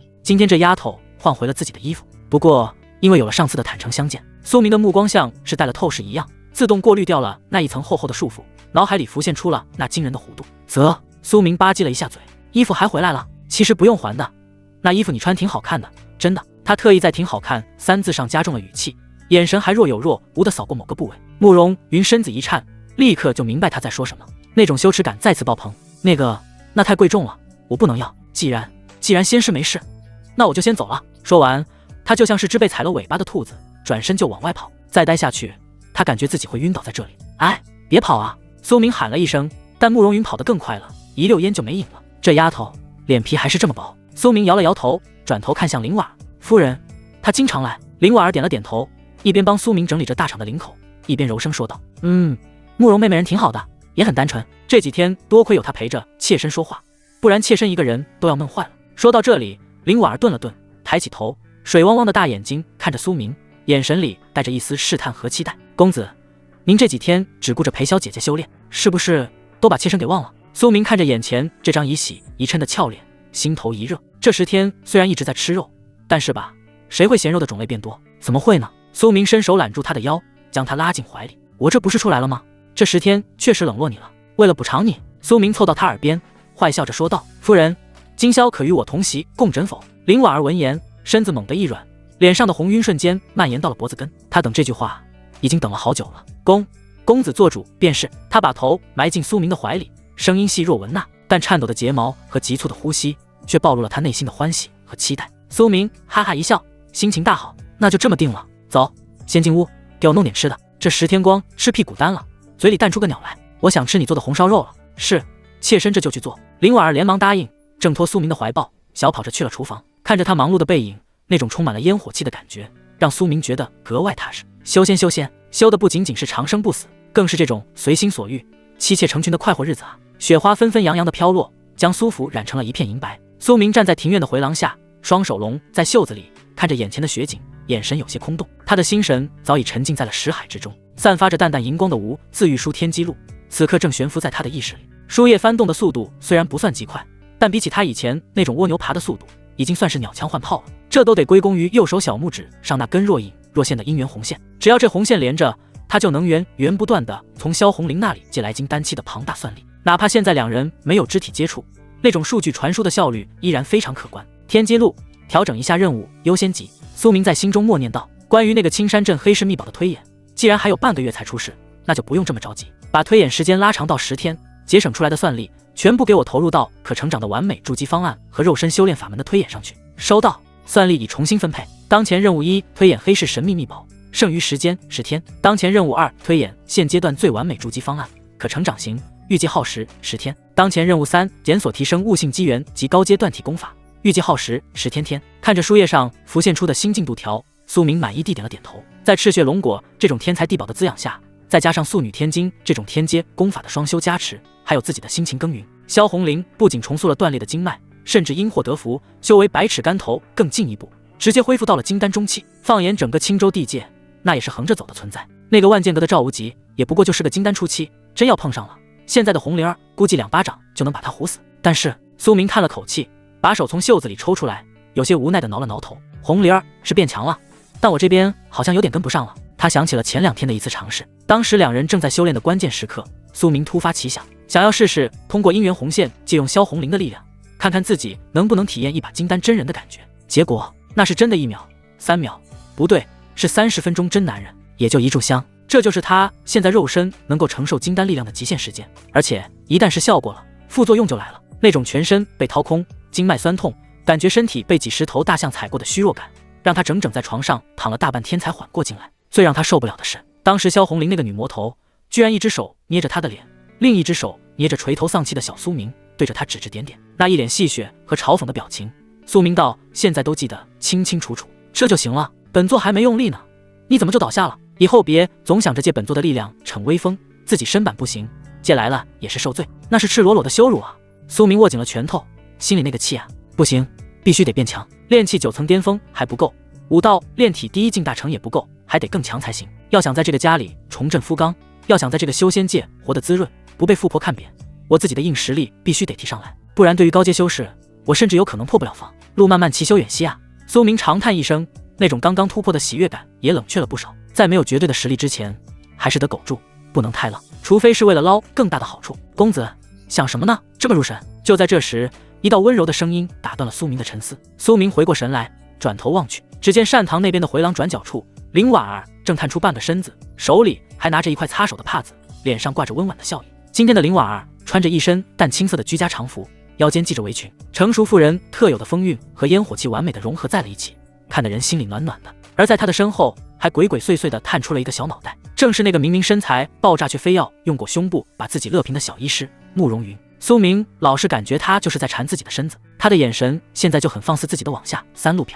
没什么，就是在想这雪什么时候能停。苏明收敛了心神，脸上换上一副轻松随意的笑容，迈步走了过去。膳食已经做好了吗？正好，我这肚子早就开始抗议了。都做好了，今天炖了那个铁羽鹰的肉，很补的。林婉儿笑着迎了上来，很自然的伸手帮苏明拍了拍肩头的落雪，又拿手帕仔细的帮苏明擦手，每根手指都没放过。慕容妹妹也带了一些药膳方子过来，妾身试着做了一些，公子尝尝合不合胃口？毕竟这段时间公子也是操劳过度了，那必须得尝尝。苏明哈哈一笑，顺势伸手揽住了林婉儿的腰，还在她挺翘的臀部轻轻拍了一下。还是夫人心疼我。林婉儿脸一红，娇羞的看了他一眼，但并没有躲闪，反而更加依恋地靠在他怀里。后面的慕容云看到这一幕，连忙缩回了脑袋，两只手捂着发烫的脸颊，心里又是羞涩又是羡慕。苏明心里盘算着，先吃饭，把身体补一补，今晚可是还要继续为了这个家操劳的。林婉儿现在才炼气5层，寿元也就比凡人多一些，虽然有驻颜的手段，但如果不突破境界，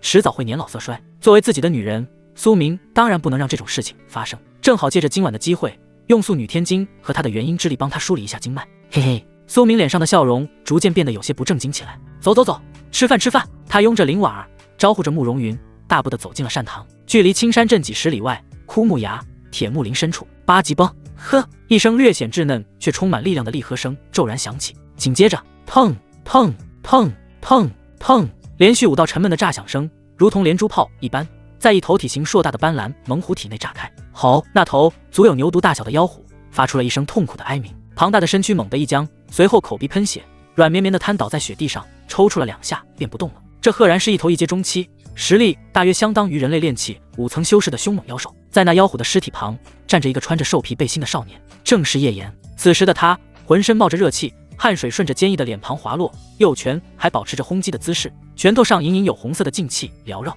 呼，叶岩收回拳头，长长的吐出一口浊气。他只觉得胸口一阵气血翻涌，显然刚才那一招对他的负荷也不小。他熟练地从怀里掏出一颗自己炼制劣质疗伤丹，仰头吞下，然后盘膝坐在雪地上，开始调息恢复。小妍子干得漂亮！脑海中那道苍老的声音再次响起，语气中充满了欣慰和赞赏。这8级崩乃是极其刚猛的武技，对肉身要求极高。你能在炼气3层就打出5重暗劲，直接震断一头一阶中期妖兽的心脉，这等天赋，即便是在那些大宗门里也是极为罕见的。按照这个进度，不出3个月，你就能突破到炼气5期了。听到老师的夸奖，叶岩并没有表现出太多的喜悦。他睁开眼，看着眼前这头死去的妖虎，缓缓摇了摇头，还不够。他的声音低沉，带着一种不符合年龄的紧迫感。老师，这只是一头没有灵智的妖虎罢了，比起那天那个人，我还差得太远。叶岩的脑海中再次浮现出10天前的那一幕，那个青山身影从天而降，仅仅是一剑，那惊艳绝伦的一剑就将那防御力惊人的暴熊一分为2。那种从容，那种强大，深深地烙印在了叶岩的心里。跟他比起来，自己费尽全力才打死一头一阶中期的老虎，简直就像是在过家家。戒指里的严老沉默了片刻，他自然知道叶岩说的是谁。那个年轻人确实是个怪胎。小妍子，你不用妄自菲薄。严老的声音变得柔和了一些，像是在安慰自家受了委屈的孙子。你要知道，这世上有些人出生就在巅峰。那小子虽然看起来年轻，但他身上的衣着，他手中的宝剑，还有他那种挥霍凌厉的战斗方式，一看就是大宗门里精心培养出来的核心弟子。他是靠着宗门海量的资源堆出来的炼气4层，而且他那一身肉身修为，估计也是泡了不少药浴才炼成的。而你呢？严老的话锋一转，语气变得激昂起来。你是因为老夫当年的吸取，导致你修为倒退，在断体境整整停留了3年。但这3年你并没有虚度，你的根基被打磨得无比扎实，你的心性也被磨练得坚韧不拔。现在老夫已经苏醒，以后有老夫全心全意的辅佐你，走的是灵武双修的无敌路。只要你保持这股劲头，将来别说是这种偏远地方的宗门弟子，就算是大前王朝外那些圣地的圣子，也终将被你踩在脚下。听着严老这番热血沸腾的鸡汤，叶岩那原本有些暗淡的眼神重新亮了起来。他用力地握紧了拳头，指甲深深地陷入了掌心，感受着那真实的刺痛感。老师说的对，我不能跟别人比现在和资源，我要比的是命，是狠。只要我不死，我就一定会出头。叶岩站起身，走到妖虎尸体旁，熟练地开始剥皮抽筋，收集材料。他的眼神坚定。那个谁，等着吧，下一次见面，我一定要让你看看什么叫莫欺少年穷。与此同时，距离青山镇极远极远的地方，这里是一片一望无际的金色荒漠。烈日当空，炙热的阳光烘烤着大地，空气都因高温而扭曲变形，好似连空间都要被融化。在这片生命的禁区里，却有一个身穿粗布短衫的少女正在徒步行走。少女看起来也就18、19岁的模样，皮肤被晒成了健康的小麦色，一头短发显得干练利落。少女手里捏着一张皱巴巴的羊皮纸，眉头紧锁。这都什么跟什么啊？少女停下脚步，抬手擦了一把额头上的汗，看着手里的地图，满脸的黑线。三师傅啊，三师傅，你这画画的水平能不能长进一点？你这地图除了能看出来是个难字，其他的跟那堆乱草有什么区别？画符跟画地图不一样啊！石霜停下脚步，抬手擦了一把额头上的汗珠，另一只手下意识地摸了摸脖子上挂着的一个干枯护符，那是一截早已枯萎、失去了所有神性光泽的柳条，被一根红绳简单地系着。但只有石霜自己知道，就是这根不起眼的柳条救了他的命。呼，真热啊！石霜吐出一口浊气，眼神带着几分与其年龄不符的沧桑和冷意。她本是上界长生世家的天之娇女，天生拥有一块半生至尊骨，注定要登临绝巅，镇压一个时代。然而匹夫无罪，怀璧其罪。在她年幼之时，族中的堂兄一脉趁着父母外出，为了让他的堂兄多块骨头，竟然对他下了毒手。从胸口将骨头硬生生挖出来的剧痛，气若游丝时的绝望，至今仍然时不时地出现在他的噩梦里。挖了我的骨，把我像扔垃圾一样扔在荒野等死。石霜露出冷笑，可惜啊，你们千算万算，没算到我手里这根捡来的柳条，竟然蕴含着破开虚空的大威能。就在他即将咽气的那一刻，这根柳条爆发出了最后的神力，带着濒死的他穿梭空间，来到玄黄界一处与世隔绝的桃源仙境。在那里，他遇到了7位性格迥异但手段通天的师傅。大师傅深不可测，2师傅放荡不羁，3师傅以武入道。在7位师傅施展了逆天神通的调理下，他不仅捡回了一条命，甚至那原本已经被废掉的根基也奇迹般的恢复了。虽然胸口那块至尊骨的位置依然空空荡荡，只是长出了些许嫩芽般的骨茬，并不完整，但他的悟性却在生死大劫后变得极其恐怖。短短几年时间，他不仅学会了7位师傅的不少看家本领，修为更是达到了炼气圆满。4师傅说，我的机缘就在南方，在一个叫青山镇的地方。石霜脑海中浮现出那个整天蒙着眼睛神神叨叨的4师傅。4师傅擅长推演天机，从未出错过。小说2，你体内至尊骨残缺，若想涅槃重生，近日便是契机。南方有变数，去吧。变数？石霜握紧了拳头，眼中闪烁着坚定的光芒。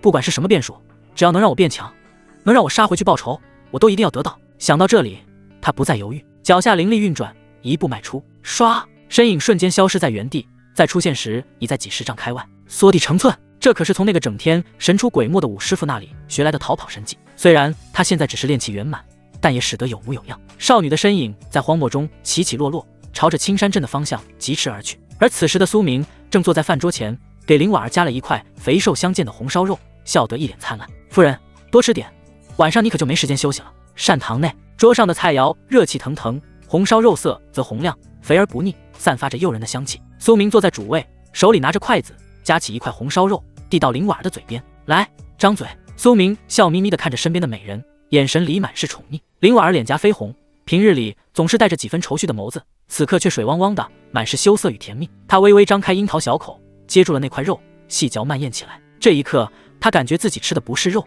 而是蜜糖。在青州城那冷冰冰的城主府里，刘勇那个死胖子除了把她当成摆设，何曾这样对待过她？哪怕是多看她一眼，眼神里也尽是嫌弃。哪像现在，苏明看着她的眼神满是赤裸裸的侵略性，像是要把她整个人都吞进肚子里去。但这种侵略性却并不让她讨厌，反而让她浑身暖洋洋的，甚至那份暖意顺着脊背流淌，让她感觉身体都暖透了。好吃吗？苏明看着她这副动情的模样，坏笑着问道。好吃。林婉儿低下头，声音细若蚊呐，根本不敢对上苏明的目光。旁边，慕容云手里捧着饭碗，扒拉着白米饭，腮帮子鼓鼓的，一双大眼睛瞄着这对旁若无人的男女，嘴里的红烧肉突然就不香了。这也太不把人当外人了吧？我都还在这坐着呢。慕容云心里有些吃味，又有些委屈，但转念一想，自己算什么呢？人家苏明是高高在上的仙师，一剑能斩杀2阶妖兽的绝世强者，而自己不过是一个没爹没娘，还要靠裹胸部来掩饰身材的小丫头片子。仙凡有别，在仙师眼中，自己这种凡人估计就跟路边的野草没什么区别吧。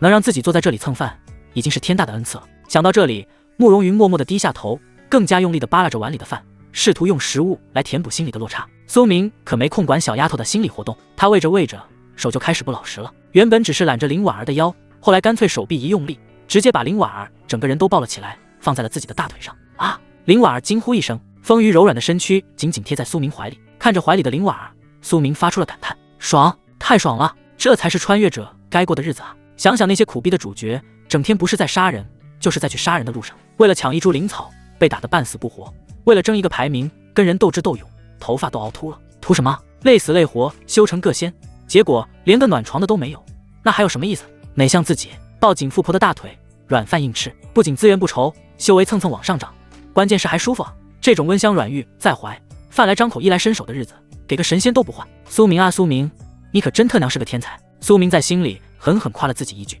林婉儿坐在苏明怀里，身子僵硬了一瞬，随即就软化下来。她感受着身后男人宽阔的胸膛，感受着强有力的心跳，整个人就像是化成了一滩水。她甚至有意无意地挪了挪身子，调整成更舒服的姿势，让自己坐好一点。这一挪不得了，苏明被这一蹭，火气瞬间就上来了。他三两口扒完了碗里的饭，把筷子一扔，也不管现在外面还是大白天，更不管旁边还坐着个电灯泡。苏明直接站起身，一个横抱，将林婉儿抱在怀里。呀，公子！林婉儿惊呼一声，羞得把脸埋进了苏明的胸口，根本不敢见人。吃饱了，该干活了。苏明嘿嘿一笑，大步流星地朝着林婉儿的卧房走去。反正主卧被红玲儿占了闭关，这几天谁也进不去，正好趁这个机会帮婉儿夫人好好提升一下修为。毕竟她现在才练气5层，实在是太弱了。作为一个负责任的男人，苏明觉得自己有义务让她变得更强、更完整。走到门口的时候，苏明停下脚步，转头对着还在发愣的慕容云喊了一句：“小慕容，吃完了记得帮我把碗筷收拾一下啊！”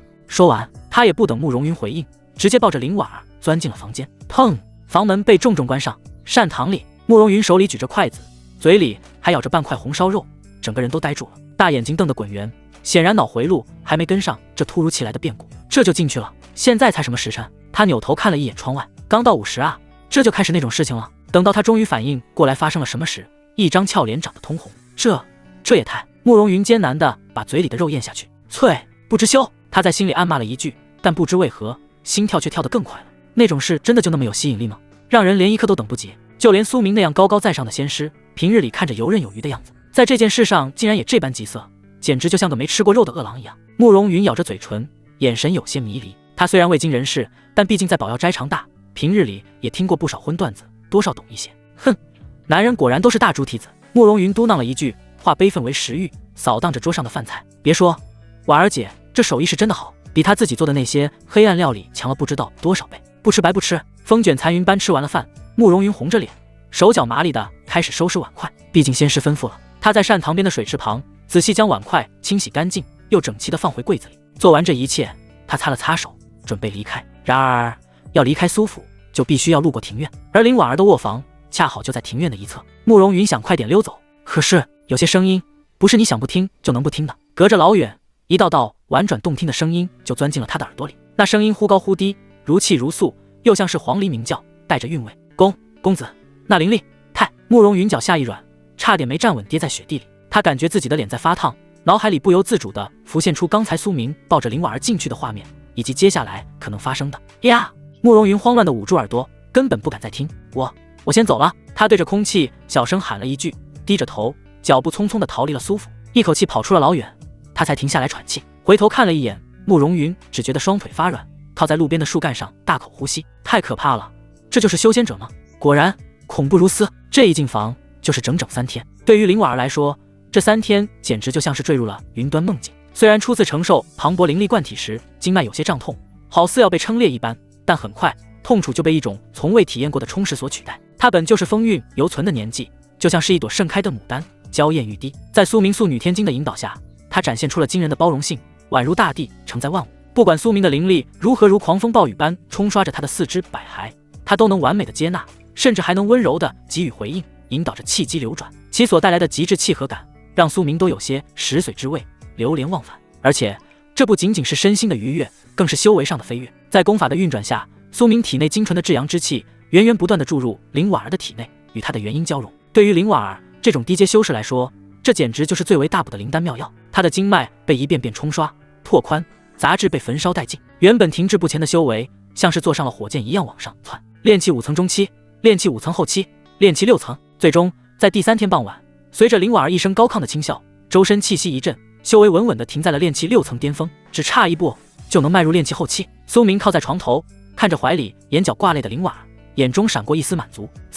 可惜了。苏明内视己身，看着自己炼气9层巅峰的修为，有些遗憾地摇了摇头。要是我现在是筑基期，哪怕只是筑基初期，我也能直接把他推到炼气8层去。看来还是得尽快筑基啊。虽然林婉儿修为低，不能像萧红玲那样给他带来巨大的反哺，但这种养成玩法，看着身边人一步步变强，也有一种别样的成就感。而且经过这3天的夯实和林婉儿元阴之气的加持，苏明感觉自己的根基变得更加稳固了，体内的灵力变得更加凝练厚重。如果说之前他的灵力是奔腾的江河，那么现在就是沉重的水银，不管是质量还是爆发力都上了一个台阶。现在的我打2个之前的我应该没问题。苏明握了握拳，感受着体内澎湃的力量。接下来就是等待了，等待天机路推演出的完美筑基法，到时候自己就能达成完美筑基，真正踏入修仙者的中间行列。到时候哼哼。苏明看了一眼主卧的方向，露出一个意味深长的坏笑。红玲儿，你就洗干净等着吧，等道爷我神功大成，非得让你知道什么叫夫纲不振。哦不对，是重振夫纲。苏明低头看着自己的右手，在那原本只有一根红线的小拇指上，此刻分叉出了一条新的丝线，连在正在熟睡的林婉儿手指上。识海中天机路的书页翻动速度稍微快了一丝，还真能连上啊。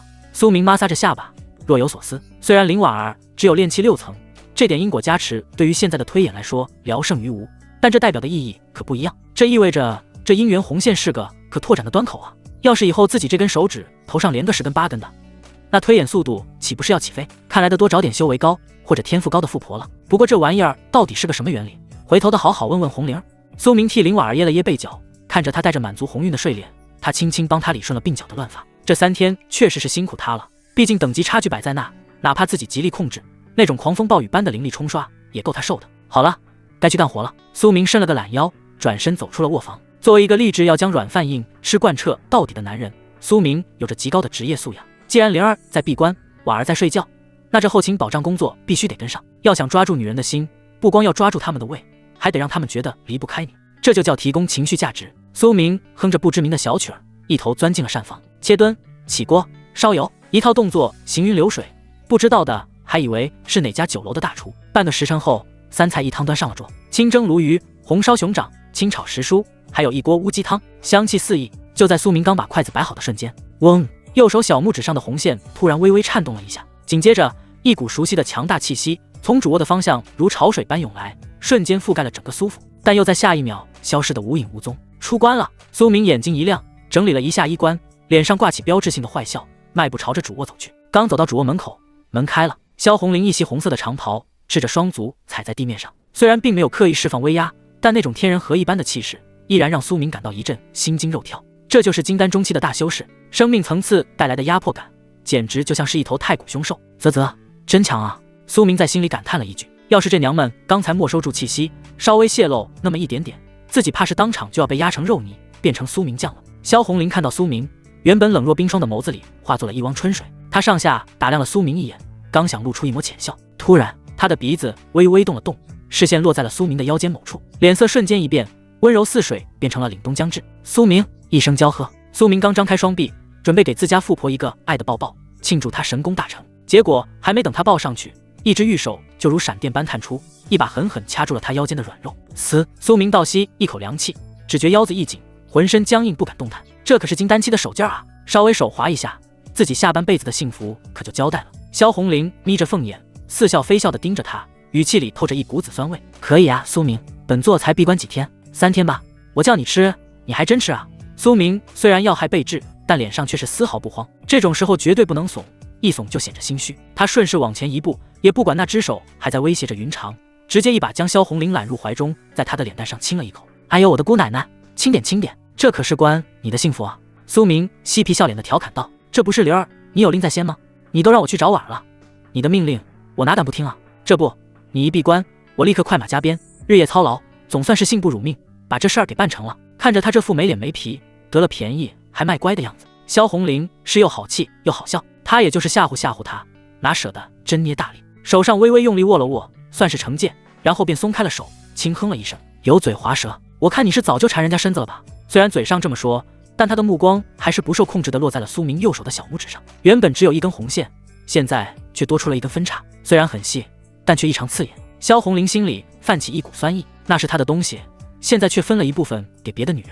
苏明可是人精，一看他这眼神就知道他在想什么。这种时候解释是没用的，必须要用行动来转移注意力。好了好了，别生气了。苏明搂着他的腰，像是哄小孩一样轻轻拍着他的后背。你看你一出关就这么大火气，小心长皱纹。为了庆祝你神功大成，我可是亲自下厨做了你最爱吃的菜。走走走，尝尝我的手艺有没有退步。说着，他半推半抱的把萧红玲往膳堂带。萧红玲虽然还板着脸，但身子却已经软了下来，任由他搂着。到了膳堂，看着桌上那几道色香味俱全的菜肴，萧红玲心里的那点气也就消了大半。这家伙虽然花心了点，但对自己确实是没得说。苏明殷勤的给他夹菜喂饭，那是伺候的无微不至。虽然因为抱在怀里看不到他此时的表情，但从他软下来完全贴合自己的行为上看，苏明就知道稳了，这一关算是过了。回头找个机会让婉儿给红玲儿敬杯茶，认个姐姐，嘿嘿，大被同眠的日子指日可待啊。酒足饭饱，萧红玲慵懒地靠着苏明胸膛，苏明一边给她捏着肩膀，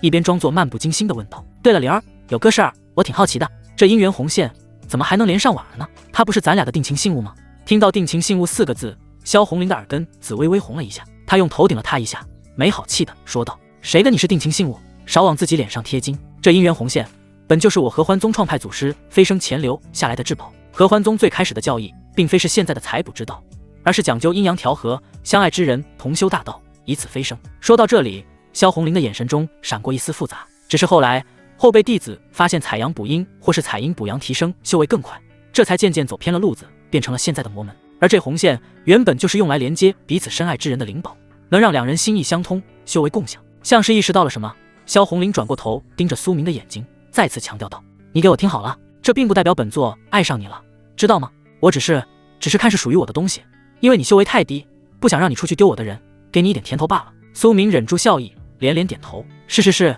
我知道，灵儿你是为了我好，咱们是纯洁的利益关系，我懂。他一边说着，一边伸手摸了摸萧红玲的头，给她顺毛，心里却是乐开了花，这傲娇样简直太可爱了，反正好处我都拿了，你说啥就是啥呗。萧红玲没有拍开他的手，顶了2下继续解释：因为红线的主体已经跟你绑定了，你的神魂就是红线的核心，所以只要是有女人对你动了真情，并且你也接纳了对方，红线就会自动分化出一缕子线，将对方也连接进来，这样一来，你们之间也能进行因果交缠，不分彼此。说到这，萧红玲突然有些咬牙切齿起来，她眼里的火苗又窜上来了。好你个苏明，本座不过是闭关了3天，就3天啊，你就直接跟那个女人搞到这一步了，连红线都连上了，看来你们是真爱啊。苏明手一抖，这怎么聊着聊着又绕回来了？这女人的脑回路怎么跟过山车似的？还没等苏明想好怎么狡辩，萧红玲脸上的怒容突然又消失了，她叹了口气，眼神变得有些幽深。罢了，她在心里默默地想着，这家伙是个惹祸精，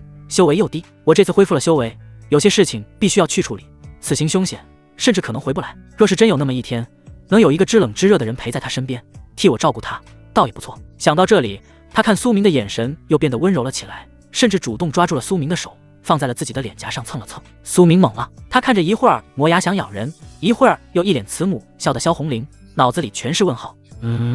这是咋了？难道是那10天太猛，给日傻了？不应该啊，金丹期没这么脆弱吧？算了，想不通就不想了，反正都是一家人。苏明摇了摇头，把这些乱七八糟的念头抛诸脑后。他想起了正事，灵儿，既然你修为恢复了，咱们是不是该出去活动活动筋骨了？苏明眼睛发亮，凑上前脸蹭脸。之前我推演青山阵的时候，发现万寿山脉那边有一株9转淬体莲，虽然我现在炼体第1境大成了，但肉身这东西谁嫌太强呢？要是我能把它给炼化了，肉身肯定能再上一个台阶，也许能够借此突破第2境。说到这，苏明意味深长地看了萧红玲一眼，到时候我就能承受你更长时间的修为加持了。萧红玲闻言，眼前也是一亮，她确实希望苏明能尽快变强，正如心中顾虑的，他注定是要离开去面对那些风雨的。苏明越强，活下去的资本就越足，他也就越放心。9转淬体莲，萧红玲站起身，身上的气势变得凌厉起来。好东西，既然是你需要的，那就去拿回来。在哪？指路。苏明立刻报出了方位，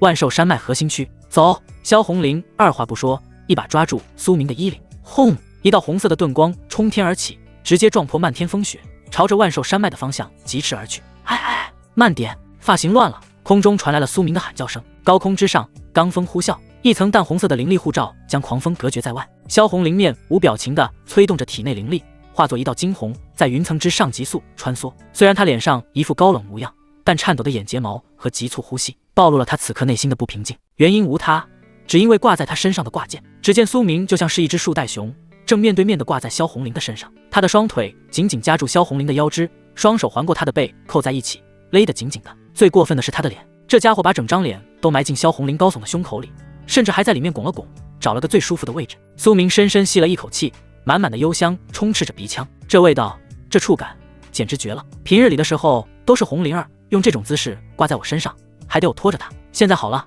风水轮流转，轮到我挂在她身上了。想着，苏明心里那股搞怪的劲儿又上来了，他的脑袋开始不安分地左右晃动起来，像是在玩着弹弹球，不仅软，而且暖和。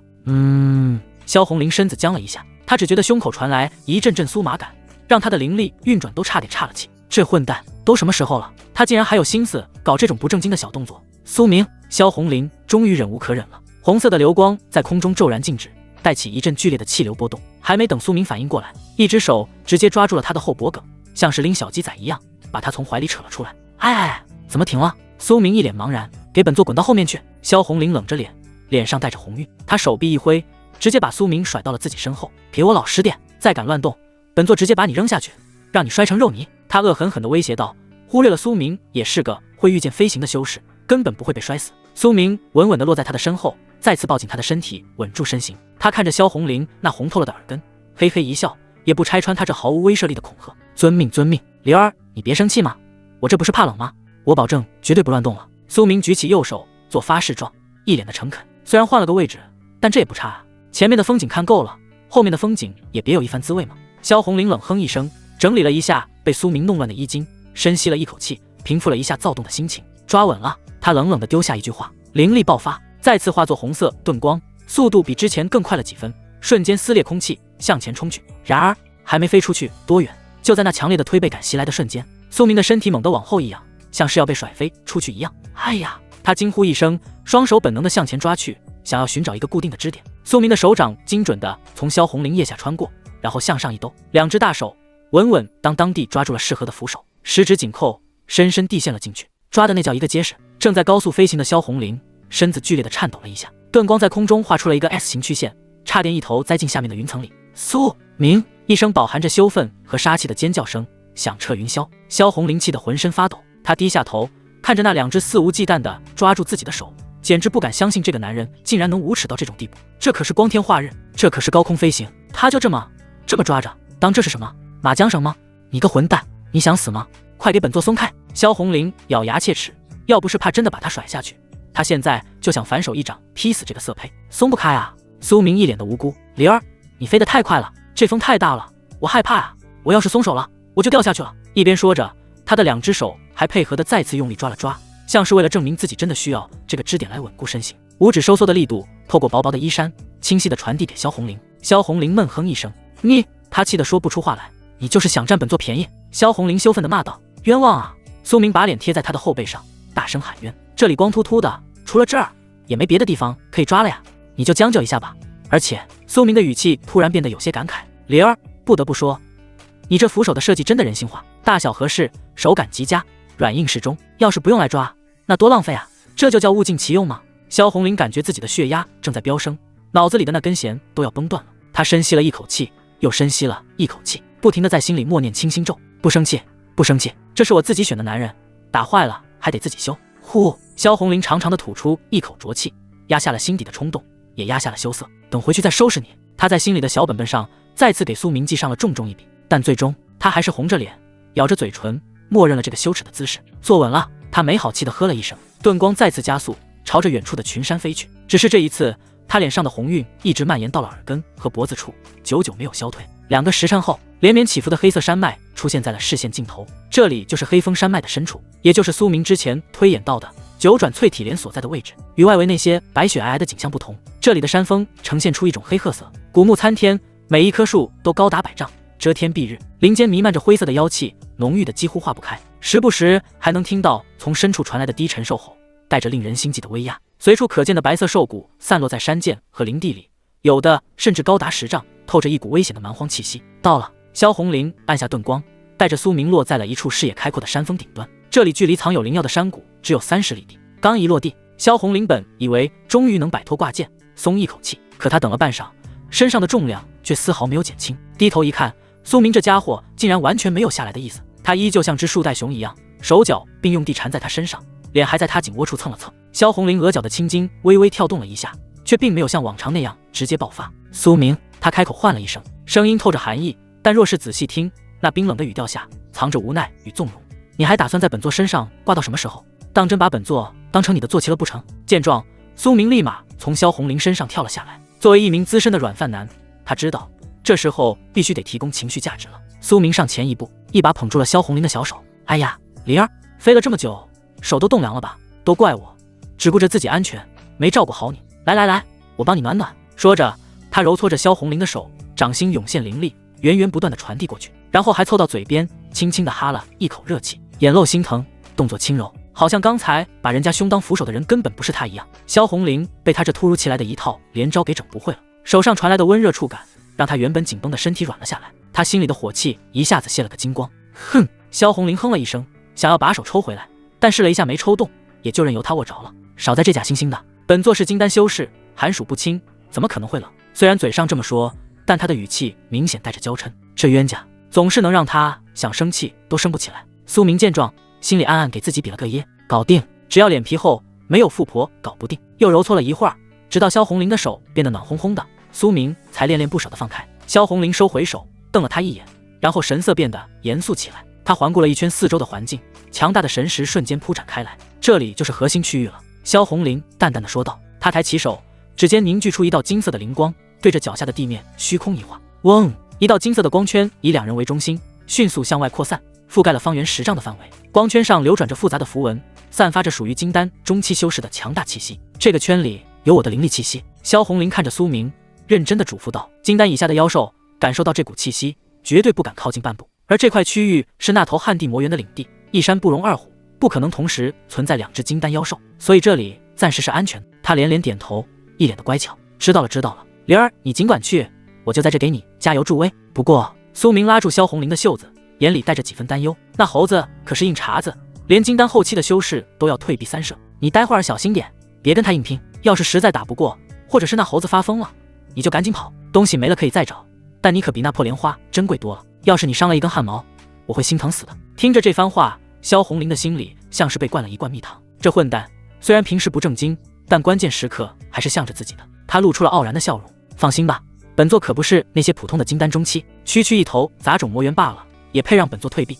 你也太小看你家夫，哼，太小看本座了。说完，萧红林转过身，面向那个深邃的山谷。他深吸一口气，不再压抑自己的气息。轰！一股恐怖至极的威压，如同火山爆发一般，从他体内冲天而起。金丹中期的气势毫无保留地释放出来，周围的古木被震得瑟瑟发抖，树叶哗啦啦落下。方圆10里内的鸟兽感受到这股恐怖的气息，瞬间吓得四散奔逃。好！几乎是在同一时间，山谷深处传来了一声暴虐、狂怒的咆哮声。那是领地被入侵的愤怒，那是王者被挑衅的战意。大地微微震颤，一股强大的妖气从山谷中升腾而起，与萧红林的气势遥遥相对。是旱地魔猿，他在警告，也是在宣战。萧红林眼中寒光一闪，果然在。他回头看了苏明一眼，再次叮嘱道：“别乱跑。”说完，唰，整个人化作一道红色的流光，直直地朝着妖气冲天的山谷掠去。看着萧红林消失的背影，苏明脸上的担忧并没有持续太久。他对自家富婆还是很有信心的，这片山脉里应该没人能伤得了他。苏明一屁股坐在了地上，他调整了一个舒服的姿势，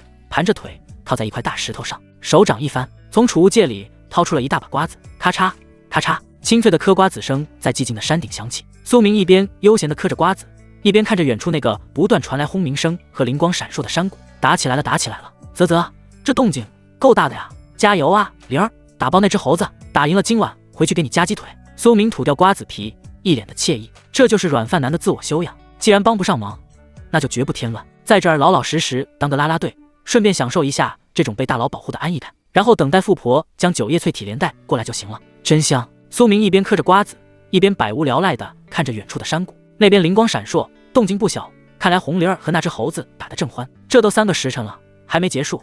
看来那猴子确实有点东西。苏明吐掉瓜子皮，拍了拍手，他倒是不担心萧红林的安全，毕竟大名鼎鼎的血罗刹这可是杀出来的名号。就在他准备换个姿势继续观战的时候，沙沙沙，旁边的草丛里突然传来一阵细微的响动。苏明眼神一凝，手中的动作停滞。有人还是妖兽？这里可是萧红林画下的安全区，留有金丹期大修的威压，寻常妖兽根本不敢靠近才对。唰，苏明反应极快，手腕一翻，流光剑出现在手中，剑尖直指声音传来的方向。谁？滚出来！随着他的低喝，草丛晃动得更厉害了。紧接着，一只全身漆黑的小猫咪从草丛里钻了出来，它弓着背，浑身炸毛，一双绿油油的眼睛警惕地盯着苏明，喉咙里发出低沉的呜呜声。猫！苏明愣了一下，这荒山野岭的哪来的猫？而且这猫竟然能在金丹威压下行动自如，不对劲！天机录！苏明在心中默念，分点算力出来，给我查查这只猫什么来头？为什么它能无视红灵儿的威压？收到仙友请求，正在解析目标因果。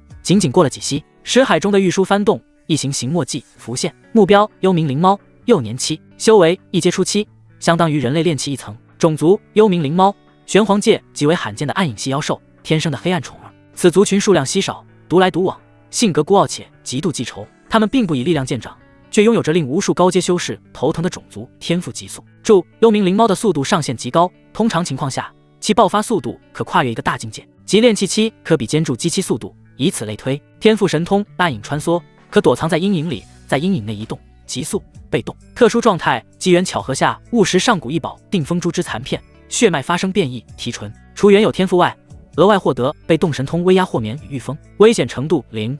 他对仙友毫无威胁，是个吃货。看到这几行字，苏明的眼睛亮了。乖乖，捡到宝了！也就是说，只要把它养大，以后就能当斥候和刺客了。而且这小家伙才炼气一层，就能无视金丹威压，这定风珠真是个好东西。只是看样子是碎了，嘿嘿，没想到在这儿还能捡个漏。苏明收起了流光剑，脸上的杀气消散，变成人畜无害的笑容。他蹲下身子，从储物戒里抓了一把瓜子，剥出一颗瓜子仁，放在手心里。咪咪，过来！苏明发出了那种只有猫奴才懂的夹子音。好吃的哦。黑猫警惕地看着他，并没有立刻过来，而是后退了2步，依旧保持着炸毛的状态，还挺傲娇。苏明也不急，把瓜子仁往前递了递，自己也剥了一颗放进嘴里，嚼得嘎嘣脆，真香！你不吃我可吃完了哦。黑猫看着苏明吃得津津有味，鼻子动了动，似乎闻到了香味。他犹豫了一下，试探性地往前迈了一小步。苏明保持着姿势不动，脸上挂着姨母笑。只要你迈出第一步，那就离沦陷不远了。果然，在美食的诱惑下，黑猫终于放下了防备。他慢慢凑过来，飞快地叼走了苏明手心里的瓜子仁，然后迅速退回安全距离，几下就嚼碎吞了下去。吃完后，他舔了舔嘴巴，意犹未尽地看着苏明。还要？苏明又剥了一颗。这一次，黑猫没那么警惕了，他直接走过来，从苏明手里吃掉了瓜子仁，甚至还允许苏明轻轻摸了一下他的脑袋。那柔软顺滑的手感让苏明心中一动，他想起了自己穿越前养的那只大橘。那时候自己还是个苦逼的社畜，每天下班回家，只要撸一撸那只胖橘，所有的疲惫都会烟消云散。也不知道我走了之后，那只胖子有没有饿死。苏明叹了口气，眼神变得柔和，他把黑猫抱了起来，放在自己的腿上。黑猫挣扎了一下，但感受到苏明身上散发出的善意，最重要的是他熟练的撸猫手法，让他很快就放弃了抵抗，甚至还发出了舒服的呼噜声。就这样，一人一猫就这么和谐相处起来。苏明一边剥瓜子投喂，一边享受着撸猫的快乐，直到远处的山谷动静逐渐平息。结束了。苏明抬起头看向山谷方向，没过多久，一道红色的盾光从山谷中飞掠而出，眨眼间来到了苏明面前。光芒散去，露出了萧红林的身影。此时的他发丝有些凌乱，脸上也带着些许疲惫，不过他的眼神却异常明亮，手里还托着一朵青色的莲花。那莲花共有9片叶子，每一片都仿佛翡翠雕琢而成，散发着浓郁的药香和生命力。9转淬体莲，灵儿！苏明连忙把腿上的黑猫放到一边，站起身迎了上去。他没去管那朵珍贵的莲花，而是直接上手在萧红林身上摸索起来。怎么样，没受伤吧？那猴子有没有伤到你？快让我检查检查。他的眼神里满是关切。萧红林被他摸得有些痒，但心里却暖洋洋的。这种被人放在心上，第一时间关心的感觉真的很好。他任由苏明检查了一番，才轻轻推开他的手，一脸的云淡风轻。放心吧，本座没事。那畜生除了皮糙肉厚点，也没什么大本事。本座用了2件法宝，几下就把他给收拾了。虽然他说的轻松，但苏明知道能跟3阶巅峰妖兽打这么久，肯定没那么简单。但他也没有拆穿，只是松了口气。没事就好，没事就好。萧红林把手里的9转淬体莲递给了苏明，拿着，这东西等你回去后用灵力慢慢炼化，对你的肉身大有好处，赶紧收起来，免得药力流失。苏明看着手里的这朵莲花，心里一阵感慨，这可是连筑基修士都要眼红，甚至不惜拼命争抢的宝贝啊！自己呢，就在这儿嗑了几个时辰的瓜子，撸了会儿猫，这宝贝就自动送上门了。这就是吃软饭的快乐吗？太特么香了！苏明二话不说，直接把莲花收进了储物袋里，然后他一把抱住萧红玲，在她的脸上亲了一口。灵儿，我真是爱死你了，你对我真好。萧红玲被他这突如其来的热情弄得有些脸红，但眼里的笑意却怎么也藏不住。行了行了，多大个人了，还跟小孩似的。他嘴上嫌弃，身体却很诚实地靠在苏明怀里。可苏明接下来的话却让他脸上的笑容僵住了。放心吧，灵儿，为了报答你，今晚我一定会为你好好恢复状态的，鞠躬尽瘁，死而后已。苏明拍着胸脯保证。萧红玲心中的甜蜜话为了无奈，这家伙就不能让我多感动一会儿吗？非得在这个时候提这种事？滚！他没好气地白了苏明一眼，但心里最深处竟然隐隐升起了一丝期待。毕竟那什么，可确实挺舒服的。哎，这是什么？萧红玲这时候才注意到，在苏明的脚边正蹲着一只通体漆黑的小猫，那猫正炸着毛，警惕地盯着自己，喉咙里发出威胁的低吼。哦，你说它呀？苏明弯腰把黑猫抱了起来，像是献宝一样举到萧红玲面前。这是我刚才遇到的小家伙，我看它跟我挺有缘的，就打算收留它当宠物了。怎么样，可爱吧？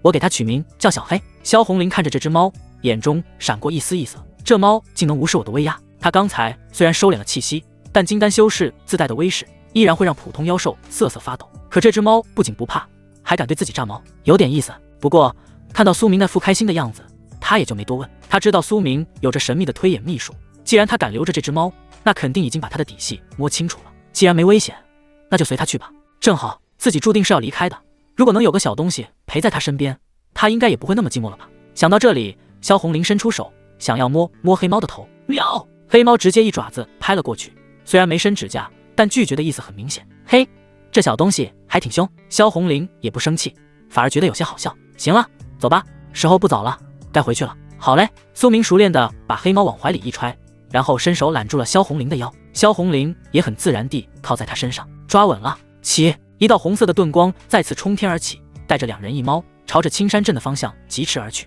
苏明抱着富婆，怀里揣着猫，兜里装着宝，人生赢家不过如此。回到苏府的时候，夜色已至，今天天气不错，天上有着繁星点点，银河横贯夜空，洒下一地清冷光辉。唰，一道红色盾光从天而降，落在了苏府的内院之中。光芒散去，苏明和萧红玲的身影显现。这一次还没等萧红玲开口，苏明就已经很自觉地松开了揽在她腰间的手，甚至还贴心地帮她整理了一下被风吹乱的衣摆。灵儿辛苦了。苏明笑眯眯地说道，一脸的体贴入微。萧红玲有些诧异地看了他一眼，这太阳是打西边出来了？这个刚才还恨不得粘在他身上的牛皮糖，现在怎么这么有眼力见？哼，算你识相。萧红玲轻哼一声，但眼底的笑意却出卖了他的好心情。缩在苏明怀里的黑猫小黑，此时正探出一个小脑袋，滴溜溜的眼睛四处打量着这个陌生的环境，小小的眼睛里充满了大大的疑惑。这里是哪？我不是在树林里吃瓜子吗？怎么突然被带到两脚兽的巢穴里来了？喵呜！他发出一声弱弱的叫声，似乎在询问苏明要把自己怎么样。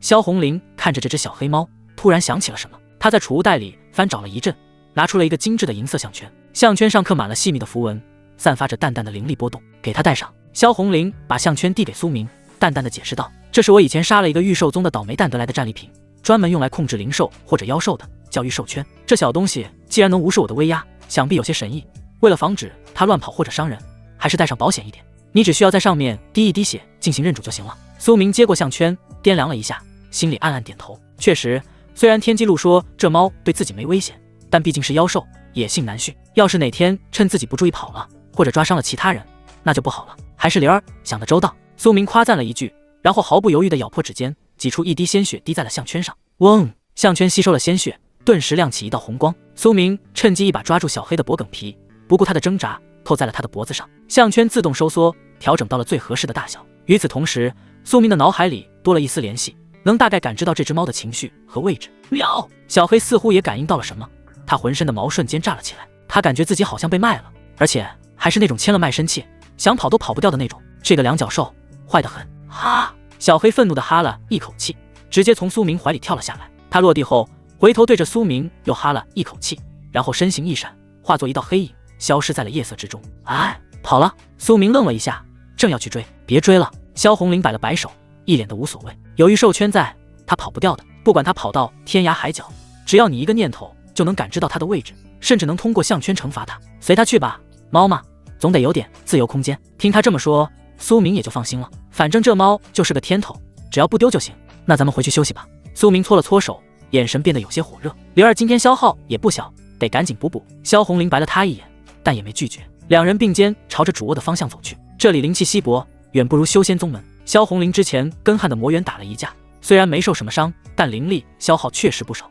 要是在平时，他还得吞服丹药慢慢打坐恢复。但现在有个现成的人形宝药在这儿，哪还用得着浪费丹药？苏明精纯的阳气通过素女天经转换一下，就是最好的灵力补给。就在两人刚穿过月亮门，靠近内院的时候，一阵压抑的低气声顺着寒风隐隐约约的飘了过来。呜，那是从偏房传来的，是灵婉儿的声音。苏明脚步一顿，眉头皱了起来。怎么哭了？他有些不解，自己走的时候还好好的，怎么这才过了大半天就哭成这样了？但很快他就反应过来了，换位思考一下，一个女人刚刚把自己的一切都毫无保留的交给了一个男人，结果一觉醒来，男人不见了。不仅男人不见了，连那个一直跟男人形影不离的正宫也不见了，而且这一走就是大半天，连个信儿都没留。这搁谁身上不得多想啊！哎，草率了。苏明一拍脑门，有些懊恼，光顾着去寻宝，忘了给婉儿留个信了。他肯定是以为我把他给抛弃了。萧红林停下脚步，侧耳听了听那让人心碎的哭声。他转过头，看着一脸愧疚的苏明，轻哼了一声：“这就是你欠下的风流债，去吧。”萧红林推了苏明一把，语气平淡，听不出喜怒：“去安慰安慰你的好夫人吧。哭得这么伤心，本座听着都心烦。本座有些乏了，先回房休息了。”说完，他也不等苏明回答，直接转身走进了主卧，顺手关上了房门。看着紧闭的房门，苏明心里暖暖的。这就是灵儿啊，嘴硬心软，明明是给自己腾空间，还非要说的这么傲娇。放心吧，等我安抚好了婉儿，马上就来陪你。苏明对着主卧的方向小声嘀咕了一句，然后深吸一口气，整理了一下表情，转身朝着偏房走去。偏房内，林婉儿蜷缩在床上，身上裹着被子，哭得梨花带雨。她的眼睛都已经有些肿了，枕巾湿了一大片。公子，你不要婉儿了吗？婉儿虽然没用，虽然只是个残花败柳，但婉儿会听话的，会好好伺候公子的。为什么要丢下婉儿？自从苏明走后，他就一直心神不宁，尤其是到了晚上，苏明还没有回来，那种被抛弃的恐惧感就像是野草一样在他心里疯长。他想起了自己那悲惨的过去，想起了刘勇的冷漠，想起了赵刚的恶心。好不容易遇到了一个把自己当人看的苏明，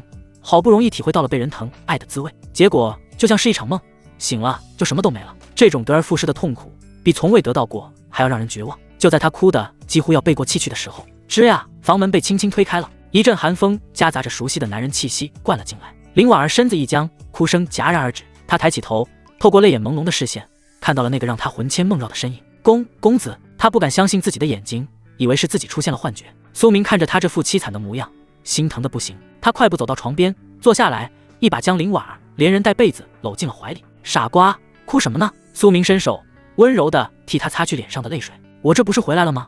感受着苏明的体温，还有那熟悉的怀抱，林婉儿再也控制不住，哇的一声大哭了起来。她死死地抱住苏明的腰，像是要把自己揉进他的身体里一样。公子，呜呜呜！婉儿还以为公子嫌弃婉儿，不要婉儿了。婉儿以为公子和萧姐姐走了，把婉儿一个人扔在这了。听着他那断断续续的哭诉，苏明心里更是愧疚。说什么傻话呢？苏明轻轻拍着他的后背，柔声哄道：“我是那种始乱终弃的人吗？我既然要了你，那就是一辈子的事，怎么可能把你一个人扔在这？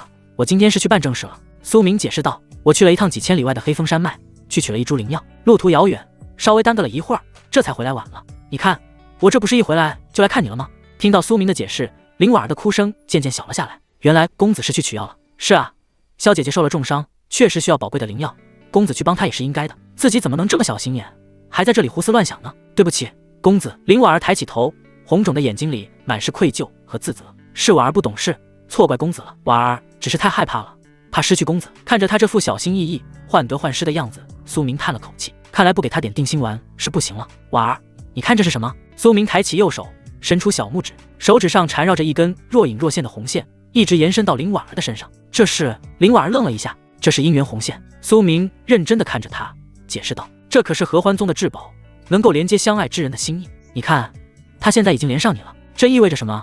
你知道吗？”林婉儿茫然地摇了摇头。苏明抓起他的手，在他的手背上亲了一口。这就意味着咱们俩的命已经连在一起了。不管我在哪里，不管隔多远，只要这根线还在，我就能感应到你，你也永远是我的人。这可是天道见证的姻缘，就算是想赖都赖不掉的。所以啊，把心放回肚子里，我永远都不会丢下你。听着这番话，看着那根红线，林婉儿只觉得一股巨大的幸福感击中了他的心脏。原来公子早就把这么珍贵的东西用在了自己身上，原来公子真的把自己当成了重要的人，而自己却还要为了那些莫须有的误会，在这里自怨自艾，甚至还怀疑公子。公子。林婉儿再也忍不住，扑进苏明怀里，感动得一塌糊涂。婉儿知错了，明明是婉儿太过于弱小，帮不上公子的忙，只能让公子一个人去冒险。公子不仅体恤人家，还要回来哄人家，婉儿真是太没用了。傻丫头。苏明摸着她的头发，笑着说道：谁说你没用了？你把家里照顾得这么好，做的饭这么好吃，让我一回来就能感受到家的温暖，这就是最大的用处啊。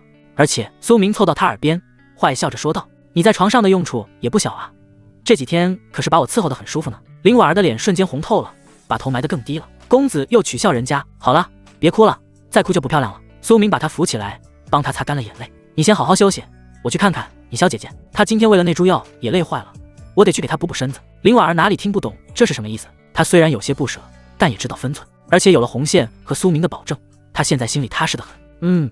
公子快去吧，别让萧姐姐等急了。林婉儿乖巧地点了点头，目送着苏明离开。看着苏明的背影消失在门口，她摸了摸自己的小拇指，看着上面缠绕的红线，她能感觉到那种心连心的悸动。苏郎，她在心里默念着这个称呼，脸上露出了幸福的笑容。苏明出了偏房，直奔主卧，推门进去，只见萧红玲已经盘膝坐在床上，正在闭目调息。听到动静，她睁开眼看了苏明一眼，哄好了，那必须的。苏明得意地挑了挑眉，本公子出马，一个顶俩。他一边说着，一边反手关上门，然后开始解衣服。来吧，玲儿，为了庆祝咱们满载而归，也为了让你恢复一下，今晚咱们决战到天亮。萧红玲看着他那父猴急的样子，嘴角微微勾起，哼，口气倒是不小，希望你待会儿别求饶。纱帐落下，春色满园，夜色如墨，窗外的风雪依旧没有停歇的意思，呼啸的风声拍打着窗棂，发出轻微的嘎吱声。屋内却是暖意融融，炭盆里的银丝炭烧得正旺，时不时爆出一两点火星。苏明躺在柔软的大床上，怀里搂着那具熟悉而丰腴的娇躯。林婉儿早已累得沉沉睡去，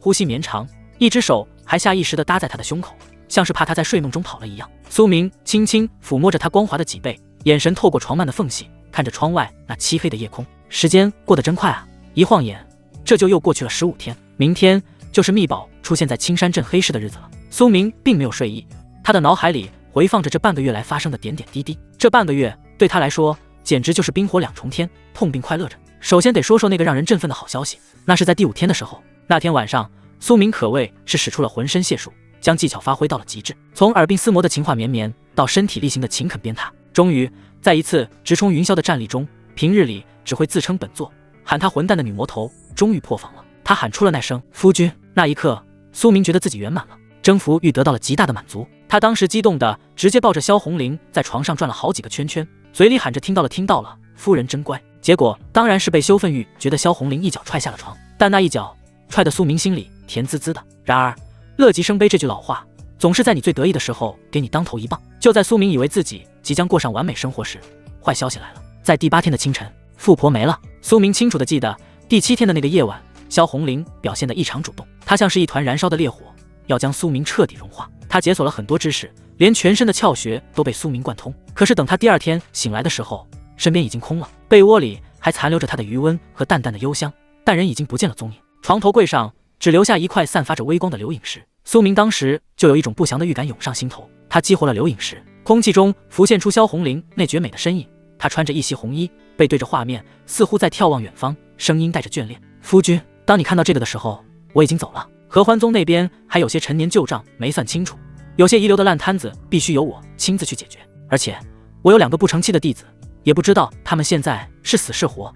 身为师尊，我得回去看看。说到这里，画面里的萧红玲转过身，眼神变得凌厉，那是属于血罗刹的霸气。此行凶险，大概率会发生战斗。虽然我现在恢复到了金丹中期，并不惧怕那些宵小之辈，但带着你，我怕护不住你，所以你就乖乖待在这里，好好修炼。等我处理完那边的事，自然会回来找你。勿念。画面戛然而止。苏明握着留影石，坐在床上半天没回过神来。靠！良久之后，苏明才从牙缝里挤出一个字，脸上写满了郁闷和蛋疼。我的金大腿啊，我的软饭碗啊，这就飞了。苏明忍不住在心里疯狂吐槽，吐槽归吐槽，但心里更多的其实是担忧。合欢宗那是什么地方？那是魔门啊！萧红玲虽然恢复了实力，但她毕竟离开了这么久，宗门内部肯定早就变天了。她可没忘，萧红玲可是被合欢宗追杀着。这傻娘们平时看着挺精明的，怎么这时候这么冲动？苏明叹了口气，心里七上八下的。不行，我得算算。他立刻沟通了识海中的天机录。天机录，给我腾点算力出来，我要推演萧红玲此行的吉凶，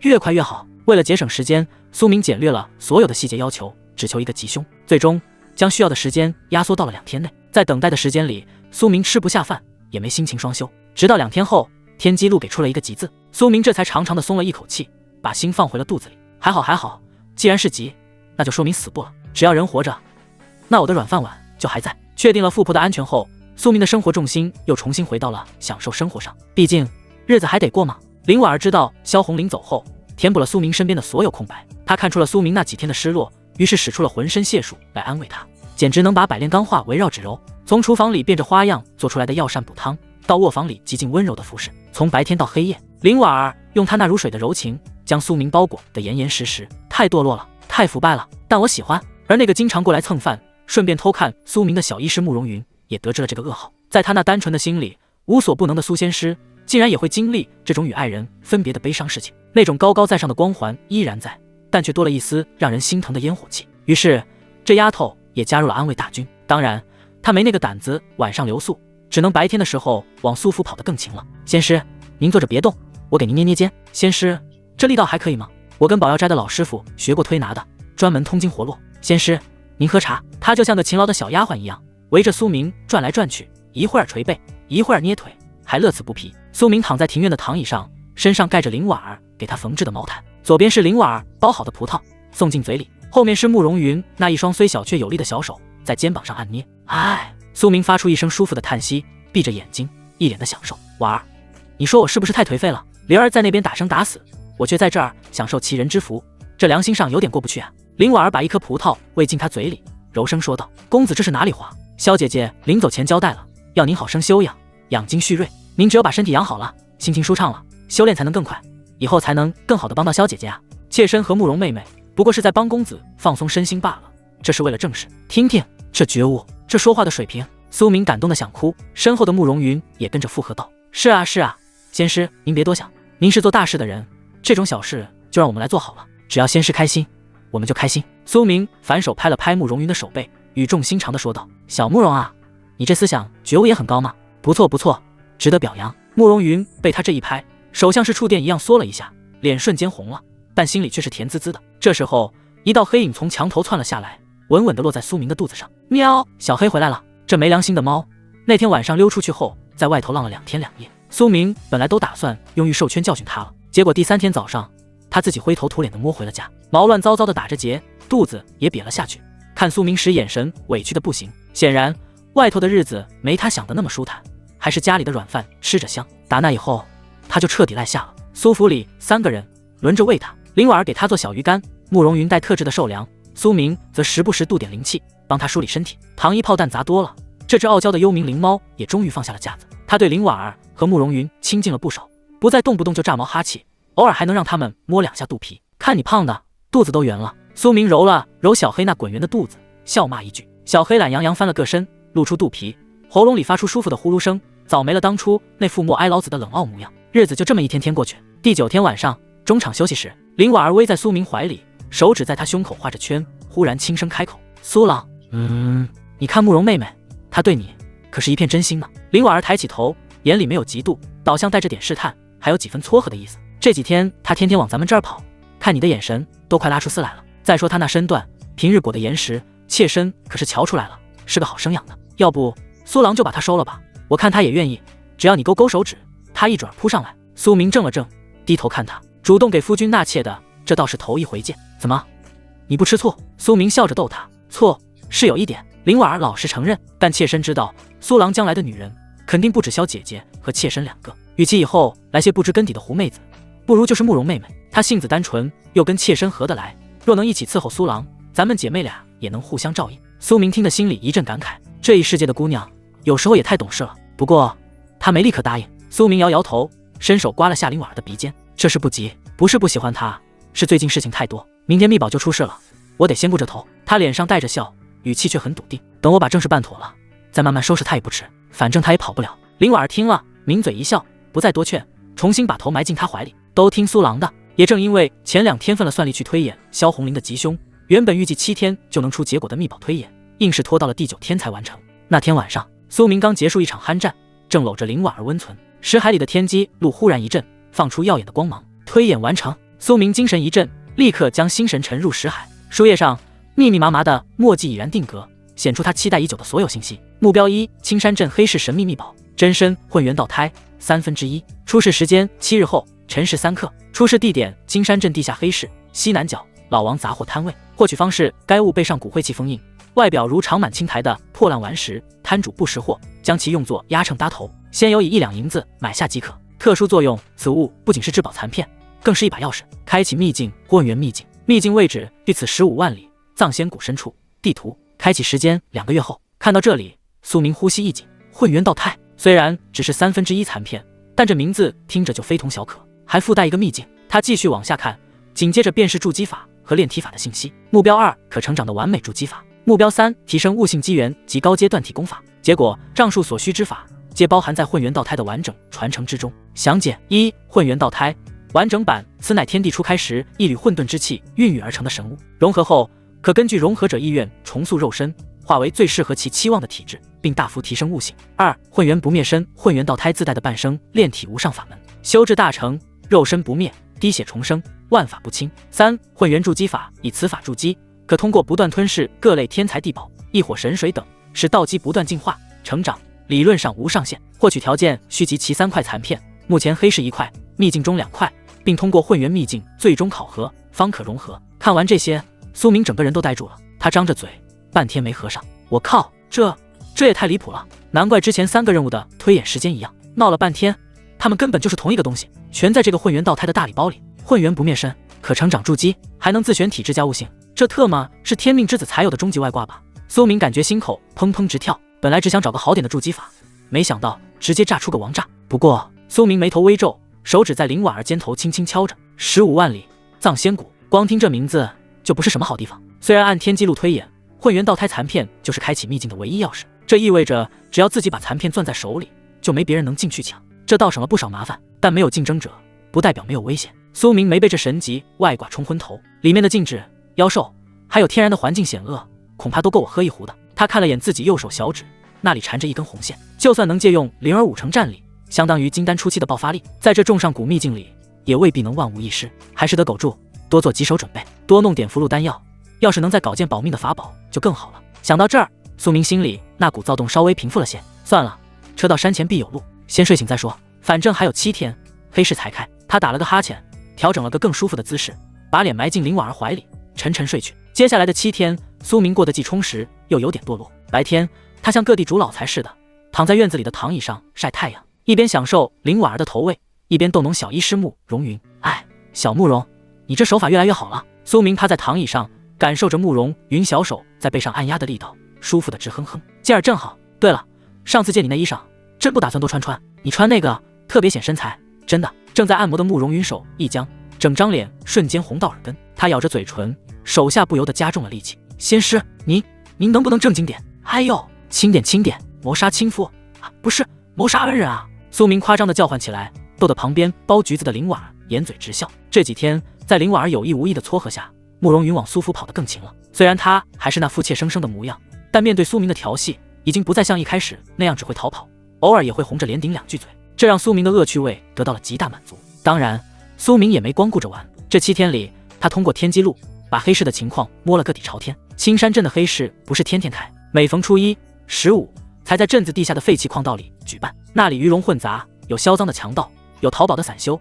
还有从其他王朝流窜过来的亡命徒。不过对现在的苏明来说，这些都不叫事儿，只要没有金丹期的大修士坐镇，他就是这青山镇的天。次日清晨，是个难得的好天气，大雪终于停了，积雪被久违的阳光融化成水。苏府的门口，苏明一身锦衣华服站在台阶上。苏郎，早去早回。林婉儿站在他面前，穿着一身素白长袍，外面披着白狐裘，整个人显得温婉又贵气。他伸手细心地帮苏明整理了一下衣领。苏明嘿嘿一笑，凑过去在林婉儿的嘴唇上嘬了一口。等我回来，今晚给你带好吃的。林婉儿脸一下子红到了耳朵根，轻轻推了他一下，嗔怪地看了他一眼，但眼里满满的甜蜜。苏郎没个正经，快去吧。苏明心满意足地转过身，哼着小曲儿朝着青山镇的废弃矿道走去，那里就是黑市的入口。刚走到第二，大老远就看见一个圆滚滚的身影正站在冷风里搓着手，旁边还跟着瘦猴儿似的张望，正是顺风崖行的老板裴老虎。一见到苏明，裴老虎的胖脸瞬间笑成灿烂的菊花，一身的肥肉随着他的动作一颤一颤的，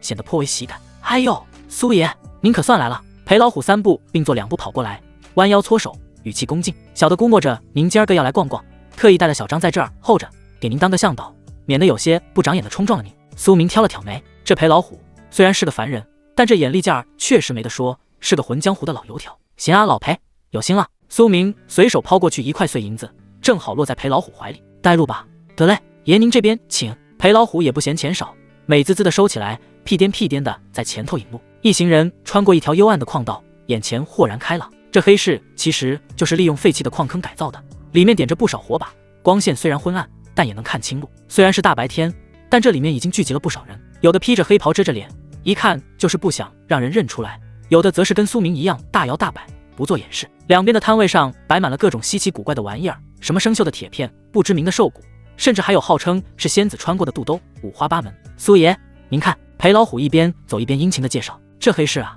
虽然乱了点，但偶尔也能淘到好东西。左边那些是卖草药和矿石的，大部分都是周围山里挖出来的，真假难辨。右边那些是卖兵器和功法的，不过多半都是些大陆货。要是您想买消息，那就得往里走。苏明漫不经心的听着，眼睛却在四处乱瞟。他当然不需要裴老虎介绍，早在来之前就已经用天机录把这里的情况给扒了个底朝天。他的目标很明确，不用逛了，跟我来。苏明打断了裴老虎的喋喋不休，脚下一拐，径直朝着黑市西南角的一个角落走去。那里有个看起来毫不起眼的杂货摊位，摊主是个留着山羊胡的老头，正缩在椅子上打瞌睡，面前摆着一堆破铜烂铁。苏明的目光越过那些乱七八糟的东西，落在了正压着一块破不脚的黑色石头上。石头大概拳头大小，黑不溜秋的，上面还长满了青苔，看起来就像是从哪个臭水沟里捡回来的烂石头。要是扔在路边，估计狗都不会多看一眼。这就是混元道胎残片。苏明在心里嘀咕了一句：啧啧，还真是神无自慧啊！要不是我有卦，谁能想到这破玩意儿竟然是至宝的一部分？委屈你了，大宝贝，哥这就带你回家，让你重见天日。苏明走到摊位前，停下了脚步。摊主老王迷迷糊糊地睁开眼，刚想看来生意了没，结果一眼就看到了跟在苏明身后的裴老虎。老王一个机灵，瞌睡瞬间醒了。他不认识苏明，但他认识裴老虎啊。在这青山镇，裴老虎可是黑白两道通吃的人物，谁都要给几分薄面。哟，这不是裴爷吗？老王连忙站起来，脸上堆满讨好的笑，正要跟裴老虎寒暄，结果裴老虎根本没理他，而是转过身对着苏明点头哈腰，一脸的小心翼翼。苏爷，您看中啥了？尽管跟小的说，小的这就给您包起来，哪能让您亲自动手啊？这一幕直接把老王给看傻了。他虽然是个摆摊的，但也不是傻子，能让裴老虎这种狠角色跟个孙子似的伺候着，这年轻公子哥的是什么来头？那是真正的大人物啊！老王脸上的笑容变得更加卑微，腰弯的比裴老虎还低。苏明没说话，只是伸出手拿起了那块压着破布的黑石头，他在手里掂了掂，分量还挺沉。这块石头看着挺顺眼的。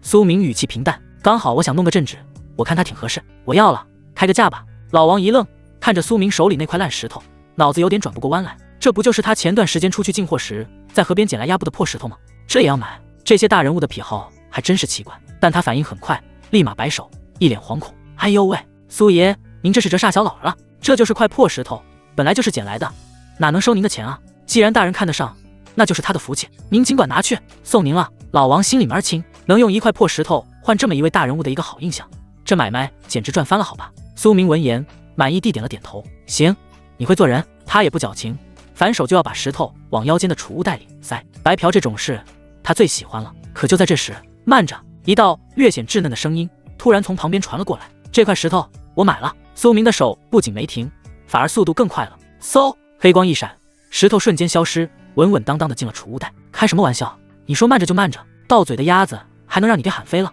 只要进了我的袋子，天王老子来了也得给我盘着。做完这一切，苏明才慢悠悠的转过身，眉头微微一挑，看向声音传来的方向。只见一个穿着兽皮背心，皮肤黝黑，身材精壮的少年正大步走来。少年大概17、18岁，长着一张坚毅的脸庞，背上背着一把看起来就很沉的玄铁重剑，正是叶岩。叶岩看着苏明那行云流水的收宝动作，嘴角忍不住抽搐了一下。这人手速也太快了吧！他刚才明明都喊了慢着，正常人不都应该停下来看看吗？这怎么还带加速的？但当他看清苏明的脸时，整个人猛地一僵，瞳孔骤缩。是你！叶岩心中大骇，这张脸他化成灰都认识，这不就是半个月前在黑风林一剑秒杀2阶铁甲暴熊的那个狠人吗？怎么会是他？叶岩的心里瞬间打起了退堂鼓。老师，这是那个强者呀，咱们还要继续吗？叶岩在心里疯狂呼唤戒指里的老爷爷。我也看到了，戒指里严老那苍老的声音也透着一丝凝重和意外，竟然是这小子。此子气运惊人，实力更是深不可测，没想到他也看上了这块石头。不过严老的话锋一转，语气变得笃定起来：“小妍子，别慌，这石头表面覆盖着一层极难察觉的上古晦气封印，就算是经丹期修士来了，若无特殊手段，也绝对看不穿里面的乾坤。这小子绝对不知道这石头的真正价值，估计是他身上气运的原因，这才让他随手买下。若是他知道这是何等之宝，刚才就不可能那么随意，现在也肯定早就跑了。”说到这里，严老的声音带上了一丝急切：“这可是天大的机缘，关乎你未来的大道，富贵险中求。他既然不知道价值，你就有机会把它买过来，试一试，哪怕是花光你所有的积蓄，也要试一试。”听着老师的分析，叶岩心里的恐惧渐渐被渴望所取代。是啊，如果对方知道这是重宝，肯定早就急急忙忙离开这里，找个地方藏起来了。既然只是放进储物袋里，大摇大摆地展示着，那说明他并不重视。这就是我的机会。想到这里，叶岩深吸一口气，强行压下对苏明的敬畏，眼神重新变得坚定起来。他走到苏明面前，挺直了腰杆，直视着苏明的眼睛：“这位公子。”叶岩拱了拱手：“在下叶岩，刚才多有冒犯，还请见谅。不过公子刚刚收起来的那块石头，对在下确实很重要，在下愿意出20块下品灵石，买下公子手中的这块石头，不知公子可否割爱？”此言一出，周围瞬间安静了下来。裴老虎和贪珠老王同时倒吸了一口凉气，眼珠子瞪得老大，像是听到了什么天方夜谭。20块下品灵石，买一块破石头，这小子疯了吧？看着眼前这个少年，苏明差点没笑出声来。割爱？他拍了拍腰间的储物袋，似笑非笑地看着他：“我说这位兄弟，你是不是觉得我是傻子？20块灵石买块破石头，你是钱多烧得慌，还是觉得我缺这点钱？”苏明的话音刚落，还没等叶岩回答，一道清脆的声音突然从人群后面传了过来：“你这家伙好花呀，20块灵石就想买人家的绝世机缘，而且灵石还是下品的，我都替你脸红。”苏明转过头去，只见一名留着利落短发的少女正大步走来，手里托着个罗盘。这少女穿着一身朴素的粗布汗衫，袖口挽起，露出一节结实的小臂。她的皮肤是充满了活力的小麦色，在火把的光照下泛着健康的光泽，能够看到她小臂上的肌肉紧致，一看就是练武的。苏明的视线出于被养出来的习惯，第一时间就落在了她的胸口上。这一看，他的眉头微微皱了一下，眼里不自觉地流露出一丝失望。哎，可惜了。苏明在心里叹了口气，看来这姑娘平时伙食不太好，少女时霜的感知何等敏锐。苏明那视线刚一扫过来，他就察觉到了，而且他虽然没出过事，但也看懂了苏明眼神是什么意思。哼！时霜几步走到近前，右手往腰上一插，柳眉倒竖，气鼓鼓地瞪着苏明：“你这人好没礼貌！本姑娘好心出言帮你说话，你还用这种眼神看我，小心本姑娘待会儿动手打你！”虽然他在生气，但他的脸上却并没有多少杀气，反而透着一股子未经世事的娇憨。苏明被骂了也不恼，他露出微笑，心里的小算盘打得噼里啪啦响。这黑石头上有上古晦气封印，自己要不是天机路也不会知道它的奥秘，但这丫头隔着这么远，一眼就看出这是绝世机缘。这说明什么？说明这丫头要么是有极其厉害的瞳术，要么就是身怀重宝，或者背景通天，这就是妥妥的富婆预备役啊！苏明的百炼富婆雷达此刻已经在疯狂报警了，虽然身材不够慷慨，但这软饭要是吃上了，肯定也挺香的。飞机场起飞不是更快吗？大不了以后多给他补补。再说了，修仙界这么大，肯定有能够丰胸的。苏明很快就调整好了心态，眼神也变得热切起来。而被晾在一边的叶岩，此刻脸长成了猪肝色，他的心思被石霜当众戳破。饶是他心性坚韧，这会儿也觉得脸上火辣辣的疼。特别是周围那些看热闹的人，都用一种看骗子的眼神看着他。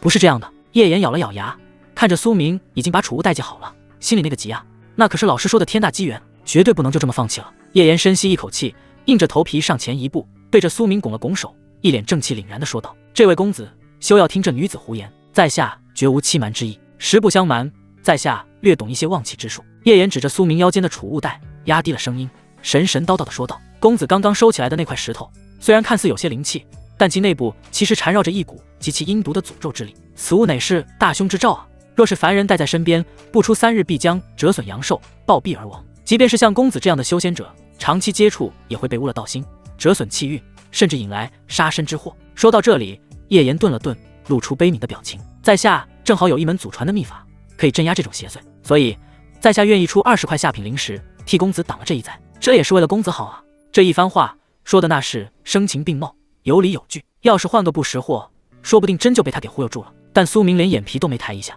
他完全把叶岩当成了空气，理都没理。他现在正忙着跟新来的富婆培养感情呢，哪有空搭理沙币？苏明整理了一下衣冠，脸上挂着那种让人如沐春风的微笑，对着石霜微微一揖：“姑娘教训的是，刚才是在下唐突了，在这里给姑娘赔个不是。”苏明抬起头，眼神真诚地看着石霜。其实在下并非有意冒犯，只是在下在这青山镇待了许久，见惯了庸脂俗粉。今日乍一见到姑娘这般英姿飒爽、充满活力的美人，一时间惊为天人，这才看呆了眼，失了礼数，还望姑娘海涵。这番话，苏明说的那叫一个顺溜，既解释了刚才的失礼，又不动声色地夸了对方一波，主打一个真诚。石霜愣住了，他在桃源仙谷里长大，那7个师傅虽然对他好，但平时不是逼他练功，就是教他杀人技，哪有人跟他说过这种话？英姿飒爽，美人。石霜的脸蛋升起2朵红云，你这人嘴巴倒是挺甜的。石霜有些不好意思地扭过头去，声音都变小了，我也没那么好看了，既然你都道歉了，那本姑娘就原谅你了。她性子本来就单纯直爽，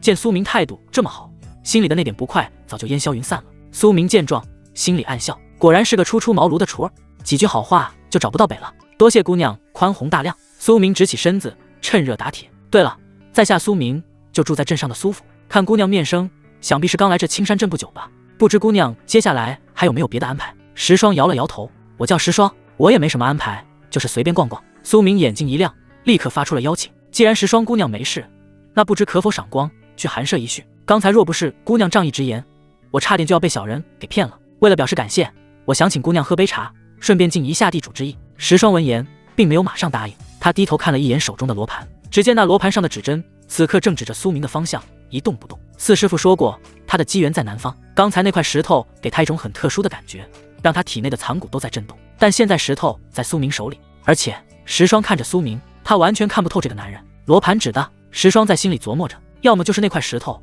要么就是他这个人。如果是石头，大不了我拿师傅给我的宝贝跟他换；如果是他这个人，就暂时跟着他，看看是怎么回事。石霜打量了苏明2眼，觉得这人长得还挺顺眼的，而且说话也好听，而且长得这么好看，说话也好听，肯定是个好人。想通了这一点，石霜也不再纠结，他收起罗盘，大大方方地点了点头。行啊，正好我也逛累了，那就去你家坐坐吧。不过先说好，我可没钱给你，我不买东西的。苏明哈哈一笑，摆了摆手。姑娘说笑了，哪能要你的钱？请。苏明侧过身，做了一个请的手势，然后他转头对还在旁边候着的裴老虎说道：老裴，今天谢了，我还有客人在，就不多留了，改日再聚。哎，苏爷您慢走，您忙您的。裴老虎那是个人精，一看这架势就知道苏明这是看上人家姑娘了，哪里敢多嘴，连忙点头哈腰的送行。苏明带着石霜2人并肩朝着黑市出口走去，从头到尾他们都没有再看一眼旁边的叶岩，就当这个人根本就不存在一样。叶岩站在原地，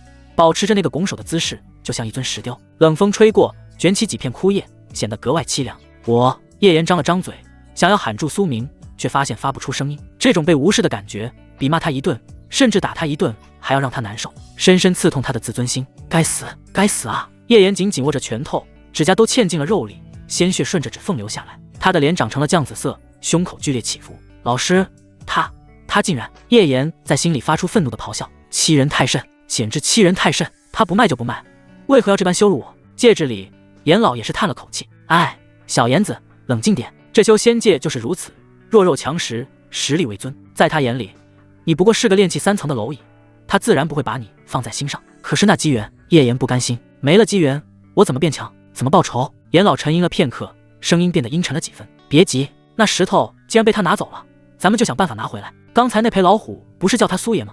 还提到了苏府，咱们先离开这儿，去打听一下这个人的底细。明的不行，咱们就来暗的，只要那石头还在他手里，咱们就有机会。叶岩听着老师的话，眼中的怒火渐渐平息，变成了一种阴狠的光芒。他深深地看了一眼苏明离去的方向，咬着牙说道：你给我等着，今日之耻，来日必百倍奉还。说完，他也不再停留，灰溜溜地离开了黑市。周围的凡人可不敢得罪仙师，纷纷让开了道。苏明并不知道，在他走后，叶岩正气得要把牙都咬碎了，即便知道了，他也不会在意。此刻，苏明正背着手，慢悠悠地走在回府的路上，心情舒畅。身边的石霜手里拿着罗盘，时不时低头看一眼，又抬头看看苏明，眼里带着几分好奇和探究。苏明也没闲着，有一搭没一搭的跟石霜套着近乎：石姑娘，你这罗盘挺别致啊，指哪打哪。石姑娘，听你口音不像是本地人，是从哪个大宗门出来历练的吧？石霜是个没怎么见过世面的单纯姑娘，面对苏明这看似随意实则套话的聊天方式，她根本没有防备。没过一会儿，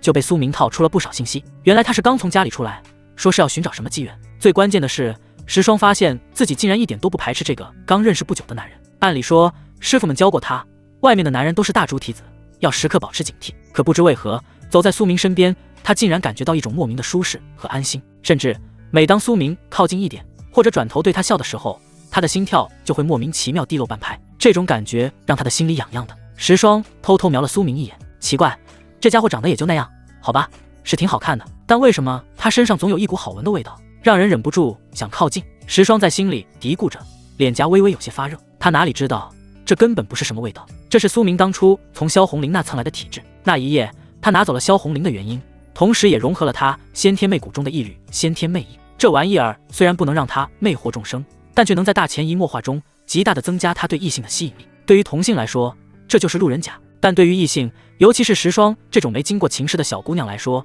就是行走的荷尔蒙，有着致命的亲和力。嘿嘿，看来哥的魅力又见长了。苏明感受着身边少女频频投来的目光，心里暗爽，这富婆稳了。两人一路闲聊，很快就来到了苏府的大门口。远远的，苏明就看见门口站着两个俏生生的人影。林婉儿穿着素白长袍，外面披着狐裘，正踮着脚尖往这边张望，而在她身边还站着个裹得跟球一样的小慕容。这丫头手里捧着个暖手炉，冻得小脸通红，但也跟着林婉儿一起伸长了脖子往街角看，那模样像极了在家等丈夫归来的小媳妇。一看到苏明的身影出现，两女的眼睛亮了。苏老，林婉儿喊了一声，提起裙摆就要迎上来。苏明看着两人那被冷风吹得有些发红的鼻尖，心里顿时涌起一股暖流，同时又有些心疼。他快走两步，直接迎了上去。在慕容云羡慕又害羞的眼神中，苏明将林婉儿拥入怀中。傻瓜！苏明抱着她，语气里带着几分责怪，怎么在门口傻站着？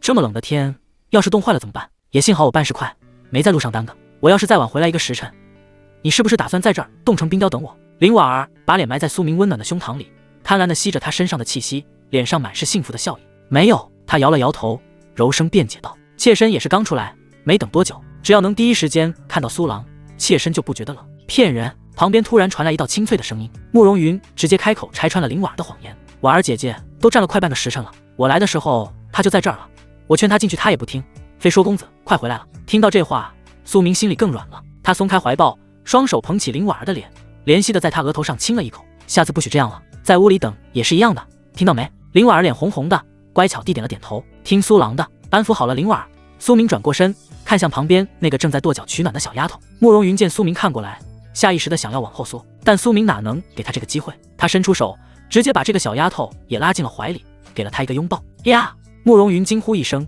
整个人都僵住了，他的脸红透了，两只手僵在半空中，不知道该往哪放。小慕容，你还好意思说婉儿？苏明抱着她，下巴抵在她的头顶上，坏笑着调侃道，这么说你也在这儿陪着吹了半个时辰的冷风？婉儿好歹还是个修仙者，有灵力护体，你一个凡人小丫头，身体还没长开呢，也不怕冻坏了，到时候要是生病了还得我给你治，多麻烦。虽然嘴上说着麻烦，但苏明抱着的动作却一点没松开，输送灵力到他体内，帮他暖身子。慕容云的脸贴在苏明的胸口，听着强有力的心跳声，只觉得脑子里晕乎乎的。我才没有特意的，我就是刚好路过。他结结巴巴地解释着，声音越来越小，一点底气都没有。是，刚好路过。苏明松开他，伸手刮了一下他的鼻子，下次路过的时候记得多穿点，看把你冻的。苏明这番左拥右抱、雨露均沾的操作，行云流水，自然无比。但这一幕落在旁边的石霜眼里，那就是另一番景象了。石霜站在几步开外，手里还拿着罗盘，整个人都看傻了。他在谷里长这么大，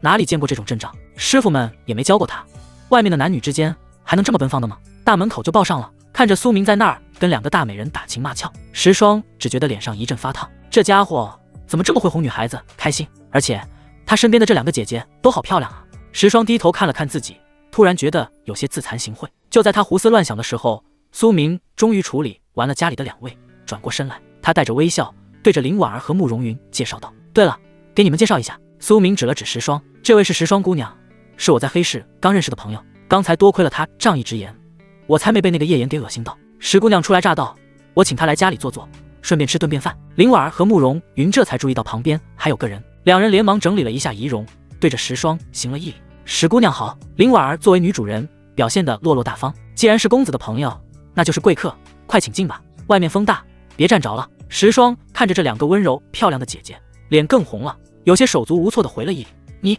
你们好，打扰了，走，进屋说。苏明大手一挥，带着三个女人走进了苏府。此时刚到午时，正是饭点，林婉儿早就备好了一桌子丰盛的酒菜，就等着苏明回来。四人来到膳堂落座，苏明坐在主位，林婉儿和慕容云一左一右，石霜则是有些拘谨地坐在对面。席间，苏明充分发挥了他活跃气氛的本事，一会儿给林婉儿夹菜，一会儿逗逗慕容云，顺便还不忘照顾一下石霜。在苏明的插科打诨下，石霜也渐渐放松了下来。他发现这个苏明虽然看起来有点花心，对女孩子动手动脚的，但他是真的很体贴，也很会照顾人的情绪。而且这两个姐姐对他也是死心塌地的，眼里全是爱意。看来他是个好人。石霜在心里给苏明发了一张好人卡，同时也更加坚定了要跟着他的想法。酒足饭饱，慕容云虽然很想多待一会儿，但也知道自己是个外人，帮着收拾了碗筷后，便依依不舍地告辞了，说是宝药斋还有事。膳堂里只剩下了苏明、林婉儿和石霜三人。苏明喝了一口茶，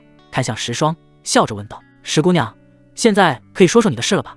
你之前说你的机缘在这边，到底是什么意思？”石霜放下茶杯，深吸了一口气，神色变得认真起来。他从怀里掏出了那个罗盘，放在桌子上。实不相瞒，我是奉师命出来寻找机缘的。师傅说我的机缘就在南方，是一个变数。刚才在黑市，我看到你买了那块石头，罗盘就一直指着你。石霜看着苏明，眼神清澈，没有丝毫隐瞒。所以我想确认一下，我的机缘到底是你，还是那块石头？苏明挑了挑眉，这姑娘还真是单纯的可爱，这种话都敢直接说出来，就不怕我杀人越货。不过这也正是他看中她的地方，背景深厚，心思单纯，这种富婆最好骗，可最好相处了。石头，苏明也不含糊，直接从储物袋里掏出黑不溜秋的混元道胎残片，随手放在了桌子上。你是说这个？既然你想确认，那就给你看看吧。苏明大大方地把石头推到了石霜面前，他一点都不担心石霜会拿着石头跑路。且不说这里是他的地盘，就凭这段时间对他的观察，这就是个实在人。石霜看着眼前的黑石头，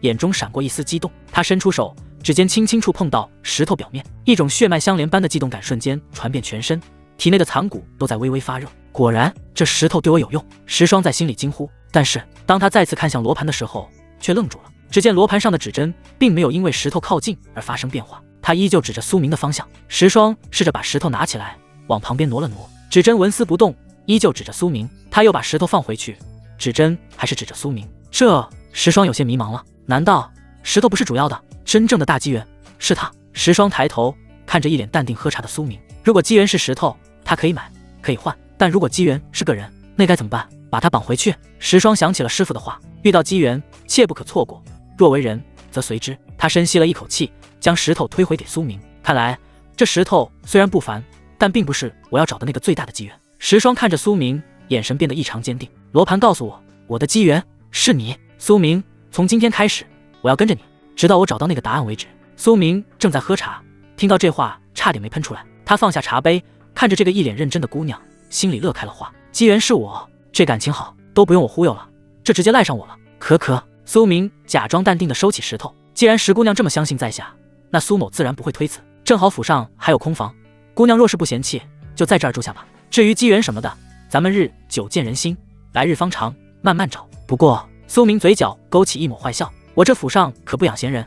石姑娘既然要住下，那是不是得交点伙食费，或者帮点小忙？石霜一愣，随即豪爽地一拍桌子，没问题，我力气大，能干活，以后这府里的粗活累活我都包了。苏明和林婉儿对视一眼，都看到了对方眼里的笑意。这姑娘还真是个憨憨，不过这个富婆算是初步拿下了。对了，苏明像是想起了什么，指了指东边那间挂着淡青色帘子的偏房。既然要住下，那你就住那间吧。那原本是婉儿的闺房，不过嘛。苏明看了一眼俏脸微红的林婉儿，现在的婉儿晚上可是要忙着在主卧照顾我，没空回去睡了。那屋子正好空出来，里面东西都是现成的，还是香的，就便宜你了。林婉儿闻言，休得把头埋得更低了，一副小媳妇模样。石霜哪里听得懂这里面的弯弯绕绕，他只觉得苏明人真好，竟然给自己那么好的房间，当即对着苏明憨笑。谢谢你，你可真是个大好人，我不挑的，能睡就行。就这样，石霜稀里糊涂的就住进了苏府。说是住进来，其实也没什么行李好收拾的，他的东西都在储物间里面。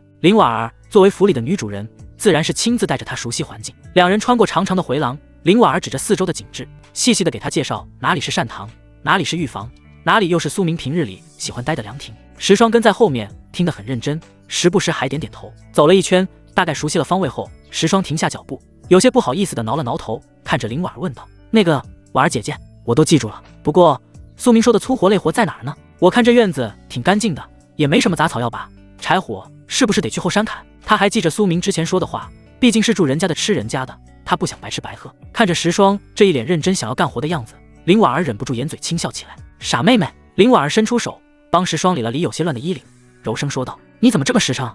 那不过是苏郎他在逗你开心呢。苏郎平日里虽然嘴上爱占点便宜，说话也没个正经，但他心肠是最软的。他既然让你住进来，就是把你当朋友，哪能真让你去干那些吓人的粗活？”石霜愣了一下，大眼睛眨巴眨巴，逗我玩？可是他说的很认真啊，还说府上不养闲人。林婉儿拉着他在走廊边的长椅上坐下，眼神变得有些迷离，陷入了回忆。苏郎他呀，就是这样一个人，表面上看起来玩世不恭，像个只会吃喝玩乐的纨绔子弟，但实际上他心里跟明镜似的，什么都知道，什么都算到了。林婉儿的声音里带着崇拜，是发自内心的敬仰。当初在青州城形势那么危急，所有人都觉得是死局，可苏郎他却能谈笑风生，不仅把那些高高在上的大人物耍得团团转，还能带着我和萧姐姐全身而退，那份胆识和智慧，妾身这辈子都没见过第二个。说到这里，林婉儿转过头看着石霜，眼里有光，在他身边你会觉得特别安心，好像只要有他在，天塌下来都有人顶着。所以啊，你就安心住着吧，苏郎既然留你，那就是真心想帮你的。石霜双手抱胸，听着林婉儿的讲述，若有所思地点了点头。他在心里琢磨着林婉儿的话，他回想起在黑市的一幕，那块黑石头所有人都觉得是废品，连那个想捡漏的少年也只是觉得有点古怪，唯独苏明一眼就看穿了它的价值，并且不动声色地拿下了，甚至连自己手里的罗盘也是直指向了苏明。看来罗盘没指错，石霜在心里暗暗想到，这家伙果然不简单，是个深藏不露的高人，仅仅是在黑市漏的那一手眼力，就绝非普通修士能比。而且听婉儿姐姐这么一说，他对身边的人确实挺好的，是个大好人。既然是大好人，那我就放心了。石霜对林婉儿露出了笑容，行，那我以后就听婉儿姐姐的，要是有人敢来找麻烦，我就帮苏明打跑他们。此时此刻，苏府的后花园凉亭里，苏明正瘫坐在躺椅上，身上盖着毛毯，手里捧着一杯热气腾腾的茶，面前是银装素裹的雪景，耳边是风吹过树梢的沙沙声。这日子别提多惬意了。但他并没有在发呆，心神正沉浸在识海里，看着天机路。还有2个月，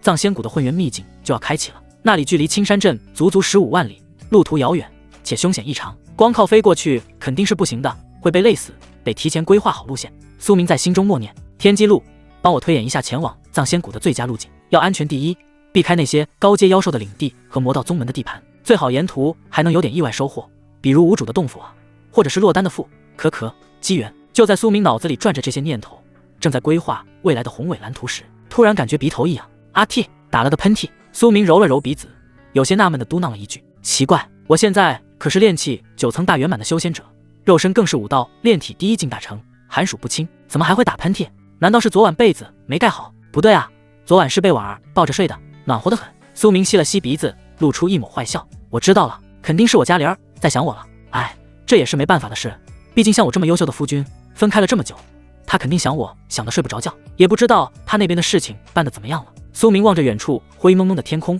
眼里闪过担忧。虽然他对萧红林的实力有信心，但合欢宗毕竟是魔门，里面的水深得很，尤其是那个叶红衣，心机深沉，希望能顺利吧。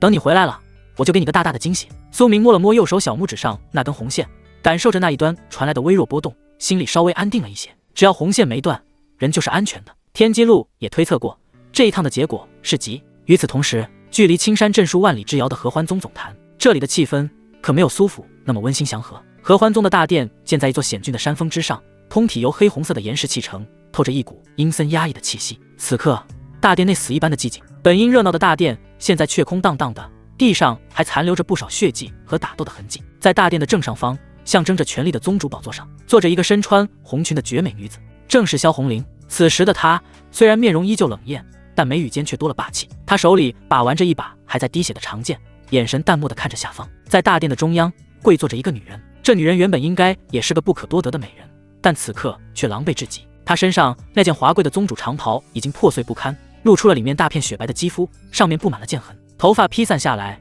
遮住了半张脸，嘴角还挂着一丝血迹。她的气息萎靡到了极点，随时都会断气。这人正是合欢宗的现任宗主，也是萧红玲曾经最信任的师姐叶红衣。咳，叶红衣剧烈地咳嗽了2声，吐出一口鲜血。她抬起头，透过散乱的发丝，死死地盯着高坐在宝座上的萧红玲，眼神里充满了怨毒、不甘，还有深深的嫉妒。为什么？叶红衣的声音沙哑难听，像是破风箱在拉扯。你的毒，你到底是怎么解开的？你不是被正道3宗的人围攻重伤了吗？怎么可能还在这，并且恢复了修为，突破到了金丹中期？叶红衣到现在都不敢相信眼前发生的一切。他本以为这个心腹大患终于要死了，可谁能想到，就在今天早上，萧红林竟然单枪匹马杀回了合欢宗，不仅修为恢复，甚至突破到了金丹中期。短短半个时辰，合欢宗的高层战力就被他清理了一遍。很惊讶吗？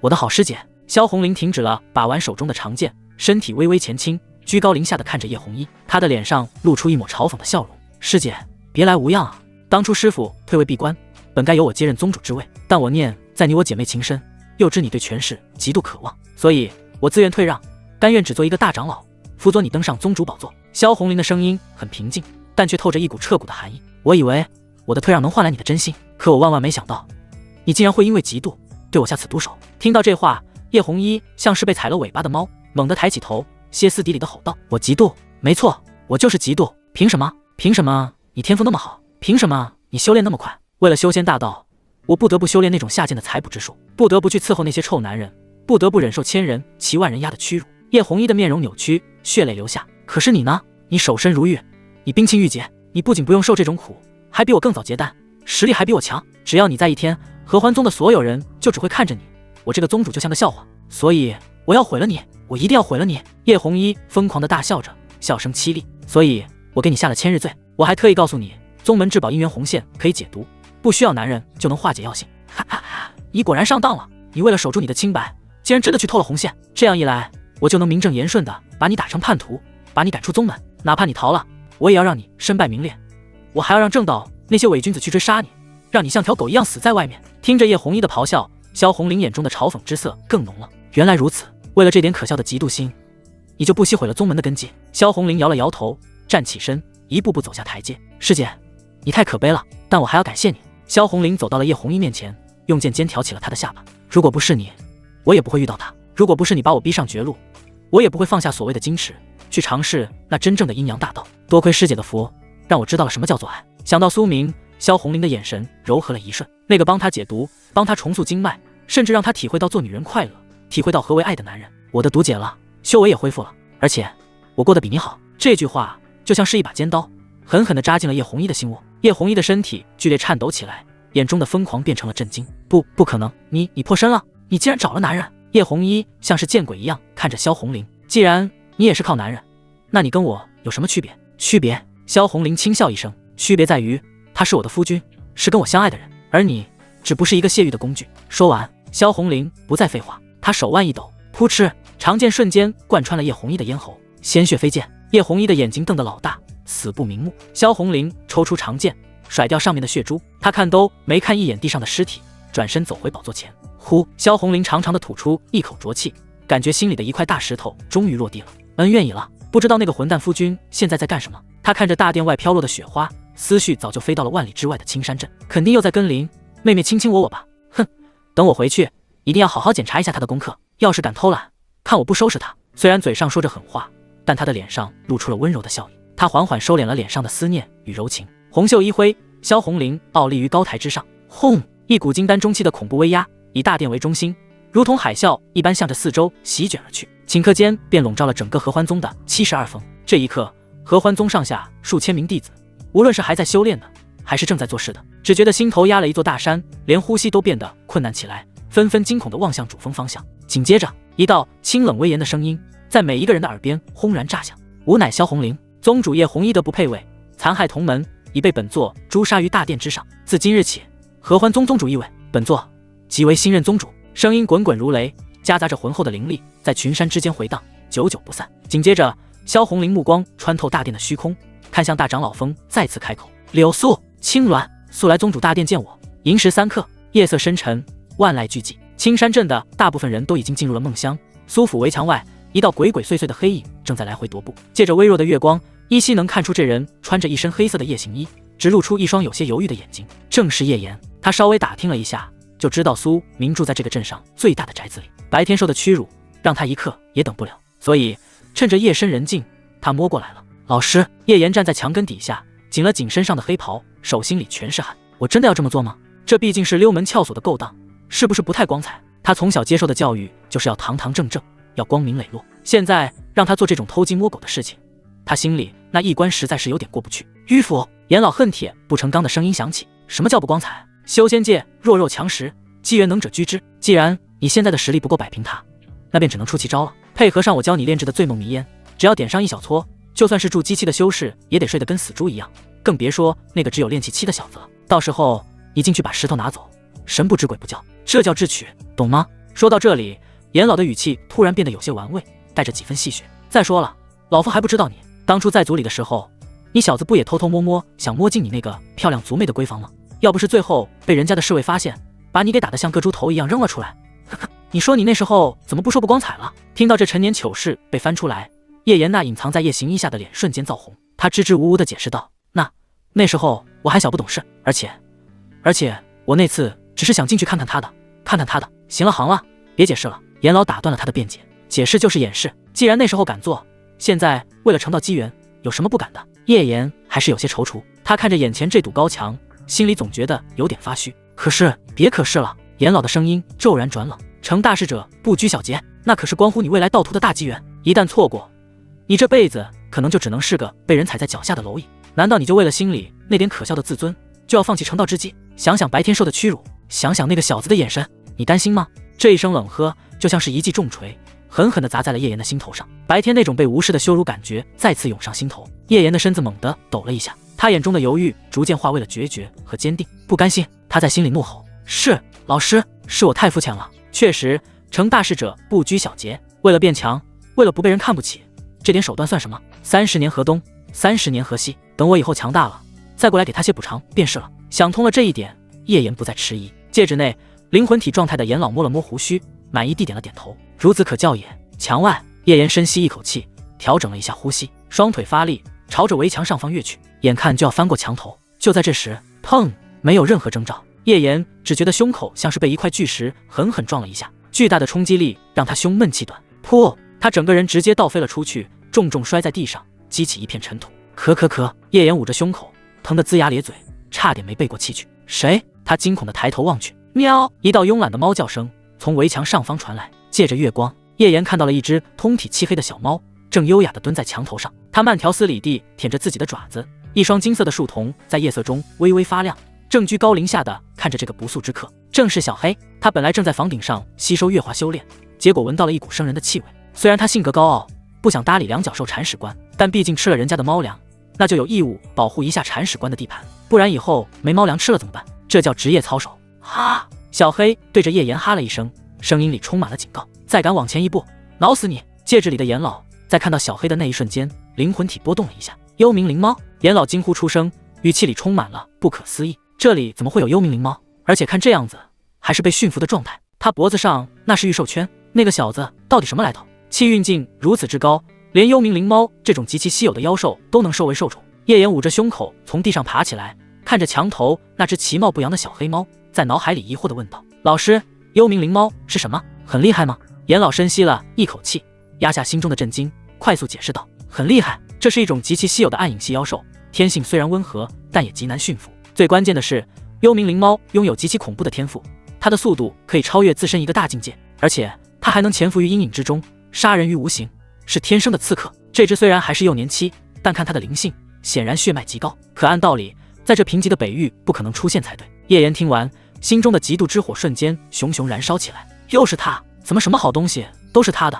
难道大宗门出生的人就天生拥有这么多优质的资源吗？既然什么都有了，那还跟我抢那个机缘干嘛？回你的宗门去享受荣华富贵不好吗？非要来这里断我的路？强烈的嫉妒和不甘让叶妍的眼睛都红了。老师，我要打进去。严老却摇了摇头，语气凝重：不行，以你现在炼气3层的实力，根本打不过这只猫，它的速度太快了，你连它的毛都摸不到。那怎么办？难道就这么放弃了？叶妍不甘心地握紧了拳头。放弃？当然不。严老冷哼一声，既然已经来了，就没有空手而归的道理。身体给我，我来掌控你的身体，速战速决，快速搞定它，不然动静闹大了，引来那个苏明就不好了。叶妍一喜，连忙点头：是，老师。话音落下，一股庞大的灵魂力量从戒指中涌出，钻进了叶妍的体内。叶妍的身体一颤，紧接着她原本还有些稚嫩的眼神变得沧桑而深邃，一股属于筑基初期强者的气息从她身上爆发出来，接着迅速收敛。墙头上原本还在舔爪子的小黑动作突然停住了，他浑身的毛瞬间炸了起来，金色的树瞳死死盯着下面的叶妍，喉咙里发出低沉的咆哮声。危险！作为妖兽，他的直觉告诉他，眼前这个两脚兽突然变得不一样了。他身体下伏，四肢抓紧墙头，做出了攻击的姿态。哼，小畜生！叶妍看着小黑冷笑一声，虽然你有天赋，但在绝对的力量面前，速度再快也没用。他抬起手，掌心之中灵力汇聚，形成了一个赤红色的火球，就要动手。然而就在这剑拔弩张的时刻，何方宵小，胆敢来姑奶奶，这闹事！一声清脆悦耳的娇喝声突然从围墙内响起，紧接着砰，一道矫健的身影直接从围墙内跳了出来，重重地落在地上，震起一片尘土。那身影正好挡在了叶岩和小黑之间，穿着一身粗布汗衫，留着利落的短发，手里还拿着个扫把，正是石霜。他本来正在院子里扫雪，至于为什么大半夜不睡觉出来扫雪，还不是因为主卧那边的动静实在是太大了。他有些纳闷，为什么苏明要这么欺负婉儿姐姐，但听着婉儿姐姐的声音里好像也没有什么不乐意的地方，甚至还挺快乐。这种奇怪的氛围搞得他莫名其妙的心里烦躁，怎么也睡不着。最后实在是没办法了，只好爬起来拿起扫把到庭院里扫雪，发泄一下多余的精力。结果刚扫了2下，就听到外面有动静，还以为是哪个不长眼的贼，没想到出来一看，竟然是个大半夜穿黑袍装裤的家伙。石霜把扫把往地上一杵，双手叉腰，柳眉倒竖，指着叶岩骂道：喂，那个穿黑衣服的，大晚上的不睡觉，跑到别人家门口鬼鬼祟祟的干什么？想偷东西啊？还要打我家的猫？我看你是皮痒了。看着突然跳出来的石霜，叶岩愣了一下，怎么还蹦出来一个人？不过箭在弦上，不得不发，让开，不然连你一起打。嘿，口气还挺大。石霜乐了，也不废话，那就来试试。姑奶奶正好手痒了。说着，他抡起手里的扫把，摆出了一个进攻的架势。叶岩冷笑一声，双手虚抱，一团赤红色的灵力在他掌心涌现，周围的积雪瞬间被高温融化成水，又蒸发成白雾。小丫头片子，不知天高地厚，今天老夫就替你家大人教训教训你。话音未落，严老右手一推，一道半人高的火球直奔石霜面门而去。这是严老用筑基期灵力催动的三昧真火雏形，筑基修士的护体灵气都挡不住。哼，谁教训谁还不一定呢。石霜不退反进，脚下灵力涌动，身形变得飘忽不定。这是二师父教他的惊鸿法，不仅能增加速度，还能在移动中留下残影，让人捉摸不透。他闪过了火球，火球砸在他身后的围墙上，轰隆一声，直接把石墙炸出了一个大窟窿，碎石乱飞。喵呜！蹲在墙头看戏的小黑被爆炸吓了一跳，浑身的毛都炸开了。他怪叫一声，嗖的一下跳到了远处的大树上，惊魂未定的舔了舔爪子，眼神里满是幽怨。石霜借着前冲的势头，手里的扫把猛地刺出，灵气顺着他的手臂灌注进扫把里，散乱的竹枝绷得笔直，散发出淡淡的青色光芒。劫天七剑第一式断水，这一次快若闪电，直指严老的咽喉。严老瞳孔微缩，好快的扫把！他不敢大意，左手一挥，一道火焰屏障凭空出现，滋啦！扫把尖端刺在火焰屏障上，发出刺耳的摩擦声。虽然没能刺穿，但巨大的冲击力还是震得严老后退了2步。有点意思。严老眼神变得凝重起来。这丫头明明只有炼气期的修为，但这灵力的凝练程度和这诡异的身法，竟然能跟他这个曾经的元婴真君打得有来有回。虽然现在只能发挥筑基初期的实力，再来，严老也不再保留，双手结印，周围的温度骤然升高，烈焰焚天，数条火蛇从他背后窜出，张牙舞爪的朝着石霜扑去，封锁了他所有的退路。石霜面不改色，手里的扫把舞得密不透风。劫天七剑第2式破风，第3式裂地。砰砰砰，火蛇被扫把抽中，纷纷爆裂开来，化作漫天火星。两人你来我往，打得不可开交。原本安静的苏府后院，此刻灵气激荡，光影交错，越打严老越是心惊。这丫头的灵力好像无穷无尽一样，而且她的剑招极其精妙，每一招都直指要害，逼得他不得不防。最离谱的是，他那个身法太滑溜了，就像是条泥鳅，怎么抓都抓不住。这到底是哪冒出来的妖孽？严老心里暗暗叫苦，本来以为只是个普通的小丫头，没想到是个扮猪吃老虎的主。这要是再打下去，动静闹大了，引来人就不好了。停！严老猛地轰出一记火掌，逼退了石霜，然后身形暴退数丈，站在一棵大树的树梢上。他盯着石霜，沉声问道：小丫头，你到底是谁？年纪轻轻就有如此修为和剑法，绝不是无名之辈。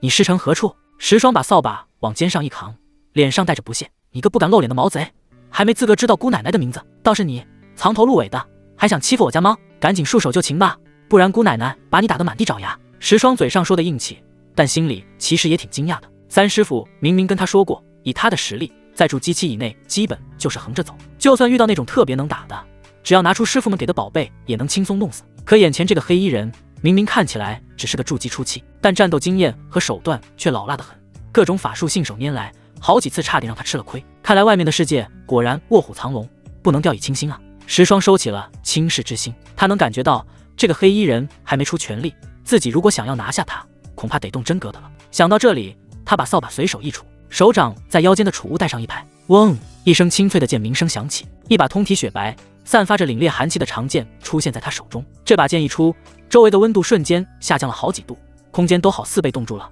连飘落的雪花都被冻结在空中。这是三师傅暂时借给他的佩剑霜寒，天阶极品法宝。既然你不肯乖乖束手就擒，那就别怪姑奶奶不客气了。石霜手腕一抖，剑尖直指严老，一股令人心悸的锋锐之气瞬间锁定了严老。严老眼皮狂跳，心里涌起一股强烈的危机感。作为曾经的元婴大修，他的眼光何等毒辣，一眼就看出这把剑绝非凡品，最少是地阶上品。别说他现在只是筑基初期，就算他恢复到金丹期，也不敢硬接这把剑的锋芒。这丫头背后绝对有个不得了的大靠山。该死，怎么这种偏远小镇全是这种怪物？一个苏明就算了，怎么又冒出来这么个狠角色？严老当机立断，跑！再不跑就真的要交代在这儿了。青山不改，绿水长流，今日之事，老夫记下了。扔下这句场面话，严老双手迅速结一个法印，口中一声暴喝，燃魂血影大法。轰！一股恐怖的血色能量在他身上瞬间爆发，下一秒，他的身影瞬间化作一道贯穿天地的血色长虹，冲天而起，眨眼间就消失了。哎，石霜刚准备催动剑诀，结果眼前一花，人就没了。他愣愣地看着空荡荡的夜空，有些气急败坏地跺了跺脚，跑得这么快，属兔子的吗？真没种！他愤愤地收起长剑，把地上的扫把捡起来，拍了拍上面的灰。算了，算你跑得快，下次再让姑奶奶碰见，非扒了你的皮不可。说完，他转身朝着院子里走去。刚一进院门，就看见主卧的房门打开了。苏明披着一件宽大的袍子，懒洋洋地倚在门口。那袍子松松垮垮地系着，领口大开，露出里面精壮结实的线条。虽然外面天寒地冻，但他身上却冒着热气，显然是刚做完剧烈运动。打完了，苏明打了个哈欠，随口问道。他早就感应到了外面的动静，只是他没想到石霜竟然这么猛。那个黑衣人虽然藏头露尾，但那股气息明显不是一般的筑基修士，竟然被石霜用个扫把就给逼退了。这丫头果然也是个疑似主角的狠人啊！而那个黑衣人，苏明眯了眯眼睛，能跟石霜打成这样，甚至还能全身而退，绝对也不简单。这小小的青山镇还真是庙小妖风大，谁嫌王八多啊？苏明在心里感叹了一句，不会也是个主角吧？这年头主角这么不值钱了吗？批发大甩卖。石霜看到苏明，刚想跟他吐槽那个贼有多狡猾，结果一抬头，视线就不由自主地落在了苏明的胸膛上。呀！石霜惊呼一声，连忙捂住眼睛，但是手指缝又悄悄张开了一点点，脸蛋像个熟透的苹果。你怎么穿成这样？都不拉好的吗？不冷吗？虽然在谷里没有男的，但师傅也教过男女有别。这大晚上的，孤男寡女，还穿得这么诱人，这也太犯规了吧！苏明看着他这副害羞的样子，忍不住轻笑了一声。石姑娘，你是不是忘了，咱们可是修仙者，练气期以后基本就寒暑不侵了，这点冷风算什么？再说了，苏明坏笑着说道，我这刚运动完，热着呢，倒是没想到咱们的石姑娘竟然也会害羞啊！我还以为你天不怕地不怕呢。没事，以后看习惯就好了。我这人平时在家里就比较随意。石霜被他调侃得更不好意思了，跺了跺脚，把手放下来，强装镇定。谁害羞了？我就是觉得有伤风化。哼！不过说完这话，他又想起苏明刚才夸他的那些话。嘿嘿，那当然了，既然住了你的房子，吃了你的饭，那我肯定不能白吃白住啊，帮你赶个贼那是应该的。石霜摸着头笑了起来，刚才的那点羞涩也被得意给冲淡了。确实不错。苏明点了点头，毫不吝啬自己的夸奖。明天我让婉儿给你做顿好的红烧熊掌，怎么样？管够！真的？石霜眼睛一亮，口水都快流出来了。那感情好，我要吃2大碗。聊完了吃的，苏明话锋一转，切入了正题。他看着石霜，眼里带着几分探究和期待。对了，石姑娘，我刚才在屋里看你跟那个贼打斗，你那几招扫把使得挺厉害啊，看着不像是普通的武技。我想问问，这些招数能不能教我？我看那个身法挺帅的，要是能学会，以后跑路赶路也方便点。当然我不白学，我可以给你零食，或者你需要什么别的，只要我有都可以给你。苏明确实是眼馋了，他到现在也就只会用一招剑气，剩下的就是直接肉搏，手段太少了。石霜刚才展示的剑法明显是近战搏杀的顶级技巧，还有那个身法配合上他的速度，绝对是逃命啊，不对，是追敌的神技。听到苏明想学，石霜愣了一下，他皱着眉头思索了一番。交给你这个嘛，他在心里盘算着，罗盘显示我的机缘就在他身上，而且他也是个大好人，师傅好像也没说这些功夫不能外传，反正都是为了让我保命用的。既然是自己人，交给他好像也没什么问题。想通了这一点，石霜点了点头，脸上露出了爽朗的笑容。行啊，你想学我就教你呗，又不是什么见不得人的东西。不过零食我就不要了，你管我饭就行。那现在就开始吗？石霜倒是个急性子，说着就要去捡扫把。苏明连忙摆手，别，他看了一眼天色，又看了一眼还在树上瑟瑟发抖的小黑。现在都这么晚了，大家都累了，而且那贼也被你打跑了，一时半会儿估计不敢来了。明天吧，过2天我也要离开这里了，到时候咱们路上边走边学。离开？石霜一愣，有些意外，这才刚住下就要走啊？你要去哪？去一个地方拿点东西。苏明眼神变得深邃了一些。一个很远的地方，不过也是个好地方。行了，早点睡吧。庭院里的雪不用扫了，反正也住不了几天了，留着看风景吧。说完，苏明拢了拢身上的袍子，转身朝着主卧走去。那个石霜看着他的背影，忍不住喊了一句：“那你别欺负婉儿姐姐太狠啊！刚才动静那么大，弄得我都睡不着了。”苏明脚步一顿，回头看了一眼一脸单纯的石霜，嘴角抽搐了2下。这丫头，可，大人的事小孩少管，赶紧睡觉去。说完，他钻进主卧，关上了房门。石霜站在院子里，挠了挠头，嘟囔了一句：“切，神神秘秘的。”他把扫把放回墙角，也回到了自己的偏房，躺在床上。石霜翻来覆去睡不着，因为隔壁主卧里又传来了那种奇奇怪怪的声音，像是在哭，又像是在笑，还夹杂着什么东西撞击的声音，在这寂静的夜里听得格外清晰。石霜用被子蒙住头，一脸的茫然和烦躁，这到底是在干什么啊？婉儿姐姐叫得这么大声，是不是很疼啊？可是如果不愿意，为什么不喊救命呢？而且那个苏明还一直在笑，真是太坏了。他完全理解不了这种成年人的游戏，只觉得吵得慌。大晚上的不睡觉，一直在那闹腾，精力怎么这么旺盛啊？最后实在是没办法了，石霜只能从床上爬起来，盘膝坐好，强迫自己进入修炼状态。因为他体内至尊骨残缺，经脉也不通畅，所以打坐修炼的效率非常低，甚至可以说是事倍功半。平时他都是靠着武师傅的真龙宝术，在练武的时候引动灵气入体，但现在大晚上的，要是再出去练武，肯定会吵到别人。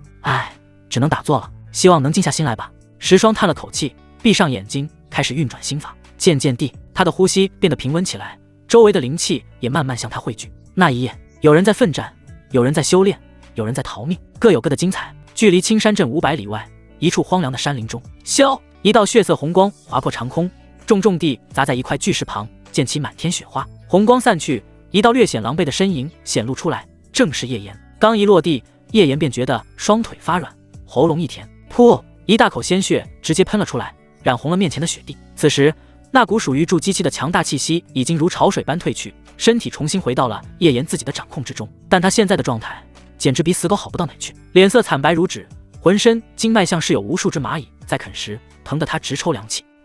老师，叶岩颤抖着手想要从戒指里拿丹药，结果话还没说完，又是剧烈的咳嗽起来，咳，每一声咳嗽都会带出星星点点的血沫。他强忍着剧痛，从储物戒里摸出了好几个小瓷瓶，倒出来的丹药黑乎乎的，表面坑坑洼洼，散发着一股怪味。这是最低级的疗伤丹，甚至可以说是劣质品。看着手里的丹药，叶岩眼中闪过一丝肉疼，这可是他攒了好久的草药才让老师炼出来的。虽然严老生前是炼丹大师，但他现在毕竟只是个灵魂体，每次炼丹都要耗费灵魂力，都不愿意多炼。再加上巧妇难为无米之炊，能炼出这种丹药已经是极限了。咕嘟，叶岩一仰头，把那几颗丹药全都吞了下去，药力化开，虽然驳杂，但好歹止住了体内翻腾的气血。戒指内，严老那苍老的声音响了起来，带着几分尴尬：“小严子啊，你也知道，刚刚的情况实在是太危急了。那个疯丫头手里拿的那把剑，光是散发出来的气息就让老夫心惊肉跳，那绝对是地阶上品的法宝，甚至是极品，而且是那种充好了能意念一动就能激发的。若是不跑，咱们师徒俩今天都得交代在那儿。”说到这里，严老顿了顿，语气变得有些无奈：“老夫现在的神魂太虚弱了，根本经不起那种程度的消耗，所以施展这燃魂血影大挪移的时候，只能借用你的气血和神魂之力了。不过你放心。”严老信誓旦旦地保证道：“你年轻，身强体壮，神魂也是完整的，最多就是吃点苦头，多吃点补药，休养个2个月就能恢复如初了，不会留下后遗症的。”听到这话，叶岩心里忍不住窜起一股火气：“2个月？你知道这2个月对我来说有多重要吗？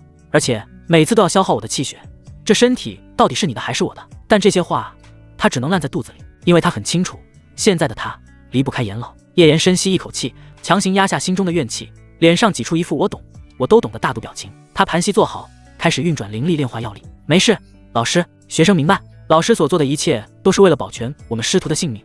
刚才那种情况确实是唯一的办法，只要能活下来，这点上不算什么。”戒指内的严老并没注意到叶岩的表情，听到这番话，很是欣慰地捋了捋胡须，点了点头：“孺子可教也。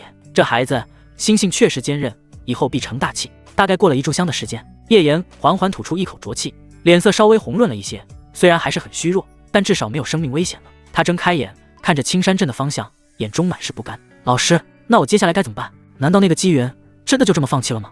那个女的守在那里，手里还有连您都忌惮的法宝，我还能有机会吗？”提到这个，严老也沉默了。其实他他也想不通这到底是怎么回事，甚至虽然他已经是灵魂体，但还是感到一阵背脊发凉。奇怪，真是太奇怪了。严老在戒指里嘀咕着，语气中透着深深的困惑和忌惮。这北域乃是上古一气之地，被无上大阵死死封锁，早已断绝了通天之路，更是受那场上古大战的诅咒影响，此地灵气匮乏，法则残缺，根本无法诞生元婴期的大能。而外界的强者也受到天地法则的排斥，根本进不来这片被遗忘的土地。老夫当年若非肉身尽毁，机缘巧合下，只剩这一缕残魂寄宿于这枚特殊戒指之中，钻了大阵的空子，也是断然进不来这鬼地方的。可那个女娃子，严老的声音变得无比凝重。骨龄不大，气血旺盛，肉身完好，显然是土生土长的活人，并非像老夫这般偷渡进来的神魂。但他手里那把剑，品阶之高，起码是地阶上品，甚至更高，在这贫瘠的北域根本不可能炼制得出来，也不可能存在一个本不该出现的人拿着一把本不该出现的剑。这只有两种可能，要么他是获得了这片古战场深处某个上古大能遗留的惊天传承，要么他的背景涉及到了某些能够无视北域封锁的禁忌存在。想不通，真的想不通，这种级别的变数完全超出了他的认知。最后严老只能长叹一声，语气无奈且坚决：小严子，听老师一句劝，放弃吧。那个女娃子的水太深了，深到连老师都看不透。在这北域能拿出这种底蕴的人，绝不是我们现在能招惹的。再加上苏明也不是省油的灯，若是强行去抢，恐怕咱们师徒俩连怎么死的都不知道。机缘虽好，但也要有命想才行。咱们先离开这里，找个隐蔽的地方让你养好伤，以后再图谋别的吧。听到老师最后的宣判，叶岩的身体僵了一下。放弃，那是改变他命运的机缘啊，甚至是成道之机啊，就这么放弃了，他不甘心啊。叶岩死死地握紧了拳头，指甲深深地嵌入掌心，鲜血顺着指缝流了下来。苏明，还有那个疯女人，他在心里疯狂地嘶吼着这两个名字，将这一刻的屈辱深深地刻在骨子里。30年河东，30年河西，莫欺少年穷，你们给我等着。第二天清晨，当第一缕阳光透过窗棂洒进屋内时，苏明缓缓睁开了眼睛，身边的床榻已经空了，只留下一抹淡淡的余香。哼哈，砰砰，屋外传来一声声清脆有力的交喝声，伴随着拳脚破空的音爆声，那是石霜在晨练。听这动静，这丫头精力是真旺盛啊。苏明从床上坐起来，伸了个大大的懒腰，浑身骨节噼里啪啦作响。他内视了一下自己的身体，体内的灵气如同大江大河般奔腾不息，充盈到了极点，甚至可以说有点撑了。唉，苏明叹了口气，一脸的凡尔赛。我感觉我快爆了，这炼气9层大圆满也太满了吧？难道我真的得等2个月后拿到了混元道胎才能够筑基吗？这也太慢了呀！如果让别的修士听到他这句抱怨，估计能当场气得吐血3声，然后组团过来把他掐死。听听，这是人话吗？人家修仙那是逆天而行，步步维艰，从炼气1层到9层，那个不是按年算的，天资一般的花个40-50年都正常。结果这货呢，满打满算穿越过来才1个月出头，这就炼气圆满了，而且还嫌慢，这也不是个事儿。苏明摸着下巴琢磨着，要是不能继续突破，那我这一身无处安放的精力和修为岂不是浪费了？这段时间他运转素女天经与灵瓦尔双修得来的修为，因为自己体内已经满了，没法再提纯，所以一股脑全灌给了灵瓦尔，这也导致灵瓦尔的修为像是坐火箭一样，直接飙升到了炼气8层。照这个速度再努力，只要半个月，瓦尔也能炼气圆满了。苏明眼睛一亮，正好我手里还有从万剑阁那帮倒霉蛋手里抢来的筑基丹，如果我真的暂时不能筑基，那就只能先苦一苦瓦尔了，让他先筑基，到时候我也多个筑基期的保镖可贤内助。至于以后嘛，等我有资源了，再给他弄点吸髓法骨的宝贝，把到机升级。打定主意后，苏明并没有急着起床，他心念一动，心神沉入了识海之中。天机录，出来干活了。那本古朴的书卷出现在识海内，书页翻动，上面显示着几条正在进行的推演任务。要求1，去往藏仙谷的最佳路线和时机，能够从中获得各种力所能及的好处与结识，能够帮助仙友的富婆。推演耗时3日，进行中。要求2，金山镇周遭有没有什么等待发掘的机缘，最好是能在3日内就能获得的，必须是在我力所能及的范围内。推演耗时1个时辰，已完成。要求3，告诉我需要哪些准备才能应对这一次的藏仙谷之行，同时告诉我怎么完成这些准备，必须是在我力所能及的范围内。推演耗时3日，进行中。苏明扫了一眼，发现要求2已经完成了，不过他现在有个更重要的问题，把要求2的算力拿来推演要求4。苏明在心里下达了指令：天机录，帮我算个新的。要求4，我能不能先用普通筑基法筑基，等到获得混元道胎后，再把道基碎了重新筑基，有没有什么副作用？推演耗时1个时辰。看着上面显示的耗时，苏明满意地点了点头。1个时辰，也就是吃顿饭的功夫，等得起。做完这一切，苏明才退出了识海。刚一睁开眼，他就被吓了一跳，只见一张绝美的脸庞正近在咫尺，几乎都要贴到他鼻子上了。是灵瓦尔，他不知道什么时候进来了，正弯着腰，闭着眼睛，长长的睫毛微微颤抖着，小心翼翼地朝着苏明的嘴唇凑过来。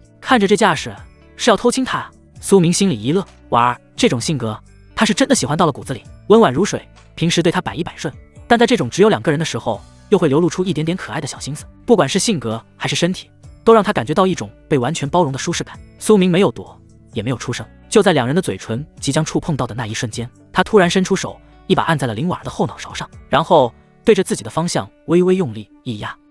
林婉儿惊呼一声，被这突如其来的动作吓了一跳，下意识的想要睁开眼睛，但还没等她反应过来，苏明那温热的气息就已经彻底将她包裹。那是一个霸道又深情的早安吻。苏明的动作很熟练，直接撬开了她的背齿，攻城略地。林婉儿的身子瞬间软了下来，原本撑在床边的手也无力地抓住了苏明的衣襟，她放弃了抵抗，开始笨拙而热烈地回应起来。房间里的温度瞬间升高，而就在这时，门口处2个鬼鬼祟祟的脑袋正一上一下地探了出来，上面那个是慕容云，下面那个是刚练完拳的石霜。慕容云看着屋里那一幕，脸红得跟煮熟的虾子一样，双手捂着胸口，眼里满是羡慕和向往。公子和婉儿姐姐感情真好啊，什么时候我也能？而蹲在下面的石霜表情就比较精彩了，他瞪大了眼睛，一脸的好奇和不解。他看着2人亲的难舍难分，甚至还有拉丝的声音。一大早的就这样，石霜挠了挠头，在心里嘀咕着，啃来啃去的，不就是交换口水吗？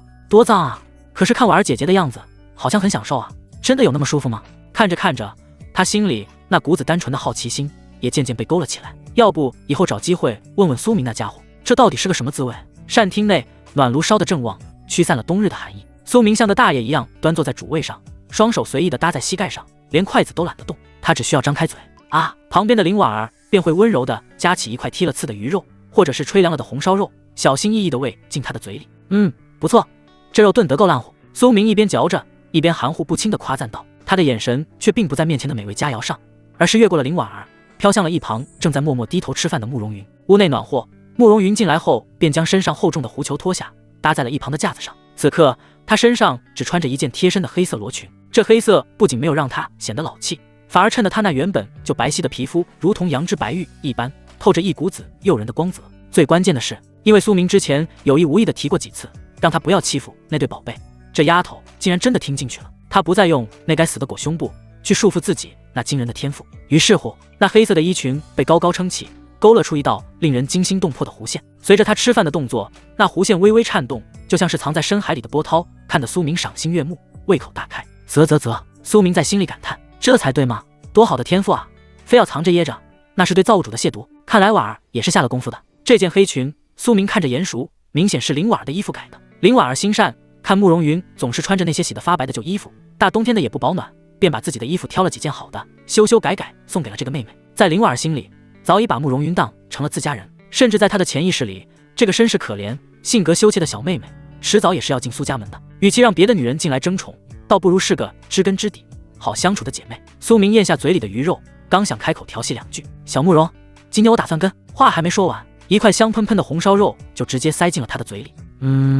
苏明的话被打断，有些无奈地转过头，只见林婉儿正用衣袖掩着嘴，眉眼弯弯，发出一声轻笑。苏郎，食不言请不语哦。苏明没好气地白了他一眼，伸手在他滑嫩的脸蛋上轻轻捏了一把。好啊，连你也敢堵我的嘴了，看我晚上怎么收拾你，到时候你能说出一句话算我输。林婉儿俏脸一红，眼神水汪汪的，却并不躲闪，反而心中开始期待了起来。苏明收回手，将嘴里的肉咽下去，再次看向慕容云，神色稍微震惊了几分。小慕容啊！正低头数饭粒的慕容云听到苏明叫他，连忙放下碗筷，抬起头，有些紧张地看着他。公子，怎么了？苏明看着他的眼睛，轻声说道：我这几天把事情处理完，就打算离开青山镇了。哐当！慕容云手里的筷子掉在了桌子上，他的脸色瞬间变得煞白，眼里的光彩一下子就暗淡了下去，一种巨大的失落感和恐慌涌上心头。离开？公子要走了？是啊，公子是天上的真龙，怎么可能一直困在这个小小的青山镇呢？我就知道会有这一天的。慕容云死死地咬着嘴唇，眼眶瞬间就红了，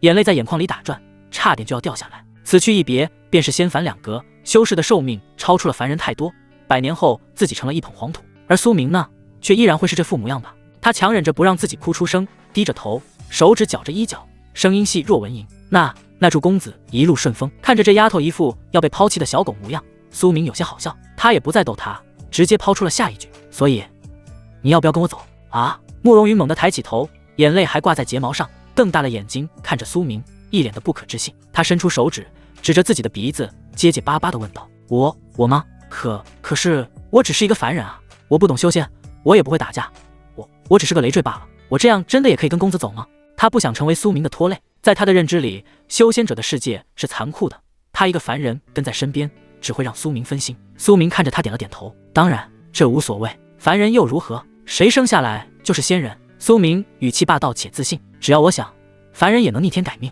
今晚我就用我的至尊灵根，让你跨过修仙的门槛，助你引气入体。苏明早就盘算好了，根据天机路的推演，这次去青山镇周边扫荡，其中就有几处是筑基期修士留下的遗产，那里头肯定有适合新手的入门功法，先拿给慕容云练着，帮他把基础打好。等到了藏仙谷的混元秘境，既然要经过层层考验才能拿到混元道胎，那奖励肯定少不了，到时候再给他换更高级地功法。实在不行，苏明偷偷瞄了一眼旁边正在埋头干饭的石霜，这不还有个现成的富婆吗？到时候把石霜拿下，让他手把手教慕容云，这不就齐活了？嘿嘿，苏明心里的算盘打得噼里啪啦响。慕容云并不知道苏明心里的弯弯绕绕，他只听到了苏明愿意带他走，甚至还要帮他修仙。巨大的喜悦瞬间冲淡了所有的自卑和不安。原来我在公子心里真的有位置。没等他回答，苏明又补充了一句，语气带着几分恶狠狠的威胁：“我告诉你啊，这事儿没得商量，就算你最后不答应，我就直接把你绑了扛走。进了我苏家的门，这辈子就别想跑了。”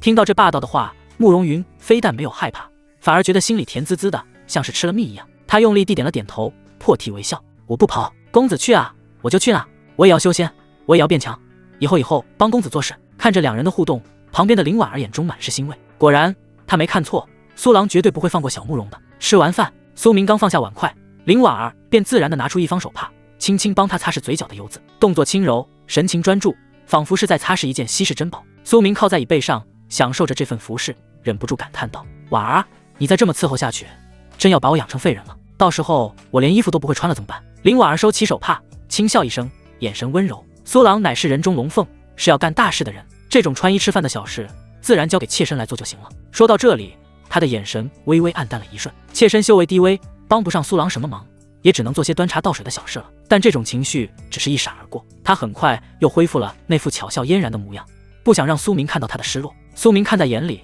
却没有多说什么安慰的话。男人的承诺不是靠嘴说的，是靠做的。等到时候让他筑基成功，这比什么安慰都管用。他站起身，整理了一下衣袍，对着3个女人说道：“好了，说正事，这几天白天我有事情要出去，可能会回来的晚一点，你们就在家里看家，别乱跑。”苏明看向慕容云：“小慕容，你去一趟宝药斋，跟掌柜的道个别，毕竟人家照顾了你那么久，看看有什么要带走的，尽管拿。”然后他又看向林婉儿：“婉儿，你陪小慕容去一趟，帮他收拾收拾，顺便保护一下他。”两女对于苏明的安排自然是乖巧的应下。最后，苏明的目光落在了一直没说话，默默看着3人发狗粮的石霜身上。石霜正百无聊赖地玩着手里的筷子，见苏明看过来，立马坐直了身子。“石姑娘。”苏明笑着说道，“还得麻烦你一件事，能不能当一下他们的保镖？毕竟你的实力我是见识过的，绝对信得过。有你在，我也能放下心来去办事。”听到苏明给自己安排了任务，而且还特意强调了信得过3个字，石霜的眼睛瞬间亮了，一种被认同、被需要的满足感油然而生。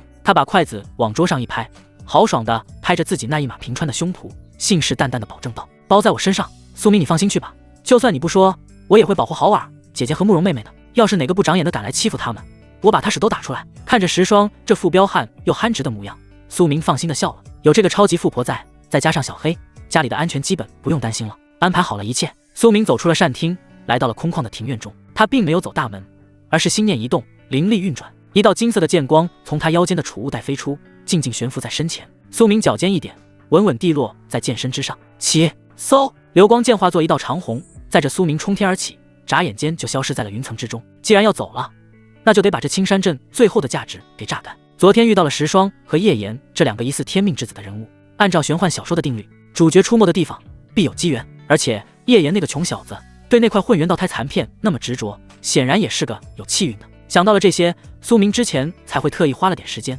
让天机路推演了要求2，现在结果已经出来了。苏明立于飞剑之上，俯瞰着脚下的青山镇和周围连绵的山脉，脑海中浮现出天机路给出的那张藏宝图。嘿嘿，那些不知名的前辈们，不好意思了，你们的机缘我苏明笑纳了。他辨认了一下方向，催动飞剑朝着第一个目的地疾驰而去。识海中，天机路的推演结果清晰可见，推演完成，青山镇周边100里内共有10处无主或可获取之机缘，一座凤坡枯井下，筑基初期散修枯木道人遗骸，藏有储物袋一个，内含下品灵石300，黄阶极品功法枯荣诀。2黑风林深处狼王洞穴，一阶极品灵草血灵芝3株，由一头受重伤的一阶后期风狼看守。3城北10里乱葬岗地下3丈处，埋有筑基中期邪修血手屠夫的半截断臂及随身法宝，内含玄阶下品法器是血珠1枚。4青山溪流尽头瀑布后天然溶洞内生长着2阶下品灵药洗髓花1朵，有一条1阶巅峰水源守护。5雍郊废弃矿坑深处夹层中有未被发现的赤铜金母1块，重10斤，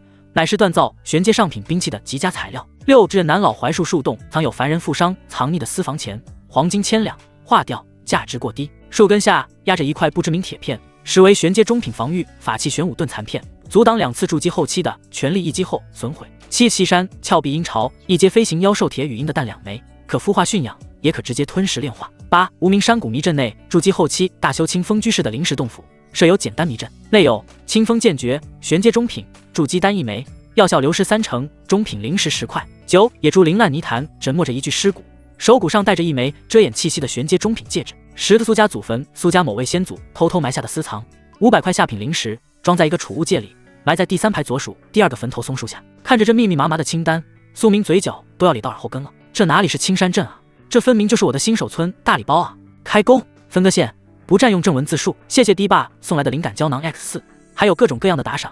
现在已经到达了新的阈值，说好的80加1更，所以今晚加更。谢谢各位义父的捧场，谢谢。高空中寒风呼啸，苏明脚踩流光剑，双手背负在身后，头发被风吹得肆意飞舞。他低头看着手里那张只有他能看见的藏宝图，嘴角勾起一抹笑意。第一个点，落凤坡。按照天机路的指引，苏明控制着飞剑，像个精准的导航仪，直奔城外的一处荒凉山坡。没一会儿，他就落在了一个杂草丛生的枯井旁。这里荒无人烟，连鸟都不拉屎。苏明探头往井里看了看，黑漆漆的，散发着一股腐烂的霉味。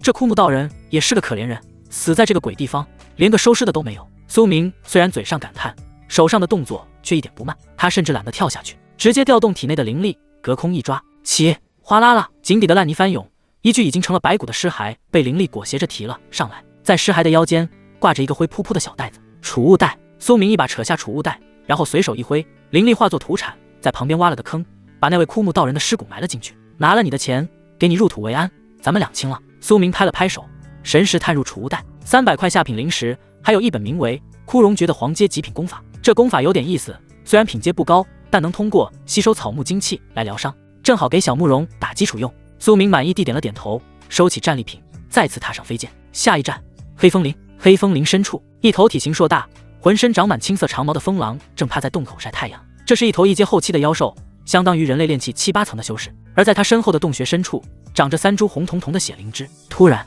轰！一道人影从天而降，重重地砸在他面前，把地面都踩出了2个大坑。风狼吓了一跳，猛地站起来，呲着牙，喉咙里发出威胁的低吼声。嗷哦！他弓着身子，准备扑上去撕碎这个不知死活的人类。苏明看着这头狼，扭了扭脖子，叫唤什么？滚！随着这一个字吐出，苏明身上那属于炼气9层大圆满，外加炼体第1境大成的恐怖气血之力瞬间爆发。那股气息对于妖兽来说，简直就像是遇到了一头人形暴龙。原本还凶神恶煞的风狼，瞬间夹紧了尾巴。嗷呜！他发出了一声类似狗叫的呜咽声，看都不敢看苏明一眼，转头就跑，跑得比兔子还快。苏明撇了撇嘴，算你识相。他大摇大摆地走进洞穴，把那3株血灵芝连根拔起，扔进储物袋。接下来的4个时辰，苏明就像是一只勤劳的小蜜蜂，在青山镇周围的山沟沟里疯狂扫荡。乱葬岗挖坟，拿到是血珠；瀑布下杀蛇，取走洗髓花；废弃矿坑敲石头，得到赤铜金母。不管是天上飞的，还是水里游的，只要是被天机路标记上的，一个都没跑掉。最后一个点，东郊山头。按照天机路的指引，苏明控制着飞剑，直奔青山镇东边的一处山头。这里是一片乱坟岗，也是苏家一个旁系的祖坟所在地。苏明落了下去，按照指引找到了第3排左数第2个坟头。这坟头看起来有些年头了，上面的墓碑都裂开了，旁边长着一棵歪脖子松树。苏明站在坟前，并没有像之前那样直接动手，而是摸了摸下巴，若有所思。我也姓苏，你也姓苏，500年前是一家吗？虽然我是身穿过来的，跟您没啥血缘关系，但这既然被我算到了，那就是缘分。这就说明这份机缘是您特意留给我的。苏明一脸的正气凛然，对着墓碑拱了拱手。这位苏前辈，您生前埋的私房钱放在这地底下也是发霉，如今我苏明正值用钱之际，既然咱们这么有缘，我就帮您把这些钱花在刀刃上。您要是没意见，那我就动手了；您要是有意见，那就憋着呗。说完，苏明也不管下面的那位会不会气得掀棺材板，直接拿着流光剑当铲子用，嘿咻嘿咻，没几下，松树下的泥土就被挖开了，露出了一口有些腐朽的薄皮棺材。罪过罪过！苏明嘴上说着罪过，手上动作却没停，直接用流光剑把棺材盖给撬开了一条缝。借着月光，他一眼就看到了那具白骨的手指上套着一枚灰扑扑的储物戒。苏明眼睛一亮，伸手用灵力一吸，将储物戒射入手中，神识探入其中，只见里面放着500块下品灵石，灵石堆最上面还压着一张发黄的纸条，上面写着一行歪歪扭扭的字：攒给重孙娶媳妇用。苏明看着纸条乐了，前辈，您这钱攒得好啊，虽然后辈我不是您重孙，但我也是娶媳妇用，都一样都一样，感谢前辈的馈赠，以后我多娶2个也算是帮您圆梦了，就是字有点丑，前辈这方面还得练。苏明美滋滋地把储物戒收起来，又贴心地帮这位不知名的苏前辈把棺材盖好，重新填上土，甚至还顺手把坟头的杂草给拔了。完工！苏明拍了拍手上的泥土，看着渐渐暗下来的天色，心情大好。这一波扫荡，光灵石就进账了1000多，还有各种材料、药草、法器，这效率简直没谁了。苏明摸了摸右手小拇指上的红线，心中一阵感叹，还是吃软饭香啊！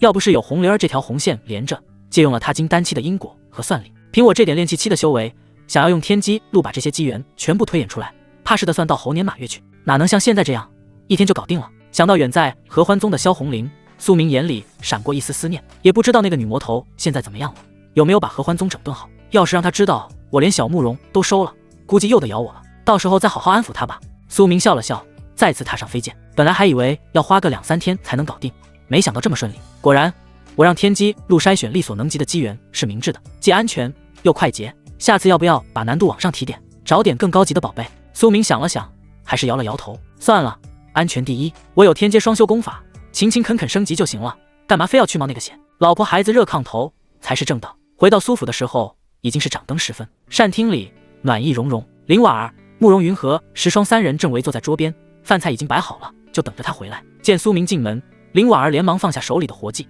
迎上来帮他脱去沾染了寒气的外袍。慕容云则是红着脸端来一杯热茶。石霜虽然坐着没动，但那一双大眼睛也是亮晶晶的看着苏明。回来了？石霜好奇地问道。事情办得怎么样？顺利吗？苏明喝了一口热茶，捏了一把慕容云的脸蛋，笑着点了点头，相当顺利，而且我还给你们带了礼物。说着，苏明从储物袋里掏出了一根精致的玉簪，这是他在回来的时候去镇里面特意买的。婉儿，这个给你。苏明走到林婉儿身后，轻轻地将玉簪插进她的发髻里。林婉儿摸了摸发簪，满心欢喜，转过身踮起脚尖，在苏明脸上香了一口。谢谢苏郎。苏明嘿嘿一笑，又掏出一根稍微朴素一点但雕刻着云纹的银簪，递到了慕容云面前。小慕容，这个是你的。慕容云受宠若惊地接过簪子，手都在抖。他看了一眼林婉儿，又看了一眼苏明，然后鼓起勇气，羞答答地学着林婉儿的样子，飞快地在苏明脸颊上啄了一下。谢谢公子。亲完之后，他就像是个做了坏事的孩子，连忙跑到一旁，把头快埋进胸口里，根本不敢看人。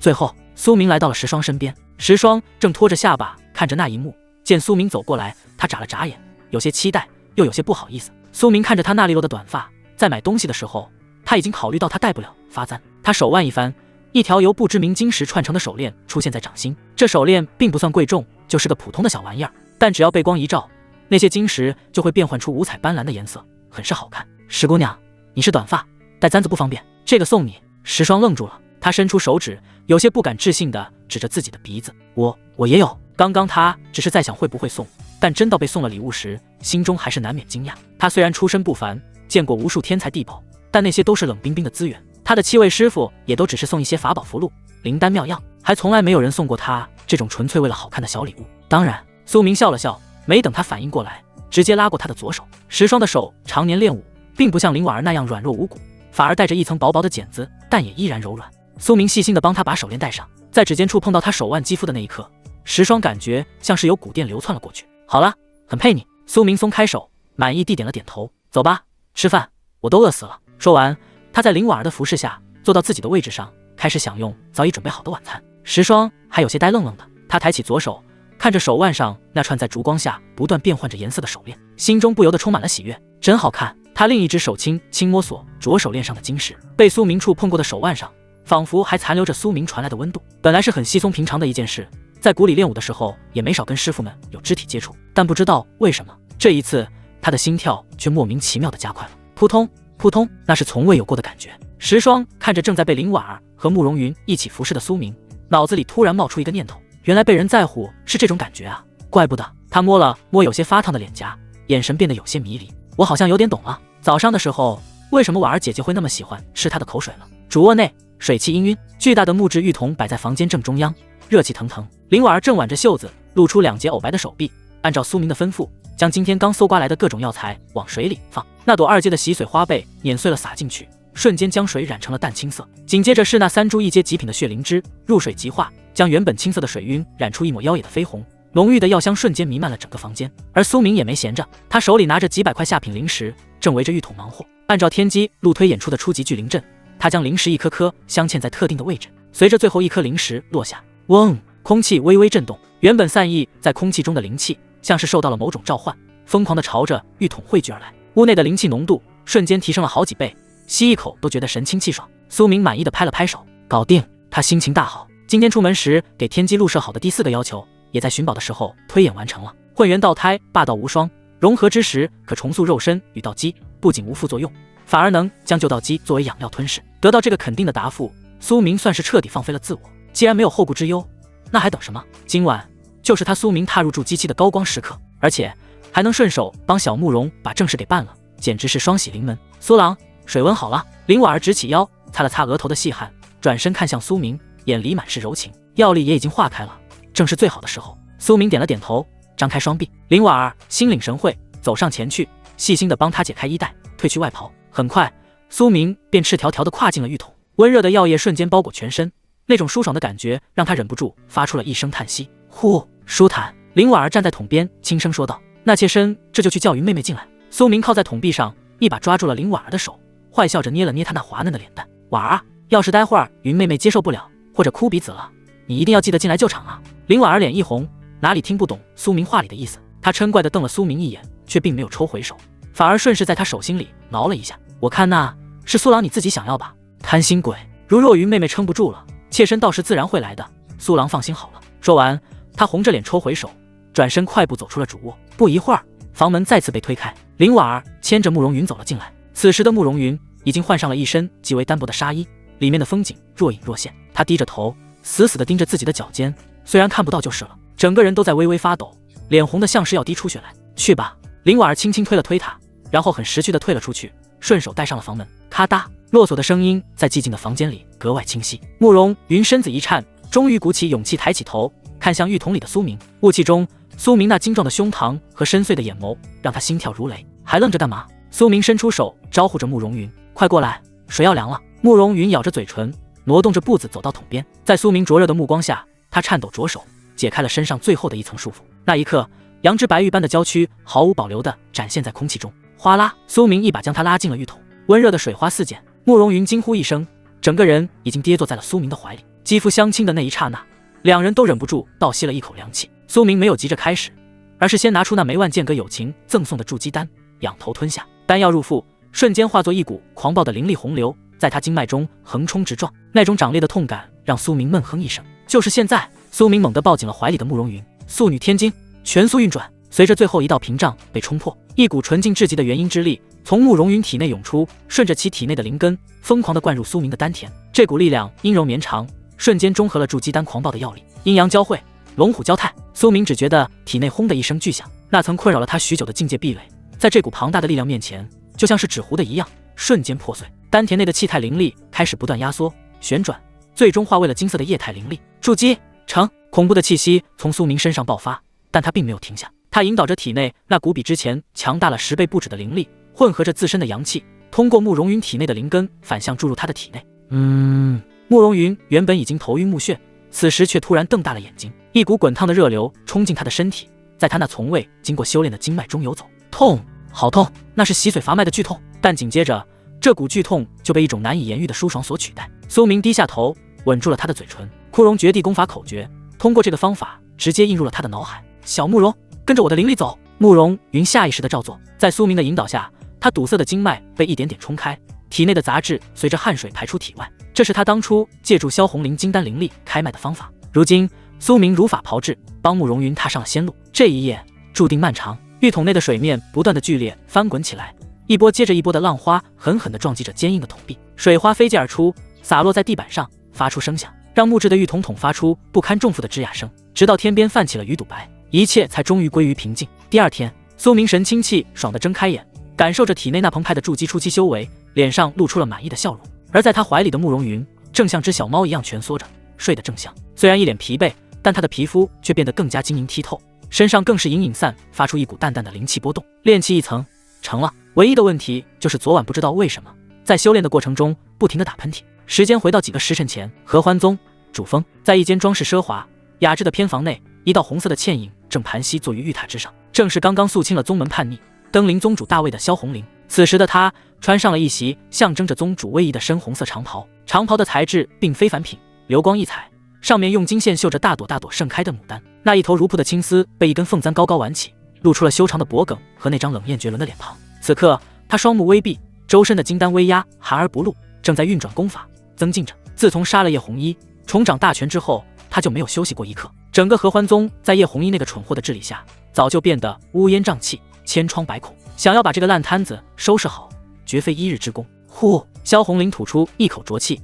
刚准备进入更深层次的入定，突然她的眉毛微微一皱，心中出现了一种很奇怪的感觉。接着手指上缠绕着的姻缘红线上，一股奇特的灵力波动传递到了她体内。萧红菱猛地睁开双眼，那一瞬间，她眼中的威严消散殆尽，变成了浓浓的羞恼。她太熟悉这种感觉了，这是素女天经运转到极致，阴阳互补，龙虎交泰时才会产生的特殊波动。而且从这反馈回来的气息看，对方显然刚刚破身，元阴之力极为精纯。好啊！萧红菱低头看着自己右手小拇指上若隐若现的红线，嘴角不受控制地抽搐了两下。苏明，你个混蛋，本座这才离开几天，你竟然就又找了一个！萧红菱气的胸口微微起伏，绣着牡丹的衣襟都跟着颤动起来。她本来以为自己离开后，苏明顶多就是跟婉儿腻歪腻歪，可现在这个波动分明是个新的，真是个色配。家里红旗不到，外面彩旗飘飘是吧？萧红菱咬着银牙，手指轻轻敲击着玉塔的扶手，发出清脆的声响。一个林婉儿还不够，现在又来一个。一想到等自己回去的时候，苏府里可能已经坐满了一桌麻将，萧红菱就觉得脑仁疼。不行，照这个速度发展下去，等本座回去，想见他一面是不是还得排队？本座堂堂金丹大修，合欢宗宗主，难道还要跟人争宠？萧红菱蹭的一下站了起来，红袍翻飞，气势汹汹。回青山镇，现在就回去，必须得给那个混蛋立立规矩，也就是仗着本座不在，没人管得住他了。他抬腿就要往外走，可是刚走到门口，他的脚步又停住了。他想到了合欢宗的现状，叶红衣留下的这个烂摊子实在是太大了，库房空虚，功法残缺，人心涣散，甚至还惹上了不少外敌。如果他现在走了，这刚刚才稳定下来的局面瞬间就会崩塌，合欢宗也就真的完了。萧红菱的手轻轻扶着门框，他举起右手，重新看着那根连接着虚空的红线。良久，唉，一声悠悠的叹息在这个安静的偏房内响起。罢了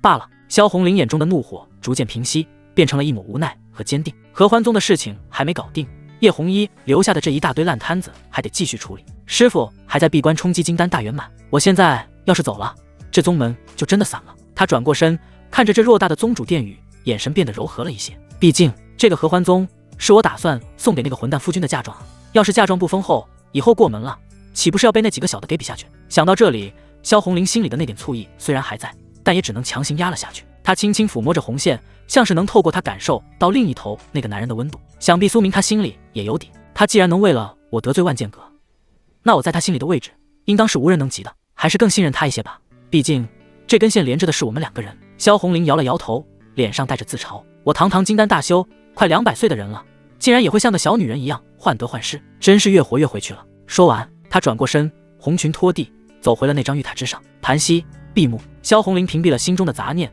重新开始运转功法，进入了打坐修行的状态。窗外风雪依旧，屋内红衣似火，静谧无声。清晨的阳光透过窗纸洒在凌乱的床榻上。苏明靠在床头，神清气爽，他怀里搂着还在熟睡的慕容云，手指无意识地顺着他那如瀑布般顺滑的长发。虽然昨晚折腾了一宿，但他现在精神好得不得了。这就是筑基期的快乐吗？精力无限啊！不过苏明并没有闲着，他心神微动，在识海中沟通起了天机录。天机录，帮我查一下慕容云的体质。是的，体质。苏明之所以会有这个念头，是因为昨晚在双修突破的时候，他明显感觉到慕容云体内反馈回来的那股元阴之力有些过于特殊了，不仅纯净的吓人，而且在帮他洗髓伐脉的时候，他对药力的吸收速度简直快得离谱。那朵2阶的洗髓花，如果是普通人，起码要消化个3天3夜，可他呢，不到半个时辰就吸收完了，一点渣都不剩。就算有苏明用素女天精帮忙，这个速度也不正常，因为慕容云现在的境界才刚刚踏入炼气1层，推演起来非常快。仅仅过了几息时间，天机录的书页上就浮现出了一行金灿灿的大字：体质丹青圣体，未觉醒，注天生的炼丹奇才，对草木药理有着近乎本能的亲和力，体内灵火自生，若是踏入丹道，可称一代丹圣，且其血液百毒不侵，亦可化为剧毒。被人以秘法遮掩住特殊体质，在先有助其踏入修仙大道时，原本隐藏的体质显露而出。卧槽！苏明看着那几行字，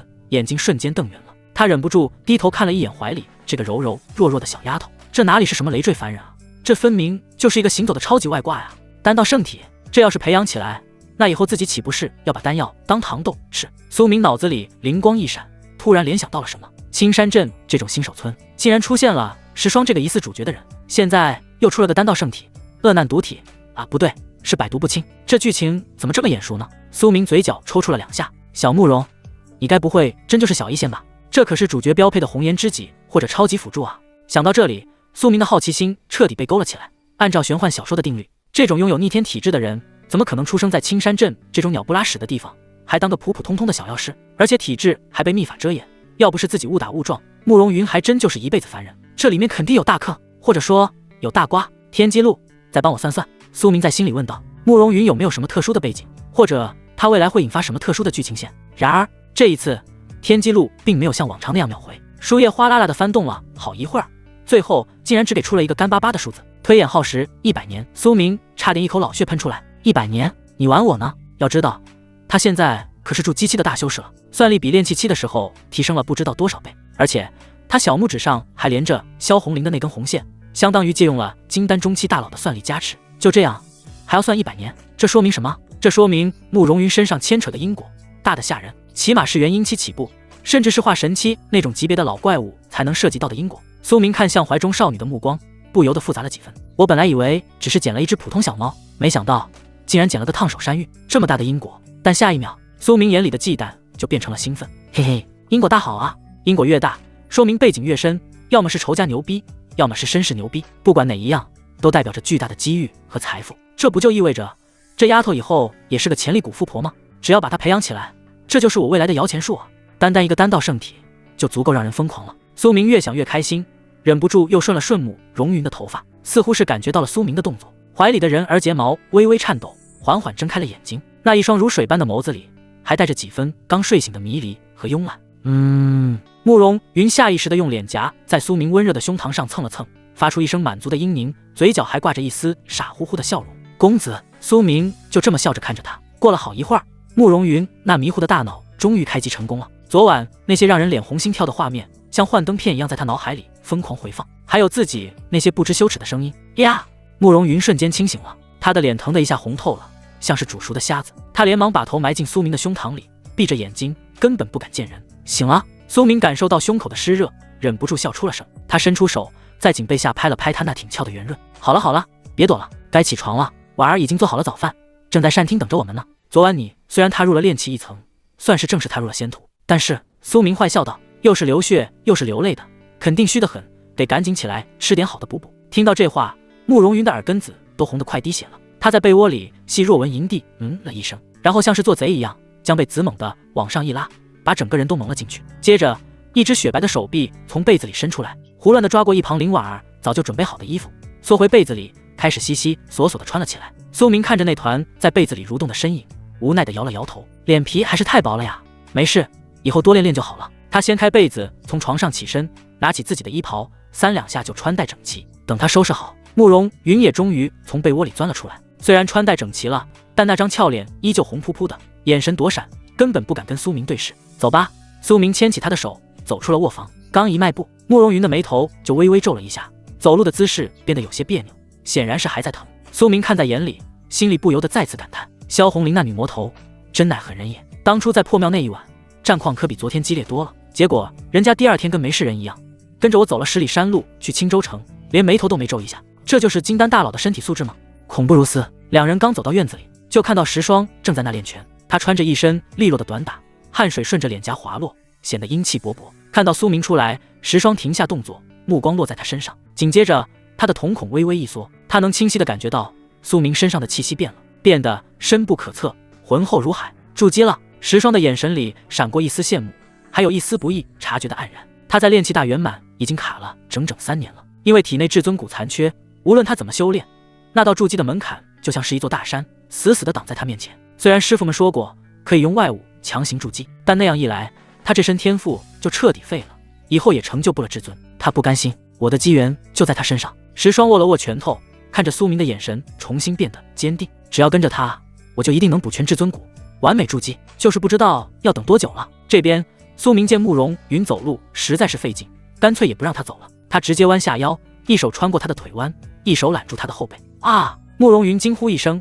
还没反应过来，就被苏明打横抱了起来。公子！慕容云吓了一跳，连忙搂住苏明的脖子，羞得把脸埋进了他的怀里。有人看着呢，看就看呗，怕什么？大不了以后也对石霜这么做。苏明一脸的理直气壮，他抱着慕容云，路过石霜身边的时候，笑着打了个招呼：“早啊，石姑娘，练着呢，一块儿吃饭去。”石霜看着两人这副腻歪的样子，又看了看慕容云那羞涩的模样，心里那种奇怪的感觉又冒出来了。哦，好。他挠了挠头，跟在两人身后一起去了膳厅。到了膳厅，苏明大马金刀的坐在主位上，但他并没有把慕容云放下来，而是直接让他坐在了自己的大腿上。婉儿，开饭。早已等候多时的林婉儿看着这一幕，脸上露出了温柔的笑容。她盛了一碗热气腾腾的灵粥，里面放了不少滋补的药材。来，云妹妹，张嘴。林婉儿吹凉了勺子里的粥，递到了慕容云嘴边。婉儿姐姐，我自己来。慕容云有些受宠若惊，想要挣扎着下来，却被苏明的大手按住了腰肢，动弹不得。听话，张嘴。苏明霸道地说道。林婉儿也柔声劝道：“妹妹别动。”女子经历了初次，身子骨都弱，必须得好好补补。昨晚苏郎那么折腾，肯定是累坏了。姐姐照顾你是应该的。慕容云实在是拗不过这一家子的恶霸，只能红着脸乖乖地张开了小嘴。这一顿早饭，苏明怀里抱着一个，旁边坐着一个。林婉儿一边喂慕容云，一边喂着苏明，那叫一个雨露均沾，宠溺到了极点，直苦了旁边的石霜。她一边扒拉着碗里的饭，一边看着眼前这满瓶的粉红泡泡，只觉得今天的红烧肉怎么吃起来有点酸呢？膳厅内气氛有些焦灼，当然，这个焦灼单单指的是石霜一个人。来，苏郎，张嘴。林婉儿用手指拿起一块晶莹剔透的水晶虾仁，吹了吹，送到了苏明嘴边。苏明也没客气，张口含住了那块虾仁，但他并没有急着咽下去，而是坏笑着看向怀里正低着头的慕容云。小慕容，苏明含糊不清地喊了一声。慕容云茫然地抬起头，水汪汪的大眼睛看着苏明。还没等他反应过来，苏明突然低下头，吻住了他的唇。慕容云瞬间瞪大了眼睛，身子僵硬，紧接着他感觉到一个滑溜溜的东西渡到了他的嘴里，那是刚才林婉儿喂给苏明的水晶虾仁。咕嘟，慕容云下意识地咽了下去。苏明这才松开他，看着他红润的脸蛋，意犹未尽地舔了舔嘴唇，笑着问道：“怎么样，香不香？”慕容云羞得连耳根子都红透了，他看了一眼旁边笑盈盈的林婉儿，又看了一眼苏明，最后只能把脸埋进苏明的怀里，细若蚊蝇地应了一声：“香。”看着这一幕，坐在对面的石霜手里的筷子僵住了，他呆呆地看着那三人，只觉得脸上一阵发烫，心跳都落了半拍。这种场面对于她这个未经人事的单纯少女来说，实在是太超前了。原本那让她食指大动的红烧肉，此刻放在嘴边，却怎么也吃不下去了。她感觉自己坐在这里，就像是一个多余的人，浑身都不自在。那个石霜放下筷子，有些局促地擦了擦嘴，眼神游离，不敢看苏明他们。我吃饱了。明明平时能吃5大碗的她，今天才吃2碗，就觉得自己撑得慌。这么快？苏明挑了挑眉，看着石霜红扑扑的脸蛋，明知故问道：“石姑娘，你今天战斗力不行啊？这才哪到哪？不再来一碗？”不用了。石霜连忙摆手，站起身来，有些不好意思地说道：“真的饱了。那个，你们慢吃，我去修炼了。”说完，他逃也似的离开了膳厅，好像这里有什么洪水猛兽一般。看着石霜落荒而逃的背影，苏明忍不住笑了起来。这丫头脸皮还是薄啊。林婉儿也掩嘴轻笑，轻轻拍了拍苏明的肩膀：“苏朗，你就别逗说二妹妹了，人家还是个黄花大闺女，哪见过这种阵仗？”苏明无所谓的耸了耸肩：“没事，提前适应适应，以后这种场面多着呢。”他又享受了一会儿娇妻美妾的服侍，直到慕容云羞得快要钻到桌子底下了，这才心满意足的结束了这顿早饭。好了，苏明站起身，再次将慕容云打横抱起。呀！慕容云惊呼一声，下意识的搂紧了他的脖子。公子，我可以自己走的。走什么走？苏明霸道的说道。刚破身，又才引气入体，经脉脆弱的很，回去好好躺着。他抱着慕容云，大步流星的走回了卧房，将他轻轻放在床上。苏明帮他盖好被子，又从储物戒里拿出一瓶林婉儿嫁妆里的丹药放在床头，把这些药吃了，然后运转功法疗伤。虽然你的体质特殊，恢复力强，但也不能大意。慕容云乖巧地点了点头，一双大眼睛水汪汪的看着苏明。是，公子。苏明看着他这副任君采撷的模样，心里又是一阵火热。他俯下身，在他光洁的额头上亲了一口，坏笑着低声说道：“好好养着，争取白天把身子养好。毕竟晚上咱们还得继续修炼呢。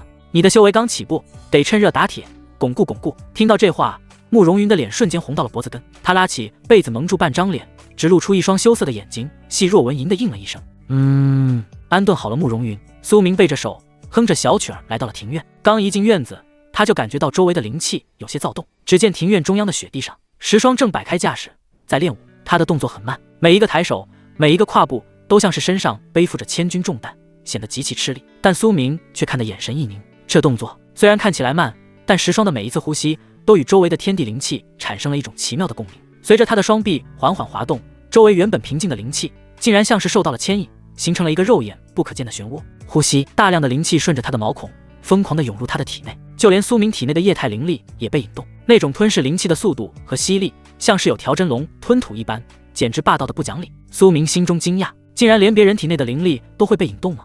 还有这速度？接着又与自己进行了一番对比，竟然只比我运转速女天经双修时的速度慢了一截。要知道，速女天经可是天阶双修功法，在经由配套的灵宝姻缘红线的加持，速度非常快。可石霜呢，竟然能搞出这么大的动静。苏明看着石霜身上那已经被汗水湿透的短打，紧身的衣物贴在身上，勾勒出他充满了力量感和爆发力的线条。只可惜飞机场太宽阔了，看来这丫头练地功法来头也不小啊。苏明摸着下巴，心中暗暗啧舌，这种修炼速度，这种霸道的掠夺方式，搞不好也是一本天阶功法。身上有高阶法宝，练的是天阶功法，背景这么深厚，果然是个等着我去抱大腿的超级富婆呀。苏明更加坚定了要拿下要跟石霜搞好关系的决心。就在苏明胡思乱想的时候，石霜缓缓收势，他长长的吐出一口白气，那白气凝而不散，射出3尺多远，直接将面前的雪地炸出一个坑洞。石霜擦了一把额头上的汗，整个人像是刚从水里捞出来一样，热气腾腾的。一条洁白的毛巾递到了他的面前，擦擦吧。苏明温和的声音响起。石霜一愣，转过头，正好对上苏明带着笑意的脸。他咧嘴一笑，露出一口洁白整齐的牙齿，笑容灿烂，接过苏明递来的毛巾，胡乱地擦了一把脸上的汗水。谢啦。苏明没有立刻接话，他的目光不受控制地落在了石霜的身上。因为刚刚那种高强度的修炼，他身上那件灰色的短打此时已经完全湿透了，紧紧地贴在身上，隐约能看到里面的小麦色肌肤透着健康的粉色。虽然起伏不大，一马平川，但紧致的腰线，还有随着呼吸微微起伏的马甲线，却透着一股别样的野性美。苏明看了一眼，又看了一眼，石霜原本还在调整着气机，突然感觉苏明的眼神有点不对劲，他低头看了一眼自己身上，脸腾的一下就红了。你看哪呢？石霜下意识地把毛巾展开，挡在胸前。虽然那里也没什么好挡的，但他还是觉得脸上发烫。苏明收回目光，一脸的正气凛然，丝毫没有被抓包的尴尬。我看你练功练得不错，根基扎实，果然是名师出高徒啊。他很自然地转移了话题，仿佛刚才那个盯着人家看的登徒子不是他一样。对了，石姑娘，苏明背着手慢悠悠地说道，前天晚上咱们不是说好了吗？要教我那几招剑法和身法，正好现在我也有空了，怎么样？你现在方便吗？听到正事，石霜也不再纠结刚才的小插曲，他是个信守承诺的人，既然答应了，那就肯定会做。行啊。石霜把毛巾往脖子上一挂，爽快地点了点头。那就现在开始吧。不过石霜挠了挠头，有些为难地说道，我学的这2门功法等级有点高，我就先教你最前面的几招入门是吧？至于后面的，我现在也只是一知半解，怕把你教歪了。苏明眼睛一亮，等级高那就对了，等级越高，说明这大腿越粗啊。没事。苏明摆了摆手，一脸的好学，贪多嚼不烂，能学会几招防身就够了。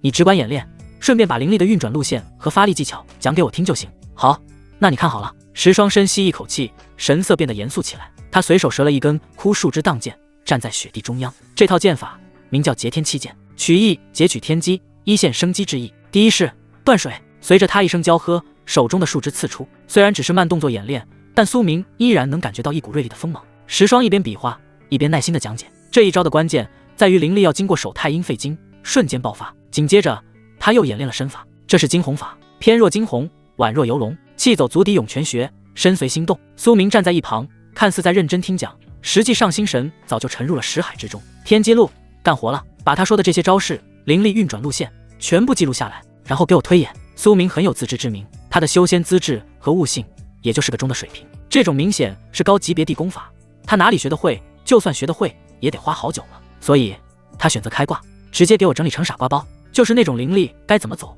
肌肉该怎么动，一步到位的那种。然而天机录并没有像往常那样迅速给出结果，书页翻动得飞快，上面的字迹却有些模糊。检测到高阶功法残篇，天阶，信息量巨大，因果牵扯较深，正在解析中，预计推演时间3个时辰。3个时辰，苏明皱了皱眉，这也太慢了。3个时辰也就是6个小时，虽然现在有空，但也没必要浪费。而且这还只是几招入门式，要是全篇，岂不是要算到明年去？不行，得加速。苏明摸着下巴，看着眼前正在卖力演练的石霜，如果不靠天机录，除非石霜愿意像当初萧红玲那样，直接嘴对嘴，用神识传功，把自己对功法的理解映射进他脑子里，但这显然不可能。人家还不是自己的道侣，怎么可能跟自己嘴对嘴？既然不能嘴对嘴，那就只能借用一下因果了。既然这功法是石霜教的，那他本人就是最大的因果源头。如果能跟他产生直接的肢体接触，借用他的气运和因果来推演，速度肯定能飙升。可，苏明清了清嗓子，打断了石霜的演练。那个石姑娘，先停一下。石霜停下动作，疑惑地看着他，怎么了？哪里没看懂吗？苏明一脸的严肃，眉头紧锁，仿佛遇到了什么学术上的大难题。懂倒是懂了一点，但是我这人吧，资质愚钝，对于灵力在经脉中的细微变化，总是把握不准，光是用眼睛看，很难领悟到其中的精髓。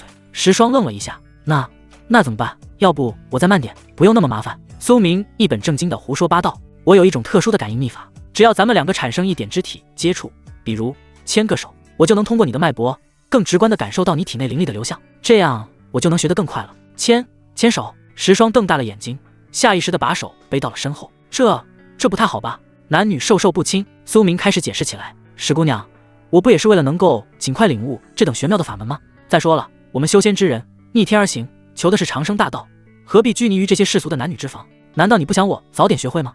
而且我像那种占便宜的人吗？我苏明的人品你还信不过？看着苏明真诚的眼神，石霜犹豫了，他在心里琢磨着，也是哦，苏明是个大好人，对婉儿姐姐他们也那么好，他肯定是为了学技法才这么说的。我要是拒绝，显得我多小气似的。单纯的石霜最终还是相信了苏明。那好吧，就牵一下下哦。石霜红着脸，慢吞吞地把左手伸了出来，他的手腕上还带着昨晚苏明送给他的那串手链，在阳光的照耀下，晶石折射出五彩斑斓的光芒。得罪了。苏明露出得逞的笑容，他伸手一把抓住了石霜的小手，入手微凉，带着一层薄薄的茧子。就在2手相握的那一瞬间，苏明脑海中的天机录墨迹生成的速度开始加快，检测到因果源头介入，算力加持中，推演速度提升，预计推演时间1刻钟。成了。苏明心中狂喜，果然富婆就是富婆，这因果加持简直无敌了。而此时的石霜感觉就没那么美妙了，或者是说太美妙了。当苏明的手将他的手完全包裹住的时候，他感觉像是触电了一样，浑身一僵。本来以为只是普通的握手，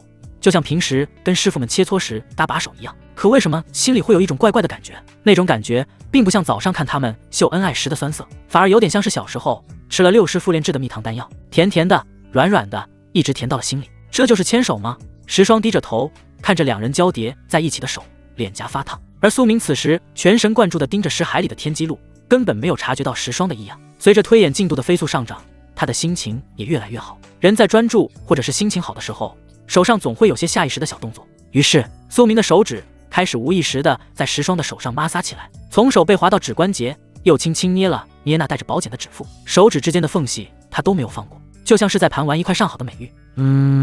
石霜的身子一颤，他的心跳开始加快，变得如肋骨般密集，震得他耳膜嗡嗡作响。他在摸我，还捏我，这是秘法必须的步骤吗？石霜的大脑一片空白，只觉得那只被握住的手已经不是自己的了，想要抽回来，却又不想打断苏明的秘法，只能僵硬地站在那里，任由苏明上下其手。苏明回过神来后，低头一看，只见自己的手正熟练地把玩着石霜的手。咳，苏明轻咳一声，不动声色地停下了手里的动作。没办法，这真不能怪他，不管是萧红玲还是林婉儿，甚至是昨晚刚上手的慕容云，身材都太好了。这一来二去的，他早就养成了一种手里有点东西就想盘一盘的坏习惯，完全是下意识的肌肉记忆。石霜此刻脸红得像个大苹果，低着头看着脚尖，根本不敢抬头。刚才那种酥酥麻麻的感觉让他浑身都没力气了。就在这气氛有些微妙又尴尬的时候，一阵轻盈的脚步声从回廊那边传来。林婉儿换了一身厚实的素色棉裙，手里挎着个小篮子，正准备出门。她是打算去镇上买点东西，毕竟苏明说过几天就要离开青山镇了，路上得备足了才行。结果刚走到庭院，他就看到自家夫君正拉着石霜妹妹的手，站在雪地里深情对视。林婉儿脚步一顿，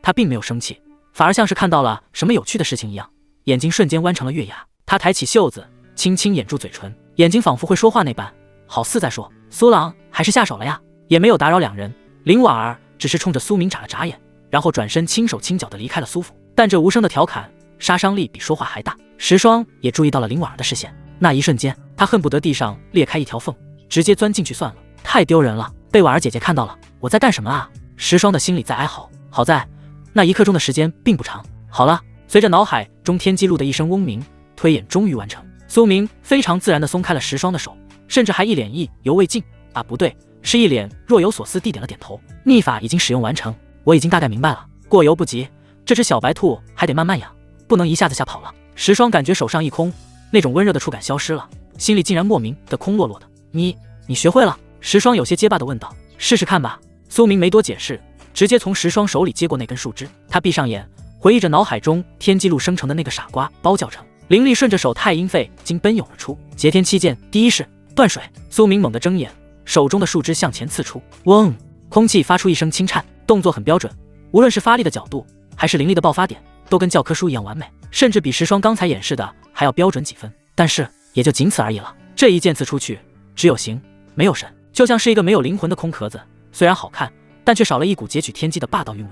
苏明皱了皱眉，收起树枝，有些郁闷。果然，光靠作弊还是不行啊。这天机录能让我学会招式，但这种高深功法里的意，还是得靠自己领悟。他又试了试那门惊鸿法，这一次倒是不错。毕竟身法这东西，主要就是灵力在腿部经脉的特殊运转方式，只要路线对，灵力足，速度自然就快。嗖，苏明脚下一动，身形掠过雪地，带起一片雪雾，速度比之前快了3成不止。好厉害！旁边的石霜眼睛都看直了，他跑过来，一脸崇拜地看着苏明。苏明，你简直是个天才！我当初练这第一剑，可是足足练了2天才能把动作做标准，你竟然看一遍就会了。虽然还没有领悟到剑意，但第一次练能有这个效果，已经非常恐怖了。我相信，凭你的悟性，只要再练个几个月，肯定能把剑意也领悟出来的。听着这真心实意的夸奖，苏明老脸一红。天才，我是挂壁。不过他也没解释，摆了摆手，一脸的云淡风轻。哎，也就是一般般吧，还要练几个月，太慢了。苏明在心里嘀咕着，等老子拿到了混元道胎，重塑了资质，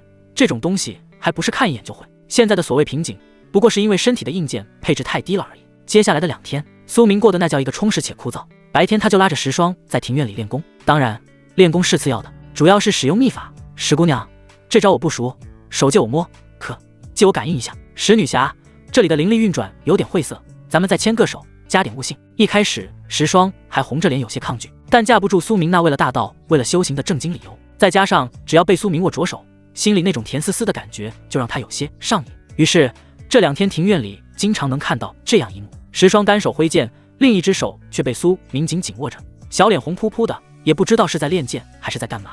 而到了晚上，那就是苏明的主场了。虽然筑基了，但修行如逆水行舟，不进则退。为了巩固修为，也为了让慕容云的丹青圣体早日觉醒，苏明那是相当的勤奋。他每天都会将自身的阳气利用灵根注入慕容云和林婉儿体内，帮他洗刷经脉，然后再带着更强大的灵力回归自身。那努力的模样，可谓是朝闻道，夕死可矣。2天后的清晨，阳光透过窗帘的缝隙，照在宽大的拔步床上。苏明呈木字形躺在中间，左边的臂弯里，林婉儿嘴角挂着满足的笑意，右边的臂弯里缩着像只小猫一样的慕容云，睡得正香。苏明感受着怀里那软玉温香的触感，又内视了一下丹田里那只增长了一丢丢的液态灵力，忍不住叹了口气。哎，这筑基之后的路还真难走啊！想当初在炼气期，修为那是蹭蹭往上涨，现在呢，灵根被水属性灵力浸泡了2晚上，也就长了这么一点点，这落差还真是不习惯。灵儿，我又想你了。正在跟2个徒弟交代事情的萧红玲突然打了个喷嚏。就在苏明感叹修仙不易的时候，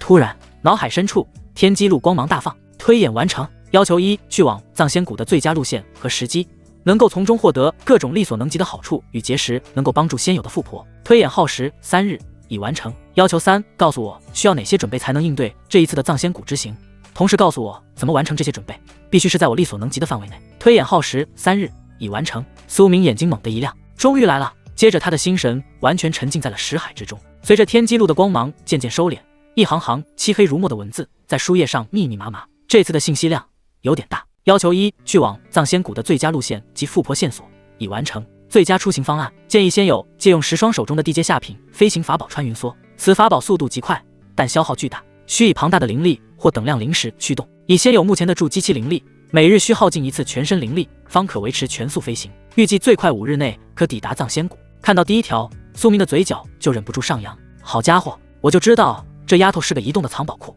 地阶飞行法宝，这玩意儿在北域这种穷乡僻壤，估计连元婴老怪都不一定拿得出来吧，而且还要吸干我每天的灵力。苏明想到了在外面练功的时霜，他的脑瓜子转得飞快，瞬间就制定了一个完美的永动机计划。白天把灵力全部灌入非洲，用于赶路，晚上灵力枯竭了，就找婉儿和小慕容双修恢复灵力，不仅赶路没耽误，修为也没落下，还能有充足的时间做爱做的事情，这生活简直美滋滋啊！再说了，也不一定要全力赶路，慢慢来，体验体验沿途风景，不也是一桩美事？紧接着，他继续往下看，沿途机缘简陋篇，路线将经过黑石城、落叶城、天水城、云梦城4座修士城池。一黑石城简陋城西地滩区，有一把黑色烧火棍，10为玄阶极品飞剑秋水的剑胚，10块下品灵石可拿下。二落叶城简陋城南老王当铺内，压箱底有一块不知名的兽皮地图，记载着一处小型灵石矿脉的坐标，售价50下品灵石。看到这里，苏明搓了搓手，眼里冒着绿光。简陋好啊，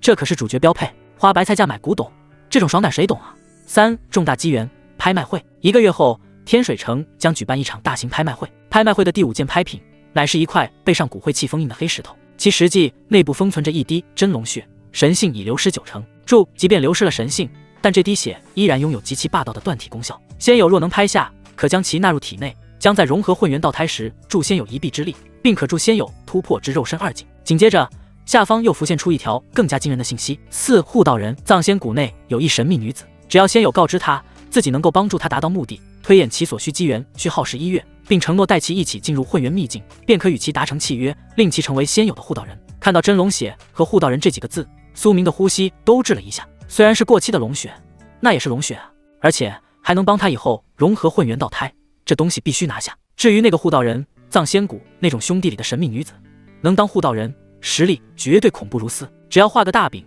画掉，只要真诚的帮他达成心愿，自己这安全感岂不是直接拉满？只是这还不算完，天机录书页翻过，苏明又看到了一条让他眼皮直跳的信息。注：在天水城拍卖会期间，仙友将会偶遇前来游玩的大前王朝9公主钱依依及其护卫上官云熙，是否再续前缘，全凭仙友一念之间。看到这2个名字，苏明愣了一下，这不是当初离开青州城时堵他门的萝莉公主和身材好好的高冷金丹女护卫吗？当时自己可是狠狠地装了一波，差点没把那个钱依依给气死。再续前缘，苏明摸了摸下巴，一开始有点想跑，毕竟那个女护卫可是金丹，还是很强的武道金丹，炼体境界至少达到第2境，有点危险。但转念一想，不对啊，我现在虽然修为不如他们，但我有灵儿的红线加持，真要动起手来，借用金丹中期的1半力量，谁怕谁啊？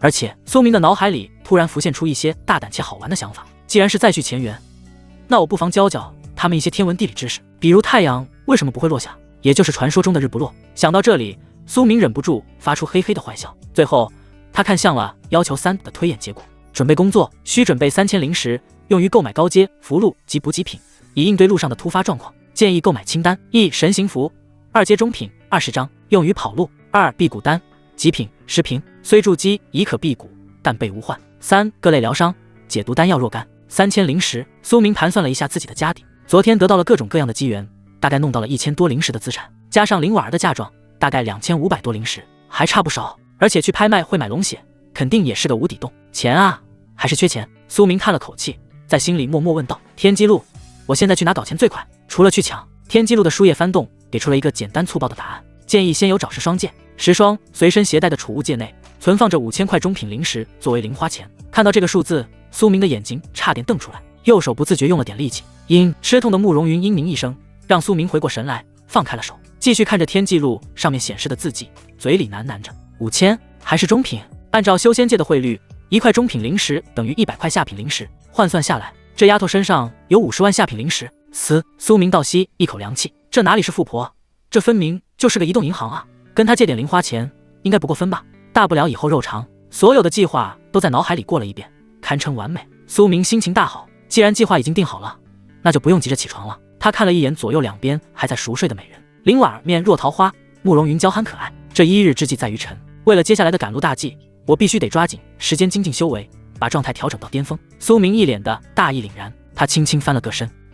林婉儿在睡梦中发出了一声娇哼，感觉到身上的重量，迷迷糊糊的睁开眼，就看到苏明那张带着坏笑的脸。苏郎，天亮了，天亮了才看得清啊！苏明低笑一声，将被子一蒙，驾！庭院内清晨的空气很清新，虽然已经几天没下雪了，但还是带着一丝凛冽的寒意。石霜正在雪地里练拳，他依旧穿着单薄的短打，每一拳轰出都带着一股刚猛无匹的劲道，将面前飘落的雪花直接震碎成粉末。呼哈！就在他练得全神贯注，正如痴如醉的时候，突然呀一声带着几分压抑不住的惊呼声，隐隐约约的从主卧的方向传了出来，紧接着便是一阵很有节奏的摇床声。石霜原本轰出的一记直拳，被这突如其来的动静吓了一跳，他脚下一滑，一个踉跄，身体瞬间失去了平衡，差点没一头栽进雪堆里。好不容易稳住身形，那原本刚猛的拳意早就散了个干干净净。石霜呆呆地站在原地，听着那边传来的动静，脸腾的一下就红透了，一直红到了脖子根。他转过头，看着紧闭的主卧房门，眼神羞恼。呸！石霜轻啐了一口，不知羞，这一大早的也不怕闪了腰。虽然嘴上这么说，但他的心跳却怎么也慢不下来，那种有点酸溜溜的感觉再次涌上心头。这几天经过跟林婉儿了解，他已经知道了苏明晚上在做什么了。石霜低着头，下意识地伸出右手，轻轻抚摸着左手手腕上那串苏明送给他的手链。晶石在清晨的阳光下闪烁着五彩的光芒，映照着他那张红扑扑的脸蛋。他就这么静静地站着，手指无意识地转动左手链上的珠子，眼神迷离，也不知道在想些什么。日上午干，苏明深吸一口气，只觉得神清气爽。俗话说得好，修行如逆水行舟，不进则退。经过这大半个上午在修炼长河中的奋力搏杀，不论是逆流而上还是顺流而下，他都展现出了惊人的毅力，终于数次攀登到了顶峰。看着床榻上的两女，苏明满意地点了点头。战果辉煌啊！他轻手轻脚地穿好衣物，又细心地替林婉儿和慕容云掖了掖被角，防止春光乍泄着了凉。做完这些，他在两女光洁饱满的额头上各自轻轻一吻，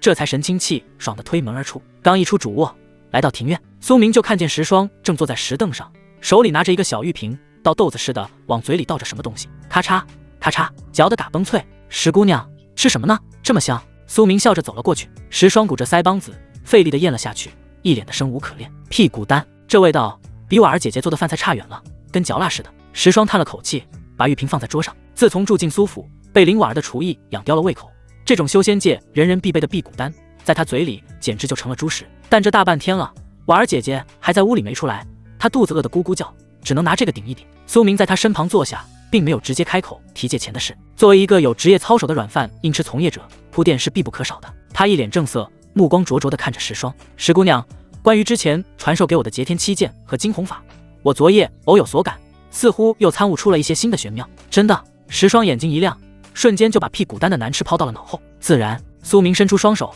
掌心向上，来，手给我，我想借助你的契机再次感悟一番。石霜脸颊微红，虽然觉得有些羞涩，但一想到能帮助苏明，还是乖乖把手递了过去。苏明双手一合，紧紧握住，他一边装模作样的闭眼抹撒，一边在心里感叹，这手感真不赖。苏明感悟到了吗？石霜感觉手心传来一阵阵热度，心跳不由得加快了几分，声音都有些发颤。苏明睁开眼，一脸严肃，别急，这截天七剑的剑意藏得深，得细细的摸，哦不，细细的探查。说着，他的大拇指还在石霜的手背上轻轻划圈。石霜脑子里嗡嗡作响，哪里还听得清苏明在说什么，全部的心神都集中在了那双被握住的手上，只觉得半边身子都酥了。苏明见火候差不多了，这小富婆已经被迷得七荤八素，当即开口道，对了，石姑娘，这次出门路途遥远，我那破飞剑太慢，不知你身上可有飞行法宝，借我一用？有。石霜想都没想，另一只空闲的手光芒一闪，一艘通体由青玉雕琢而成的小舟出现在桌面上。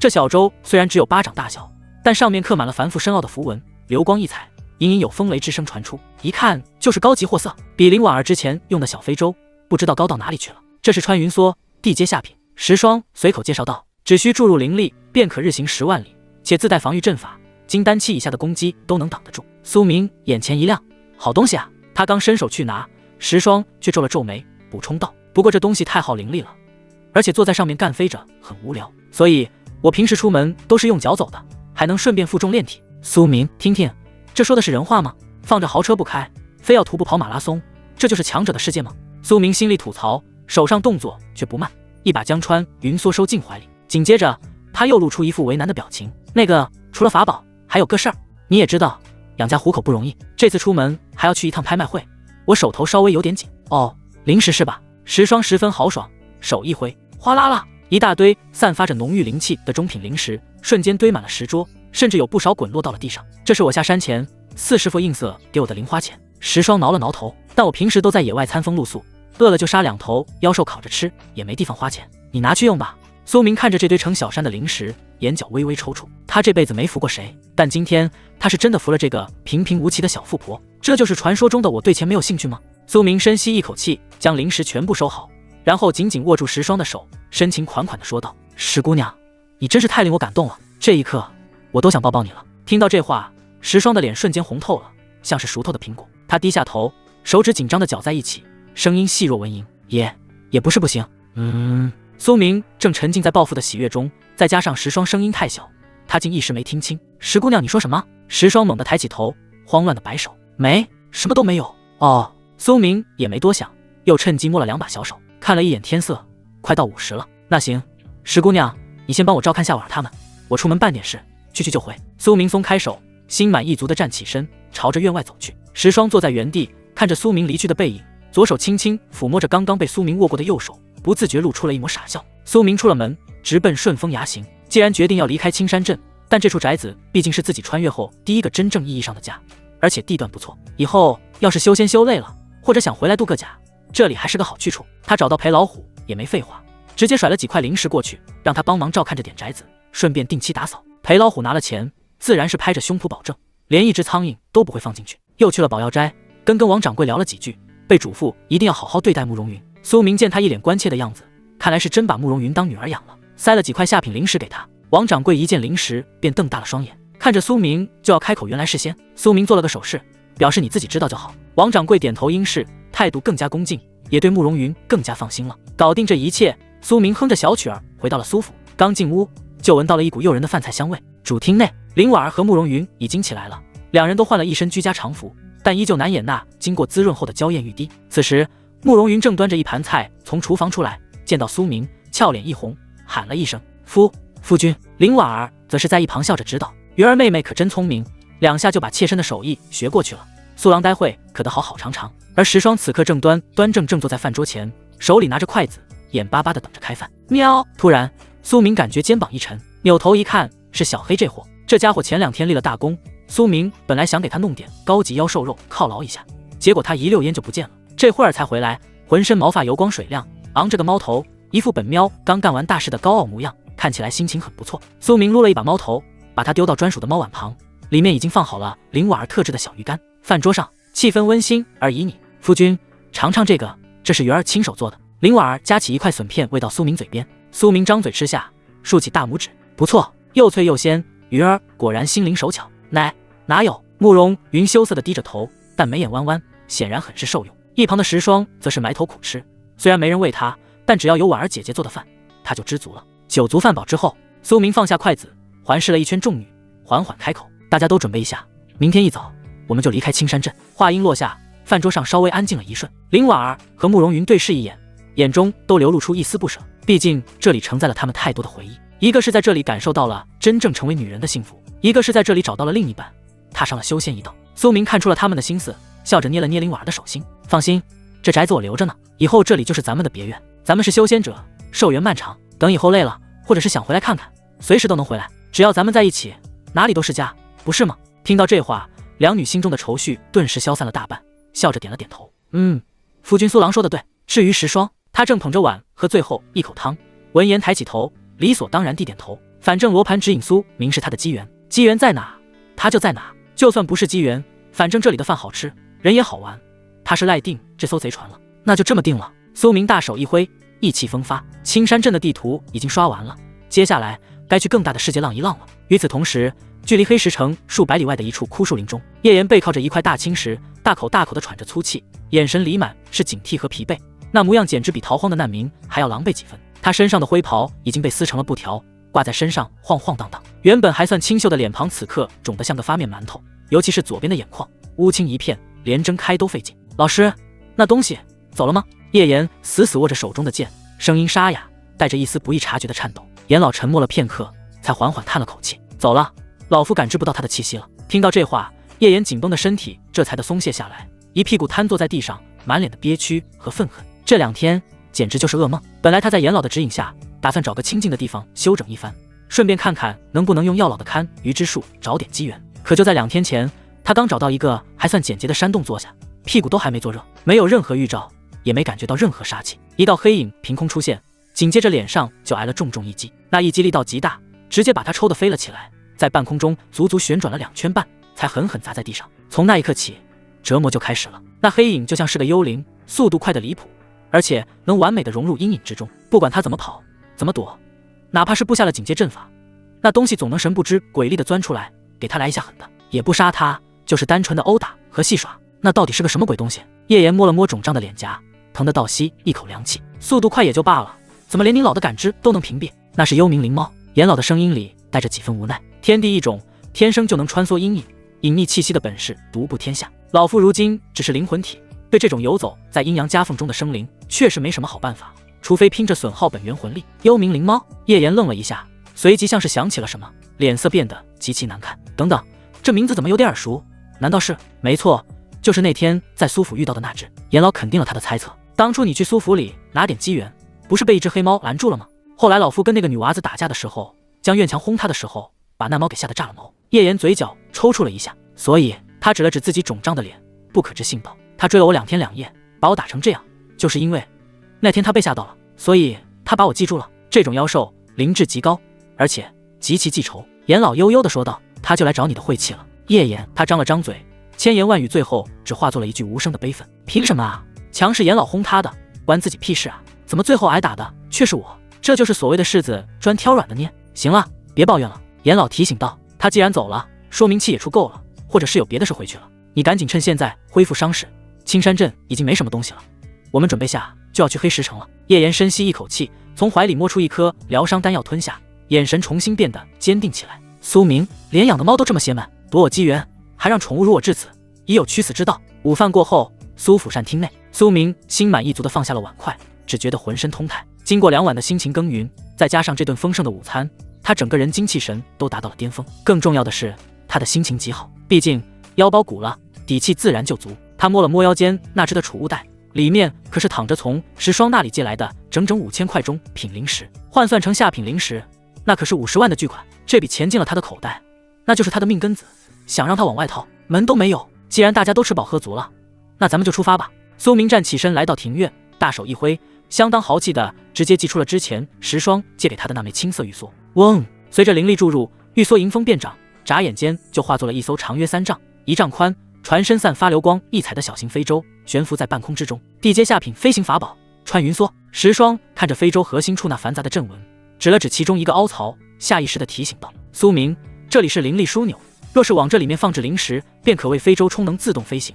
咱们若是想全速赶往黑石城，还是放些灵石进去比较稳妥，毕竟驱动的接法宝对灵力的消耗。哎，石姑娘，你这就小看我了不是？苏明直接摆了摆手，打断了他的话，一脸自信地坐到了控制位上。虽然我这把才刚刚筑基初期，但我修炼地功法特殊，一身灵力那是相当雄厚，这点消耗我完全顶得住，哪里还需要浪费灵石？说完，他转过头，目光从船舷外的云海扫过，最后落在石霜那张英气十足的俏脸上，露出了微笑。再说了，咱们距离还有快2个月的时间，并不着急赶路。若是全速飞行，嗖的一下就到了，岂不是错过了这沿途的大好河山？苏明控制着灵力震动自己的声带，让自己的声音变成了气泡音。正好石姑娘你久居雪山，刚入世不久，我也想带你多看看这红尘俗世的风景。咱们慢慢来，这一路上游山玩水，岂不也是一桩美事？听到这话，石霜微微一怔，他原本以为苏明是为了省钱或者逞强，却没想到他竟然是为了自己。自己从小在上界石家内长大，被害后又一直在桃源仙境内，没见过外面的世界，所以知道自己刚入世的苏明才特意放慢速度，宁愿自己辛苦耗费灵力，也要带自己看看这世间的风景。看着苏明的侧脸，石霜的眼神柔和了下来，他低下头，下意识地伸出右手，轻轻摩挲着左手手腕上那串苏明送给他的手链。晶石微凉，但在这一刻，他的心里却像是喝了蜜水一样甜丝丝的。石霜轻声应了一下，嘴角不自觉地微微上扬，随后安静地坐在了一旁，目光一直注视着苏明的脸。然而他哪里知道，苏明心里正乐开了花，算盘珠子打得震天响，既省了我的灵石，又立了深情人设，还能顺便把人体充电宝的计划执行下去，这一弹3鸟简直完美。婉儿、小慕容，上船，咱们出发。苏明招呼一声，待3女全部上了飞舟后，坐稳了，老司机要发车了。嗖，穿云梭化作一道青色流光，冲天而起，眨眼间便消失在了石府的上空，朝着黑石城的方向悠然驶去。与此同时，15万里之外，北域禁地藏仙谷，这里常年被一层灰蒙蒙的雾气笼罩，据说这些雾气乃是上古仙魔陨落后的怨气所化，谷内怪石嶙峋，枯木丛生，死寂的让人心慌。然而，就在这生人勿近的境地深处，一道修长的身影正漫步于此。那是一名身着玄色经文地袍的女子，她赤足踩在漆黑的浮土上，却不染纤尘，一头如瀑的青丝随意散落在身后，只用一根看似普通的木簪挽起。她的容颜极美，美得惊心动魄，却又带着一种拒人于千里之外的冷漠与威严。尤其是那一双凤眸，顾盼之间竟有一种俯瞰苍生、唯我独尊的霸道气势。好！突然，旁边的枯树林中腥风大作，一头体型如牛犊般大小，浑身覆盖着黑色鳞甲的豹形妖兽猛地窜出。3阶后期妖兽鬼面黑风暴，其实力足以媲美人类金丹后期的修士。在这北域被大阵封锁、元婴不出的时代，这头畜生在藏仙谷内几乎就是无敌的存在，就算是那些大宗门的宗主见了也得绕道走。此刻，他张开血盆大口，带着足以撕裂神经的利爪，朝着这名闯入他领地的人类女子扑杀而来。面对这凶悍无比的一击，悬疑女子甚至连脚步都没有停顿一下，她只是微微侧头，凤眸中闪过一丝不耐烦的冷光。聒噪，红唇轻启，仅仅吐出2个字。下一秒，那头还在半空中气势汹汹扑来的鬼面黑风暴，就像是撞上了一堵无形的太古神山。砰！没有任何征兆，这头足以横行北域的3阶后期霸主，连惨叫声都没来得及发出，庞大的身躯便在半空中直接炸开，化作一团血雾洒落一地，连内丹都没有留下，一眼瞪死金丹后期妖兽。女子挥了挥衣袖，一股无形的劲气将飘来的血腥味荡开。她停下脚步，抬头望向藏仙谷更深处那翻涌的迷雾，原本霸道冷漠的眼神中，此刻却多了一丝深深的疑惑和恼火。朕已经在这鬼地方转了整整2个月了。女子轻声自语，声音清冷，却带着一股天然的上位者威压。她自称为朕，在大前王朝乃至整个北域，敢用这个自称的女人只有一个，那便是大前王朝的国主，那位传说中的女帝钱青衣。青梦那个死妮子信誓旦旦地跟朕说，打破北域大阵禁制，突破元婴期的机缘就在这藏仙谷中，还说什么红鸾心动，机缘自至，不可强求。钱青衣微微皱眉，手指轻轻摩挲着拇指上的那枚墨玉扳指，嘴角勾起一抹不屑的冷笑。红鸾心动？呵，笑话！朕乃大前女帝，堂堂金丹大圆满的存在，放眼整个北域，就算是同境界的巅峰强者，朕也能一只手捏死。这世间男儿皆是庸脂俗粉，谁能配得上朕？谁又能让朕动心？还要靠男人才能获得机缘，简直荒谬！钱青衣摇了摇头，眼中满是傲然。果然，青梦那家伙这次肯定是算错了，哪怕是他也有失手的时候。虽然嘴上这么吐槽，甚至带着几分鄙夷，但钱青衣心里却并没有真的打算离开，因为他很清楚，她那位从小一起长大的闺蜜，如今的大前国师苏青梦，那一身天机推演之术究竟有多恐怖？大前的观星楼就是为了她一人所建。自从苏青梦执掌大前观星楼以来，算无遗漏，从未出错过一次罢了。钱青衣深吸一口气，压下心头的不耐。既然他说在这里，那就在这里吧。他凤眸微眯，望向藏仙谷外围的方向，随后狠狠地握了握拳头，对着虚空恶狠狠地说道：哼，朕再给你3天时间，若是那所谓的机缘还不出现，苏青梦，朕就立刻回宫，非得把你按在龙榻上，狠狠捏爆你那2颗大西瓜不可，再狠狠抽你的屁股，让你再敢骗朕。穿云梭外部看着不大，但当苏明真正踏入船舱内部的时候，整个人都愣住了。这哪里是船舱，这分明就是一套精致的3室一厅啊！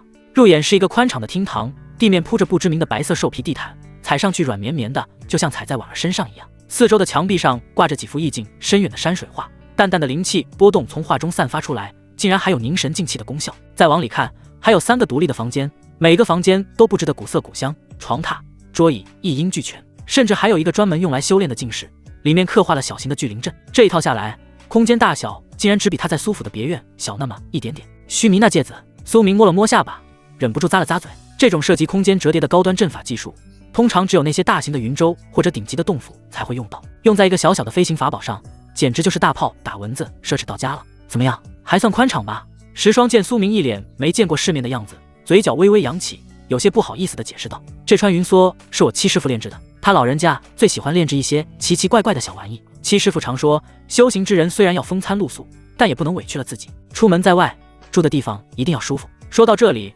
石霜脸上露出一丝为难的神色，叹了口气。其实这艘原本的设计还要大上10倍，里面甚至还带个灵泉池子和花园，但我当时觉得太大了，一个人住着害怕，而且太招摇，硬是求着七师傅给改小了。为此，七师傅还念叨了我好久，说我不懂得享受生活。听着石霜这番话，苏明的嘴角疯狂抽搐。大10倍，带灵泉和花园，苏明在心里疯狂呐喊：这种师傅在哪里领？我不怕招摇，我也不怕打，请务必把那种带灵泉的给我来一打。这就是顶级修2代的世界吗？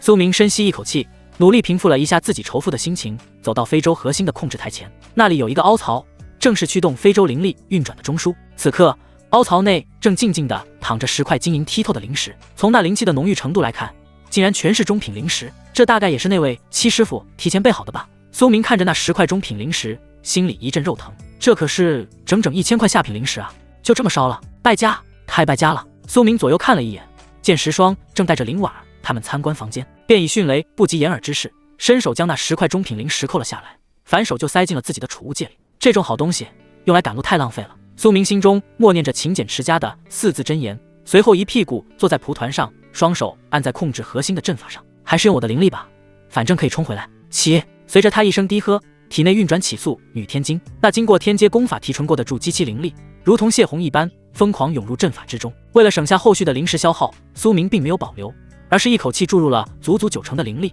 将非洲的灵力槽填得满满当当。这种瞬间抽空身体的感觉，让他原本红润的脸色瞬间变得有些苍白，额头上也渗出了一层细密的汗珠。呼！苏明长长的吐出一口气，整个人像是虚脱了一样，瘫软在椅子上。苏明，你没事吧？石霜正好走出来，见苏明脸色惨白，气息虚浮，连忙走上前来，眼中满是关切。没事，就是有点虚。苏明摆了摆手，挤出一丝笑容。这非洲既然已经被我灌满了灵力，设定好了方向，大概5日便能抵达黑石城。这期间就麻烦石姑娘照看1、2了，我得去深度恢复一下。看着苏明那虚弱的样子，石霜心中很是担忧。你快去休息吧。石霜连忙点头，随后像是想起了什么，手腕一翻，从储物戒里掏出一个精致的白玉小瓶，递到了苏明面前。这是七师傅给我准备的回元丹，说是如果灵力枯竭了，吃1颗就能快速恢复，你赶紧拿去吃了吧，别伤了根基。苏明下意识地接过玉瓶。回元丹，听名字挺普通的，估计也就是寻常丹药吧。苏明在脑海中默默唤醒了天机录。天机录，帮我推演一下此丹药的功效。识海之中，一本散发着古老气息的书籍缓缓浮现，书页无风自动，发出沙沙的声响，随后几行墨迹在泛黄的纸张上缓缓显现。推演结果：4品极品回元丹，功效蕴含庞大药力，经过特殊手法炼制，药性温和无比。元婴期修士服用后，可在半刻钟内恢复80%灵力。金丹筑基修士服用，药力会潜伏体内，缓缓释放，无任何副作用。价值每1颗皆价值连城，有价无市。苏明握着玉瓶的手猛地一僵。4品元婴期用的，要知道在北域这种地方，3品丹药就已经能被拍卖出天价的宝贝了，4品丹药那是传说中的东西。这一颗丹药若是拿出去卖，怕是能换来对成山的灵石。而这丫头竟然随手就拿出来给自己当糖豆吃。富婆，不，这是女菩萨啊！苏明咽了口唾沫，只觉得手里的玉瓶重如千钧，这哪里是丹药，这是第2条命啊！可，苏明强行压下心中的惊涛骇浪，以极快的速度将玉瓶收入了储物戒，动作行云流水。多谢石姑娘赐药，不过这药力太珍贵，我现在只是灵力枯竭，并未伤及根本，还是用我自己地功法慢慢恢复比较稳妥。这丹药我先留着，以备不时之需。说完，苏明转头看向因为担忧来到他身边的林婉儿和慕容云，露出一抹坏笑，伸出双臂，顺势揽住了两女柔软的腰肢。婉儿、云儿，扶少爷进去。为夫现在的身体很空虚，急需你们助我修行素女天经来恢复灵力。林婉儿和慕容云哪里不知道自家夫君的心思，两女俏脸一红，看着苏明有些虚弱的样子，乖巧的依偎在他怀里，扶着他钻进了最大的那个房间。砰的一声，房门紧闭。不一会儿，房间内便传来了阵阵灵气激荡的波动，以及一些令人面红耳赤的低语。鱼儿，运转你弟功法，为夫来检查你的功课，看看你这几天有没有懈怠修行。婉儿，你的修为我也要看看，包紧点。甲板上，石霜来到船头，听着船舱内隐约传来的动静，脸颊微微有些发烫。他轻啐了一口，不再去想房间里的事情，而是深吸一口气，眼神逐渐变得锐利起来。他缓缓拉开架势，在狭窄的甲板上缓缓开始了动作。他双腿微曲，脊柱如大龙般弓起，双手成爪，仿佛在模仿某种古老凶兽的姿态。这是真龙宝术独有的淬体架势。随着他开始了动作，天地灵气被引动，冲刷他的肉体，将其打熬成无坚不摧的真龙宝体。随着动作，周遭的天地灵气如真龙吞吐般被吸纳入体内。石霜身上的肌肉开始不断颤动，脸上也露出了痛苦的表情。这是肉体和骨骼被天地灵气冲刷带来的剧痛，但他一声不吭，只是死死咬着牙关。他的脑海中再次浮现出那个令他夜不能寐的画面。上界石家在一处阴暗的山洞内，他被姑姑死死按在祭坛之上，那个平日里对自己笑脸相迎的堂兄一脉，为了所谓的家族大兴，硬生生地将他体内的至尊骨抽离，鲜血淋漓，痛入骨髓。失去至尊骨的他身体也留下了巨大的缺陷，修为被永远卡在了炼气期，无法筑基。我要回去。石霜的眼神中透着一股刻骨的恨意和决绝。夺骨之仇，不共戴天，我要变得更强，强到足以杀回上界，亲手宰了那群虚伪的族人，夺回属于我的一切。轰！周围的天地灵气疯狂撞击在他的皮膜筋骨之上。武道一途修的是一口肉身不灭气。第一境名为凡躯五炼，炼皮、炼肉、炼骨、炼筋、炼脏，此五炼圆满，便是无漏之体，也就是苏明如今肉身所处的境界。气血自成循环，肉身无垢，单凭力气便可手撕虎豹，对抗炼气修士。而石霜早已跨过了这一步，他此刻所修的乃是武道第二境灵躯运神。此境分为5阶：通脉、燃血、明窍、塑形、运神。石霜如今处于通脉巅峰，这通的并非炼气修士的灵脉，而是深藏于血肉之中，属于武道修士的五脉。一旦开启，灵气如溪流在血肉中运转，可初步施展肉身神通，目力透视，短暂踏空，只差一步便能达到2阶燃血。只要能点燃这一身气血，化为灵焰，他的战力将暴涨。到时候哪怕没有至尊骨，他也要用这双拳头为自己杀出一条通天大道。夜幕降临，飞舟破云而行，船舱内却是灯火通明，暖意融融。不得不说，石霜这艘穿云梭虽然看着不大，这里面倒是麻雀虽小，五脏俱全。不管是沐浴的净室，还是专门用来做饭的厨房膳厅，一应俱全。这也让林婉儿的一身好厨艺有了用武之地。此刻膳厅的圆桌上摆满了丰盛的菜肴，色香味俱全，热气腾腾。石霜正捧着饭碗，眯着眼睛，一脸享受地咀嚼着嘴里的鱼肉，那软糯咸香的口感在舌尖炸开，让他忍不住发出了幸福的哼哼声。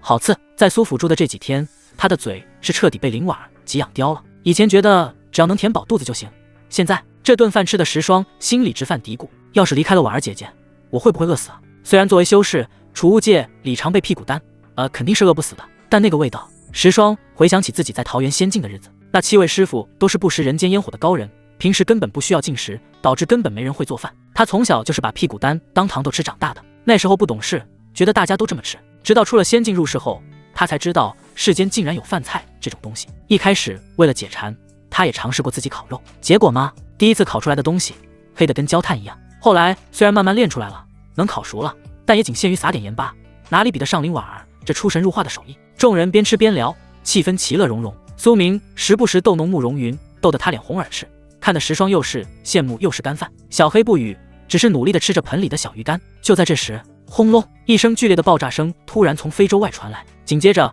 防御阵法的光芒在窗外一闪而过。正在吃饭的4人动作同时一顿，林婉儿手里的筷子差点掉在地上，慕容云更是吓得小脸煞白，下意识地往苏明怀里缩。怎么回事？苏明眉头微皱，放下了碗筷，眼中的笑意收敛，化为了冷厉。他感应了一下非洲的阵法，确认完好无损后，这才松了口气。别怕。苏明拍了拍慕容云的后背，安抚道，随后站起身来。婉儿、云儿，你们俩好好待在船舱里，哪也别去。这非洲有阵法保护，就算是金丹期修士来了，一时半会儿也破不开。我出去看看是什么情况。说完，苏明大步朝着舱门走去。喵！被打扰了，吃饭兴致的小黑叫了一声，跳到了苏明的肩膀上，眼露凶光。我也去。石霜也3两口咽下嘴里的肉，胡乱擦了擦嘴，眼神变得犀利起来。有人敢打扰他干饭，不可饶恕。苏明也没拦着，毕竟石霜的战力摆在那里，是个强力保镖。两人一前一后推开舱门，来到了甲板之上。甲板之上，苏明负手而立，寒风吹动他的衣袍，他的目光穿过非洲外的防御光幕，看向爆炸声传来的方向。只见数里之外的夜空中，2艘非洲正在云层中追逐。前面那艘体型稍大，是一艘典型的商用非洲，但此刻显然已经受损严重，船尾冒着黑烟，防御阵法也忽明忽暗，一副随时都要坠毁的模样。而后面紧追不舍的，则是一艘造型狰狞，船头镶嵌着巨大兽骨的黑色战舟，战舟之上10几道人影影绰绰，手里挥舞着各式法器，不断轰击着前方的商船，口中还发出兴奋的怪叫声。苏明心神微动，在识海中沟通天机录。天机录，查一下那艘黑色战舟上那伙人的来历，以及他们整体的修为境界。识海中古朴的书卷翻动，墨迹迅速显现。势力名称：血鹫帮，性质流窜于黑石城与天水城航线上的劫修团伙，专门打劫过往落单的商船或散修，行事作风手段极度残忍，男的杀干净，女的在享用完后卖到青楼妓院继续牟利。实力评估：帮众普遍在炼气5、6层，为首的首领为炼气8层巅峰。原来是一群炼气7的垃圾啊，连筑基都没有就出来打劫，打得明白吗？他们就打。苏明眯了眯眼，眼里闪烁着寒光。这种作恶多端的劫修，杀起来是一点心理负担都没有，反而还能算是积德行善。本来那艘商船已经被逼入了绝境，慌不择路之下，正好朝着苏明他们这边逃窜过来。而后面的血鹫帮众人自然也一眼就看到了悬停在空中的穿云梭。老大，快看！血鹫帮的战舟上，一名独眼劫修指着穿云梭，眼睛瞬间直了。那是什么等级的非洲？通体青玉雕琢，流光溢彩，阵纹繁复。哪怕是在黑夜里，这艘穿云梭也像是一颗璀璨的明珠，散发着令人迷醉的钱味儿。血鹫帮的老大是个满脸横肉的光头大汉，他看到穿云梭的瞬间，眼中的贪婪几乎要溢出来，但他也有些犹豫，生怕上面坐着什么惹不起的大人物。然而当非洲的距离拉近，借着月光，他看清了站在甲板上的那2人一猫，一个小白脸一样的年轻男子，气息内敛，看不出深浅，但那细皮嫩肉的样子一看就没怎么经历过风雨。还有一个穿着短打，看起来有些憨的短发少女。老大是几个雏儿？独眼杰修兴奋地舔了舔嘴唇，眼中凶光毕露。看那小子的年纪和外貌，顶破天也就是个练气期，甚至可能连血都没见过。这种公子哥最好杀了。而且驱动这种一看就高级的非洲，每一克消耗的灵石都是天文数字，这非洲里绝对有着堆积如山的灵石。听到手下的分析，光头老大眼中的最后一丝忌惮也消失了，通通化为了无尽的贪婪和疯狂。干了！老二，你带一半兄弟去把那只肥羊宰了，记住，男的直接剁了，女的留活口。这种细皮嫩肉的货色，等弟兄们玩完了以后，带到天水城去卖，还能卖个高价。是。随着一声令下，7、8名脚踏飞行法器的杰修怪叫着从战舟上冲出，手里挥舞着鬼头刀、狼牙棒等法器，朝着苏明这边扑杀而来。看着那些急速逼近、满脸狰狞的杰修，苏明叹了口气，这就是所谓的人为财死，鸟为食亡吗？正好刚筑基成功，还没事过手，就拿你们来测测我如今的斤两。苏明没有动用流光剑，甚至连脚步都没有挪动半分，他只是缓缓抬起右手，并指成剑，体内那已经化为液态的金色灵力如同江河决堤般涌向指尖。当初他在炼气3层时初学流云剑诀，剑气离体不过3丈，而如今流云剑诀斩。苏明低喝一声，指尖猛地向下一滑，轰！一道璀璨至极的金色剑气瞬间从他指尖迸发而出，不是之前3丈，而是整整30丈。那剑气如同一条金色的蛟龙，凝练到了极致，甚至在空气中发出了刺耳尖笑声，威力比炼气期使用时强了数十倍，瞬间跨越了100米的距离。尾焰在夜空中拉出一道长长的金色光幕，那7、8名冲在最前面的杰修，甚至连惨叫声都没来得及发出。在这道恐怖的剑气面前，他们引以为傲的护身法盾就像是纸糊的一样，瞬间破碎。噗噗噗，血雾在空中炸开，一剑7杀，就连他们脚下的飞行法器也被这霸道的剑气直接斩成了2截，如下饺子般坠落下去。什么？远处正准备收拾商船的光头老大听到动静，回头一看，顿时吓得魂飞魄散，眼珠子都要瞪出来了。筑基，这绝对是筑基期的修为，哪里来的怪物？这么年轻就有筑基修为？操，看走眼了，这是老怪物，妈的扮什么年轻人啊？光头老大只觉得头皮发麻，一股凉气从脚底板至冲天灵盖。他在这一带横行霸道这么多年，靠的就是眼力劲，从来不惹住机器的高手。可谁能想到，这艘船上随便出来一个小白脸，竟然就是筑基大修，肯定是哪个老怪物喜欢扮年轻，点子扎手，快撤！光头老大想都没想，调转船头就要跑。苏明看着那艘想逃的战舟，冷笑一声，侧头看向肩膀上的小黑，去吧，别浪费了。喵！小黑懒洋洋地叫了一声，眸子里闪过一丝人性化的不屑。他身体微微一弓，下一秒，他从苏明肩膀上跃起，像是一滴水融入大海一样，瞬间钻入了苏明脚下的影子之中。紧接着，远处那艘正在全速逃窜的战舟之上，甲板上原本随着灯火摇曳的阴影里，突然伸出了一只漆黑的猫爪。噗！一名正在操控非洲的杰修喉咙瞬间被割断，啊！惨叫声此起彼伏，那道黑色的幽灵在战舟的阴影中来回穿梭，每一次闪烁都带走一条性命。不过瞬息之间，战舟上的惨叫声便彻底平息，一道黑影从夜空中跃回，轻盈地钻出影子，重新落在了苏明的肩膀上。小黑优雅地舔了舔爪子上沾染的一丝血迹，然后高傲地扬起下巴，尾巴轻轻扫过苏明的脸颊，满脸的骄傲，等待苏明的夸奖。干得漂亮！苏明笑着伸手撸了撸他的猫头，给这位傲娇的功臣顺了顺眸。一旁的10双手里提着剑，呆呆地看着这一切。他刚刚才把剑拔出来，准备大干一场来着，结果就这样结束了吗？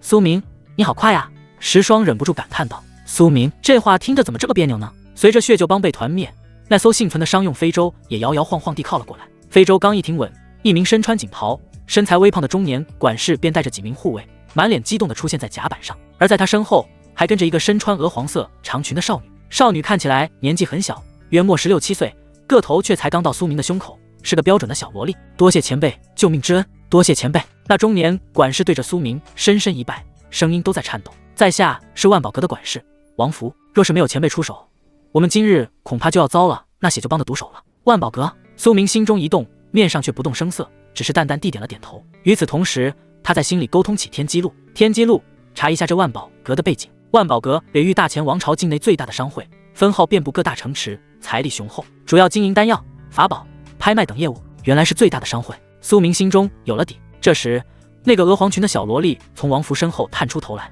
她看着苏明那迎风而立、衣袂飘飘的身影，又想到刚才那横跨夜空的30丈金色剑气，一双大眼睛里满是崇拜的小星星。大哥哥，你刚刚那招好帅啊！少女兴奋地说道，声音清脆悦耳。你是万剑阁的剑仙吗？我的大小姐呀，不得对前辈无礼。王福连忙劝说了一声，就怕大小姐这句话冲撞了苏明，随后对着苏明陪笑道，他可是知道筑基修士那可是大宗门内的长老级别了，那些人喜怒无常，说错句话可是要掉脑袋的，阁主见着了也都得郑重对待。这是我家阁主的千金沈月小姐，从小被宠坏了，前辈莫怪。无妨。苏明微微一笑，那温润如玉的模样瞬间让沈月的小脸一红。在下苏明一介散修罢了，并非万剑阁之人，此次正好也是打算前往黑石城做些生意，路见不平顺手为之。苏明适时地抛出了自己的目的。黑石城，王府眼睛一亮，连忙说道，巧了，我们也是要去黑石城休整，然后转到去天水城筹备下个月的拍卖会。既然恩公也是同路，若是不嫌弃，不如到了黑石城后让在下做东，也好报答恩公的救命之恩。听到这话，苏明嘴角微微上扬，在心里暗道一声，嚯，还挺巧。也就是感叹了一番，想到了杀完人后最该干的事，那肯定就是摸。可收获了。他操控着穿云梭来到了杰修战舟的上方，只见上面横七竖八的躺着杰修的尸体，空气中弥漫着淡淡的血腥味。看着下方那满地的战利品，苏明搓了搓手，眼里闪过一丝金光。虽然都是些练气气的穷鬼，但蚊子腿再小也是肉啊，勤俭持家方能致富。他转过头，对着身后还处于兴奋状态的石霜嘱咐道，石姑娘，麻烦你看好家，保护好婉和云儿，我去就回。放心吧。石霜拍着胸脯保证。苏明点点头，纵身一跃，身形如同一片落叶般飘向那艘黑色战舟，落到甲板上。苏明环视四周，不由得挑了挑眉。原本他以为会看到满地残肢断臂的血腥场面，结果却出乎意料的干净。所有的劫修尸体都保存完好，只有喉咙处有一道细若游丝的血线，或者心口处有一个不易察觉的凹陷，一击必杀，没有任何多余的动作。则不愧是幽冥灵猫。苏明忍不住赞叹了一声，果然如天机路说的那般，真就是个顶级刺客。回去撸他的猫头奖励他。不过看着这一地的尸体，苏明摸了摸下巴，思索着，虽然不恶心，但这毕竟也是体力活，而且还要一个个翻找，万一摸到什么不该摸的，看来以后这种打扫战场的粗活还是不能亲力亲为，太掉逼哥了。我是不是该找个专门处理杂事的侍女或者护卫？想到这里，苏明脑海中灵光一闪，想到就做。心念一动，苏明直接在识海中下达了新的指令，天机路给我推演一个新的项目。接着就把要求告诉给了天机路。识海中古书翻动，墨迹很快显现，正在更新推演列表。要求1，推演神秘女子的核心诉求及契约方案，状态进行中，此任务已于先有得知神秘女子存在时自动建立，推演耗时45日，因涉及高层因果，耗时较长。要求2，新增推演符合现有要求，颜值高、绝对忠诚、潜力高、能干脏活累活、能暖床的完美下属获取地点，推演耗时5日。看着列表上的信息，苏明满意地点了点头。第一个任务早在之前他从天机路那里得知藏仙谷有神秘女子这个情报时，就已经第一时间让天机路挂机去算了，毕竟那可是个超级大腿，这种事他怎么可能忘。至于这第二个任务5天，苏明摸了摸下巴，眼中闪过一丝讶异，找个侍女居然要算5天，这说明什么？说明这个潜在的目标要么是潜力巨大，要么是来历不凡，牵扯的因果也不小啊。难不成是哪个落魄的大宗门圣女，或者是被封印的上古妖女？嘿嘿，有点意思。就在苏明思考的时候，恩公，且慢！一道恭敬的声音传来。只见王福带着4、5个身穿劲装的护卫，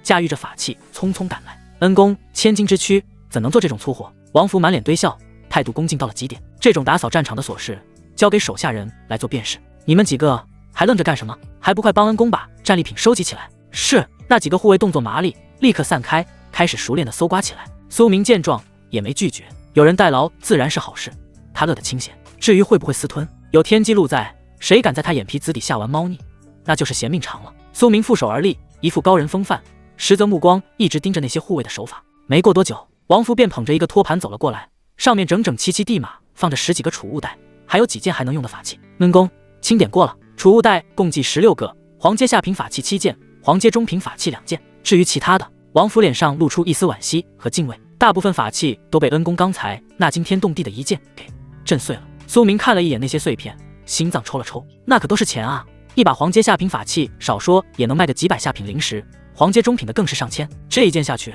虽然帅是帅了，但这损耗起码好几千下品灵石打水漂了。苏明只觉得一阵肉疼，心都在滴血。不过转念一想，自己怀里还揣着石霜给的那5000中品灵石，那是整整50万下品灵石的巨款，这几千下品灵石的损失，好像也就是洒洒水。可可，苏明轻咳一声，维持住高人的人设，淡淡的挥了挥手，无妨，几件破铜烂铁罢了，毁了便毁了。说着，他大袖一挥，将托盘上的东西全部卷入了自己的储物戒中。做完后，他也就转身飞回了穿云梭上。